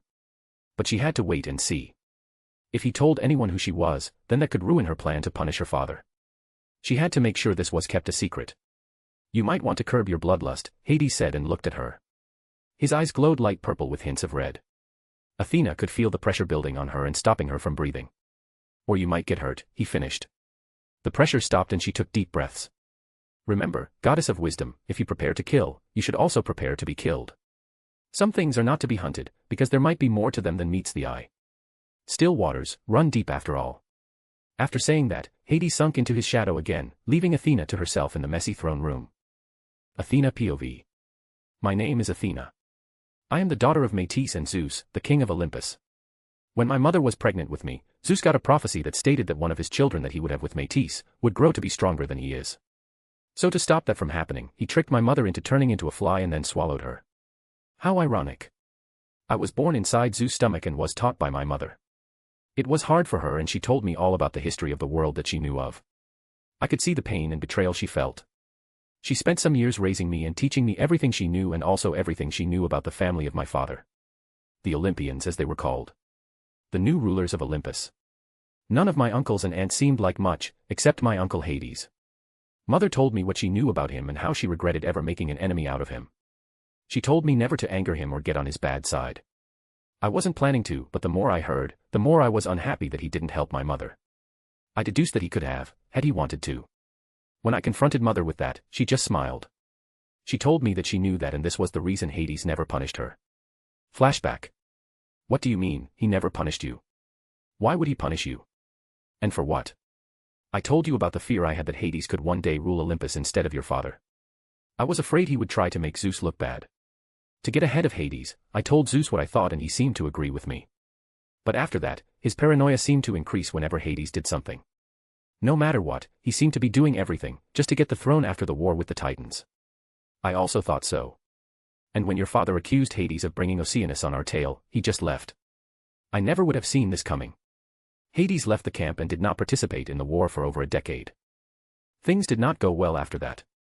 We lost most major battles and when it finally looked like we could win, after Hades had joined our side again, me and Zeus did the same thing again. We got suspicious of Hades once more and I was sure that he would use all of his accomplishments to get voted as ruler of Olympus. He did not. Not only did he not brag about his accomplishments of killing 2 Titans at once or killing Kronos, but he didn't even show up. He didn't care about becoming king or ruling. While Zeus and I were making plans to secure his rule, Hades was just relaxing and didn't care about us at all. That is why I know that this is my punishment from Hades. He punished Zeus by cursing him, but he never punished me. And now, I am here. You are correct. Hades could have stopped this and the fact that he didn't mean that he wanted this to happen. Flashback end. This was huge. Because not only did this mean Hades wanted to punish my mother, it also meant that he knew this was going to happen. And that made him dangerous. The moment I thought about taking him out, to preserve my secret, he noticed and pressured me. He didn't even look mad. Just amused. But his eyes were dangerous and I understood at this moment. Hades is dangerous. Third-person POV. The doors to the throne room opened and in came the rest of the Olympians. What happened here? Where is Hades? What did he do? Hera screamed. I am Athena. I have been born from Zeus thought. This has given him headaches since this morning. Zeus asked Hades to help him open his skull and it would seem that Hades used a bit too much force. You think? After a long explanation, Hera finally seemed to calm down. Zeus was slowly regaining something that looked like a head. Not long and Zeus would go back to his usual self of a philanderer. Meanwhile with Hades. Hades was in the END again. He was currently sitting in the training room. That was the sturdiest room there was in the underworld. Not only could it withstand the chaotic forces of the void, but it could also take his strongest attack and not budge. But as he sat in a meditative position, the walls were trembling again. There was something wrong with him and he had to deal with it now before he destroyed everything he had built. He could feel it in the deepest parts of his soul that something had changed. He felt like a caterpillar that should now get ready to become a butterfly. But he didn't know how. What was he supposed to do? Hades let the talk with Hecate pass through his mind. He remembered everything. She told him about the sphere of the gods and that it was the source of all magic and that it was one of the fundamental forces of the multiverse. That's right. It was then that something had happened. He remembered the fundamental forces from his past life. It was a big deal. He first found out about them because of the Flash and his connection to the Speed Force. But that was not the trigger. It was when he thought about harnessing these forces or at least some of them that his problem began. He thought about the Death Force, the Void Wind and then the sixth note. Once again Hades fell into this epiphany-like state. It was as if something was trying to reveal itself to him and he was so close to understanding what. What was the sixth note? The sixth note was the opposite of the dimensional superstructure. And the dimensional superstructure was the cosmic force which governs all things imaginable and unimaginable and it is part of the harmonious forces. How did he know that? It was unclear. All that knowledge to his question seemed to pop into his brain. Now there was only the final straw. If the sixth note was the opposite of the dimensional superstructure, then the sixth note is the cosmic force beyond imagination and is unlocked when the impossible is glimpsed. The impossible is glimpsed, impossible. Of course. The impossible is glimpsed. Just like what he had. He had glimpsed the impossible.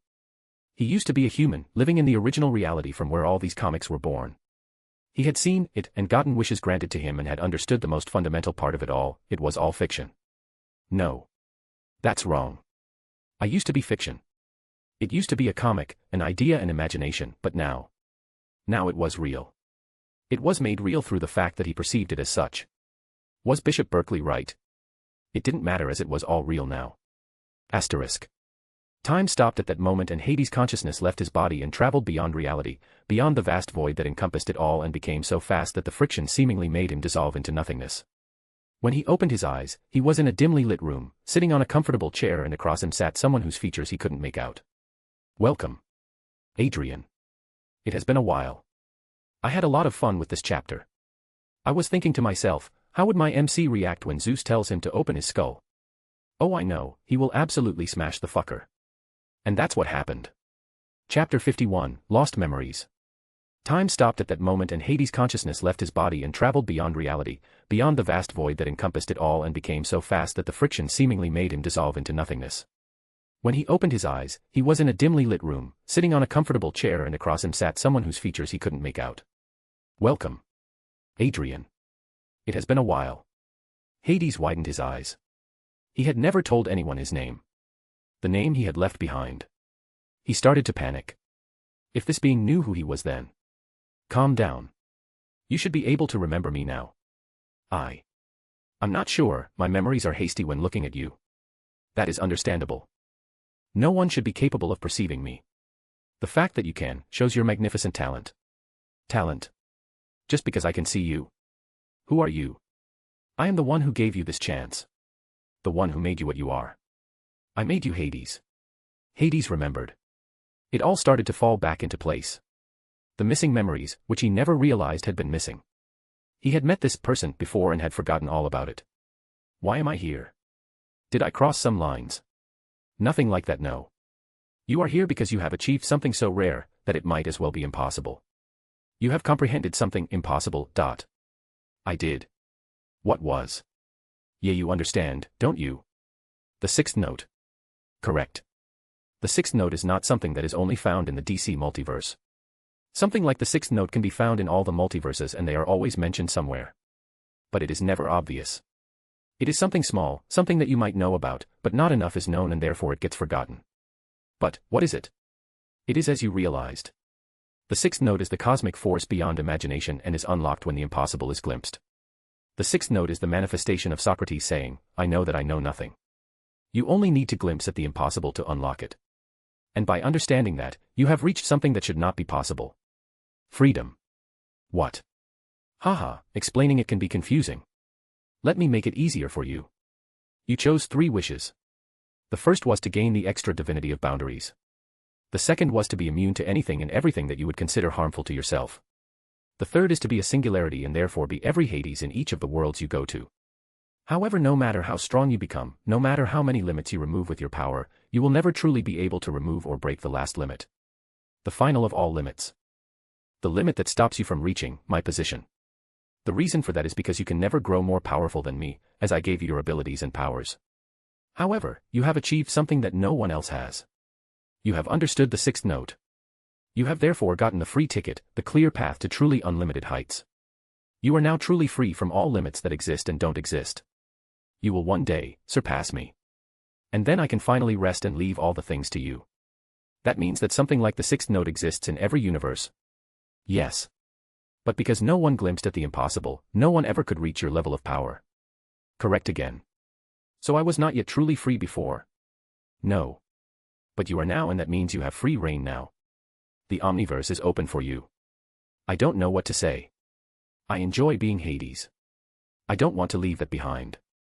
And who said you must do that? What do you mean? Just because you will surpass me doesn't mean you can just do that now or in the next millennia. You have a long way to go before you reach my position of power.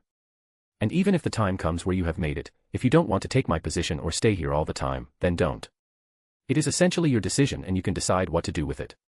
Just remember that you can't go being lazy and think that you'll eventually reach this position. It needs you to continue growing, otherwise you'll never make it. Then do you think I was lucky because of my wishes?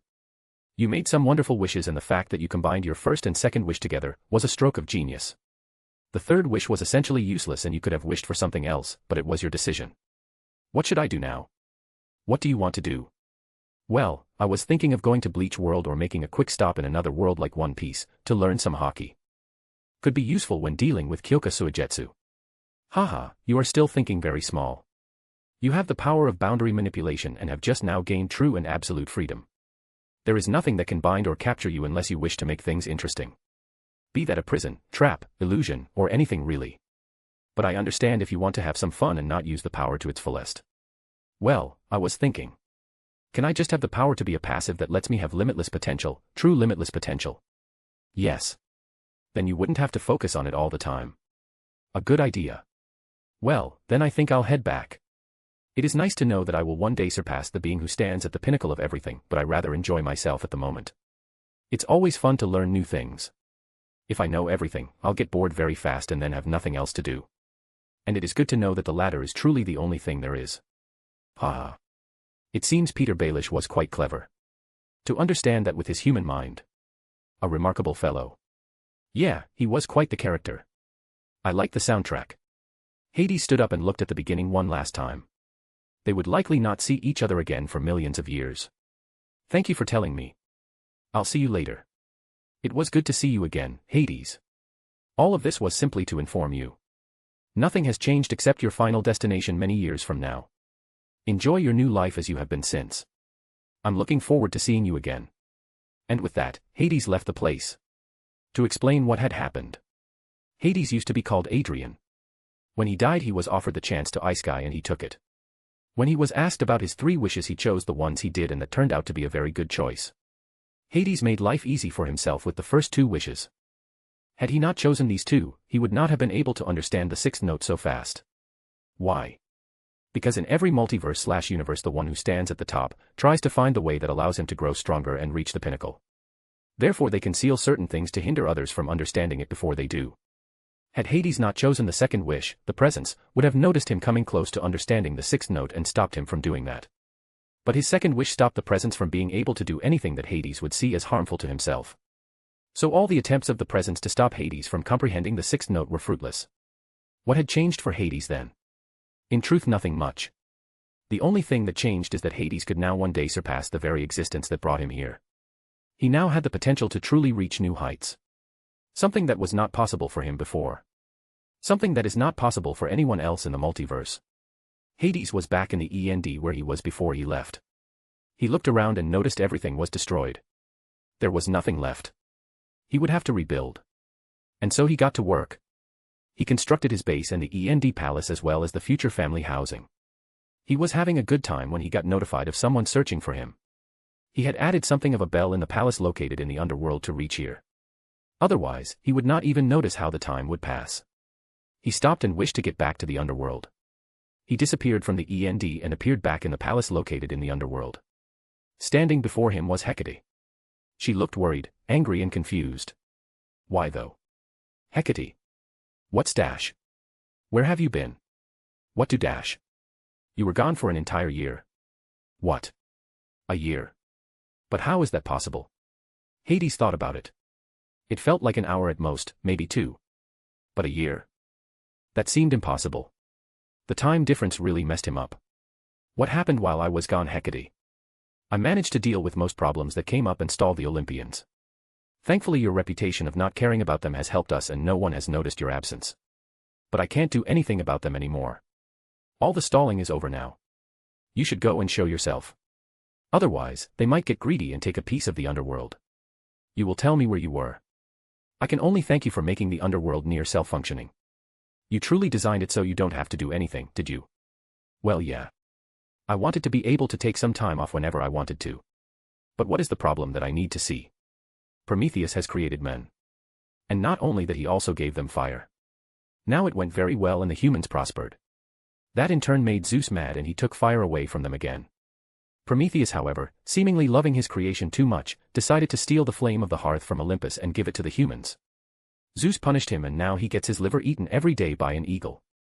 I see. And now Zeus is probably planning on punishing the humans as well. Yes. I believe it to be almost ready. All right. I will leave right away. Thank you for taking care of everything, Hecate. I owe you one. Hades teleported to Olympus and found everyone there sitting in their seats. In the middle of the room stood Zeus with a young woman. To the side of the woman stood two people whom Hades knew very well. Nyx and her husband Erebus were there and they didn't look happy. When Hades appeared, everyone looked at him and Nyx and Erebus made the biggest eyes. Hades! What are you doing here? I came to tell you not to do it. I will punish the humans and that is non-negotiable. They have disrespected us and must be punished. Is that so? You are still the sad little boy that you were the day I met you. You haven't matured at all. You are disgusting and an embarrassment to us all. You will stop disrespecting me. I will do no such thing. You are a joke. Look at you, punishing humans for something Prometheus did. Zeus unleashed his aura. The entirety of Olympus could feel it and it put pressure on all who resided there. Hades responded in kind. This much was nothing for him. But he was getting angry. His anger started to boil and he was about to stop holding his power back when a hand touched him on the shoulder. He looked back only to see Nyx looking at him with a sad look on her face. Hades sighed and stopped himself from wreaking havoc. He focused his power on Zeus and increased the pressure, knocking the air out of him. Hades turned to Nyx and asked her. Why did you stop me? This has to happen, Hades. That is what they exist for. Humans will have to learn to live with it. It is fate. Please don't go against this. I know you could, but we would suffer for it. Then I shall visit the fates and kill them myself, Hades said. He was angry right now. And things were not looking good for Zeus right now. Hades was ready to unleash horrors upon Olympus and bring it down, but Nyx didn't seem to want him to do that. He could only sigh. This time. I will listen to you, this one time. After that, I will take things into my own hands. Not even the fates will stop me and neither will a primordial. Hades walked towards Pandora who was holding on to her box. She was shivering, that's how scared she was. He looked with fear as Hades approached her.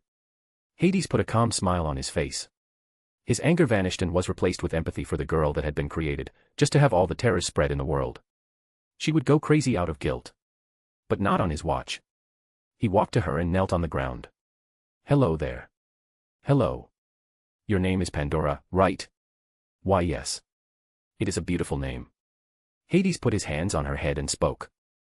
Listen, Pandora, I will give you something that shall prove essential for you and others. I will give you the will to survive, the will to overcome bad situations and setbacks. I give you willpower. And from this day on, your willpower shall be known in the world as the strongest one can achieve, an unbreakable will and perseverance. That shall be Pandora's will. Reality shifted and turned, bending to Hades' words and will. Pandora's will was now and in the future known as the strongest one could have. It was the definition of unbreakable and unbendable will. And in the future, there will be some humans who will inherit this will and help humanity in their times of need. Well, there we have it. Hades was just about to kill or enslave Zeus when Nyx stopped him. She understands fate and the things that Zeus will have to do. But this is not over yet. You'll see. And this time someone will have to pay some way. A simple curse of Damocles won't do anymore. But that is in the future. Chapter 52, A New Age. A new time was upon us. Hades understood that well. He knew what would happen now that Pandora was going to open the box eventually and outfly all manner of evils, sorrows, plagues, and misfortunes. However, the bottom of the jar would hold one good thing, hope. And Hades himself had given Pandora something valuable. He had given her the chance to get through those times and to help others get through them as well. He was unhappy.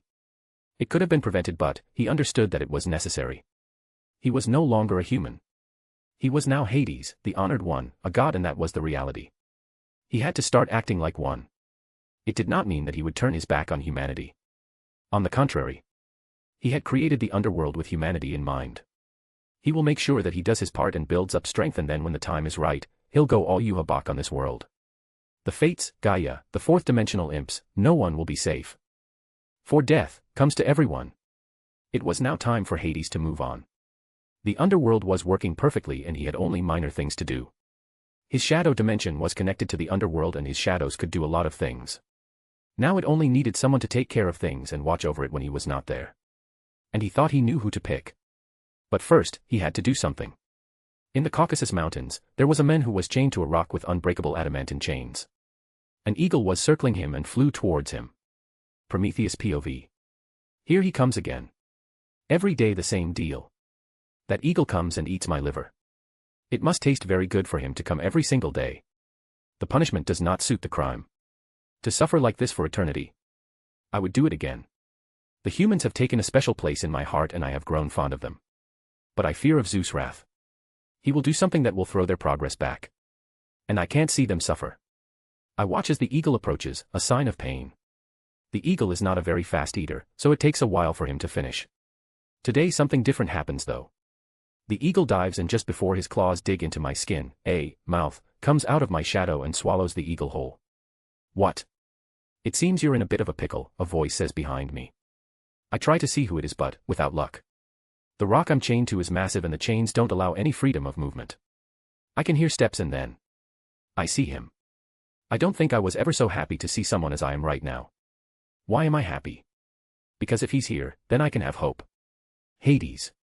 The eldest of the Olympians, and yet, I'm sure he would not claim to be an Olympian at all. He was always different. From the moment I saw him after Zeus freed his siblings, to the time when he cut off Zeus' hand and fed it to him, to the time he returned and single-handedly finished the war. You seem happy. Did you expect me? He asks. Not at all. I am just happy to see you. I guess you can guess why I'm here. Zeus has completely gone overboard this time. Let us get you out of here. I then watched as he didn't even use his hands, while the unbreakable adamantine chains fell to the ground. What now? Zeus will never let me go. I don't know where I should hide now. Ha. Come now.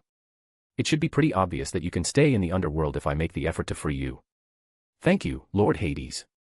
Yeah. Now come on, let's get out of here. He grabbed my shoulder and then we sank into the shadows. It was a weird way to travel for me. I couldn't see anything and then suddenly, we were there. Welcome to the underworld.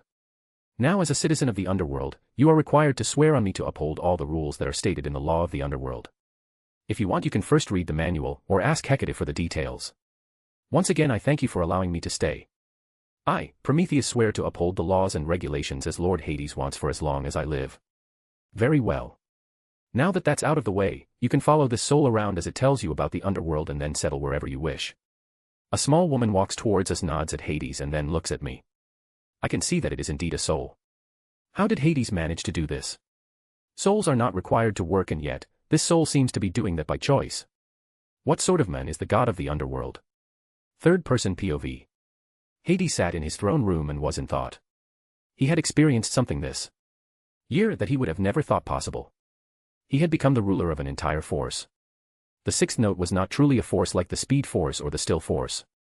It was more of a concept. He was not truly able to do the unthinkable and it was now not impossible to truly incorporate things from other universes here. And he had plans for that. He thought about the future of the DC universe and what came to mind were of course the modern times, where heroes arrested the villains and those broke out again. Hades wanted to do something that would allow humans to undergo tests where their character would be tested. It would test how much willpower they possessed and how much talent. And if they managed to go on this journey and reach the end, Hades would reward them with the ability to use their life force. To reach this goal, the humans would have to go on this journey. On this journey, they would learn martial arts, unarmed and armed, as well as other skills that helped control their body and some theoretical knowledge. The ability to use their life force would be in the form of either hockey or nen.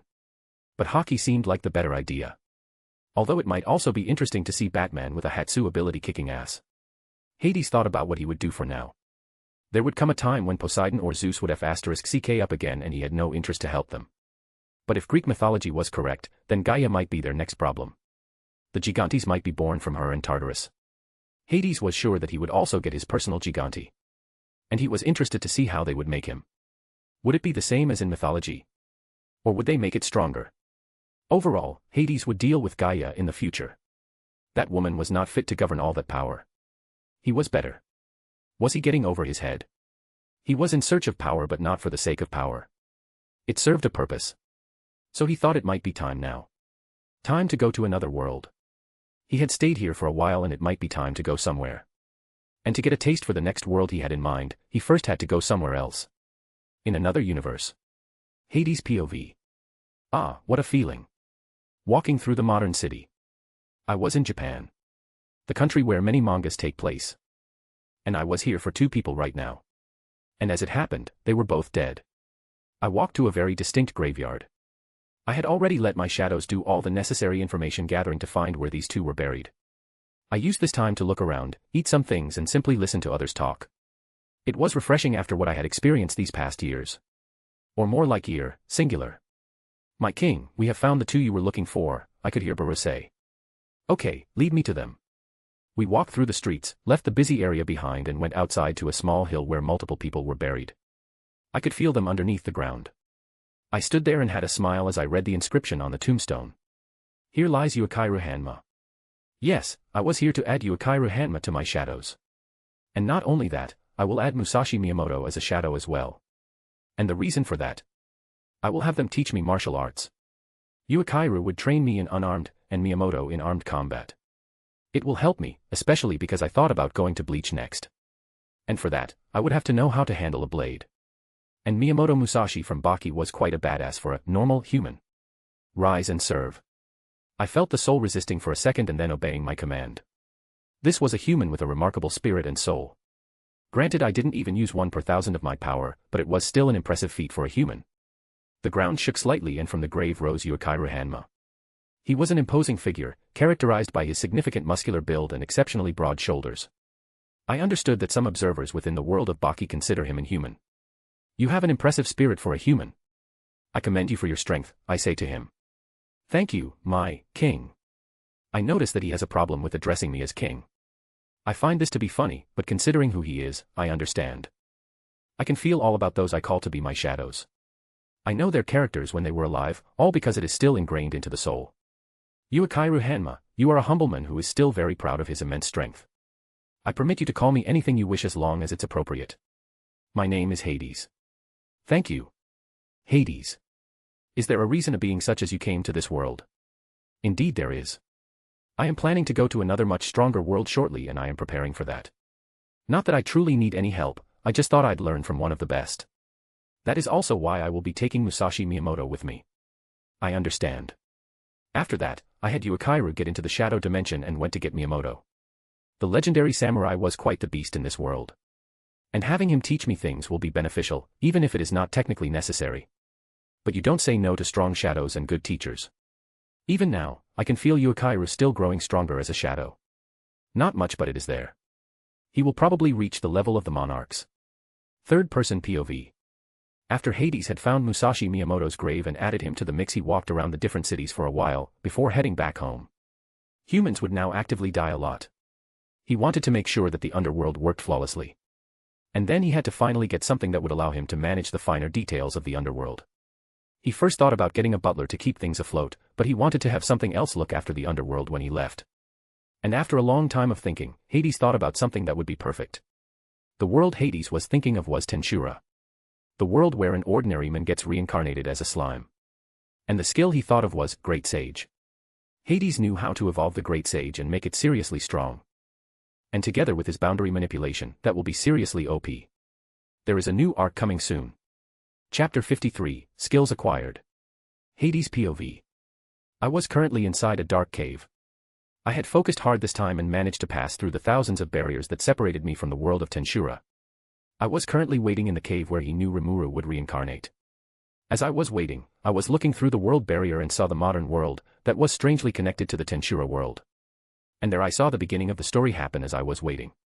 I saw him jumping right in front of the guy holding the knife and getting stabbed. And I could hear him speak right before dying. The world grants Rimuru certain skills. The first one is heat resistance. He gains this due to feeling hot, right after he got stabbed. The second one is stab resistance.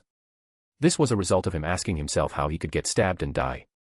And right after that comes physical attack resistance. It hurts, the blood. The world grants him the skill of pain nullification and starts creating a body that does not require blood. I try to feel something change in the cave where I am. The slime body of Rimuru was created then and there and his soul transferred after. This is perfect for me. I scan the surroundings but decide to wait for the moment when he passes over. So cold. This grants him the skill, cold resistance. The world then takes the skills, heat resistance, and cold resistance, and combines them into thermal fluctuation resistance. Titamura, take the hard drive out of my computer at home. Put it in the bath and make sure it is completely wiped. This results in the world trying to create another skill. Deletion of data via electric current.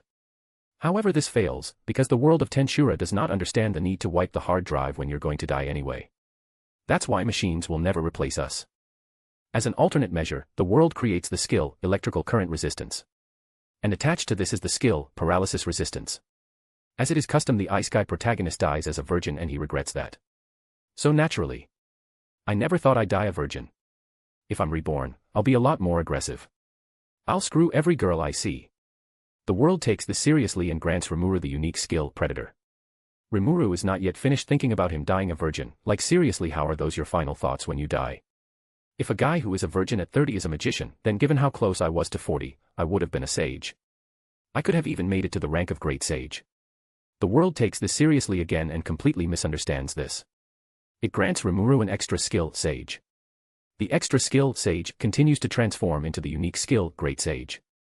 And then Rimuru dies. I then feel it happen. A soul is passing over from the connected world. I can feel it and follow the place where it was about to settle. Ah, here we are.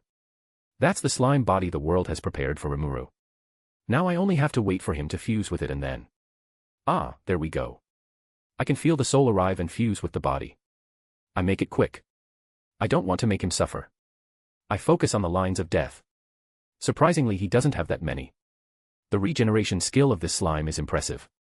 I take out a small knife and cut one of the lines of death, effectively killing him, and then I focus on the boundary that I can feel, stopping me from acquiring the skills Rimuru has.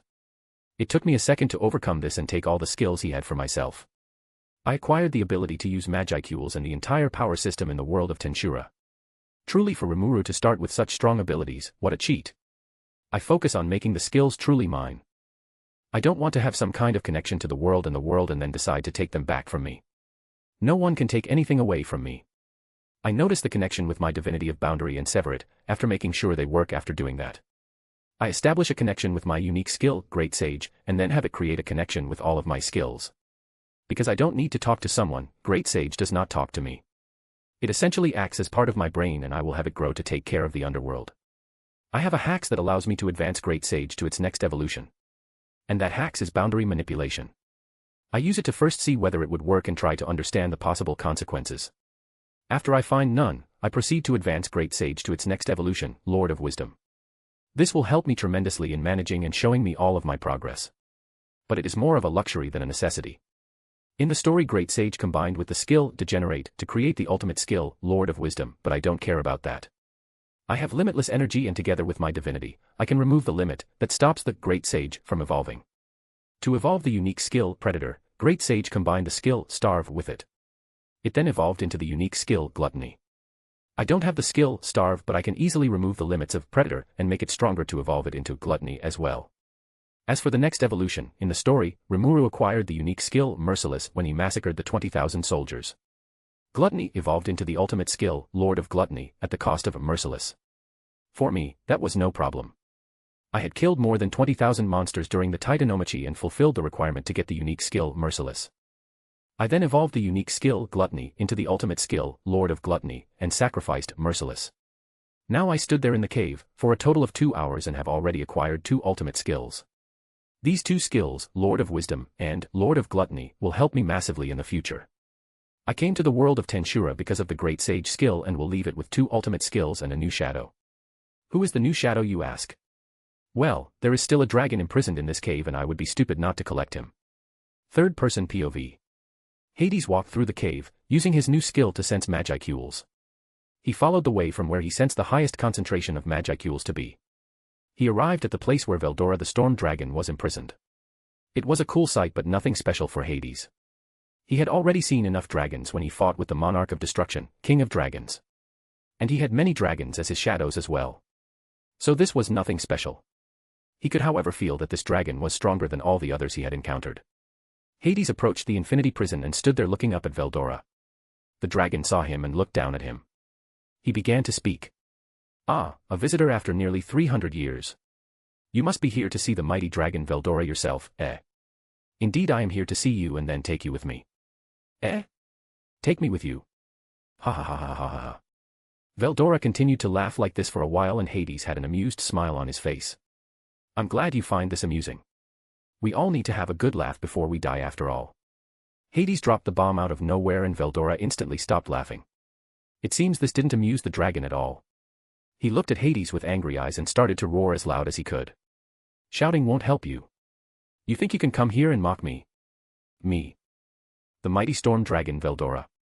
And what made you think that I was mocking you? I have come to kill you and have you join me. There is nothing funny about that. It is an honor for you though. So maybe thank me instead. You're making me angry human. That's your problem and I am not a human. Veldora had activated his monstrous amount of magicules and tried to pressure Hades. The only problem was that Veldora was inside the infinity prison and that stopped him from doing very much. Hades smiled again. This was funny to him. But it was time to end this farce. He focused on his new skill, Lord of Gluttony, and pointed his palm towards the prison. Hades' energy covered the entire prison and then absorbed it all. The storm dragon was still inside and Hades processed this and then spit the Veldora back out again. However, before the dragon could understand what just happened, his head was sliced and fell to the ground. Rise and serve. An enormous shadow rose from the corpse of Veldora and he looked around. He noticed Hades and then had an understanding look on his face. My lord. I apologize for the disrespect I showed you. It's all right. I understand that dragons are creatures with too much pride. Hades then used gluttony again and absorbed the body of Veldora. Hades was finished in the world of Tenshura for now. He might return one day but it was fine now. He had other plans anyway. In the DC universe, Hades appeared in the underworld and immediately got to work. He had gotten Great Sage for the sake of managing the underworld when he wasn't here.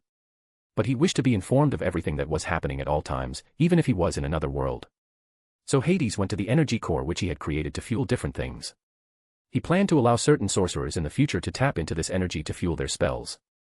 In turn, he would gain their souls after they die. No one escapes taxes. Hades took a cross-legged position and focused on his task. He created a simpler copy on the level of Great Sage and fused it with the energy core. This was a one-time occurrence. Great Sage wouldn't be connected to the energy core from now on, but it would permeate the entire underworld, giving it perfect control over things. Hades added a failsafe should something happen and Great Sage turn against him, but that was not possible. He still did it, just because you can never be too safe with such things. After he was done, he tried it out to see whether it worked as intended. He tried to see how the different biomes were doing and got a mental view of everything he wished. Great Sage shut off the underworld and implement emergency protocol number 002. As soon as he said this, Hades could feel how the entrance of the underworld shut down and an infinity barrier was put up. Right after that, the entire underworld was transported into the END, isolating it further. This was the emergency protocol, should a being of the primordial or higher level try and force its way into the underworld. The END was the most secure place ever because it was not technically a real place. It was a pocket reality totally under Hades' control. Hades undid everything again and told everyone that they had nothing to fear and it was only a test. Overall, Hades was more than happy with this. Now he could see what was happening in the underworld if he wished. Chapter 54, Getting Things in Order. Some time has passed since Hades had come back from the Tenshura world. He had started to look after the underworld as he knew that with the gift the gods had granted Pandora, the underworld would get very busy. So to make sure that everything was working as intended, Hades decided to wait for a while before going to another world. He had gone back to the world of Tenshura first to set things right and placed Rimuru in another slime body and gave him the skills he had in the beginning. He wanted the skills but he would not just kill him for his benefit if he didn't have to. But that was not important now. He spent a few years in the underworld simply watching and seeing the progress while also training armed and unarmed combat from Yuichiro Hanma and Miyamoto Musashi. These two were masters in their respective martial arts and Hades picked it up in a flash. He used the same strength as they did to make training more effective and fun. But even then, the speed at which he learned new things had taken a massive leap since he had comprehended the sixth note. Using time dilation of about 100:1 he spent a few years in the END to learn the things from them and then train in simulations he created. He made the enemies stronger and stronger while he restricted his power more and more. After some years it was no use in training in the simulations anymore and he stopped to go back to the underworld. My lord, Yuichiro asked Hades. He and Miyamoto were kneeling before Hades in his throne room in the underworld when he summoned them. He had something to tell them.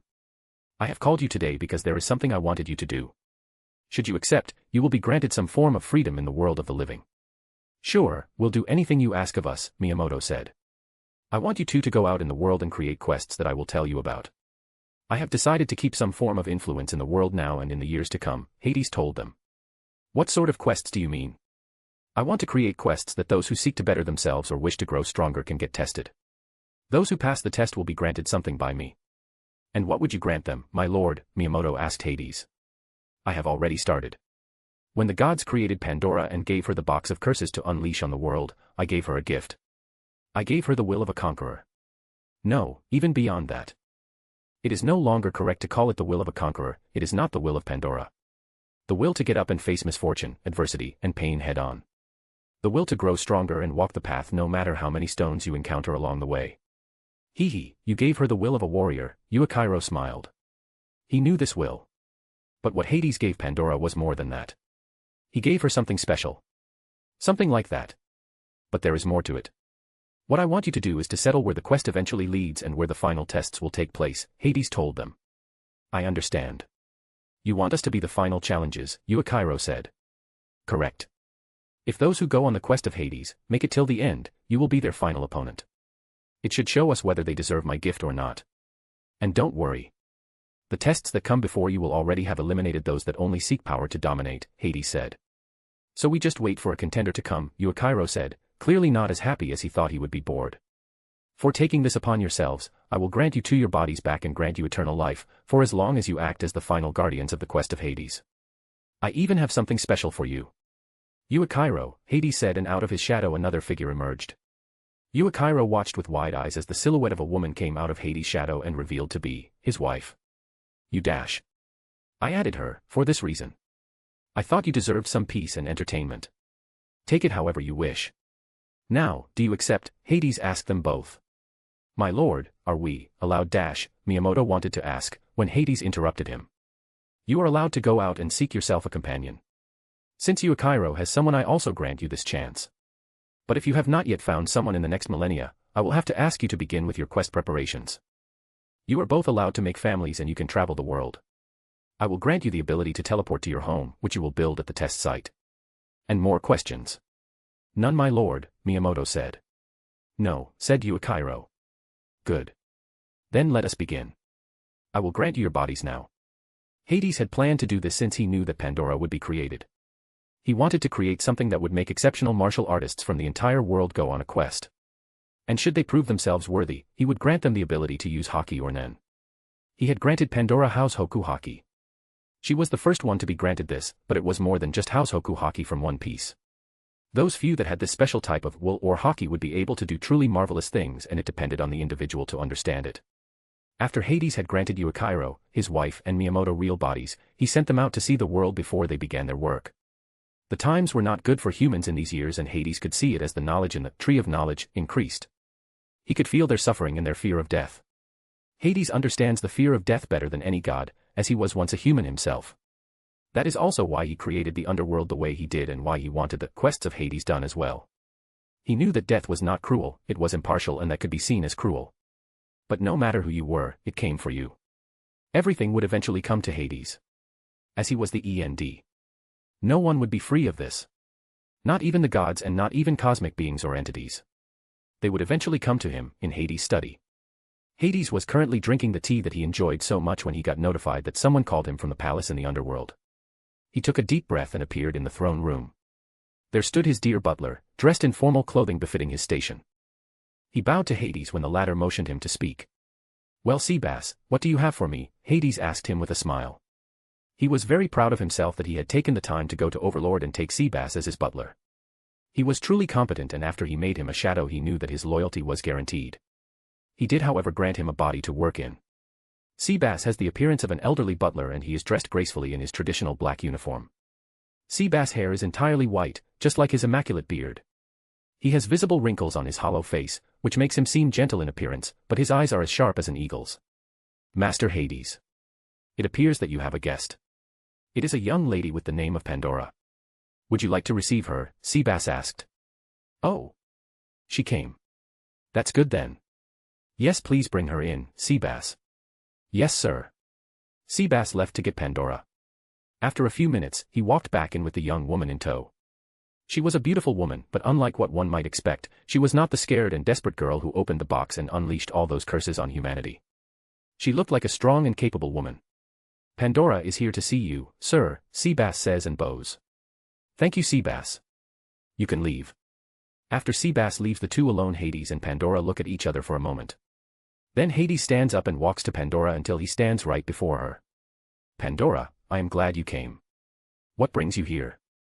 Lord Hades, thank you for seeing me and allowing me access to the underworld. I came to speak with you about your gift, Pandora told him. I see. And what is it that you wish to know? I wish to know why you did it. Why did you give me this strong will that drives me and pushes me forward? Why do you want to torture me so? Pandora had an angry look on her face. It seems like you misunderstood me. What I gave you is the power to decide. I gave you the will to do anything you set your mind to. You have been granted something truly unique and powerful. I gave this to you so that you can stand back up after this punishment that the gods gave humanity and help them. You can become someone that truly helps them and shows them that there is still hope. I understand. What should I do then? Pandora asked him after a moment of contemplation. What do you want to do? I'm not sure. I want to help humans. To help my kind. I wish to show those gods that we're not weak and we will not bend to their every whim just because we aren't as strong as they are. I wish to see humanity prosper. Hades grinned when she said that. He had succeeded in his plan to make Pandora the force that will give humanity hope. She will become a legendary figure in the future. That is good. I am glad you think that way. And I invite you to the underworld whenever you wish.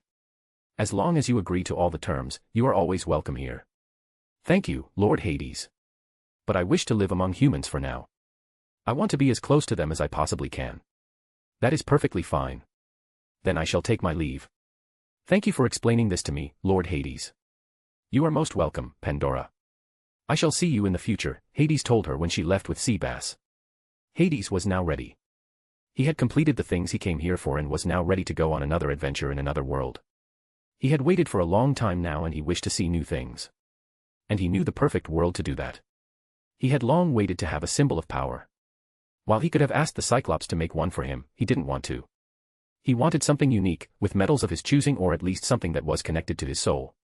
And he thought of the world of Bleach. It was perfect and the Zanpakuto would reflect his soul and fit him perfectly. So, Hades prepared everything. He checked if everything was ready and then told Hecate as well as the family of Nyx and Erebus goodbye. He told them that he would go into the END to practice with his powers and wouldn't come back for a few years. He went into the END, sat down cross-legged and then focused on the world he wished to go to as well as the time. With one last look, he vanished from the DC universe. Chapter 55, 1,000,000 years ago. Hades arrived in the world of Bleach. The world was a dark and gloomy place to be in, locked in a cycle of decline and destruction. All of existence was a single, chaotic, primordial world overrun by hollows that preyed upon the world's denizens. They were drawn to negative emotions, fears, and spiritual energy, which were in abundant supply during these tumultuous times. Nothing was truly alive or dead. Everything followed the circle of Reishi. Souls and hollows just existed constantly circulating through the motions, one transforming into the other. There was only one thing that existed in this period. And that was the underworld, or hell dimension. In the future, after the separation of the three realms, if a spirit has committed heinous crimes as a human or has not escaped to Hueco Mundo, it will be sent to the underworld instead of Soul Society. But since there were no humans yet, and the concept of life and death were not yet introduced, it was mostly empty. The underworld did serve an important purpose though. The underworld's integrity was, similar to the balance of souls between the human world and Soul Society, maintained by a balance of Ryatsu between it and the combined realms of the human world and Soul Society. This was at that time simply everything else. What did this mean? This meant that there was a constant cycle of Reishi between the underworld and the rest of the world. This was what essentially held everything together. A soul that was formed from Reishi would essentially grow up and then be devoured by a hollow. This was part of the cycle of Reishi. After that, it was a matter of whether the hollow could consume enough souls or Reishi to sustain itself. If it couldn't, it would return to Reishi. This malevolent Reishi would then flow into the underworld to be cleansed and then return to the overworld. That was the cycle of Reishi and the rules on which everything functioned. This of course was not efficient. There was no progress, only chaos. Everything went by chance and nothing was achieved. The world was in decline. But it was a slow-going progress. It might take 1,000,000 to hundreds of million years until the cycle of Reishi would no longer be able to sustain itself, due to the hollows just having a very big advantage. The amount of Reishi was diminishing as the hollows consumed and grew stronger. Hades arrived in the world and felt the energy this world functioned with. Reishi or spirit energy. It was the energy that your soul produced, and Hades could feel the positive effects it had on him. Since he was born as Hades, he had never trained his soul. It grew naturally, but this would be a good opportunity for him to increase his soul's strength. It was also the perfect chance for him to combine all the energies that he had access to and make them one. He could feel a connection to the underworld in this world as soon as he arrived here. He understood the reason and went there. He could feel the malicious energies trying to corrupt the intruder and push his spirit energy out of him. It was trying to dry his soul out of energy. He of course didn't allow this to happen and pushed back. It was at that moment that he unlocked his own Ryoryoka/Ryatsu. It was a cool and refreshing feeling for him as the energy flowed through his soul and out of it. He could feel the power it had and the potential it represented. He was glad that he was inside the underworld dimension, as the pressure and intensity of his Ryatsu might have caused widespread destruction, and the world could not use this right now. Hades got to work. He used the chance this gave him to cleanse himself and strengthen his soul. He took control and ownership of the underworld, but he had no plans with it for now. He wanted to get his growth first. Hades meditated, something he hadn't done in years, and tried to separate his soul from his physical body. This should not be hard for him, as a god had a true form that should act as his soul.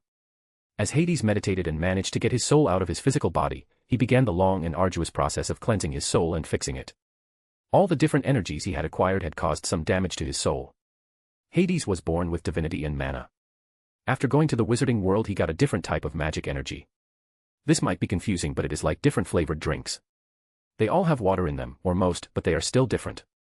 Next was cursed energy from Jujutsu Kaisen. This was something completely different and not something that you could just accept and use like Hades did. And of course, there is positive energy as well. The man in the world of solo leveling came after. This is closer to his original mana from the DC universe he got when he was born.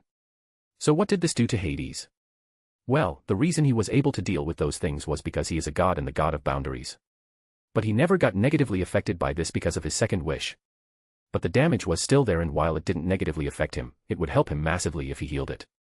So that is what he did. He circulated his spirit energy through his soul over and over again. This process took long. And the reason it took long was that, with every rotation, his soul would expel a tiny amount of waste, like some cultivation novel. He was cleansing himself, and after the process was over, Hades would then be able to form something of a mystical core, so to speak. He would then use this core to combine all the energies he had into one. The spirit energy acted as the matrix in between that held everything together, and in the end allowed him to make the Omni energy. An energy that could accept new energy and allow Hades to use it with no problems.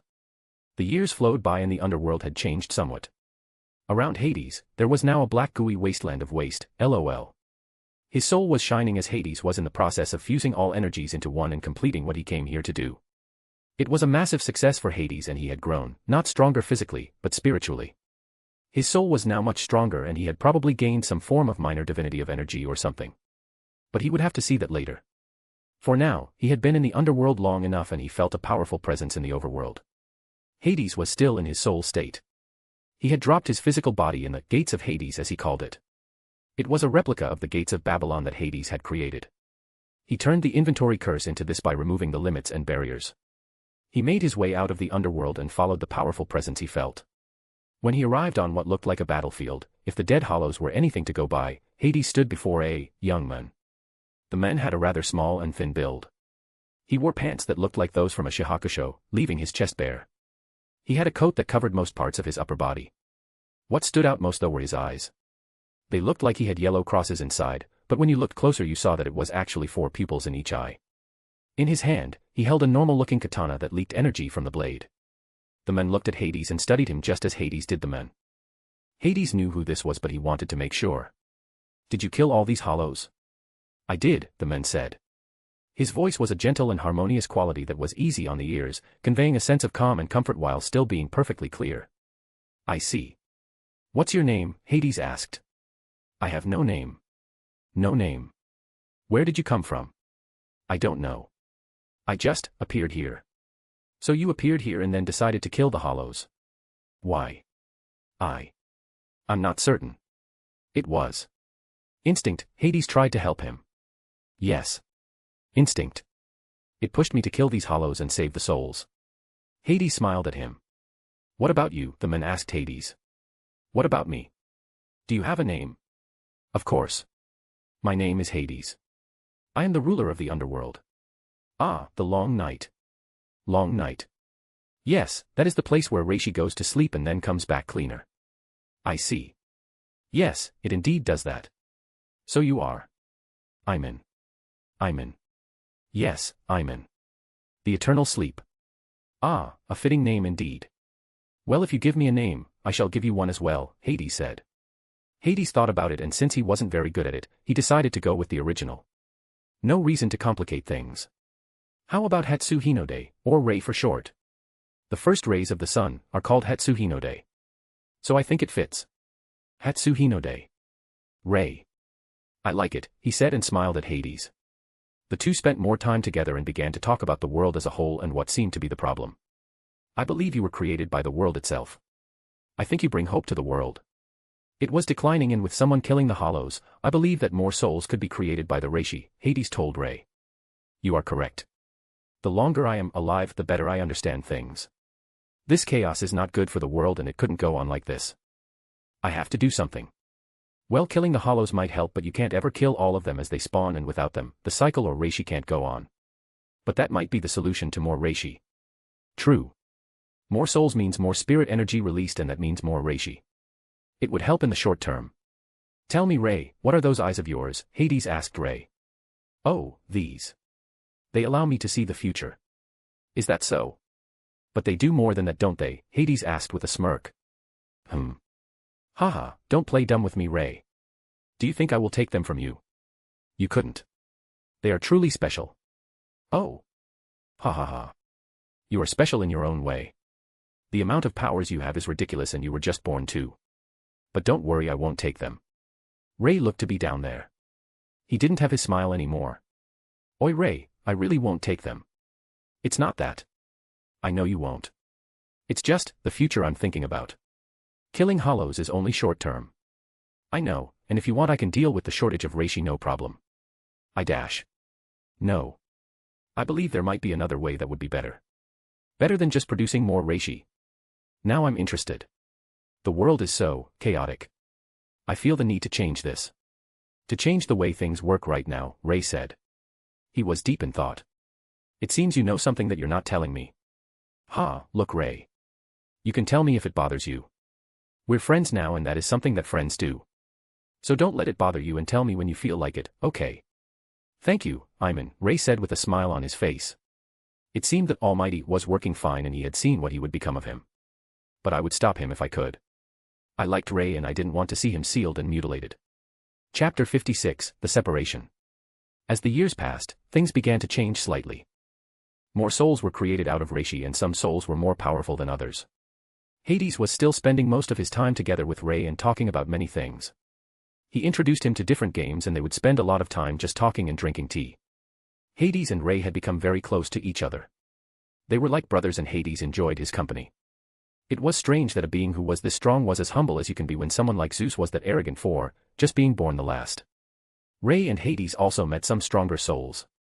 One of them was the one who called himself Ichibe Hyasub. He was a strange character, and Hades could feel the twisted character that lay underneath the surface. He could feel the need for dominance in his heart. When Rei found out that he could see and know all names, he gave him the name Manake Osho, or the monk who calls the true name. Funnily enough, Ichibe called Hades by the name he was given by Rei, Iman. Hades decided that it was better than Hadisu, so he kept it. The other souls that were stronger were the future noble clan leaders, and Iman didn't like them one bit. He could see the greed and fear in their eyes. He was very well acquainted with fear, and he could smell it from them. They feared the power Rei had and also him. But they never saw his power, so they could only guess. One day, Rei came to Hades and wanted to talk to him. Hades could feel the tension he was feeling and was not happy with this. He was sure that he would tell him something stupid. I need to tell you something, Iman. Sure, tell me. Remember when you asked me what my eyes could do? Yeah, I remember. You didn't want to tell me because you thought I would take them from you. No, I knew you wouldn't take them from me. I just didn't want to tell you how I knew. Oh. How did you know? Can you see the future? Hades asked with a smile. WH. How could you possibly guess that? Rei asked with a perplexed expression on his face. Ha ha ha, come on, Rei. How long do we know each other now? You always knew things before they happened, and whenever we talk about the future of the world you are always sad and try to hide it from me. So I guess you are going to tell me finally. Yes. I will tell you now. I have many powers, as you already know. The miracles I can perform, the stagnation and evolution, how I learn new things and master new moves and powers, it's all connected to my abilities. But my eyes are the strongest organ I have. You see, these eyes have a special name. A special name? Something glorious? Or magnificent? Yes. They are called the Almighty. Oh my. Truly over the top. So you can see the future then? Not directly. The power of the Almighty is not only to see the future, it is to alter it. I can change the future however I wish with these eyes. That is beyond broken. No wonder those 5 idiots are so greedy. Now that I think about it. I also dash. Stop. I know you don't need it. That is also something that I noticed. They don't work on you. Your eyes don't work on me. So you can't see my future. No, I can see your future, to some degree. But I can't alter it. I can't manipulate your future. It's like your future is your own and no one can change it. None of my powers seem to work on you for that matter. That's because nothing that could be harmful to me can affect me. That is one of my better qualities. Now the thing that I wanted to talk to you about was the future. The future of the world, Iman. I have seen it and I have made a decision. I don't like where this is going. I know. But I have seen what the future can hold and I wish to see it come to pass. I wish to create some things. I want to see all the possibilities that could happen where life can exist. I saw it with the Almighty. It is possible and it is wonderful. Imagine Iman, life. Real life and not just this cycle of Reishi where souls have no future and are condemned to eventually become hollows and then back to Reishi. I wish to see this happen and I have already seen it happen. There is only one thing that could stand in the way of this dream of mine. You. Me. Why would I stand in the way of your dream? Hades asked. In every future, you are the one who stops the things from happening that need to happen. You always stop it and bring with you great anger. I understand your anger, but it is my decision and I hope that you can come to understand that. What exactly did you see? I see a sacrifice. I will be sealed by the 5 and you will dash. No. Absolutely not. There is no way I would ever allow that to happen. Ray smiled when Hades said that. I know. That is also the thing I see. You always stop it and kill them all. But it's my choice, Iman. I wish for it to happen. It needs to happen. Why? Why can't you just create whatever you want with your own 2 hands? You have all that power. Or better, let me do it. I can create anything you want, no problem. No. I don't want that. I wish to create it with my own hands. I will allow myself to be sealed and then have the 3 realms created. I hope you come to understand me in your heart or at least come to respect my choice. This is my responsibility. That is what I was created or born for. It is my purpose. Don't you remember what you told me about purpose? I remember. Without purpose, we would not exist. Hades finished his sentence. I love the time we shared together, Iman. You are so much more than what you seem at first. I know that you will honor my choice. I wish you the absolute best life has to offer you, my friend. Oh, and Iman. Yes. At least, Manake Osho, all right. Hades didn't answer him and only looked away. He knew what he was talking about. He was clear on it. And he didn't like it one bit. It would be hard for him and no matter what he tells him, Ray would not allow him to do all the things he wanted to do. Hades could easily go against his wishes, but that is not what Ray wants. He wishes to do this by himself and be the one to create life and separate it from death. He wished to be the one to bring order and have those disgusting pieces of trash seal him. I'll try, Ray. No promises. Thank you, Iman. After that, Rayo the Soul King or Ray, the friend of Hades left. His wish was to be sealed and have those 5 souls seal him so that they could use his powers. Thus, for their respective reasons, the 5 sealed an unresisting Ray inside a crystal and used his omnipotent powers to split the world into 3 new ones, Soul Society, Hueco Mundo, and the human world, and in the process created the cycle of life and death. It was a sad day for Hades. He respected his wishes, just as he respected the wish of his first love Rose, all those years ago. He would need to let off some steam sometime soon, or he would explode. And the time for that came sooner than he expected. Hades was standing before 5 souls that were far more powerful than all the others that existed in these times. The world had experienced a massive change in the last few days and they had arrived before him. So you came. I can't say I'm surprised, Hades told them. Iman, we have sealed the Soul King. It was necessary to seal him so that we could create this new world. It was his wish for this to happen. We came here before you because we wanted to give you the same chance to follow Rayo's wishes. Rayo's wishes, you say? So was it his wish to have his corpse sealed and then mutilated by a bunch of greedy and scared fucks like you five are? We are not here to fight, Iman. No. Then why do you stand before me today, with the parts of my friends that you cut off? Hades screamed. He was furious, just like Ray knew he would be. The entire underworld trembled when Hades got angry and it threatened to break down. You are just after the power that Ray had. And now you come and hide your greed and fear under a righteous cause.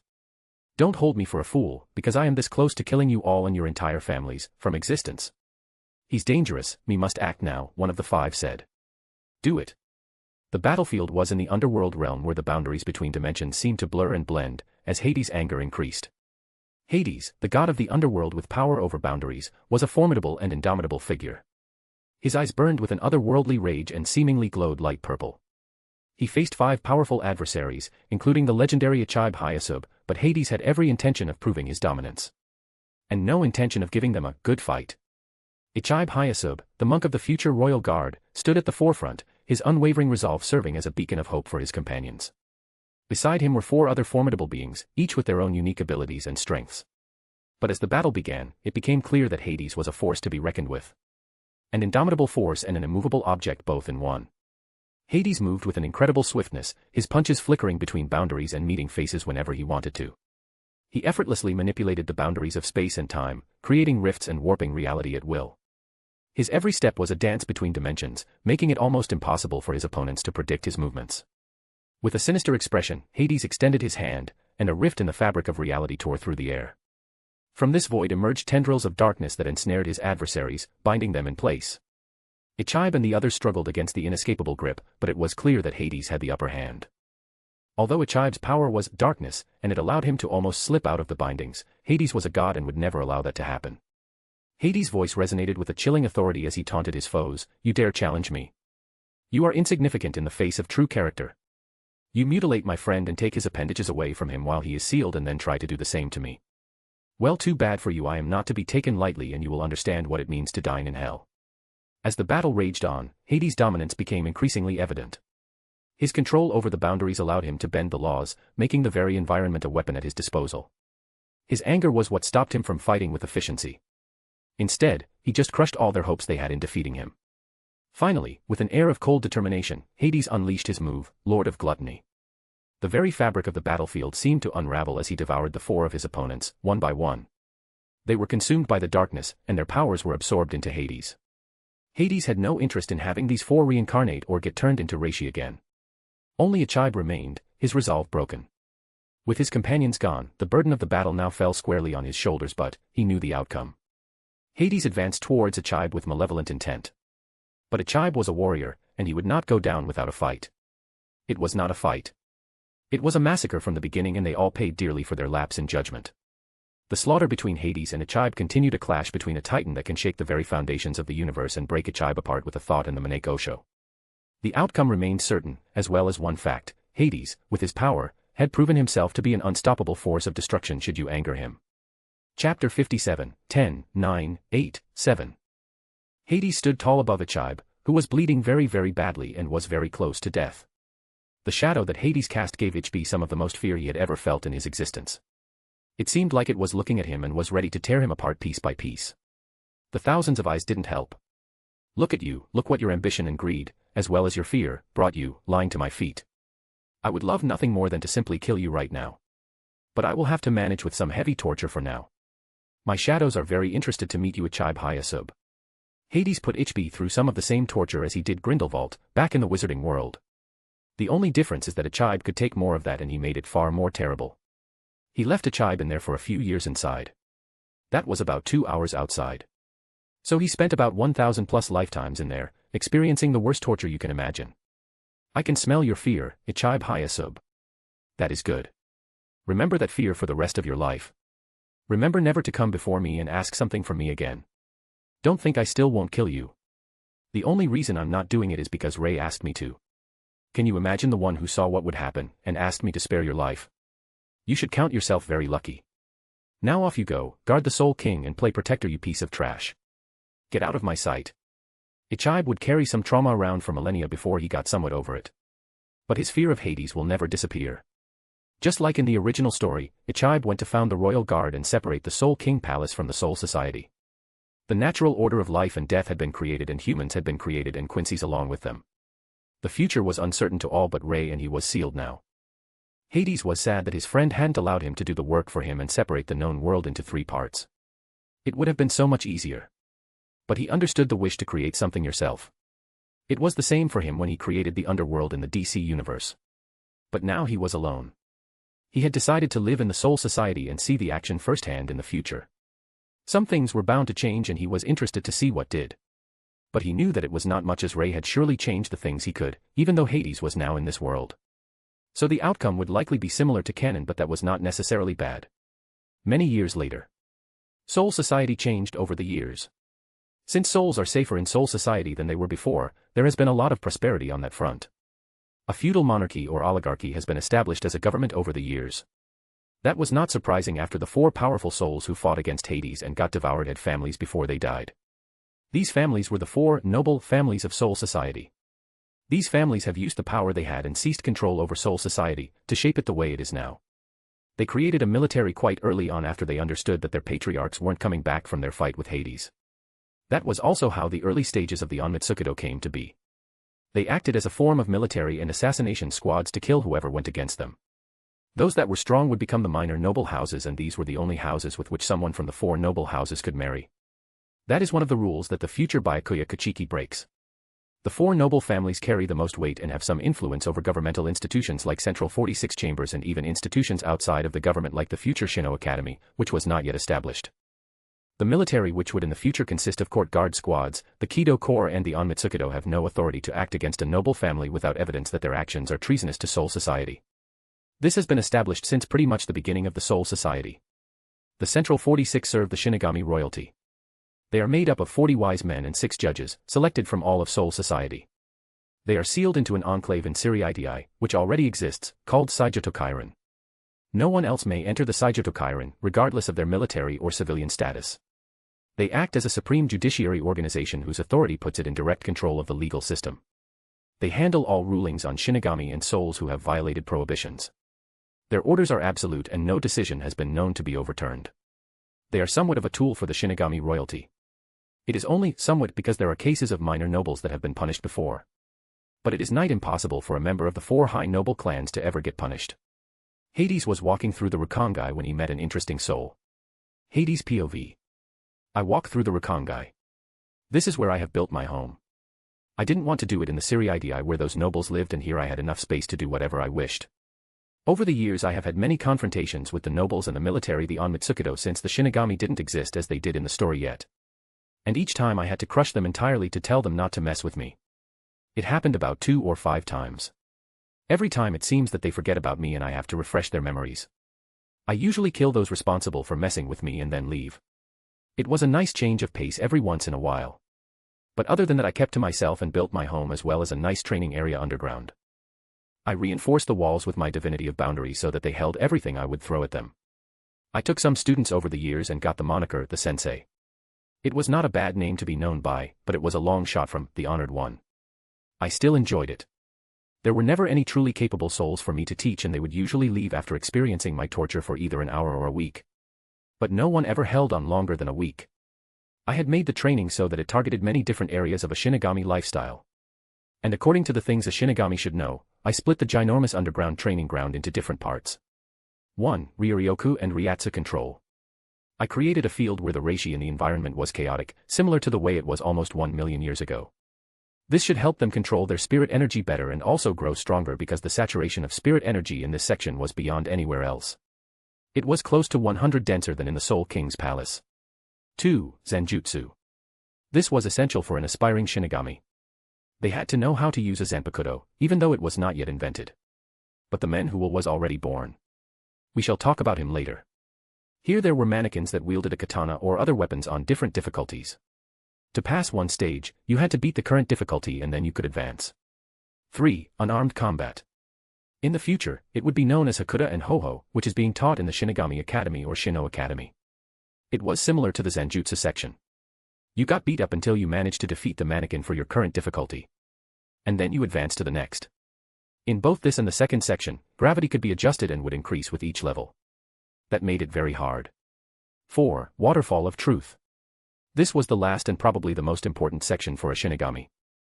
Here the reishi concentration was even higher than in the other parts and breathing was made very difficult. You first had to go through all the other sections to get here, otherwise, you'd die. What happened here was the same as the Waterfall of Truth in Naruto. You were confronted with your darker side or the side with which you had a problem. You had to come to understand yourself before you could advance here. It could also be used to train your Zanpakuto and get closer to it. Hades was proud of his training grounds and he also had a place where 2 or more people could spar or train their Zanpakuto as well as a range for the practice of Kido. But those were not mandatory in his eyes. It had taken Hades quite a few years to build it from scratch as he took it very slowly. He had no rush whatsoever and every once in a while, he would go back to the DC universe and check on the underworld. Great Sage kept him posted on all the things he wanted to know, but it was still better to go there himself every once in a while. Thankfully the time difference was quite big. Currently, Hades was walking through the Rakongai and met an interesting person. It was a young soul that had a weird hairstyle and also, glasses. "What are you doing there?" Hades asked him. "Eh? Oh, well I am in the process of creating something beautiful, my brother. You see I am the great Otsunemeya and I will create something that will revolutionize how Shinigami fight." "Is that so? And what might that be?" Hades asked the young Otsunemeya. "Well, I have no name for it yet. But it should be a weapon and it will connect to a Shinigami soul. And then it will allow a Shinigami to use their essence to fight and kill hollows, ain't that great?" Otsu asked him. While he was talking he kept gesturing with his hands and waving them around. It was funny being around him and Hades spent the day with him having Otsu tell him all about his project. Otsu was very close to creating the Zanpakuto. Hades found out and he was surprised that he hadn't noticed or seen him in the Rakongai before. He was getting around a lot after all. He had been looking for something or someone. A few centuries ago, he felt something change. It was a fundamental change that seemed to happen. But it didn't seem to affect the world at all. It was only him, and he found that weird. Nothing could affect him negatively, so whatever happened those centuries ago had to be good for him. But he didn't know what it was and therefore he had been searching for it. It was a stupid idea to search for something that you had no idea what it was, but Hades had enough time. Now that he found Otsunemeya he thought it was it, but it wasn't. The strange feeling and longing were still there and he had to somehow satiate it or he would have true pain in the future. The feeling was growing in intensity. The longing increased to find whatever it was that caused that change. "Yo, what's your name anyway?" Otsu asked him. "You can call me Iman, Gojo Iman." Chapter 58, Young Man. Hades spent some time with Otsu. He asked him whether he wanted to become stronger, but Otsu had no interest. He just wanted to continue with his work on the Zanpakutos. It was interesting to see him work and Hades asked him whether he would make him such a weapon when he was finished. Otsu agreed and said to come back when he was finished. Apparently, he was close to something but had hit some sort of limit for now. Hades continued with his exploration and search of the Soul Society in Hueco Mundo for a few decades. And as it so happened Hades had found a friend in Hueco Mundo. Although it was less a friendship and more a one-sided bothering. Flashback. Hades was wandering the empty desert of Hueco Mundo in search of something new. The hollows had started to get stronger again. Every once in a while a chibe would go to Hueco Mundo and kill some hollows that were too strong. All to preserve the balance. As he walked through the desert he felt something interesting. A strong hollow had appeared. It was the perfect time for him to see and meet someone strong and have some fun. When Hades gets there, he sees a hollow that he recognizes from the story. The hollow has the appearance of a skeleton, with his head being a skull and his hands and arms being bones. The hollow's body is draped in a purple cloak, with a pitch-black tattered fur collar around his neck area and the fringes of his cloak, which gives him a macabre appearance strongly reminiscent of a lich. Several lengths of golden chain dangle out of his armbands. An eye at the center of his chest near his neck is worn as an elegant pendant. His legs aren't visible as they are hidden by the purple cloak. He wears a full, extravagantly decorated, bejeweled crown, with a chain running downward on the left side. It was truly befitting the king of Hueco Mundo. Or at least the future king of Hueco Mundo. Or maybe he already was. Hades wasn't sure. He hadn't been in Hueco Mundo for a while. As he approached the Vasto Lord, the latter sensed him and turned around. "A Shinigami, how nice of you to see me after becoming the new king of Hueco Mundo." "Ah, a king you say? How fascinating." "Yes. I am a king and as it is custom, you should better bow before me." "Bow? I don't bow, son. I am the one who usually gets bowed to." "Oh. Ha ha ha ha, I can't feel any spiritual pressure from you. Someone that is so weak shouldn't be so cocky, or you might die sooner than you think," Barragan said ominously. You, ominous. I must say you got the whole skeleton theme down. Now why don't we get down to business, Hades said. And what business do you have? Shinigami. Well, I felt your spiritual pressure and thought you were strong. How about we fight and get our old bones some training? Otherwise, we might rust, don't you think? You want to fight with me? Ha ha ha ha ha ha ha, that is the funniest thing I have ever heard. You can't just fight the king. You first have to beat the lackeys. Oh, so you call them lackeys. Interesting. Although I understand with their strength they are indeed lacking. One of the hollows, and Ajukas didn't take that lightly and attacked Hades. Oh yeah. Well, take this, the hollow screamed and attacked. It was a crocodile-looking hollow that had a strong jaw. It opened its mouth up wide and bit Hades. However, before it managed to do that, its mouth was cut like it hit an invisible wall that cut off his face. It was instantly dead as the mast was damaged. You shouldn't approach someone who you know nothing about. Now I didn't have time to tone down on my Ryatsu. Look at what happened, Hades said. Hades' Ryatsu was already incalculable. The quantity was limitless due to his divinity of boundaries and the quality was growing with the years. So something similar happened as it did with Aizen when Shinigami tried to put cuffs on him after the Muken. The jaw of the hollow was disintegrated as soon as it got too close. But unlike with Aizen, this time there was no bleeding. The parts that made contact just turned into reishi and the hollow died. Hades could tone this down if he wanted. Fighting was no fun otherwise. He did like to get a challenge every once in a while, otherwise he would die of boredom. But he had his boredom under control. Baragon POV. I looked at what happened and had wide eyes. I have never seen a Shinigami that could do this. I had to be careful and be prepared. But I wasn't worried. There hasn't been a Shinigami or hollow that could challenge me yet. However, there was one that might pose a threat to me if he continued the way he did. But a Shinigami? PFT, no way. My aspect of death was far too powerful. I will age him and he will die. It was as simple as that. I stand up from my chair. I will have to create a palace for myself in the future. Or have others build it for me. Hueco Mundo was my kingdom and I will rule it. You are powerful Shinigami. I will fight you and you will see why I am the king of Hueco Mundo. Come. Flashback end. Hades POV. This was about a century ago, maybe more. I was still following that feeling of longing when I felt something. A strong Ryatsu had appeared in Soul Society. No, not one, two powerful Ryatsus. Ah, a fight was going on. I might as well have a look and see whether I can have some fun. It has been a while since I sparred with Baragon and now might be a good time for another spar. I made my way across the Rakongai to the place where I felt the fight taking place. Using my movement technique was a very fast and nimble way of getting around. I was not happy with the way Shuinpa worked because it was very linear. Most movement techniques were like that and I didn't lie about that. I wanted something that flowed like water or the wind. Something unpredictable, otherwise it was only good to get from point A to B. But I wanted something to fight with and I managed to create such a movement technique. I was very proud of it. Instead of just using as many steps as possible in one go, I used very small steps but pumped them full of explosive power to have fast and flexible movements. It was hard to describe but I was essentially tiptoeing just with 1,000,000 times the speed. I got to the place where the fight was going on. And I was very surprised at what I saw. A hollow that looked like a giant toad-like creature with elongated arms which reached almost to the ground was there fighting a Shinigami. His forelimbs end in large claws, while his legs are much shorter. The hollow does not have a visible neck, instead, his head is an extension of his body. His forehead is covered in hexagonal markings, while a structure extends from his nose back across its cheeks, ending in large circles just beside the hexagonal markings. A long beard extends from beneath his small hollow mask. I could not believe what I saw. This was the future hollow known as Ikamikadomo. It was currently in a Jukas class hollow but I can tell you that its power is not lower than that of a Vasto Lord. I can feel the hunger of this hollow. It was craving something to devour. That was its aspect of death. Devouring. And not only that, it seemed to evolve after it devoured something. That was why it wasn't yet a Vasto Lord and still in a Jukas. The Shinigami looked so small in comparison. He had black hair and had a tuft of hair sticking up at the back of his head in a topknot.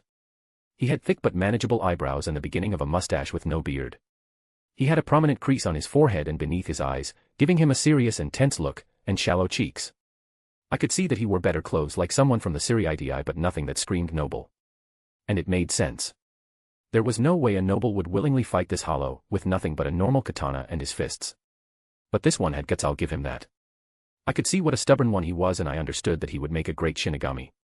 As the fight progressed I understood that the Shinigami had no chance. He was getting his behind handed to him.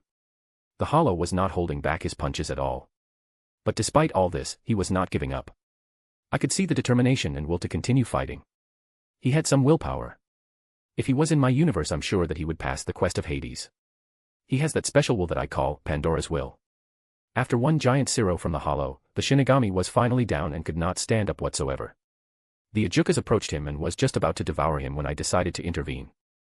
I held the hollow with my hand and stopped him from eating the young man. Then I looked at him and asked, "Well, young man, that was quite the show you pulled. Remarkable for someone so young to be so strong. But you should be careful what you wish for." POV. It was another one of those days that I asked myself what it really means to be a Shinigami.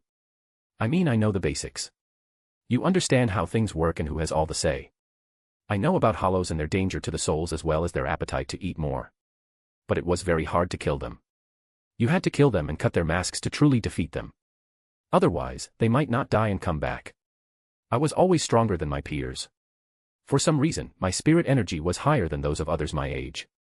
I had a hot temper, and that was also why I didn't have any friends. But I didn't care.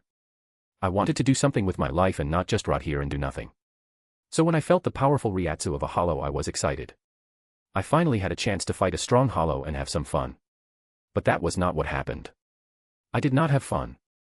I had pain. And lots of it. I have never seen such a strong hollow. He took my punches like they were nothing and my katana did nearly no damage. His zero was so powerful that I had to dodge everyone in fear of dying otherwise. I held on as long as I could, but after a few hours of trying to survive and find an opening, I got hit by another of his massive zero and was then unable to stand back up. Just when I thought I was going to die, I felt a shadow appear above me and a man standing there holding the hollow with one hand and stopping him from devouring me. One hand. Well, young man. That was quite the show you pulled. Remarkable for someone so young to be so strong. But you should be careful what you wish for, he said to me. I couldn't even respond. The hollow started to scream very hollow-like and then fired a zero at point-blank range. I saw the man smile as the zero approached him. Smile. What sort of psycho smiled in the face of that? However, instead of him dying, he did something I will never forget. He took the zero head-on, with his hand, he just grabbed that zero and tossed it away like it was nothing. Well, then big guy. It is time for you to say goodbye. For I will punch you in the eye. Oh my, he was an idiot it seemed. This guy bent his knee slightly, pulled back his arms and then disappeared. He reappeared in front of the Ajukas and he punched with both of his fists at the same time. Sakatsu, the men said. At first, nothing happened. But then, there were cracks and then the hollow began to crumble and a hole started to appear. More and more of the hollow's body crumbled and disappeared until nothing was left. The attack completely destroyed the Ajukas with a single blow. And then another thing happened. The man stood there and closed his eyes. And then some of the most sinister words were said that I have ever heard. Rise and serve. Chapter 59, Disciple. The young man watched as Hades called out the words. Rise and serve. And then he watched as darkness rose up and the Ajukas stood before him as a shadow. It was truly frightening for the young man. But then, the hollow vanished again. You seem confused. Why is that? Hades asked the young Shinigami. What was that? Well, that was me killing the hollow and then making sure that he doesn't upset the balance of souls in the world. You see, this hollow has consumed a lot of hollows and if we purify it now, then that would create an imbalance, and we don't want that. I understand. You are quite the fighter, aren't you? What is your name? Hades asked the young Shinigami. Yamamoto. Shigekuni Yamamoto. A strong name. So then Yamamoto Shigekuni, do you want to become my disciple? Huh. You want to take me as your disciple? What could you teach then? Yamamoto asked. Hee, that is an interesting question for someone who just saw me completely dominate that Ajukas, Hades said with a smile. Well. I need to know what you can do. Cough, Yamamoto understood his error but tried to justify his question. Well, alright. I can teach you all sorts of things. Your talent for fighting armed and unarmed is very high and your Ryatsu is also strong. I believe that you will greatly benefit from my teachings, if you have the willpower to persevere. I never give up, Yamamoto said with a serious expression. It was apparent that his Zanpakuto was very well suited for his explosive temper and his pride. Well, we shall see. Come then, my home is this way, Hades told him. Wait. That's the direction of the Rakangai. Siriitii is that way. I know. I don't live in the Siriitii. There is more space in the Rakongai and those pesky nobles don't bother you that much. I see. Well then, lead the way. They made their way through the Soul Society and across the Rakongai. There was a total of 320 districts of the Rakongai, so that was quite a long walk. What is your name anyway? Yamamoto asked. My name is Iman. Gojo Iman. Should you decide to become my disciple, you will call me Gojo-sensei or simply sensei. You know what, never mind that. Call me whatever you want. Gojo Iman. How long is this going to take then? We have been walking for an entire day and I am still wounded, Yamamoto started to complain. Wounded, you say? Where? Hades asked him. What do you mean? What is this? Where are my wounds? What happened? I already healed you. You are no longer wounded. Now stop whining and walk. If you were faster, we could get there faster as well, but you haven't learned any movement technique, so we must do it the old-fashioned way. Movement technique? Yes. Shinigami have a movement technique, called Shuinpa. I don't like it too much, but it helps you get to places faster. Why don't you like it then? Yamamoto asked. Because it is very linear. And why is that bad? Use your head, Shigekuni. Why do you think linear movement might be bad? Hades wanted to know how smart Yamamoto was. It was important to see his intelligence and fighting instincts. Those were two different things. Well, if a movement is too linear, then you can only go in a straight line. And what does that mean in a fight? It would mean that you can predict the enemy's movement. Very good. That is exactly right, Hades praised Yamamoto. He was still young, but he was quite the smart guy. He was the perfect Shinigami and future head captain of the court guard squads. But can this be changed then? Is there a way to work around that? There are some things you can do, yes. Like what? Yamamoto asked excitedly. It seems like he was very passionate about fighting and therefore this topic interested him a lot. Well, it depends on the enemy or enemies you are fighting. If you are fighting only one enemy, then there are several things you can do. One would be to use Shuinpa as bait for your opponent and know how he will respond to your movement. And by knowing how he or she will respond, you are one step ahead and can counter. Another way would be to increase your defense that it wouldn't matter. But that is more something for hollows. The simplest and also the hardest solution to this problem would be to just get stronger. Get stronger. Yes. If you are strong enough, it doesn't matter that Shuinpa is linear. You are too fast to track, so it would not be used against you. More power is something that is quite frequently the answer if you can't do something. That is of course only with the proper control. Control is very important, but we'll see that later. And I can learn all of this with you, Yamamoto asked excitedly. Yes. All of that and more. I will make a proper powerhouse out of you, Hades smiled. On the second day, the two finally reached Hades' house or mansion. Hades took Yamamoto down to the training facilities. He first showed him around and told him what he could teach him if he should accept. Yamamoto accepted to be his disciple. Do you have family that you wish to see or take here? There are guest rooms that could be used, Hades told him. No, I don't have any. I also don't have any friends, as my temper usually pushes everyone away. But it's not my fault for them being weak. You're right. But having your emotions under control is an important part of training your powers. If you are too emotional, you will make mistakes during a fight. All right then. Since we are here already, we shall start. This marked the beginning of Shigekuni Yamamoto's training. And for the first time since Hades had created his training facilities, someone had the willpower to persevere. The trick was that only those with the will and right mindset to get through the hellish training could make it past the first week. What you don't realize until much later is that the different training grounds sharpen your will and make it stronger. The longer you stay there, the more powerful you become. That is also why Hades doesn't just let anyone in. He chooses those who have the talent, will and the right character. Yamamoto was very hot-headed, but that would mellow out in the future.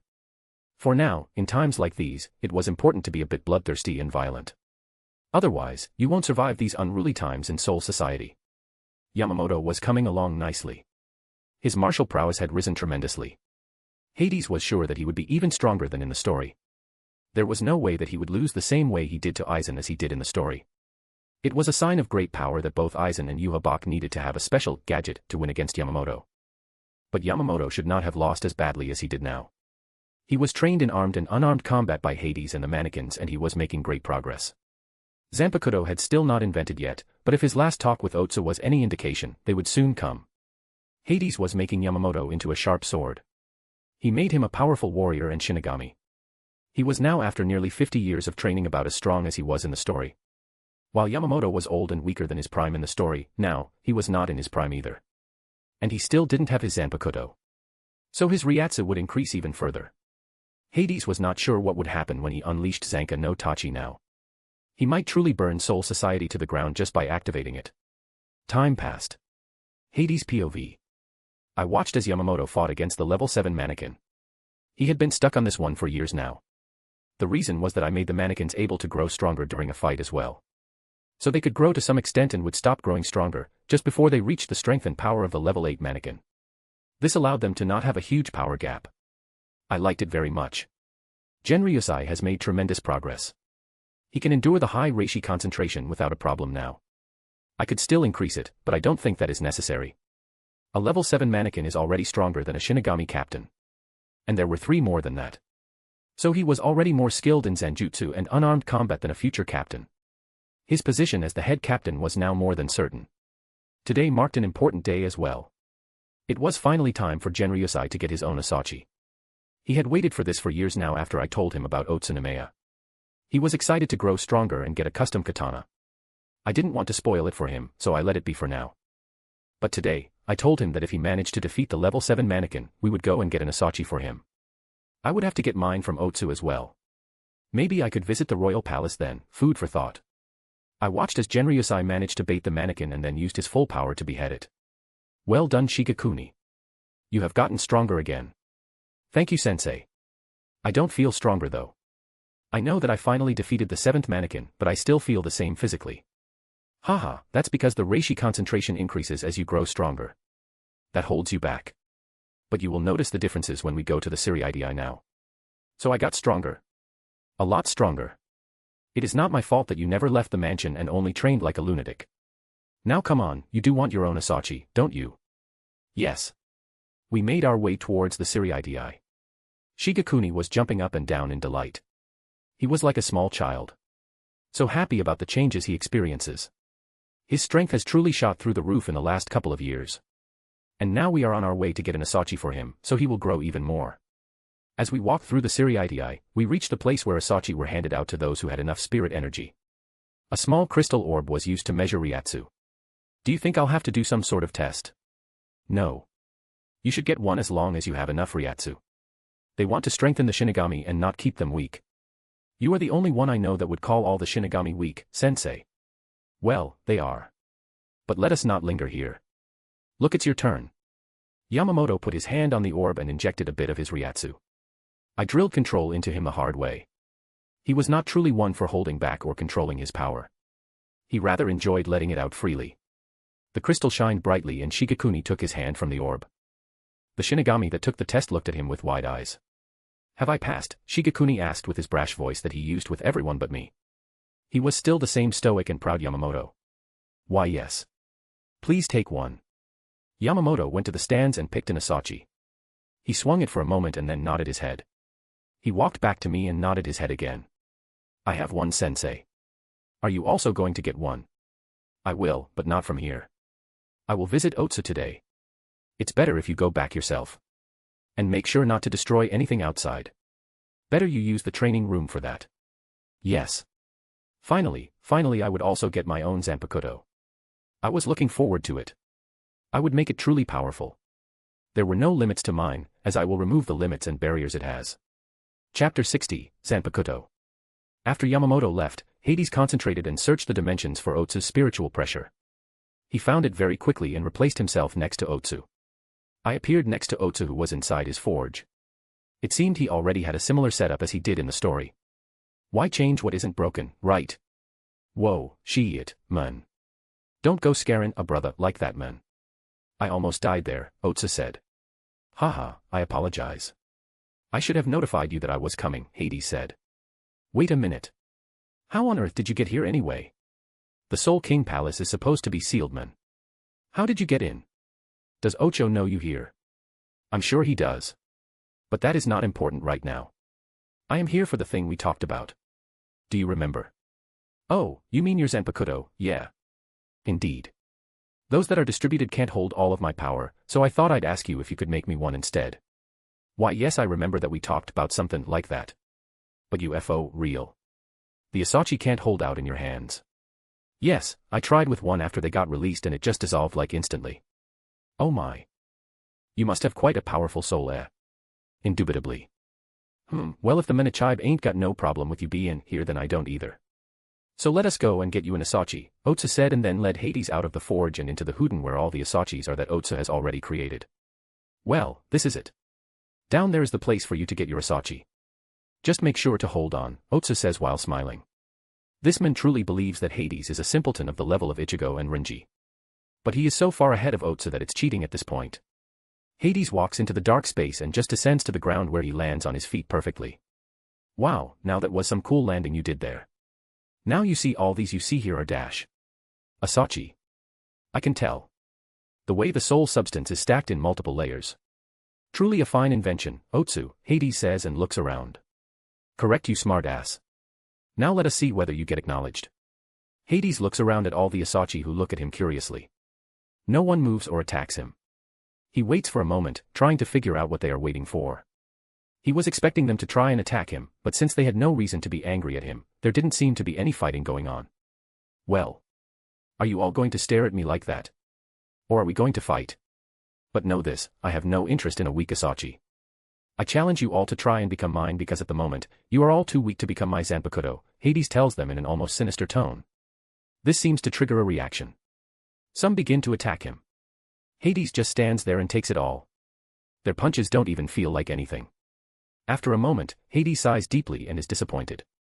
See. You're embarrassing yourselves, lads. Let me show you. Hades taps his foot on the ground lightly, creating a huge shockwave that pushes every and all Asachi away from him. They all fly backwards. The Asachi stand up and look at him again. They seem to reassess Hades. Then something interesting happens.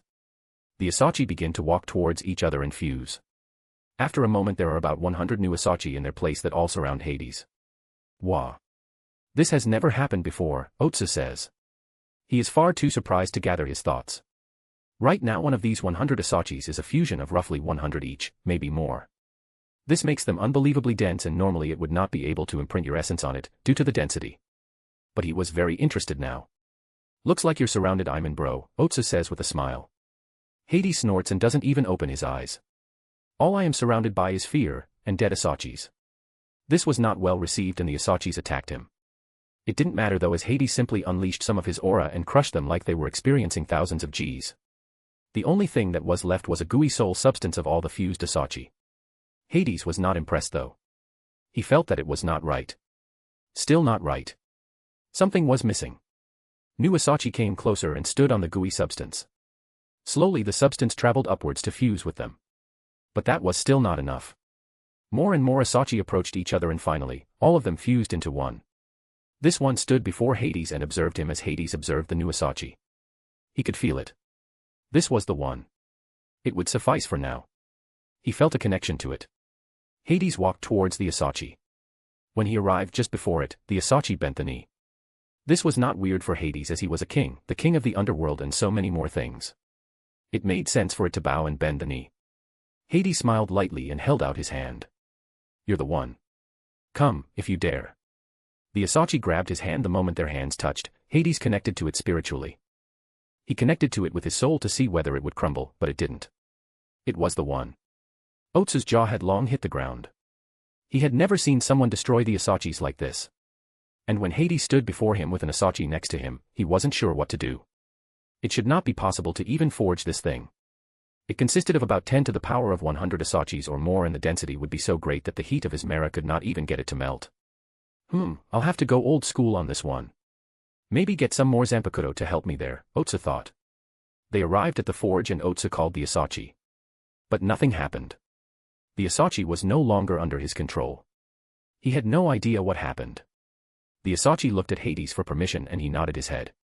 Only then did the Asachi allow himself to be used and formed by Otsu. And then the process of forging began. Otsu called many Zanpakuto ladies to help him with the process but it was proving to be impossible to melt the Asachi. He called more and more to help him when Hades stood up and approached Mera. He held his hands on her head and did something for her. What did you do? She asked. Try again, Hades said. Mera then tried again to heat the Asachi. And oh boy. This time it was almost like the heat of the core of a star. Finally, the Asachi began to melt and Otsu started his work. It was the hardest work he ever did, hands down. And the process took hours and days. After about 3 days of constantly forging, Hades felt something call out to him. He walked closer to the forge and then grabbed the Isachi with his hands. Hades' consciousness was transported into his inner world, or inner universe was better. He looked around and saw chaos. There were thousands upon thousands of different dimensions, and boundaries were created and destroyed again. Some parts looked like the dimensions of a certain Dragon Ball villain. But there was more to this universe than just a constant cycle between boundaries. There was life and death, creation and destruction. Different forces pulled and pushed, resulting in the creation of planets and solar systems or black holes, and then destruction again. "It's beautiful, isn't it?" a voice said next to him. "It is," Hades answered without even turning around. He knew who it was anyway. He could feel the connection and affection. "You are very proud." "I like that." This time it was a feminine voice. "Between heaven and earth, we alone are the honored one," Hades said. "Haha, I know. But to have you say we, right off the bat, that is refreshing to hear," again the feminine voice. "I am not a fool that is afraid of my own power. I fully embrace everything that comes my way. I was looking for my partner for a long time, and now that I found him, I won't be scared of him, her," Hades says, and then finally turns to the voices he heard. There in front of him are 3 people. One is a gender-neutral person with a body similar to Ashbourne. The second is Janemba from Dragon Ball, but he looks different with different colors. They are darker and more sinister. The last person is a woman. She has a dark cloak that keeps her face hidden in darkness, but Hades knows what's under her. Every time light shines on her face, he can see the skeleton that lies underneath the hood. 3 aspects of myself. Fitting, Hades says. Haha, I agree. I am surprised that you have absolutely no reaction or problem with what you see, the woman says. But it pleases us, Janemba adds. However, Death says. You want to fight, Hades finishes her sentence. He already knew this was going to happen. He had challenged the Isachi and they also had pride, so it was natural. Yes. We do. After they said this, the 3 began to fuse again. All 3 flashed in a very bright light, and after a moment the light was gone and instead of the 3 there was only one person left. Interestingly, it was a woman. She had pitch black hair that seemed to act like shadows and had a pink tip at the end. She wore dark violet lipstick and somehow quite a sexy shadow armor that only seemed to accentuate her curves rather than hide them. In her hands was a sword that had the form of a sword similar in appearance to a Chinese jian. But it wasn't truly one. One edge of the blade was longer and slightly curved at the end, giving it a katana feel. The sword had a pure white edge and the rest was dark and seemed to release black smoke akin to shadows. The darkness seemed to pull everything in that the sword would cut. Marvelous, Hades said after he looked his Zanpakuto spirit over. He was very satisfied with the power he felt. I'm glad you like it. But I think you owe me a fight, no. The challenge you told all the Isachi. I heard that and I accept it. Let us see whether you deserve to wield me. The blade was swung. She seemed to blink out of existence only to reform right in front of Hades, who still hadn't moved. He looked at her with wide eyes. Her grace and deadliness mesmerized him. He couldn't take his eyes off of her when she moved and swung her sword at him. Hades smiled and spread his arms wide. He would take them and welcome them as his partner/s in their entirety. The cut came and Hades could feel it. The sheer power it carried. He felt time and space as well as everything else being cut. This was a cut that could cut death itself and even all sorts of boundaries. What a glorious Zanpakuto you are, Hades said with a smile. But who do you think I am? I don't do things half-heartedly. There was no reason to test my heart. I welcome you fully. She smiled at that. I see. I should have known. Thank you. Why don't you call out my name? You should know me fully. There is no need for games or secrets between us, she said with Hades' head on her lap. Sure. Shuin no Kyokai. Back in the forge, Hades pulled his Zanpakuto out. An explosion of apocalyptical proportions raised everything to the ground. And just when the entire Soul Society was about to be affected, it all stopped. As if the explosion was erased with an eraser, everything was back to normal and no one was the wiser that the entire world was almost destroyed. Chapter 61, Chest Pain. I hated this chapter. It just shows how bad I am at writing anything that concerns love and love interests. It's going to bore me to death and then I lose interest fast. So I must find a way around that. Otsa POV. Me and Ma Honeys watched Iman pull out his Zanpakuto from the fire and then I blacked out. It was weird and confusing. I couldn't remember what happened, but I was sure that we blacked out, and when we woke up, Iman was standing there waiting for us to wake up. He stood there with a pitch-black walking stick. The head was a silvery white skull that fit perfectly into his hand. Ashi, it is that you sealed Zanpakuto. That is fireman. Also, what was that explosion? I feel like I fell unconscious for a second there, I ask him. You did indeed fall unconscious. But don't worry about that. It's all good now and I have my Zanpakuto. I thank you for that, Otsu. You did a marvelous job. I shall take my leave for now, Iman said, and then he just vanished. Oh my, I feel like this guy is unreal. I'm not sure, but somehow my pride as a blacksmith has been hurt. Hades POV. I leave the forge of Otsunomiya and go to check up on my dear student. I wonder what he's been up to since he got his Asachi. If I value his talent and all the training he got from me, then he should be a lot faster with infusing his essence onto the Asachi and gaining his Zanpakuto. But I don't know how long it took him in the original story. I feel like it is time for him to fight some hollows and gain some experience. His enemies won't just use all the basics the mannequins use. Sure, they are very powerful the higher level they are, but they are still only using basic techniques. The Zanjutsu mannequins only use Zanjutsu and the Hakuta mannequins only use Hakuta. Although both use Ho-Ho in their fights. Even some of the weaker characters can have some pretty hacks abilities in Bleach. Just think about Orihime. She was a human, and if she had stronger will and was better trained, she would have been a top powerhouse. Her ability to reject any sort of phenomenon is broken. And she's only human. Now imagine a character like Tsukishima. The Fullbringer uses his ability better and infuses his ability into a Shinigami and then works his way to the top until he reaches the likes of Aizen. He could make Aizen believe that he did all of that for him and then have Aizen give him the Hogyoku. The possibilities are endless. And these are just two examples. There are many powerful abilities in the world of Bleach, and that is what makes it such a fun world to be in, if you are powerful, or you are just reading the manga. If you are weak, then it is a pretty bad and dangerous word. So that is why I will have Shigekuni start to gain more experience fighting. And we will start with Hollow's Baragon. Already is the king of Hueco Mundo and he is actually my friend. Although it is quite one-sided, I still enjoy the spars we have. He is trying to kill me still, but he's not making any progress with it. But there should be more Vasto Lord in Hueco Mundo for Shigekuni to fight. We'll go as soon as I have dealt with this annoying feeling I have. It has been bothering me for the longest time now. It started a few centuries ago. It was like a call or an urge that came from somewhere, but I didn't know where. I sealed the feeling as if it was stopping me from living my life, and it was annoying.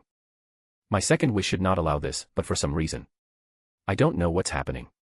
It is painful. It feels like the worst itch that you can imagine, and no matter what you do, you can't scratch it. And it keeps getting worse and worse. I thought that getting my Zanpakuto was the problem and that it was my soul calling out to me to get my own Zanpakuto, but now I have my own and it's still not going away.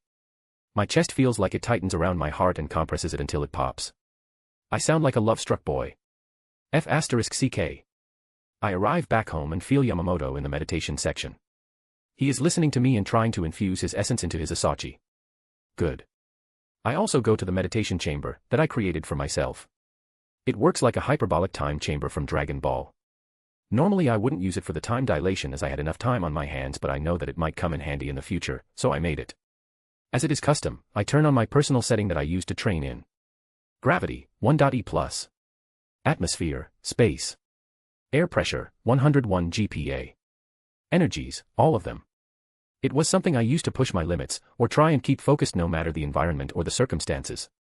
Now I just need something to keep my mind off of things. I have to talk to his new partner. I arrive in my inner world that has not changed at all. If anything, it goes even more things going on now. Back so soon. I'm glad, I hear Shuin no Kyokai's voice. I am.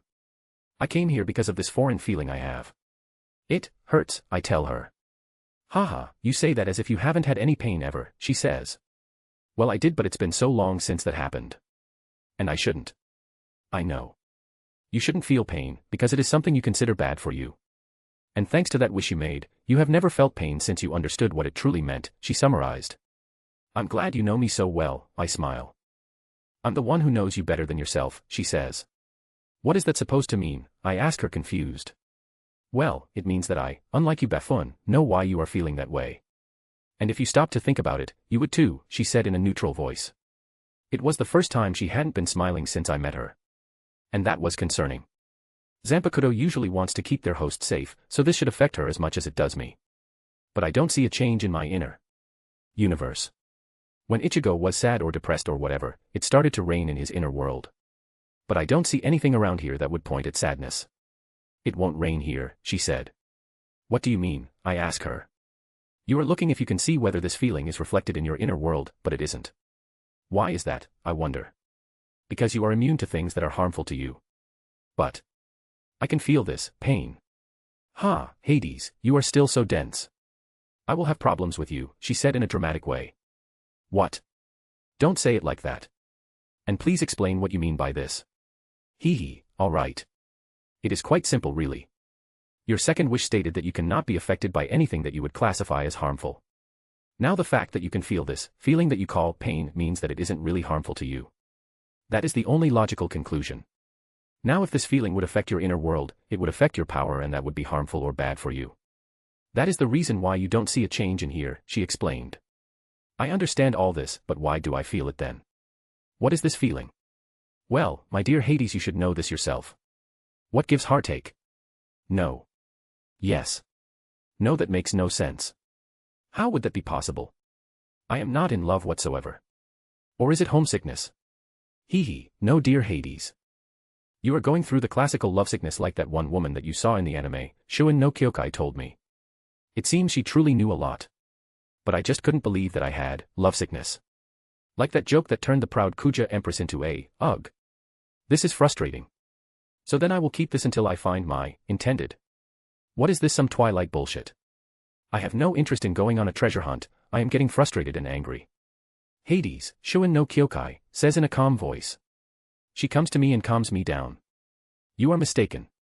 The fact that you have this is not because you must find the woman, but that you must be together. It is similar to the One Piece case of the Kuja Empress. Hi, I find this hilarious. I can turn it off though, right? Yes. You could. But why would you do that? Because I have no interest in being contained by anything. I shall then remove this feeling and, wait a moment. Did you say I don't have to find her but just be close? Ah, so you noticed. I'm not telling you anything anymore. Ugh, this has gone south fast. Whatever, then that means I already met her, I ask again. Hi. What is wrong with you? Stop acting like a schoolgirl and tell me. You are Hades. There is nothing that can truly harm you if you don't want to. You can seal this feeling away for now, but I recommend that you don't get rid of it entirely. But I already tried to seal it away and it didn't seem to work. Because you didn't know what it was. Now you know and can easily get rid of it, she said. Why would I need romance anyway? I was fine, having fun whenever I liked, so there is nothing I am missing out on. A relationship only means trouble anyway. Spoken like a true virgin, she said. What? What are you saying? I'm not dash. Yes, you are. Don't deny it. You are as untouched as they come. That's just not true. I mean, virginity is cool. Yes, that's what I believe. And also there aren't any women that have interested me so far. Oh, so you're not interested in women then? I see. That is fine, I still see you as you were. That is not what I'm saying. Goodness. HAAA. So what will you do, she asks me. No one tells me what to do. This feeling has to go, so I will seal it away for now. I'll see how it goes then and deal with it accordingly. I have no time or interest for some love drama. I understand. Says the one that was here for, oh, I don't know how many years. 1 million. I guess there is some truth to that.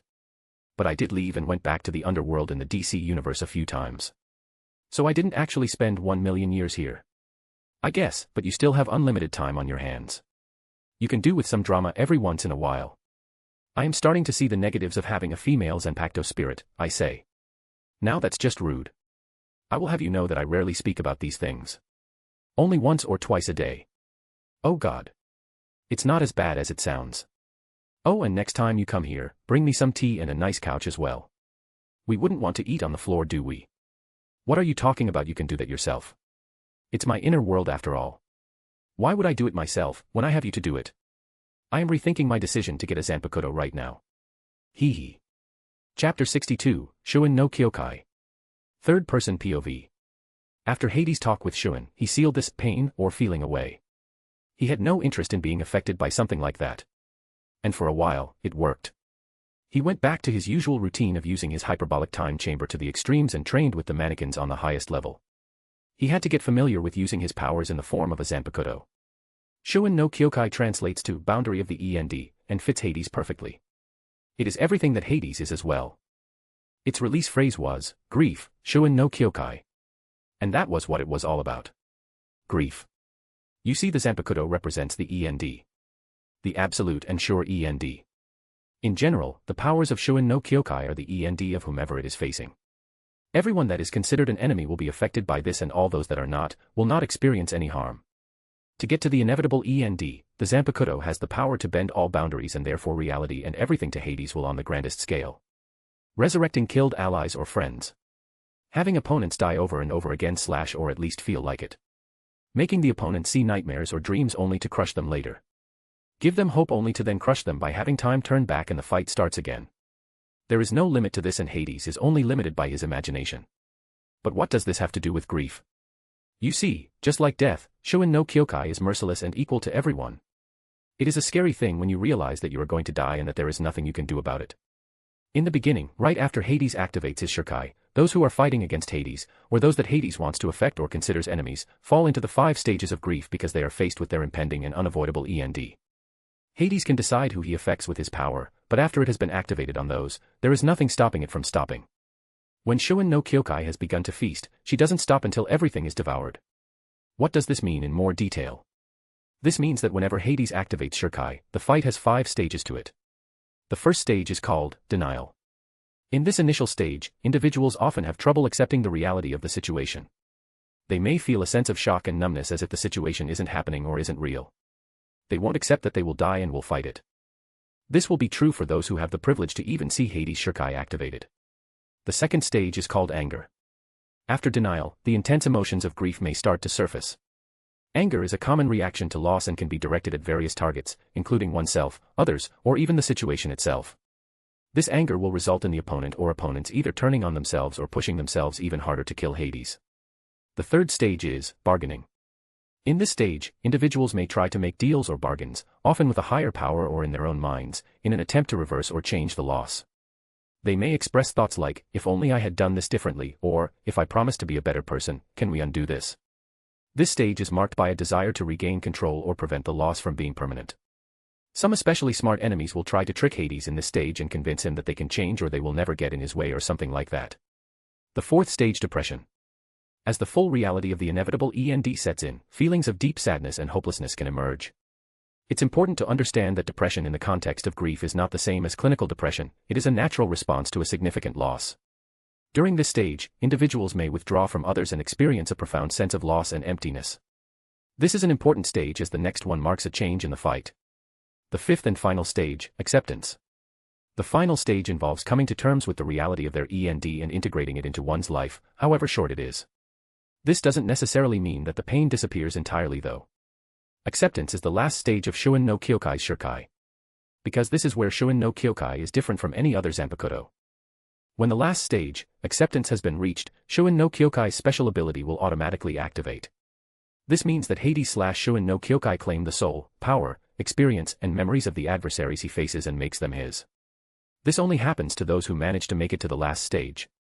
Those that die before that, are not devoured. This is due to Shuin no Kyokai having a very high bar of what she wants to devour. She despises weakness because she claims, their taste is bad.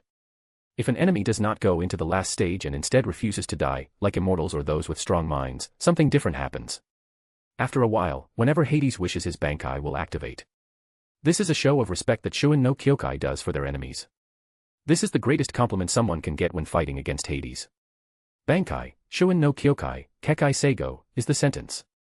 This translates to boundary of the end, final barrier. The Zanpakuto has no clear form in its Bankai state.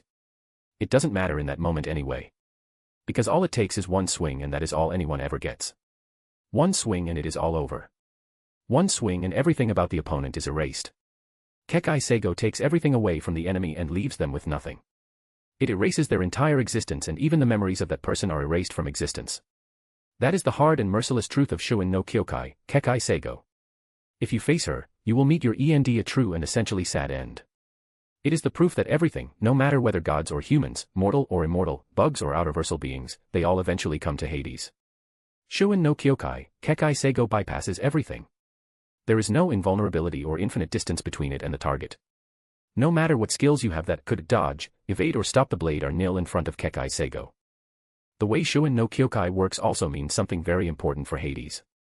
He will always have to decide who he will use his Zanpakuto on, because once his Shirkai is activated, there is no stopping it. After he got familiar with his Zanpakuto, Hades took out the Scythe of Kronos as well as the soul-splitting katana from Toji Fushiguro and fed them to Shuin no Kyokai. Shuin no Kyokai was no longer a normal Zanpakuto and would only continue to grow. The stronger Hades became, the more powerful Shuin no Kyokai got and vice versa. Hades already had an idea of whom to use her on. Hades told Shuin about himself, even though she already knew everything. They enjoyed talking to each other and it was a change of pace for Hades because he usually only talked with people that didn't truly know him. He told Shuin about some of the people he wanted to use her on and she was very excited. It was interesting to have someone who also hated the same things he did. I can't wait to meet your grandmother. She sounds like a delicious treat. Do you think she will taste like salad? Shuin asked Hades. I don't know. Haha, but you will get to try it after we're back home. You know there are others that you might enjoy as well. Since we're here in the world of Bleach, we're going to enjoy some delicacies. You mean that pretty one with the shiny stone in his chest? Ha ha ha, yes, the one with the shiny stone. But there are others as well. I mean, imagine devouring that Prickachib Hyasub, Hades said. You're right, all that darkness for us to enjoy. I'm salivating only thinking about it, Shuin said. Ha ha. What about the statue that screams pain? You mean Ray? Yes. I could hear the pain. But he is already dead. The only thing remaining is his will, Shuin said to Hades. I know. My friend died a long time ago. That stump of flesh standing in the royal palace is nothing more than a corpse. I should know, I am the god of the dead and death as well as the underworld. He is keeping himself together with his that he has infused into the Almighty. I wanted to put him back together but he made sure that was not something I did. I wonder if he knew that I was this powerful, Hades mused. Many years ago, after he had humbled a Chibe Hyasub, Hades had gone to see his friends and what he saw enraged him. The Soul King made sure to never be able to come back. Hades understood the reason. Rayo, the Soul King spawned from the world itself and this feeling he had was the will of the world pushing him to do what he was created to do. So if Hades wanted to be angry at anyone, he would have to be angry at the world itself. Because Ray was never truly a person. It was the will of the world personified. So Hades gave up on the thought of reviving him in the future. He would have Shuin have her fill and take from the world what it so desperately wanted Hades not to have. Some years later. Well, it happened. After millions of years, since he was born as Hades, he had finally fallen in love. It was a weird and painful thing to watch as the proud and mighty god of the underworld, death, wealth, boundaries, and more turned into this. He was not a love-struck boy. But he seemingly mellowed out a lot. The fact that nothing seemed to be as important anymore was a surprising change of pace for him. He understood that he was in love when he couldn't get the woman out of his mind. He could seal those feelings if he wished, but he didn't want to. It was as simple as that. It didn't happen instantly after his talk with Shuin no Kyokai. Shigekuni had moved out of Hades' mansion and he was alone again. Shigekuni wanted to live on his own and stand on his own 2 feet. He started to travel around the Soul Society and fight hollows as well as other Shinigami. It was a harsh time to be a Shinigami. But he was more than prepared and powerful enough to get around. Yamamoto had unlocked his Shirkai a few weeks after infusing his essence on the Asachi. He was truly talented and Hades was glad to have such a talented student. The first to survive his basic training. It was when Shigekuni came back to speak with Hades that Hades saw the clothes he was wearing. They were of very good quality and he wanted to have something like that as well. Hades was still looking for a seamstress that could make him the clothes Hades from Records of Ragnarok had. It was the look he wished to have. So Shigekuni took Hades to the lady who made these clothes. Flashback. Hades walked next to Shigekuni as they entered the house of the seamstress. Hades looked around the house and laughed when he saw all the clothes and materials lying around. His laugh was interrupted by the woman walking in and seeing them. When their eyes met, time seemed to stand still for both of them. It was like in one of those Twilight stories when mates meet each other. All of the feelings that Hades had locked away with his divinity of boundaries broke loose and he felt like he was on the heaviest, most potent drugs there were. Sensei. Are you all right? Yamamoto asked his teacher from the side. It was an awkward scene for him as he saw the two stare at each other. My name is Iman. Gojo Iman, Hades managed to say. Nice to meet you, Iman. My name is Senjimaru. Senjimaru Shitara. Chapter 63, The Past. Warning for those who want action and don't like a bit of dramatic romance, this is not for you. Third-person POV. Senjinaru? No way, you're that little girl I met in the Runonai district all these years ago. Oh wow, how the times have changed, you grew strong, I see, Hades said. I took your advice too seriously and carried it inside my heart all these years. I hope to one day see you again, Senjimaru said. I'm glad it worked out. How were you all these years? Hades asked her. I was good. I worked my way up to where I am right now, thanks to you, and it seems the Shinigami like my products. I love my work and I love to come up with new ideas on what to do, Senjimaro said with a smile. The two quickly forgot that Yamamoto was in the room. They were in their own world right now. Yamamoto could activate his Bankai and they wouldn't care. Yamamoto POV. After a moment of contemplation, I had the decency of excusing myself and leaving the two alone. I had never seen Sensei like this. Usually, Gojo Sensei was a calm, calculated and powerful mountain that I never could quite understand or hope to climb. Gojo Sensei told me at the beginning of my training that I should use him as a whetstone and see myself as a sword. I was supposed to sharpen myself by fighting with him or him training me. He was always that immovable object and I usually felt so small next to him. But he was never trying to intimidate me or punch down on me. On the contrary. Gojo Sensei helped a ton of people who were in need. He had helpers that seemed to take care of things for him. They never showed themselves, but I am sure that it has something to do with his shadow. It always seems to move on its own and I feel watched. It is hard to describe, but even after so many years of training under Gojo Sensei, I have no hope of ever defeating him. I am still struggling with the 8th mannequin in both the Zenjutsu section as well as the Hakuta section. Sensei told me that this was more than impressive, but I was not satisfied. Lately, Sensei gave me more freedom to do what I wished. He said that my training in the basics with him was over. And should I wish, I was always welcome to train in the training grounds, but it was no longer necessary to follow his training plan. I took this chance to gain experience as Sensei said I still lacked that. And it was true. My fighting skills were against the mannequins, but they were human-shaped. So fighting against hollows was different. I still destroyed them all though. Training under Gojo Sensei put me in another league of power. I also knew that my growth was not finished. I could feel that the more I trained, the closer I got to perfecting my Shirkai. I didn't know what my Bankai was, but according to Gojo Sensei's guess, it was a powerful one. This meant that if I was weak, I couldn't handle my own Bankai, and that was unacceptable. Third-person POV. In the house of Senjimaro, she and Hades were still talking. The atmosphere turned pink after Yamamoto left and they weren't even talking that much. It was more of a staring contest. How about we go somewhere to talk? I know a place, Hades said. Gladly, Senjimaro smiled. Hades took Senjimaro to a place where he had planted some trees and a ton of flowers. It was like his personal garden that he took care of. He had far too much time on his hands. They sat on the grass field and watched the view together without saying anything. Hades was the one to break the comfortable silence. Tell me about yourself. Senjimaro, Hades said. It was not an order. It was not spoken loudly, but softly and as a request. Okay. Senjimaro POV. My past is a mixture of warmth and tragedy. I was raised by my mother. She was a very pretty woman in my eyes. There was no one in the wide world that came close to her in terms of beauty. But it was not just her appearance that made her so beautiful for me. It was her character. In the quiet moments when I reflect on her, a kaleidoscope of memories and emotions paints the canvas of my mind. Mom had a lot of humor and care for me as her daughter. Her laughter and warm words had been the source of warmth in our humble abode, which was nothing more than a wooden, one-room shack. The scent of comforting meals and the soothing sound of Mom's voice were like threads woven into the very fabric of my soul, and when I close my eyes on silent nights, I can still hear her speaking to me about the truths of the world. I remember the way Mom's nimble fingers danced with the needle across the clothes or garments, effortlessly creating attires that mirrored her grace. The gentle encouragement that accompanied every stitch formed the foundation of my love for sewing, a skill that would later serve as both a lifeline and a battlefield in my life. Yet, amidst the laughter and shared moments, there lingered the unspoken pain. I could see it clearly. It was a pain seemingly etched into Mom's eyes when memories of her past clouded the present. It was a pain I saw and sensed but couldn't fully grasp back then. I was still a small child and was unable to shoulder Mom's pain for her. This was my life, our life, until destiny wove its tragic cloth, leaving me alone with only the echo of my mother's wisdom. The teachings, the laughter, and the pain became an inseparable part of my essence. She often told me, in the darkest corners of your heart, you'll find a spark.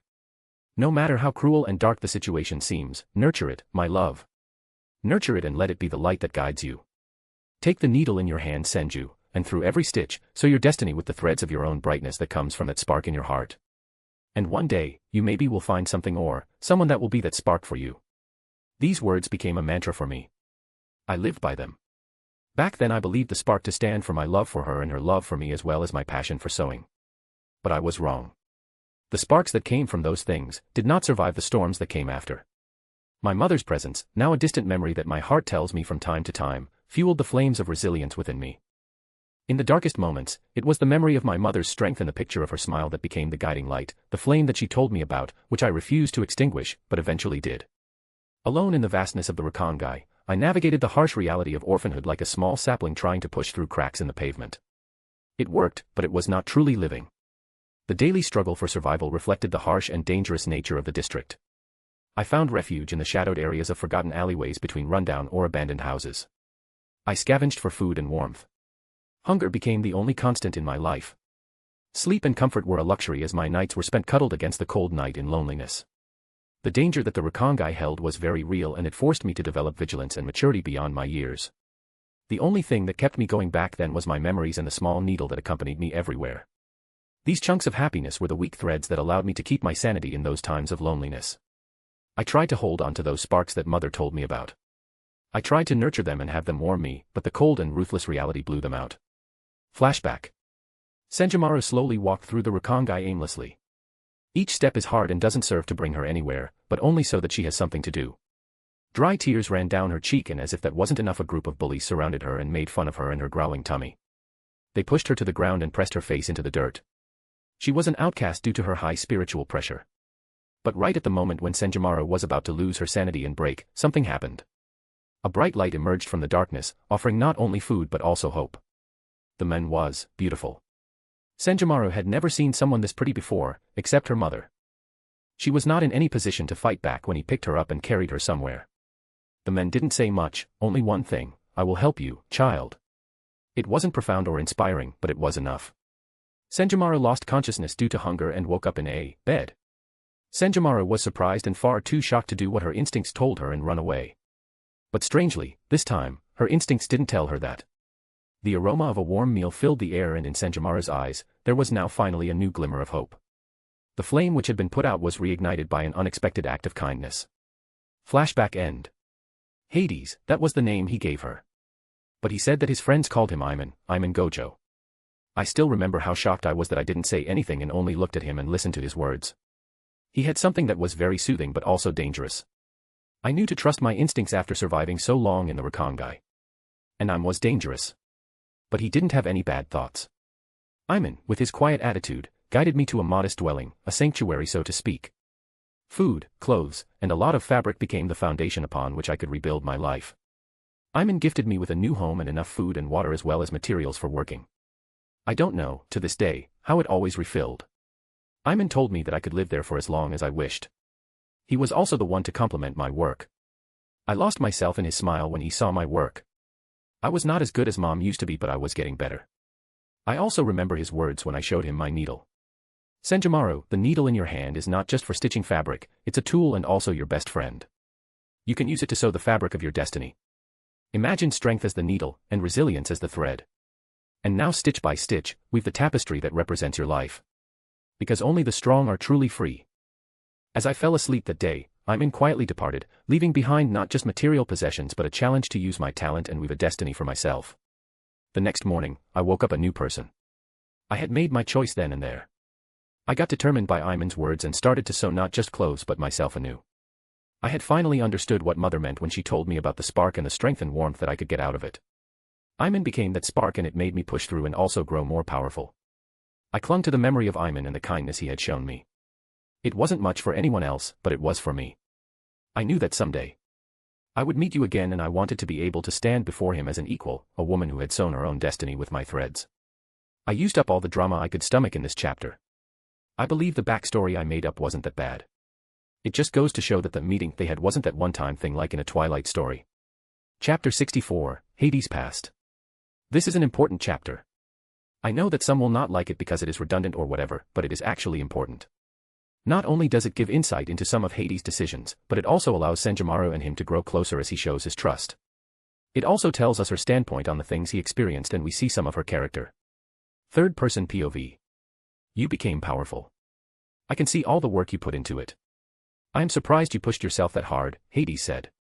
Well, I wanted to become as powerful as you, but now I see that is a pipe dream, Senjumaru said. Ha. Don't worry about it. I can make you powerful if you wish, Hades said. A few weeks had passed since Hades met Senjumaru for the second time. They had spent every moment with each other since then. Senjomaru told Hades about her past and told him how important he was in it. He was responsible to a degree for what she had become. Hades remembered Senjomaru, but he didn't know what his little act of kindness did to this girl. He was surprised that the spark he had ignited in her heart could generate such heat, that it even bypassed his wish to be immune to all negative things. They talked a lot and got to know each other better. Hades was very close to telling her about who he truly was. Not a Shinigami, Hollow or Quincy, although he was all of those things if he wished. No, he was talking about telling her that he was Hades, the god of the underworld, and that he was only a guest in this universe. He wasn't afraid to tell her. It seemed he had already fallen quite deeply for the woman. It was just that telling her meant committing fully. There would be no going back after that. Hades was in love before. He used to love the witch Rose when he was in the wizarding world. But this was different. It was so much deeper and profound almost. He felt that this might be the one thing that could bypass his second wish he had made. So if he committed to this relationship fully, he would allow himself to be vulnerable in all things concerning Senjomaru. It was just like Alan Watts said. We call it falling in love and not rising in love. There is the idea of the fall. Hades would give himself to Senjomaru and he would be vulnerable there. He couldn't forget her anymore. Alan Watts was truly correct. There lay madness in sanity. And Hades had already fallen, so there was not really much that held him back here, but his own fear of having one Achilles heel. Time passed and the two grew closer and closer. Hades had come out and told Senjomaru everything about himself. He told her about his birth and his immediate descent down his father's throat. The years spent in his stomach as well as the training he did to escape his situation. Hades told her about the day his sister came and how he messed up. So you were scared? Senjomaru asked. Yes. I could feel Hestia's power taking hold of me or trying to, and I freaked out. I completely forgot that I was immune to everything that I considered bad for me. I don't know why that happened, but it just goes to show you how immature I truly was. And then what did you do? I left. You left. How so? I thought you were in your father's stomach. I was. But my divinity of boundaries allowed me to feel other worlds and universes. It took me a while to train that, but I used it for the first time back then and off I went. Where did you go? I went to a world where there were humans and a special type of humans that could use energy called magic energy. They were called wizards and witches. Using this energy was similar to the use of Kido in this world. Interesting. Tell me more. Hades told Senjomaru a lot about the wizarding world, but he left one part out. A very essential part if you think about it, but he didn't want to tell her, for obvious reasons. However, she was too smart. Wait. Why were you even in Paris then? What were you doing there? And how did you find the secret meeting place? Well, I interrogated some wizards who I knew were a part of Grindelwald's faction. But why did you even want to finish the war so suddenly then? You never cared about it until that point. Well, you're right. And how did you get information out of the wizards anyway? I thought that they could hide their thoughts, or did you force it out of them? I indeed did force them to tell me all they knew, Hades said. Why would you do that? Well, I was a bit angry at the time. There is something you're not telling me. I can feel it. You are trying to fill the plot holes your story has and it is not working right now. So you better tell me the truth or I will have to get physical with you. Yar, all right. The truth is that I was absolutely livid, back then. Someone very dear to me died in the war and that made me snap in a sense. I understood that the war had gone on for long enough. I learned the value of life and the cold harsh reality of death. In the years later I would come to value this experience. And why were you so angry? Who died? What was her name? Senjomaru pressed. Sigh, her name was Rose. Rose Wynn. What was she like? She was a very happy and positive girl. I have never seen her cry or be depressed even in the end when she died in my arms. She was brave, proud and loyal. Her best quality though was her smile that seemingly captivated everyone. Magic energy vibrated whenever she smiled and that captivated everyone. Hee hee. I bet she was the one to approach you and not the other way around, Senjomaru said. That was indeed the case, how did you know? I just know you that well already. You are taking this quite well, Hades said. Why wouldn't I? I know that she was the first one and if I guessed correctly, then she was also the only one. I don't like the topic but I don't feel threatened. That's good. Hades continued his tale about his life and told her about the way he dealt with Grindelwald. How he grew up and matured through the experiences and how he tried to raise his siblings to be good people as well as strong. He told her how he ultimately failed in that task because they were more difficult to deal with than he had any interest in changing. Hades told her about each of his siblings and their positives as well as their negatives. And there were more negatives than there were positives, but there were still positive aspects to them, at least some of them. Hera sounds like an arrogant and scared by *ch. I don't think I'll like her. And Métis makes me angry, Senjamara said. She was fully engrossed in the tale of Hades and had already begun to see her as meeting them in the future. Hades smiled at her reaction. She was fully invested and he loved that. She is very arrogant, yes. The worst part is that her fear held her back when I wanted to teach her. She could have at least been less useless. But she was just far too scared of me and my power that she hid in her arrogance to mask it, Hades said. I agree. However, no matter what I think of Hera and the little prick Poseidon, I am still the most disappointed in Hestia and Demeter, whom you raised alone and spent a lot of time, Senjamara said. Haha. It doesn't matter now anyway. Hestia is a slave to her divinities and Demeter is just like the tides, changing all the time. I don't mind them anymore. But I am very interested and eager to introduce you to them, Hades said. He was indeed looking forward to that moment. The story continued. Hades told Senjamaro about the moment that shaped Hades' relationship with his siblings the most. The time when Zeus blamed Hades for the fact that Oceanus found their hideout and wanted to sacrifice him. Hades told her how he knew what Zeus and Métis were planning and also his lack of patience to look past it. He told her how he had lost his cool and fed Zeus his own hand. Hades was not sure how Senjamaro would react, but surprisingly, that was not enough. What? You should have cut off his dick and castrated him and punished Métis as well. You are too lax in that regard. The punishment for Grindelwald was good, but this was not nearly enough, Senjamara said. I love that you can get so mad for my sake, but maybe you want to wait with the punishment for when I finish my whole story, Hades said. There is more to this trash that you call a brother. Ha ha ha ha ha. Hades then told her about his second travel to the Jujutsu Kaisen world and how he found a brother in Satoru Gojo. So then he is the reason for you using his last name. You truly see him as your brother, don't you? I do. More so than the other embarrassments. He saw himself as the big brother and took care of me even though I didn't have the 6 eyes in the beginning. We are very close and I tried to use the time to understand the concept of infinity as well as the concept of force. The limitless technique is overpowered, especially in the Jujutsu world. It helped me greatly in growing more powerful and satisfying my inner child, hee. I can see that. Is that the reason why you always wear the eye patch? To hide it? Well, it's one of the reasons. I don't want to walk around with a blindfold like Satoru. You know that we'll have to get him, don't you? Get Satoru? I also plan to do that, but I'm not sure whether he'd accept. He will in the future for sure, she said. Sure, I'll do that then. What happened after that? Senjamaro asked eagerly. After that, I didn't go back to my home universe right away. I first went to another world. Hades told Senjamaro everything about the world of solo leveling and how he acquired the powers of the Shadow Monarch. He showed her his shadows and told her that he used them to stock up on her food all these years.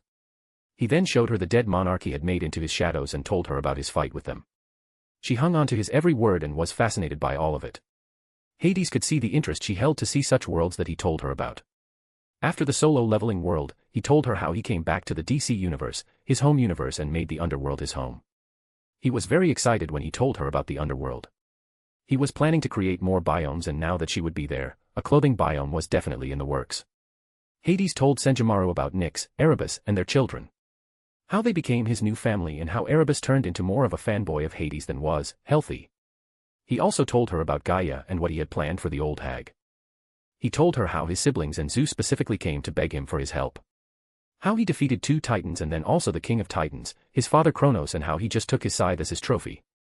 As Hades told Senjamaro about his life, she understood that he had already experienced so much while she had been sewing and trying to chase after him. It made her sad, but Hades told her that there was no reason to be sad, as they had eternity together. But I'm so weak. You should take a goddess as your wife. I will, you. How cheesy. But seriously. I am serious. I will make you powerful, don't worry. But I want to become powerful on my own as well. You worked on yourself and achieved so much on your own. I also want to do that, Senjamaro said. And what did you have in mind? Hades asked her. Well, I got an invitation a few months ago. A Shinigami came to me and asked me whether I would like to join the Royal Guard and become one of the protectors of the Soul King. Hades narrowed his eyes. This man, his name wasn't Achibe Hyasub perchance, was it? It was. Do you know him? Yes, I know him. I didn't tell you about my time in this world yet. There is more to dash. I don't want you to spoil me, Hades. I wish to become strong as well.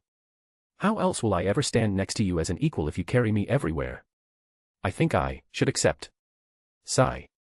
If that is your wish, then I have absolutely nothing against it. Just expect me to come visit you every day, for most of the day as well. No, Hades, I will do this on my own. If you are there, then I will be distracted. Your wish to prove yourself is blinding you. I don't understand how this will help you get more powerful. I could help you and give you something that would not make you instantly powerful.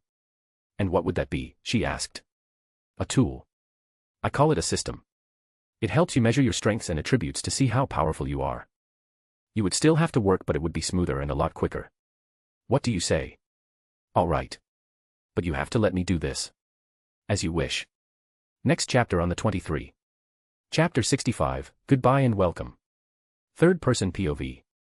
The time had come for Senjimaro to join the Zero Division. Hades was unhappy about this because this was the first time his power worked against him. Senjimaro wanted to stand on her own 2 feet and not feel like a chihuahua that gets carried everywhere. Hades had to respect that, but it didn't mean that he wouldn't help her grow faster. He planned to give her 2 things today. His first kiss and a system. The system was similar to the one Sung Jin-woo had. But it functioned on the power system of the Bleach world. Hades guessed that she would get quite strong with this. The clouds were blown away as the Tenchiren fell on the ground in front of them. The Squad Zero's transport vehicle had arrived, and with it, the rest of the Zero Division. Hades was not enthusiastic to meet the monk again. He didn't like him, and given their history, it was probably mutual. Or more like the monk was scared of him. The door opened and out walked 2 people. 2 Shinigami walked out of the Tenchiren. That made sense if Hades thought about it. Well, he knew that there were only 2 members currently because he had gotten his Zanpakuto from Otsu back then, but it also made sense that Senjimaro was the second to join the Zero Division. Ichibe Hyasub, the leader of the Zero Squad, walked in front, and right behind him was Otsu Nemea. Oh, greetings, greetings. It's good to see you again, Senjimaro Shitara. And who do we have her? Ichibe was about to say when he saw who it was. The words were stuck in his throat and cold sweat ran down his back. He was scared again. But he didn't show it.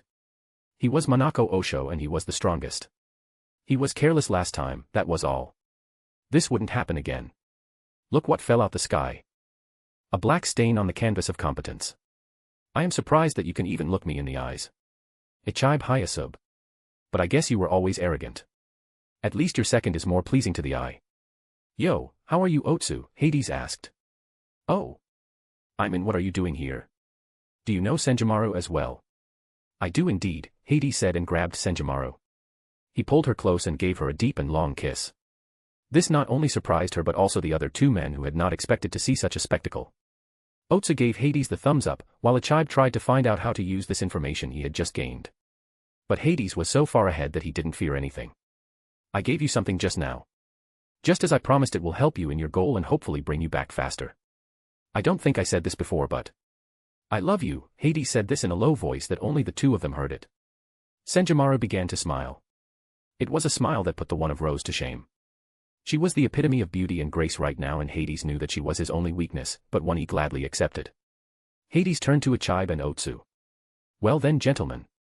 I leave my treasure in your hands, for now. Make sure to treat her well, okay, Otsu, Hades said.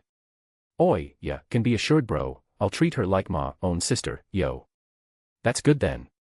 Time stood still and Hades was inside his shadow dimension. And to you, I say this, should anything happen to Senjimaro, I will put you through worse torture than you could ever imagine. I will expose you for the fraud you are and feed you to hollows only to then revive you and give you to the Quincy's. Then I will unseal Ray and let you watch as the world you so desperately wanted to create crumbles to the ground, savvy? Ichibe Hyasub. Ichibe only gritted his teeth because he was powerless right now. It was laughable. The monk who called the true name, whose power was all of the color black, could do nothing and was as powerless as an infant in the shadow dimension. A dimension where the only color was black. Ichibe nodded his head slowly and Hades then let him out and time resumed. Hades was happy to see Senjimaru's proud expression and determination. She did this to grow stronger, and if there was anything Hades respected, it was the grind. Hades created a separate dimension, real quick, in there the time flowed faster than outside. He wanted to have some more time to say goodbye. I will not use my hands until the day that we meet again, Senjimaro said. I will give you something as well, Hades said and took something out of the gates of Hades. This was Hades' adaptation of the gates of Babylon from Gilgamesh. He took out a large golden ornament in the shape of a crescent moon with numerous small lines radiating outwards. It was similar to the one she had in the story. I know how much you like the moon, so I created something for you. It is special as we can use it to communicate with each other and it has some special features that you'll have to figure out on your own. It is however more than just an accessory. It is the first version of your future crown. As the future queen of the underworld, you will need something like this, Hades said. Hades has created this with all sorts of protections. He was not going to hold her hand, but a bit of protection wouldn't hurt. I love it. Thank you. And I also have something for you, Senjimara said and took out something from her bag. It was special clothes that Senjimara had prepared for Hades. Ironically, it looked similar to the clothes Hades from Records of Ragnarok wore. And Hades loved it. I love it as well. It's perfect. The Tenchurin was fired from the Sheba compound and left the Siriitii again. Hades was left standing there and thought about what he would do now. He might train someone else now. It is funny to him that Senjimara didn't want to be trained by him and rather spend her time in the royal palace and only get down for some hollow removal. But it was her decision. She would understand that it was a bad one and he would wait for her after. She was never truly away from him anyway. One move and he could just walk into the royal palace. But that was not for right now, he had lots of time and little to do. Time passed again. Hades had taken it upon himself to find someone else to teach. Over the years his student Shigekuni Yamamoto had made a name for himself. And it seemed he had become a bit arrogant again. His fiery temper began to show and he was truly a monster with the blade and Zanpakuto. One day however something interesting happened. Shigekuni came back to Hades' mansion with many cuts and wounds on him. He looked like he had just fought against someone and got injured during the fight. Shigekuni, how nice of you to see me every once in a while. It looks like you had fun, yes, Hades asked him. Sensei, I just met someone who was almost as skilled in Zenjutsu as I was. He refused to use his shurikai for some reason so we fought only using our sealed Zanpakuto, he almost bested me. Is that right? And why did you not use your shurikai when he didn't use it? Did you think it was, not honorable? It seems like you have gotten arrogant, Shigekuni. Did constantly winning ruin your character? It is good that you came here. We can have another lesson. But sensei. No, but Shigekuni. I will see how much you've progressed in the years we haven't seen each other, Hades said and dragged Yamamoto to the sparring section. After the fight, which was more of a one-sided beatdown, Hades and Yamamoto were both seen in the garden drinking tea. They were just in Hades' personal bathhouse and were now relaxing. Sensei, did you grow stronger? Yamamoto asked. What makes you say that? It feels like you are stronger. It's just a weird feeling. Those are some impressive instincts you have, Shigekuni. I have indeed grown more powerful, but that is not what you felt. I just used more skill and strength to beat you. There is no way to grow stronger if you only fight those weaker than you. So you could have used this much strength even before. Yes. Then how strong are you, sensei? You shouldn't concern yourself with my strength. Rather you should profit from it. Next time you face that Shinigami, you will win because he will not appear to be as strong anymore after fighting me. By the way, sensei, he asked me how I got so strong and I told him about you. I didn't tell him where you live though, so he won't come to bother you, Yamamoto said. Too late, Hades said. What do you mean too late? He's already here, Hades said and looked to the right. A man walked out of the forest which was next to the garden where they were sitting. It was a very tall, lanky, and pale man with visibly sunken skin on his face and chest, particularly around his gray eyes. He had the beginnings of a pointy black mustache that extended a couple of inches out from his face on either side but was shaven in the middle, as well as a long black goatee covering the center of his chin, and spiky black hair that was largely covered by a dark purple fabric he kept wrapped around his temples and forehead, the sides of his face, and the underside of his jaw. The man had a Zanpakuto which took the form of a katana with a rectangular golden tsuba featuring an arrowhead jutting out from each side and a violet handle. Yamamoto stood up and grabbed the handle of his Zanpakuto. You. What are you doing here? How dare you come here? I told you that this is forbidden and that you shouldn't bother my teacher. I know, but I didn't care about that. You are the strongest opponent I have ever faced, and even though you managed to narrowly beat me in the end, it was not so much that I had to accept you as a superior fighter. What's more, I am far more interested in the one who taught you, the man said with a grin. He had bandages all over his body, showing the wounds Yamamoto gave him during their fight. Calm down, Shigekuni. I am perfectly capable of handling anyone that trespasses into my home, and that's what you did. So, how may I help you? Hades said. I came here to challenge you, of course. So instead of challenging Shigekuni again, whom you lost against, you would rather challenge me. Normally you do the possible things before trying the impossible. And who says that it's impossible? Even if I don't win, fighting against someone as strong as you is the best way to grow and have fun at the same time, the man said and unsheathed his sword. In one fluid motion, he had covered the distance between him and Hades and slashed at him, aiming at his neck. Yamamoto was taken by surprise and was not ready to block the men, therefore. What? Impossible, the man said as he saw that Hades had stopped his Zanpakuto with one finger. Not impossible, improbable. Now you not only trespass into my home, you also don't introduce yourself and then attack me for no reason. I'm sure you understand the repercussions this brings, Hades said and stood up.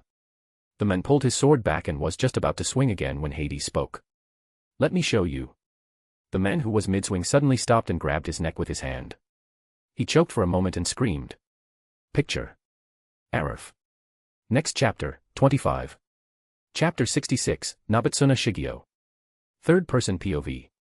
The man dropped his Zanpakuto and kneeled on the ground, trying to catch his breath and get over the pain he felt. He had no idea what just happened, but he was sure that his neck had just been cut.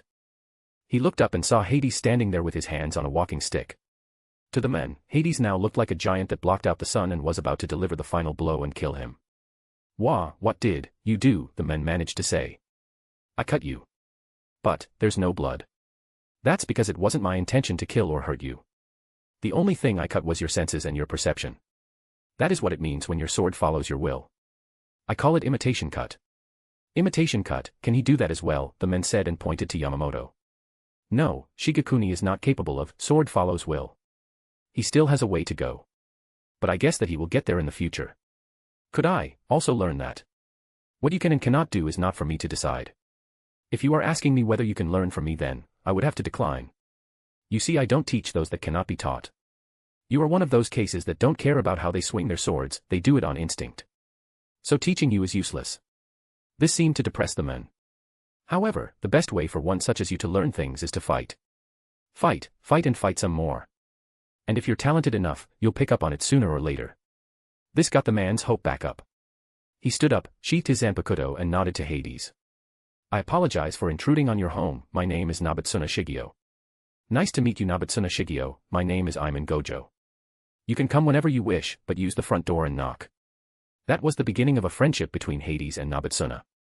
The young man came back every few days to challenge Hades again and again. He used the days in between to heal from the wounds he got.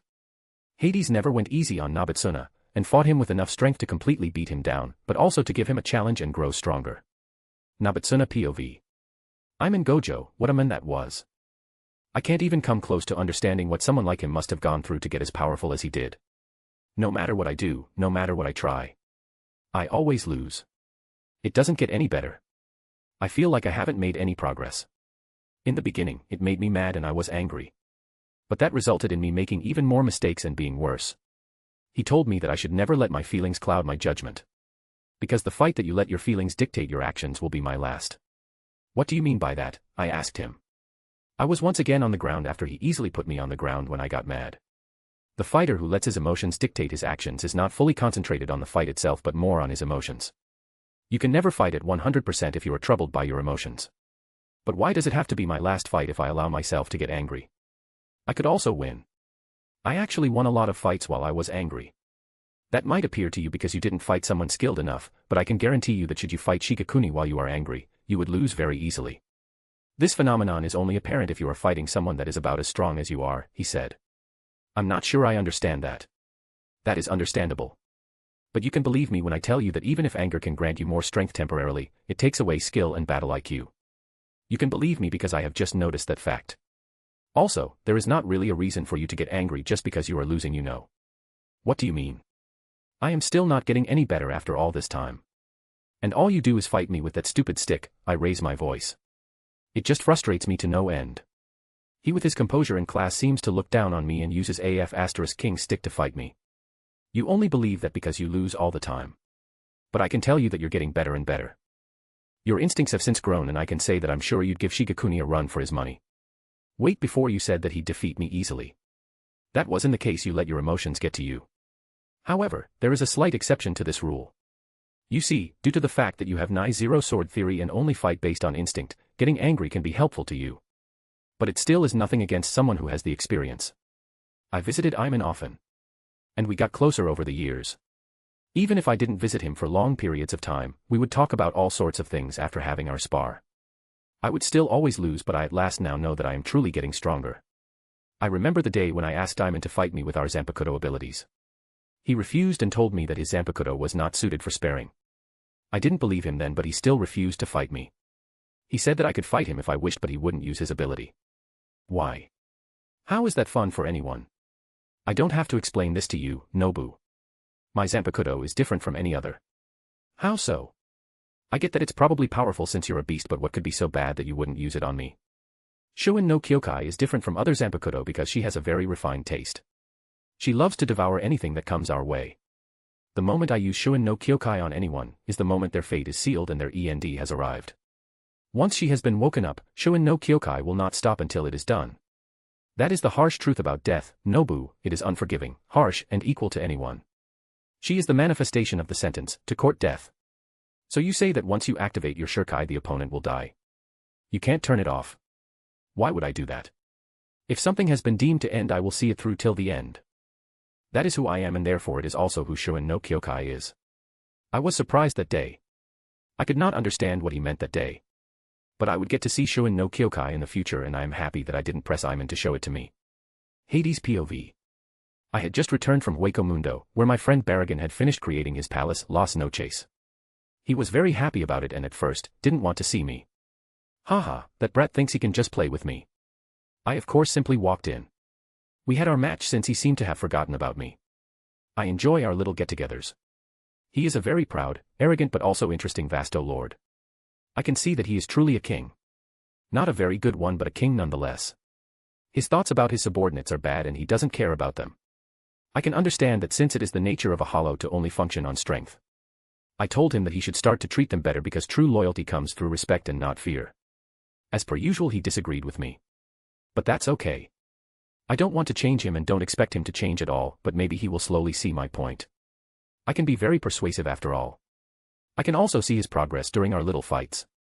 He has gotten a bit stronger. I enjoy my time here, but I still miss Senjumaru. She has been gone for decades now and I can't help but miss her dearly. I usually wait for her to call me through the ornament I gave her. But she has much to do apparently. I find that hard to believe, but I trust her. The ornament has a few special functions that she has found out already. She called me the same day she arrived in the Soul King Palace, all happy and thankful for what I made the ornament do. It was quite special. The ornament was primarily a symbol of authority. It essentially gives her full access to the entire underworld back home. She will instinctively be seen as the queen and my bride when we return thanks to it. Another thing it does is protection. It protects Senjumaru should such a situation arise that she needs it. The barriers it creates around her are similar to boundaries that separate different universes. So unless someone has the power to destroy an entire universe, there is no breaking that. It also has a healing function that works passively when she gets injured. It works the same as natural healing. It makes things stronger than they were before. So it was a good thing that worked well with the system I gave her. After fighting and getting damaged, the ornament would heal her and make her a bit stronger than before. I had access to the system I gave her, but I chose not to spy on her. I wanted to be surprised when I saw her again.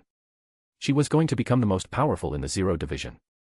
Probably the best function for her though is the unlimited conjuring of string and materials she could use for her work. I added this little detail to surprise her and it did surprise her. Using the calling function I could hear her happiness as she talked to me about the different properties the strings had and how much she could do with it.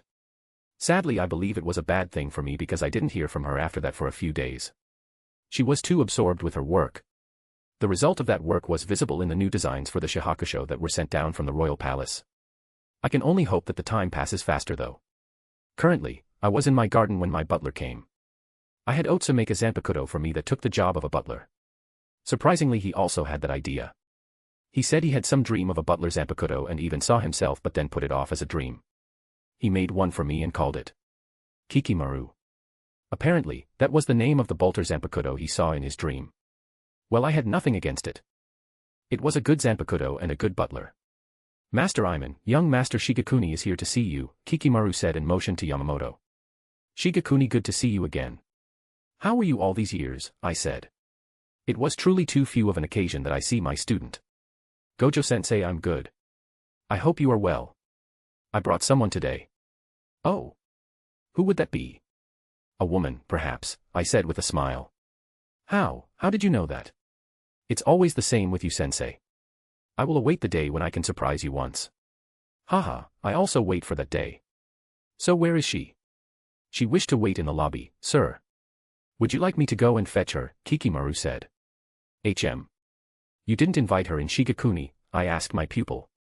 She wished to stay there since it was her first time here and I couldn't force her anyway. Sigh, she is a stubborn one. Did you just sigh? Did he just sigh, Kikimaru? I asked. It appears that he did, sir. It would appear that Master Shigekuni has found a woman with a rather strong character for himself. I am glad, Kikimaru said. Well then, let us see this woman that can deal with the fiery temper of my surrogate son. I am very excited now. Chapter 67, Senjimara's Progress. Hades POV. Together we walked to the lobby of my mansion. I was interested to see the woman who managed to tame the fire that was my surrogate son. That fire burned hot, I could feel it. His Zanpakuto was a testament to that fact. He had gotten stronger again. Fascinating. We arrived at the lobby and I saw a woman sitting there in correct and proper fashion. She was not from Rukongai, or that's what she wanted others to believe at least.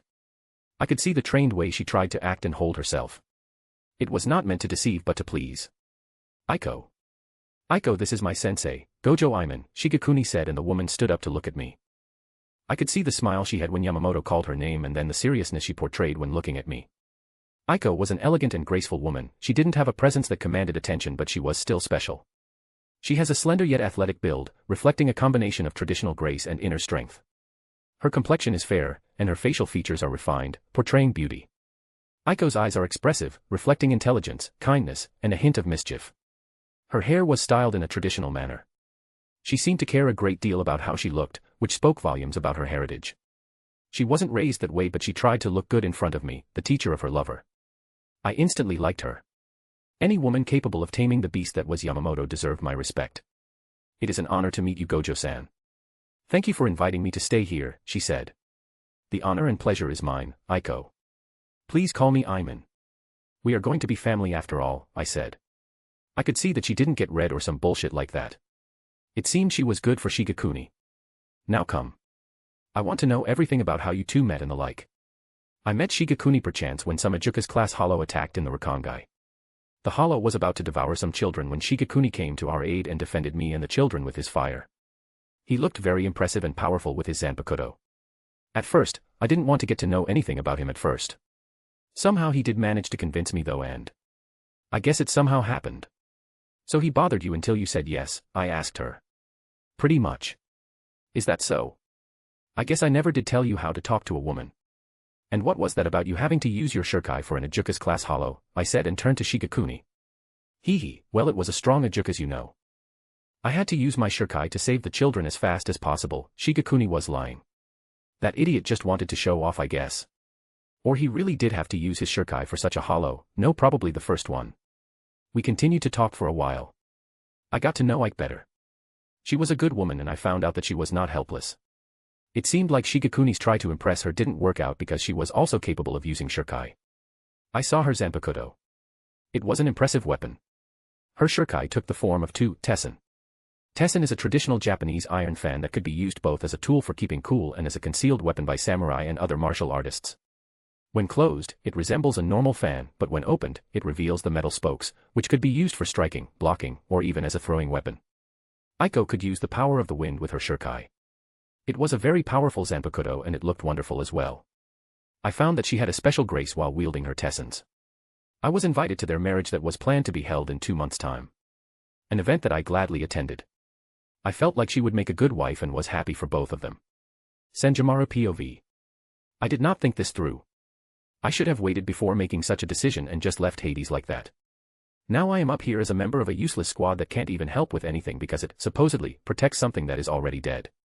I saw the Soul King and, it was sad, to say the least. This thing was responsible for upholding the 3 worlds and making sure that it didn't fall into chaos again. But I knew what this was, a puppet and nothing else. I had my suspicion about the truth of the matter and guessed that Manako Osho was not innocent in the matter. Intelligence +1. There it is again. This system grants me a point in intelligence whenever I become more intelligent. But it was more the fact that I found something out or I acted smart. It was basically a way for me to test out my theories. So I was correct. Manako Osho had something to do with the fact that the Soul King was now this puppied. I did not think this through. I should have simply asked Hades to help me grow stronger on my own, but instead, I had to act proud and leave him. Now I am up here and miss him. All I do all day is sew and drink tea, that is not even as closely as good as the one Hades makes. At first, I was excited. The thought of protecting the Soul King and becoming a member of the Zero Division excited me, and I didn't even listen to Hades tell me the history of the world or how the Siriidii and Soul Society worked exactly. All I saw was the prestige I hoped for and the acknowledgement I got from Hades. But I already had that. And now I must spend my life up here and bore myself to death. I loved the little things Hades added to the ornament. It was my most prized possession. Otsu already wanted to try and find out how it was made, but it exploded in his face when he touched it. He was depressed after that. I used the chat function with the ornament offered, but it wasn't the same as seeing Hades. I missed him greatly. I would probably fall into depression soon. I managed to stay out of it due to my goal of growing powerful. My will to stand by his side soon was what pushed me further and made me more creative with my powers. These special dungeon keys were magnificent. I usually fought with all kinds of hollows and even some other creatures. The system called them monsters simply. I thought it was funny because I knew that it was the way for Hades to show me monsters and creatures of different worlds. I looked at my status. I was quite powerful right now. Status.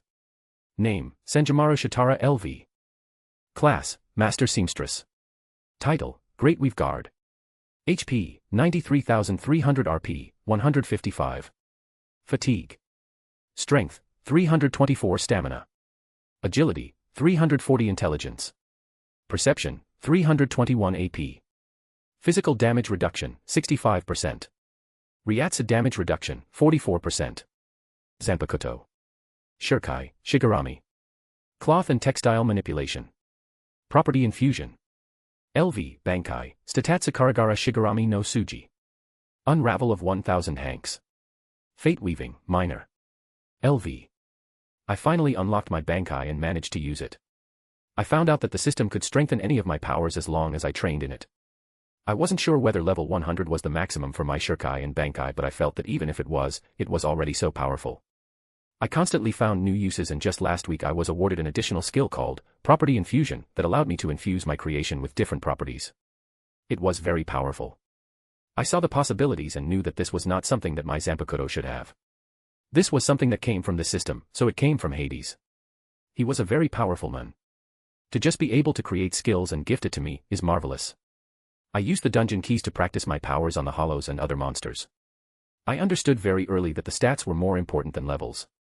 Although one level up granted me 1 point in each attribute. Thankfully I still got the daily training quest and reward. There was also a special daily quest, called the Daily Weave Quest. I had 1 day time to sew something with the special properties which were required. This could range from fire resistance 1% to blunt damage resistance 5% and the like. The challenges got harder and harder, but it kept me on my toes. I have been working on improving my 6 long, golden skeletal artificial arms attached to my back. I made them so as to uphold my promise to Hades and not use my real hands until we see each other again. But so far, it is proving harder than intended. Not the arms part, the other part where I can't see him. I have become very skilled at using artificial limbs. I even got a skill for it. Puppetry LV.27. I used this new skill to get very skilled in the use of these limbs, but I also got another idea. I felt like the system sometimes wanted to tell me things. Like the direction in which to train or think. For example, when I thought about a Chibe and got the feeling that there was more to him than that happy attitude, I got intelligence +1, telling me that I was correct in my assumption and leading me to think about this more. When I created the artificial limbs and trained to use them, I got the skill of puppetry. It could have also been the skill of limb control or appendage control, but it was puppetry. This led me to the idea of creating puppets with my clothes and sewing. After thinking about it, I liked the idea. And Otsu also liked the idea. I got into trying to make such things with the special thread that my ornament offered me. I saw a lot of potential in the skill and was training it as often as possible. Things like this told me that Hades was looking out for me and that he was keeping tabs through the system. But he didn't want to make it seem like he was just giving them to me for free. I hoped that there would be another member in the Royal Guard so that I could go down again. Maybe a woman. Yeah, a woman would be nice. On another topic, I could feel something had happened recently. I felt like a subtle shift in the world. I wasn't sure what it was, and the system also wasn't helpful in that regard. It felt like the moment before a storm came. But it wasn't any of my concern, it seemed. The Royal Guards never cared about anything that happened in the Soul Society. They were far too good for that. I better make sure to be prepared for the change that might come. Apart from training and sewing, there was nothing else to do anyway. Senjamaru will get updates and we see the different quests that Hades has prepared for her. It is all made so that she grows more powerful. I have all the quests already planned out.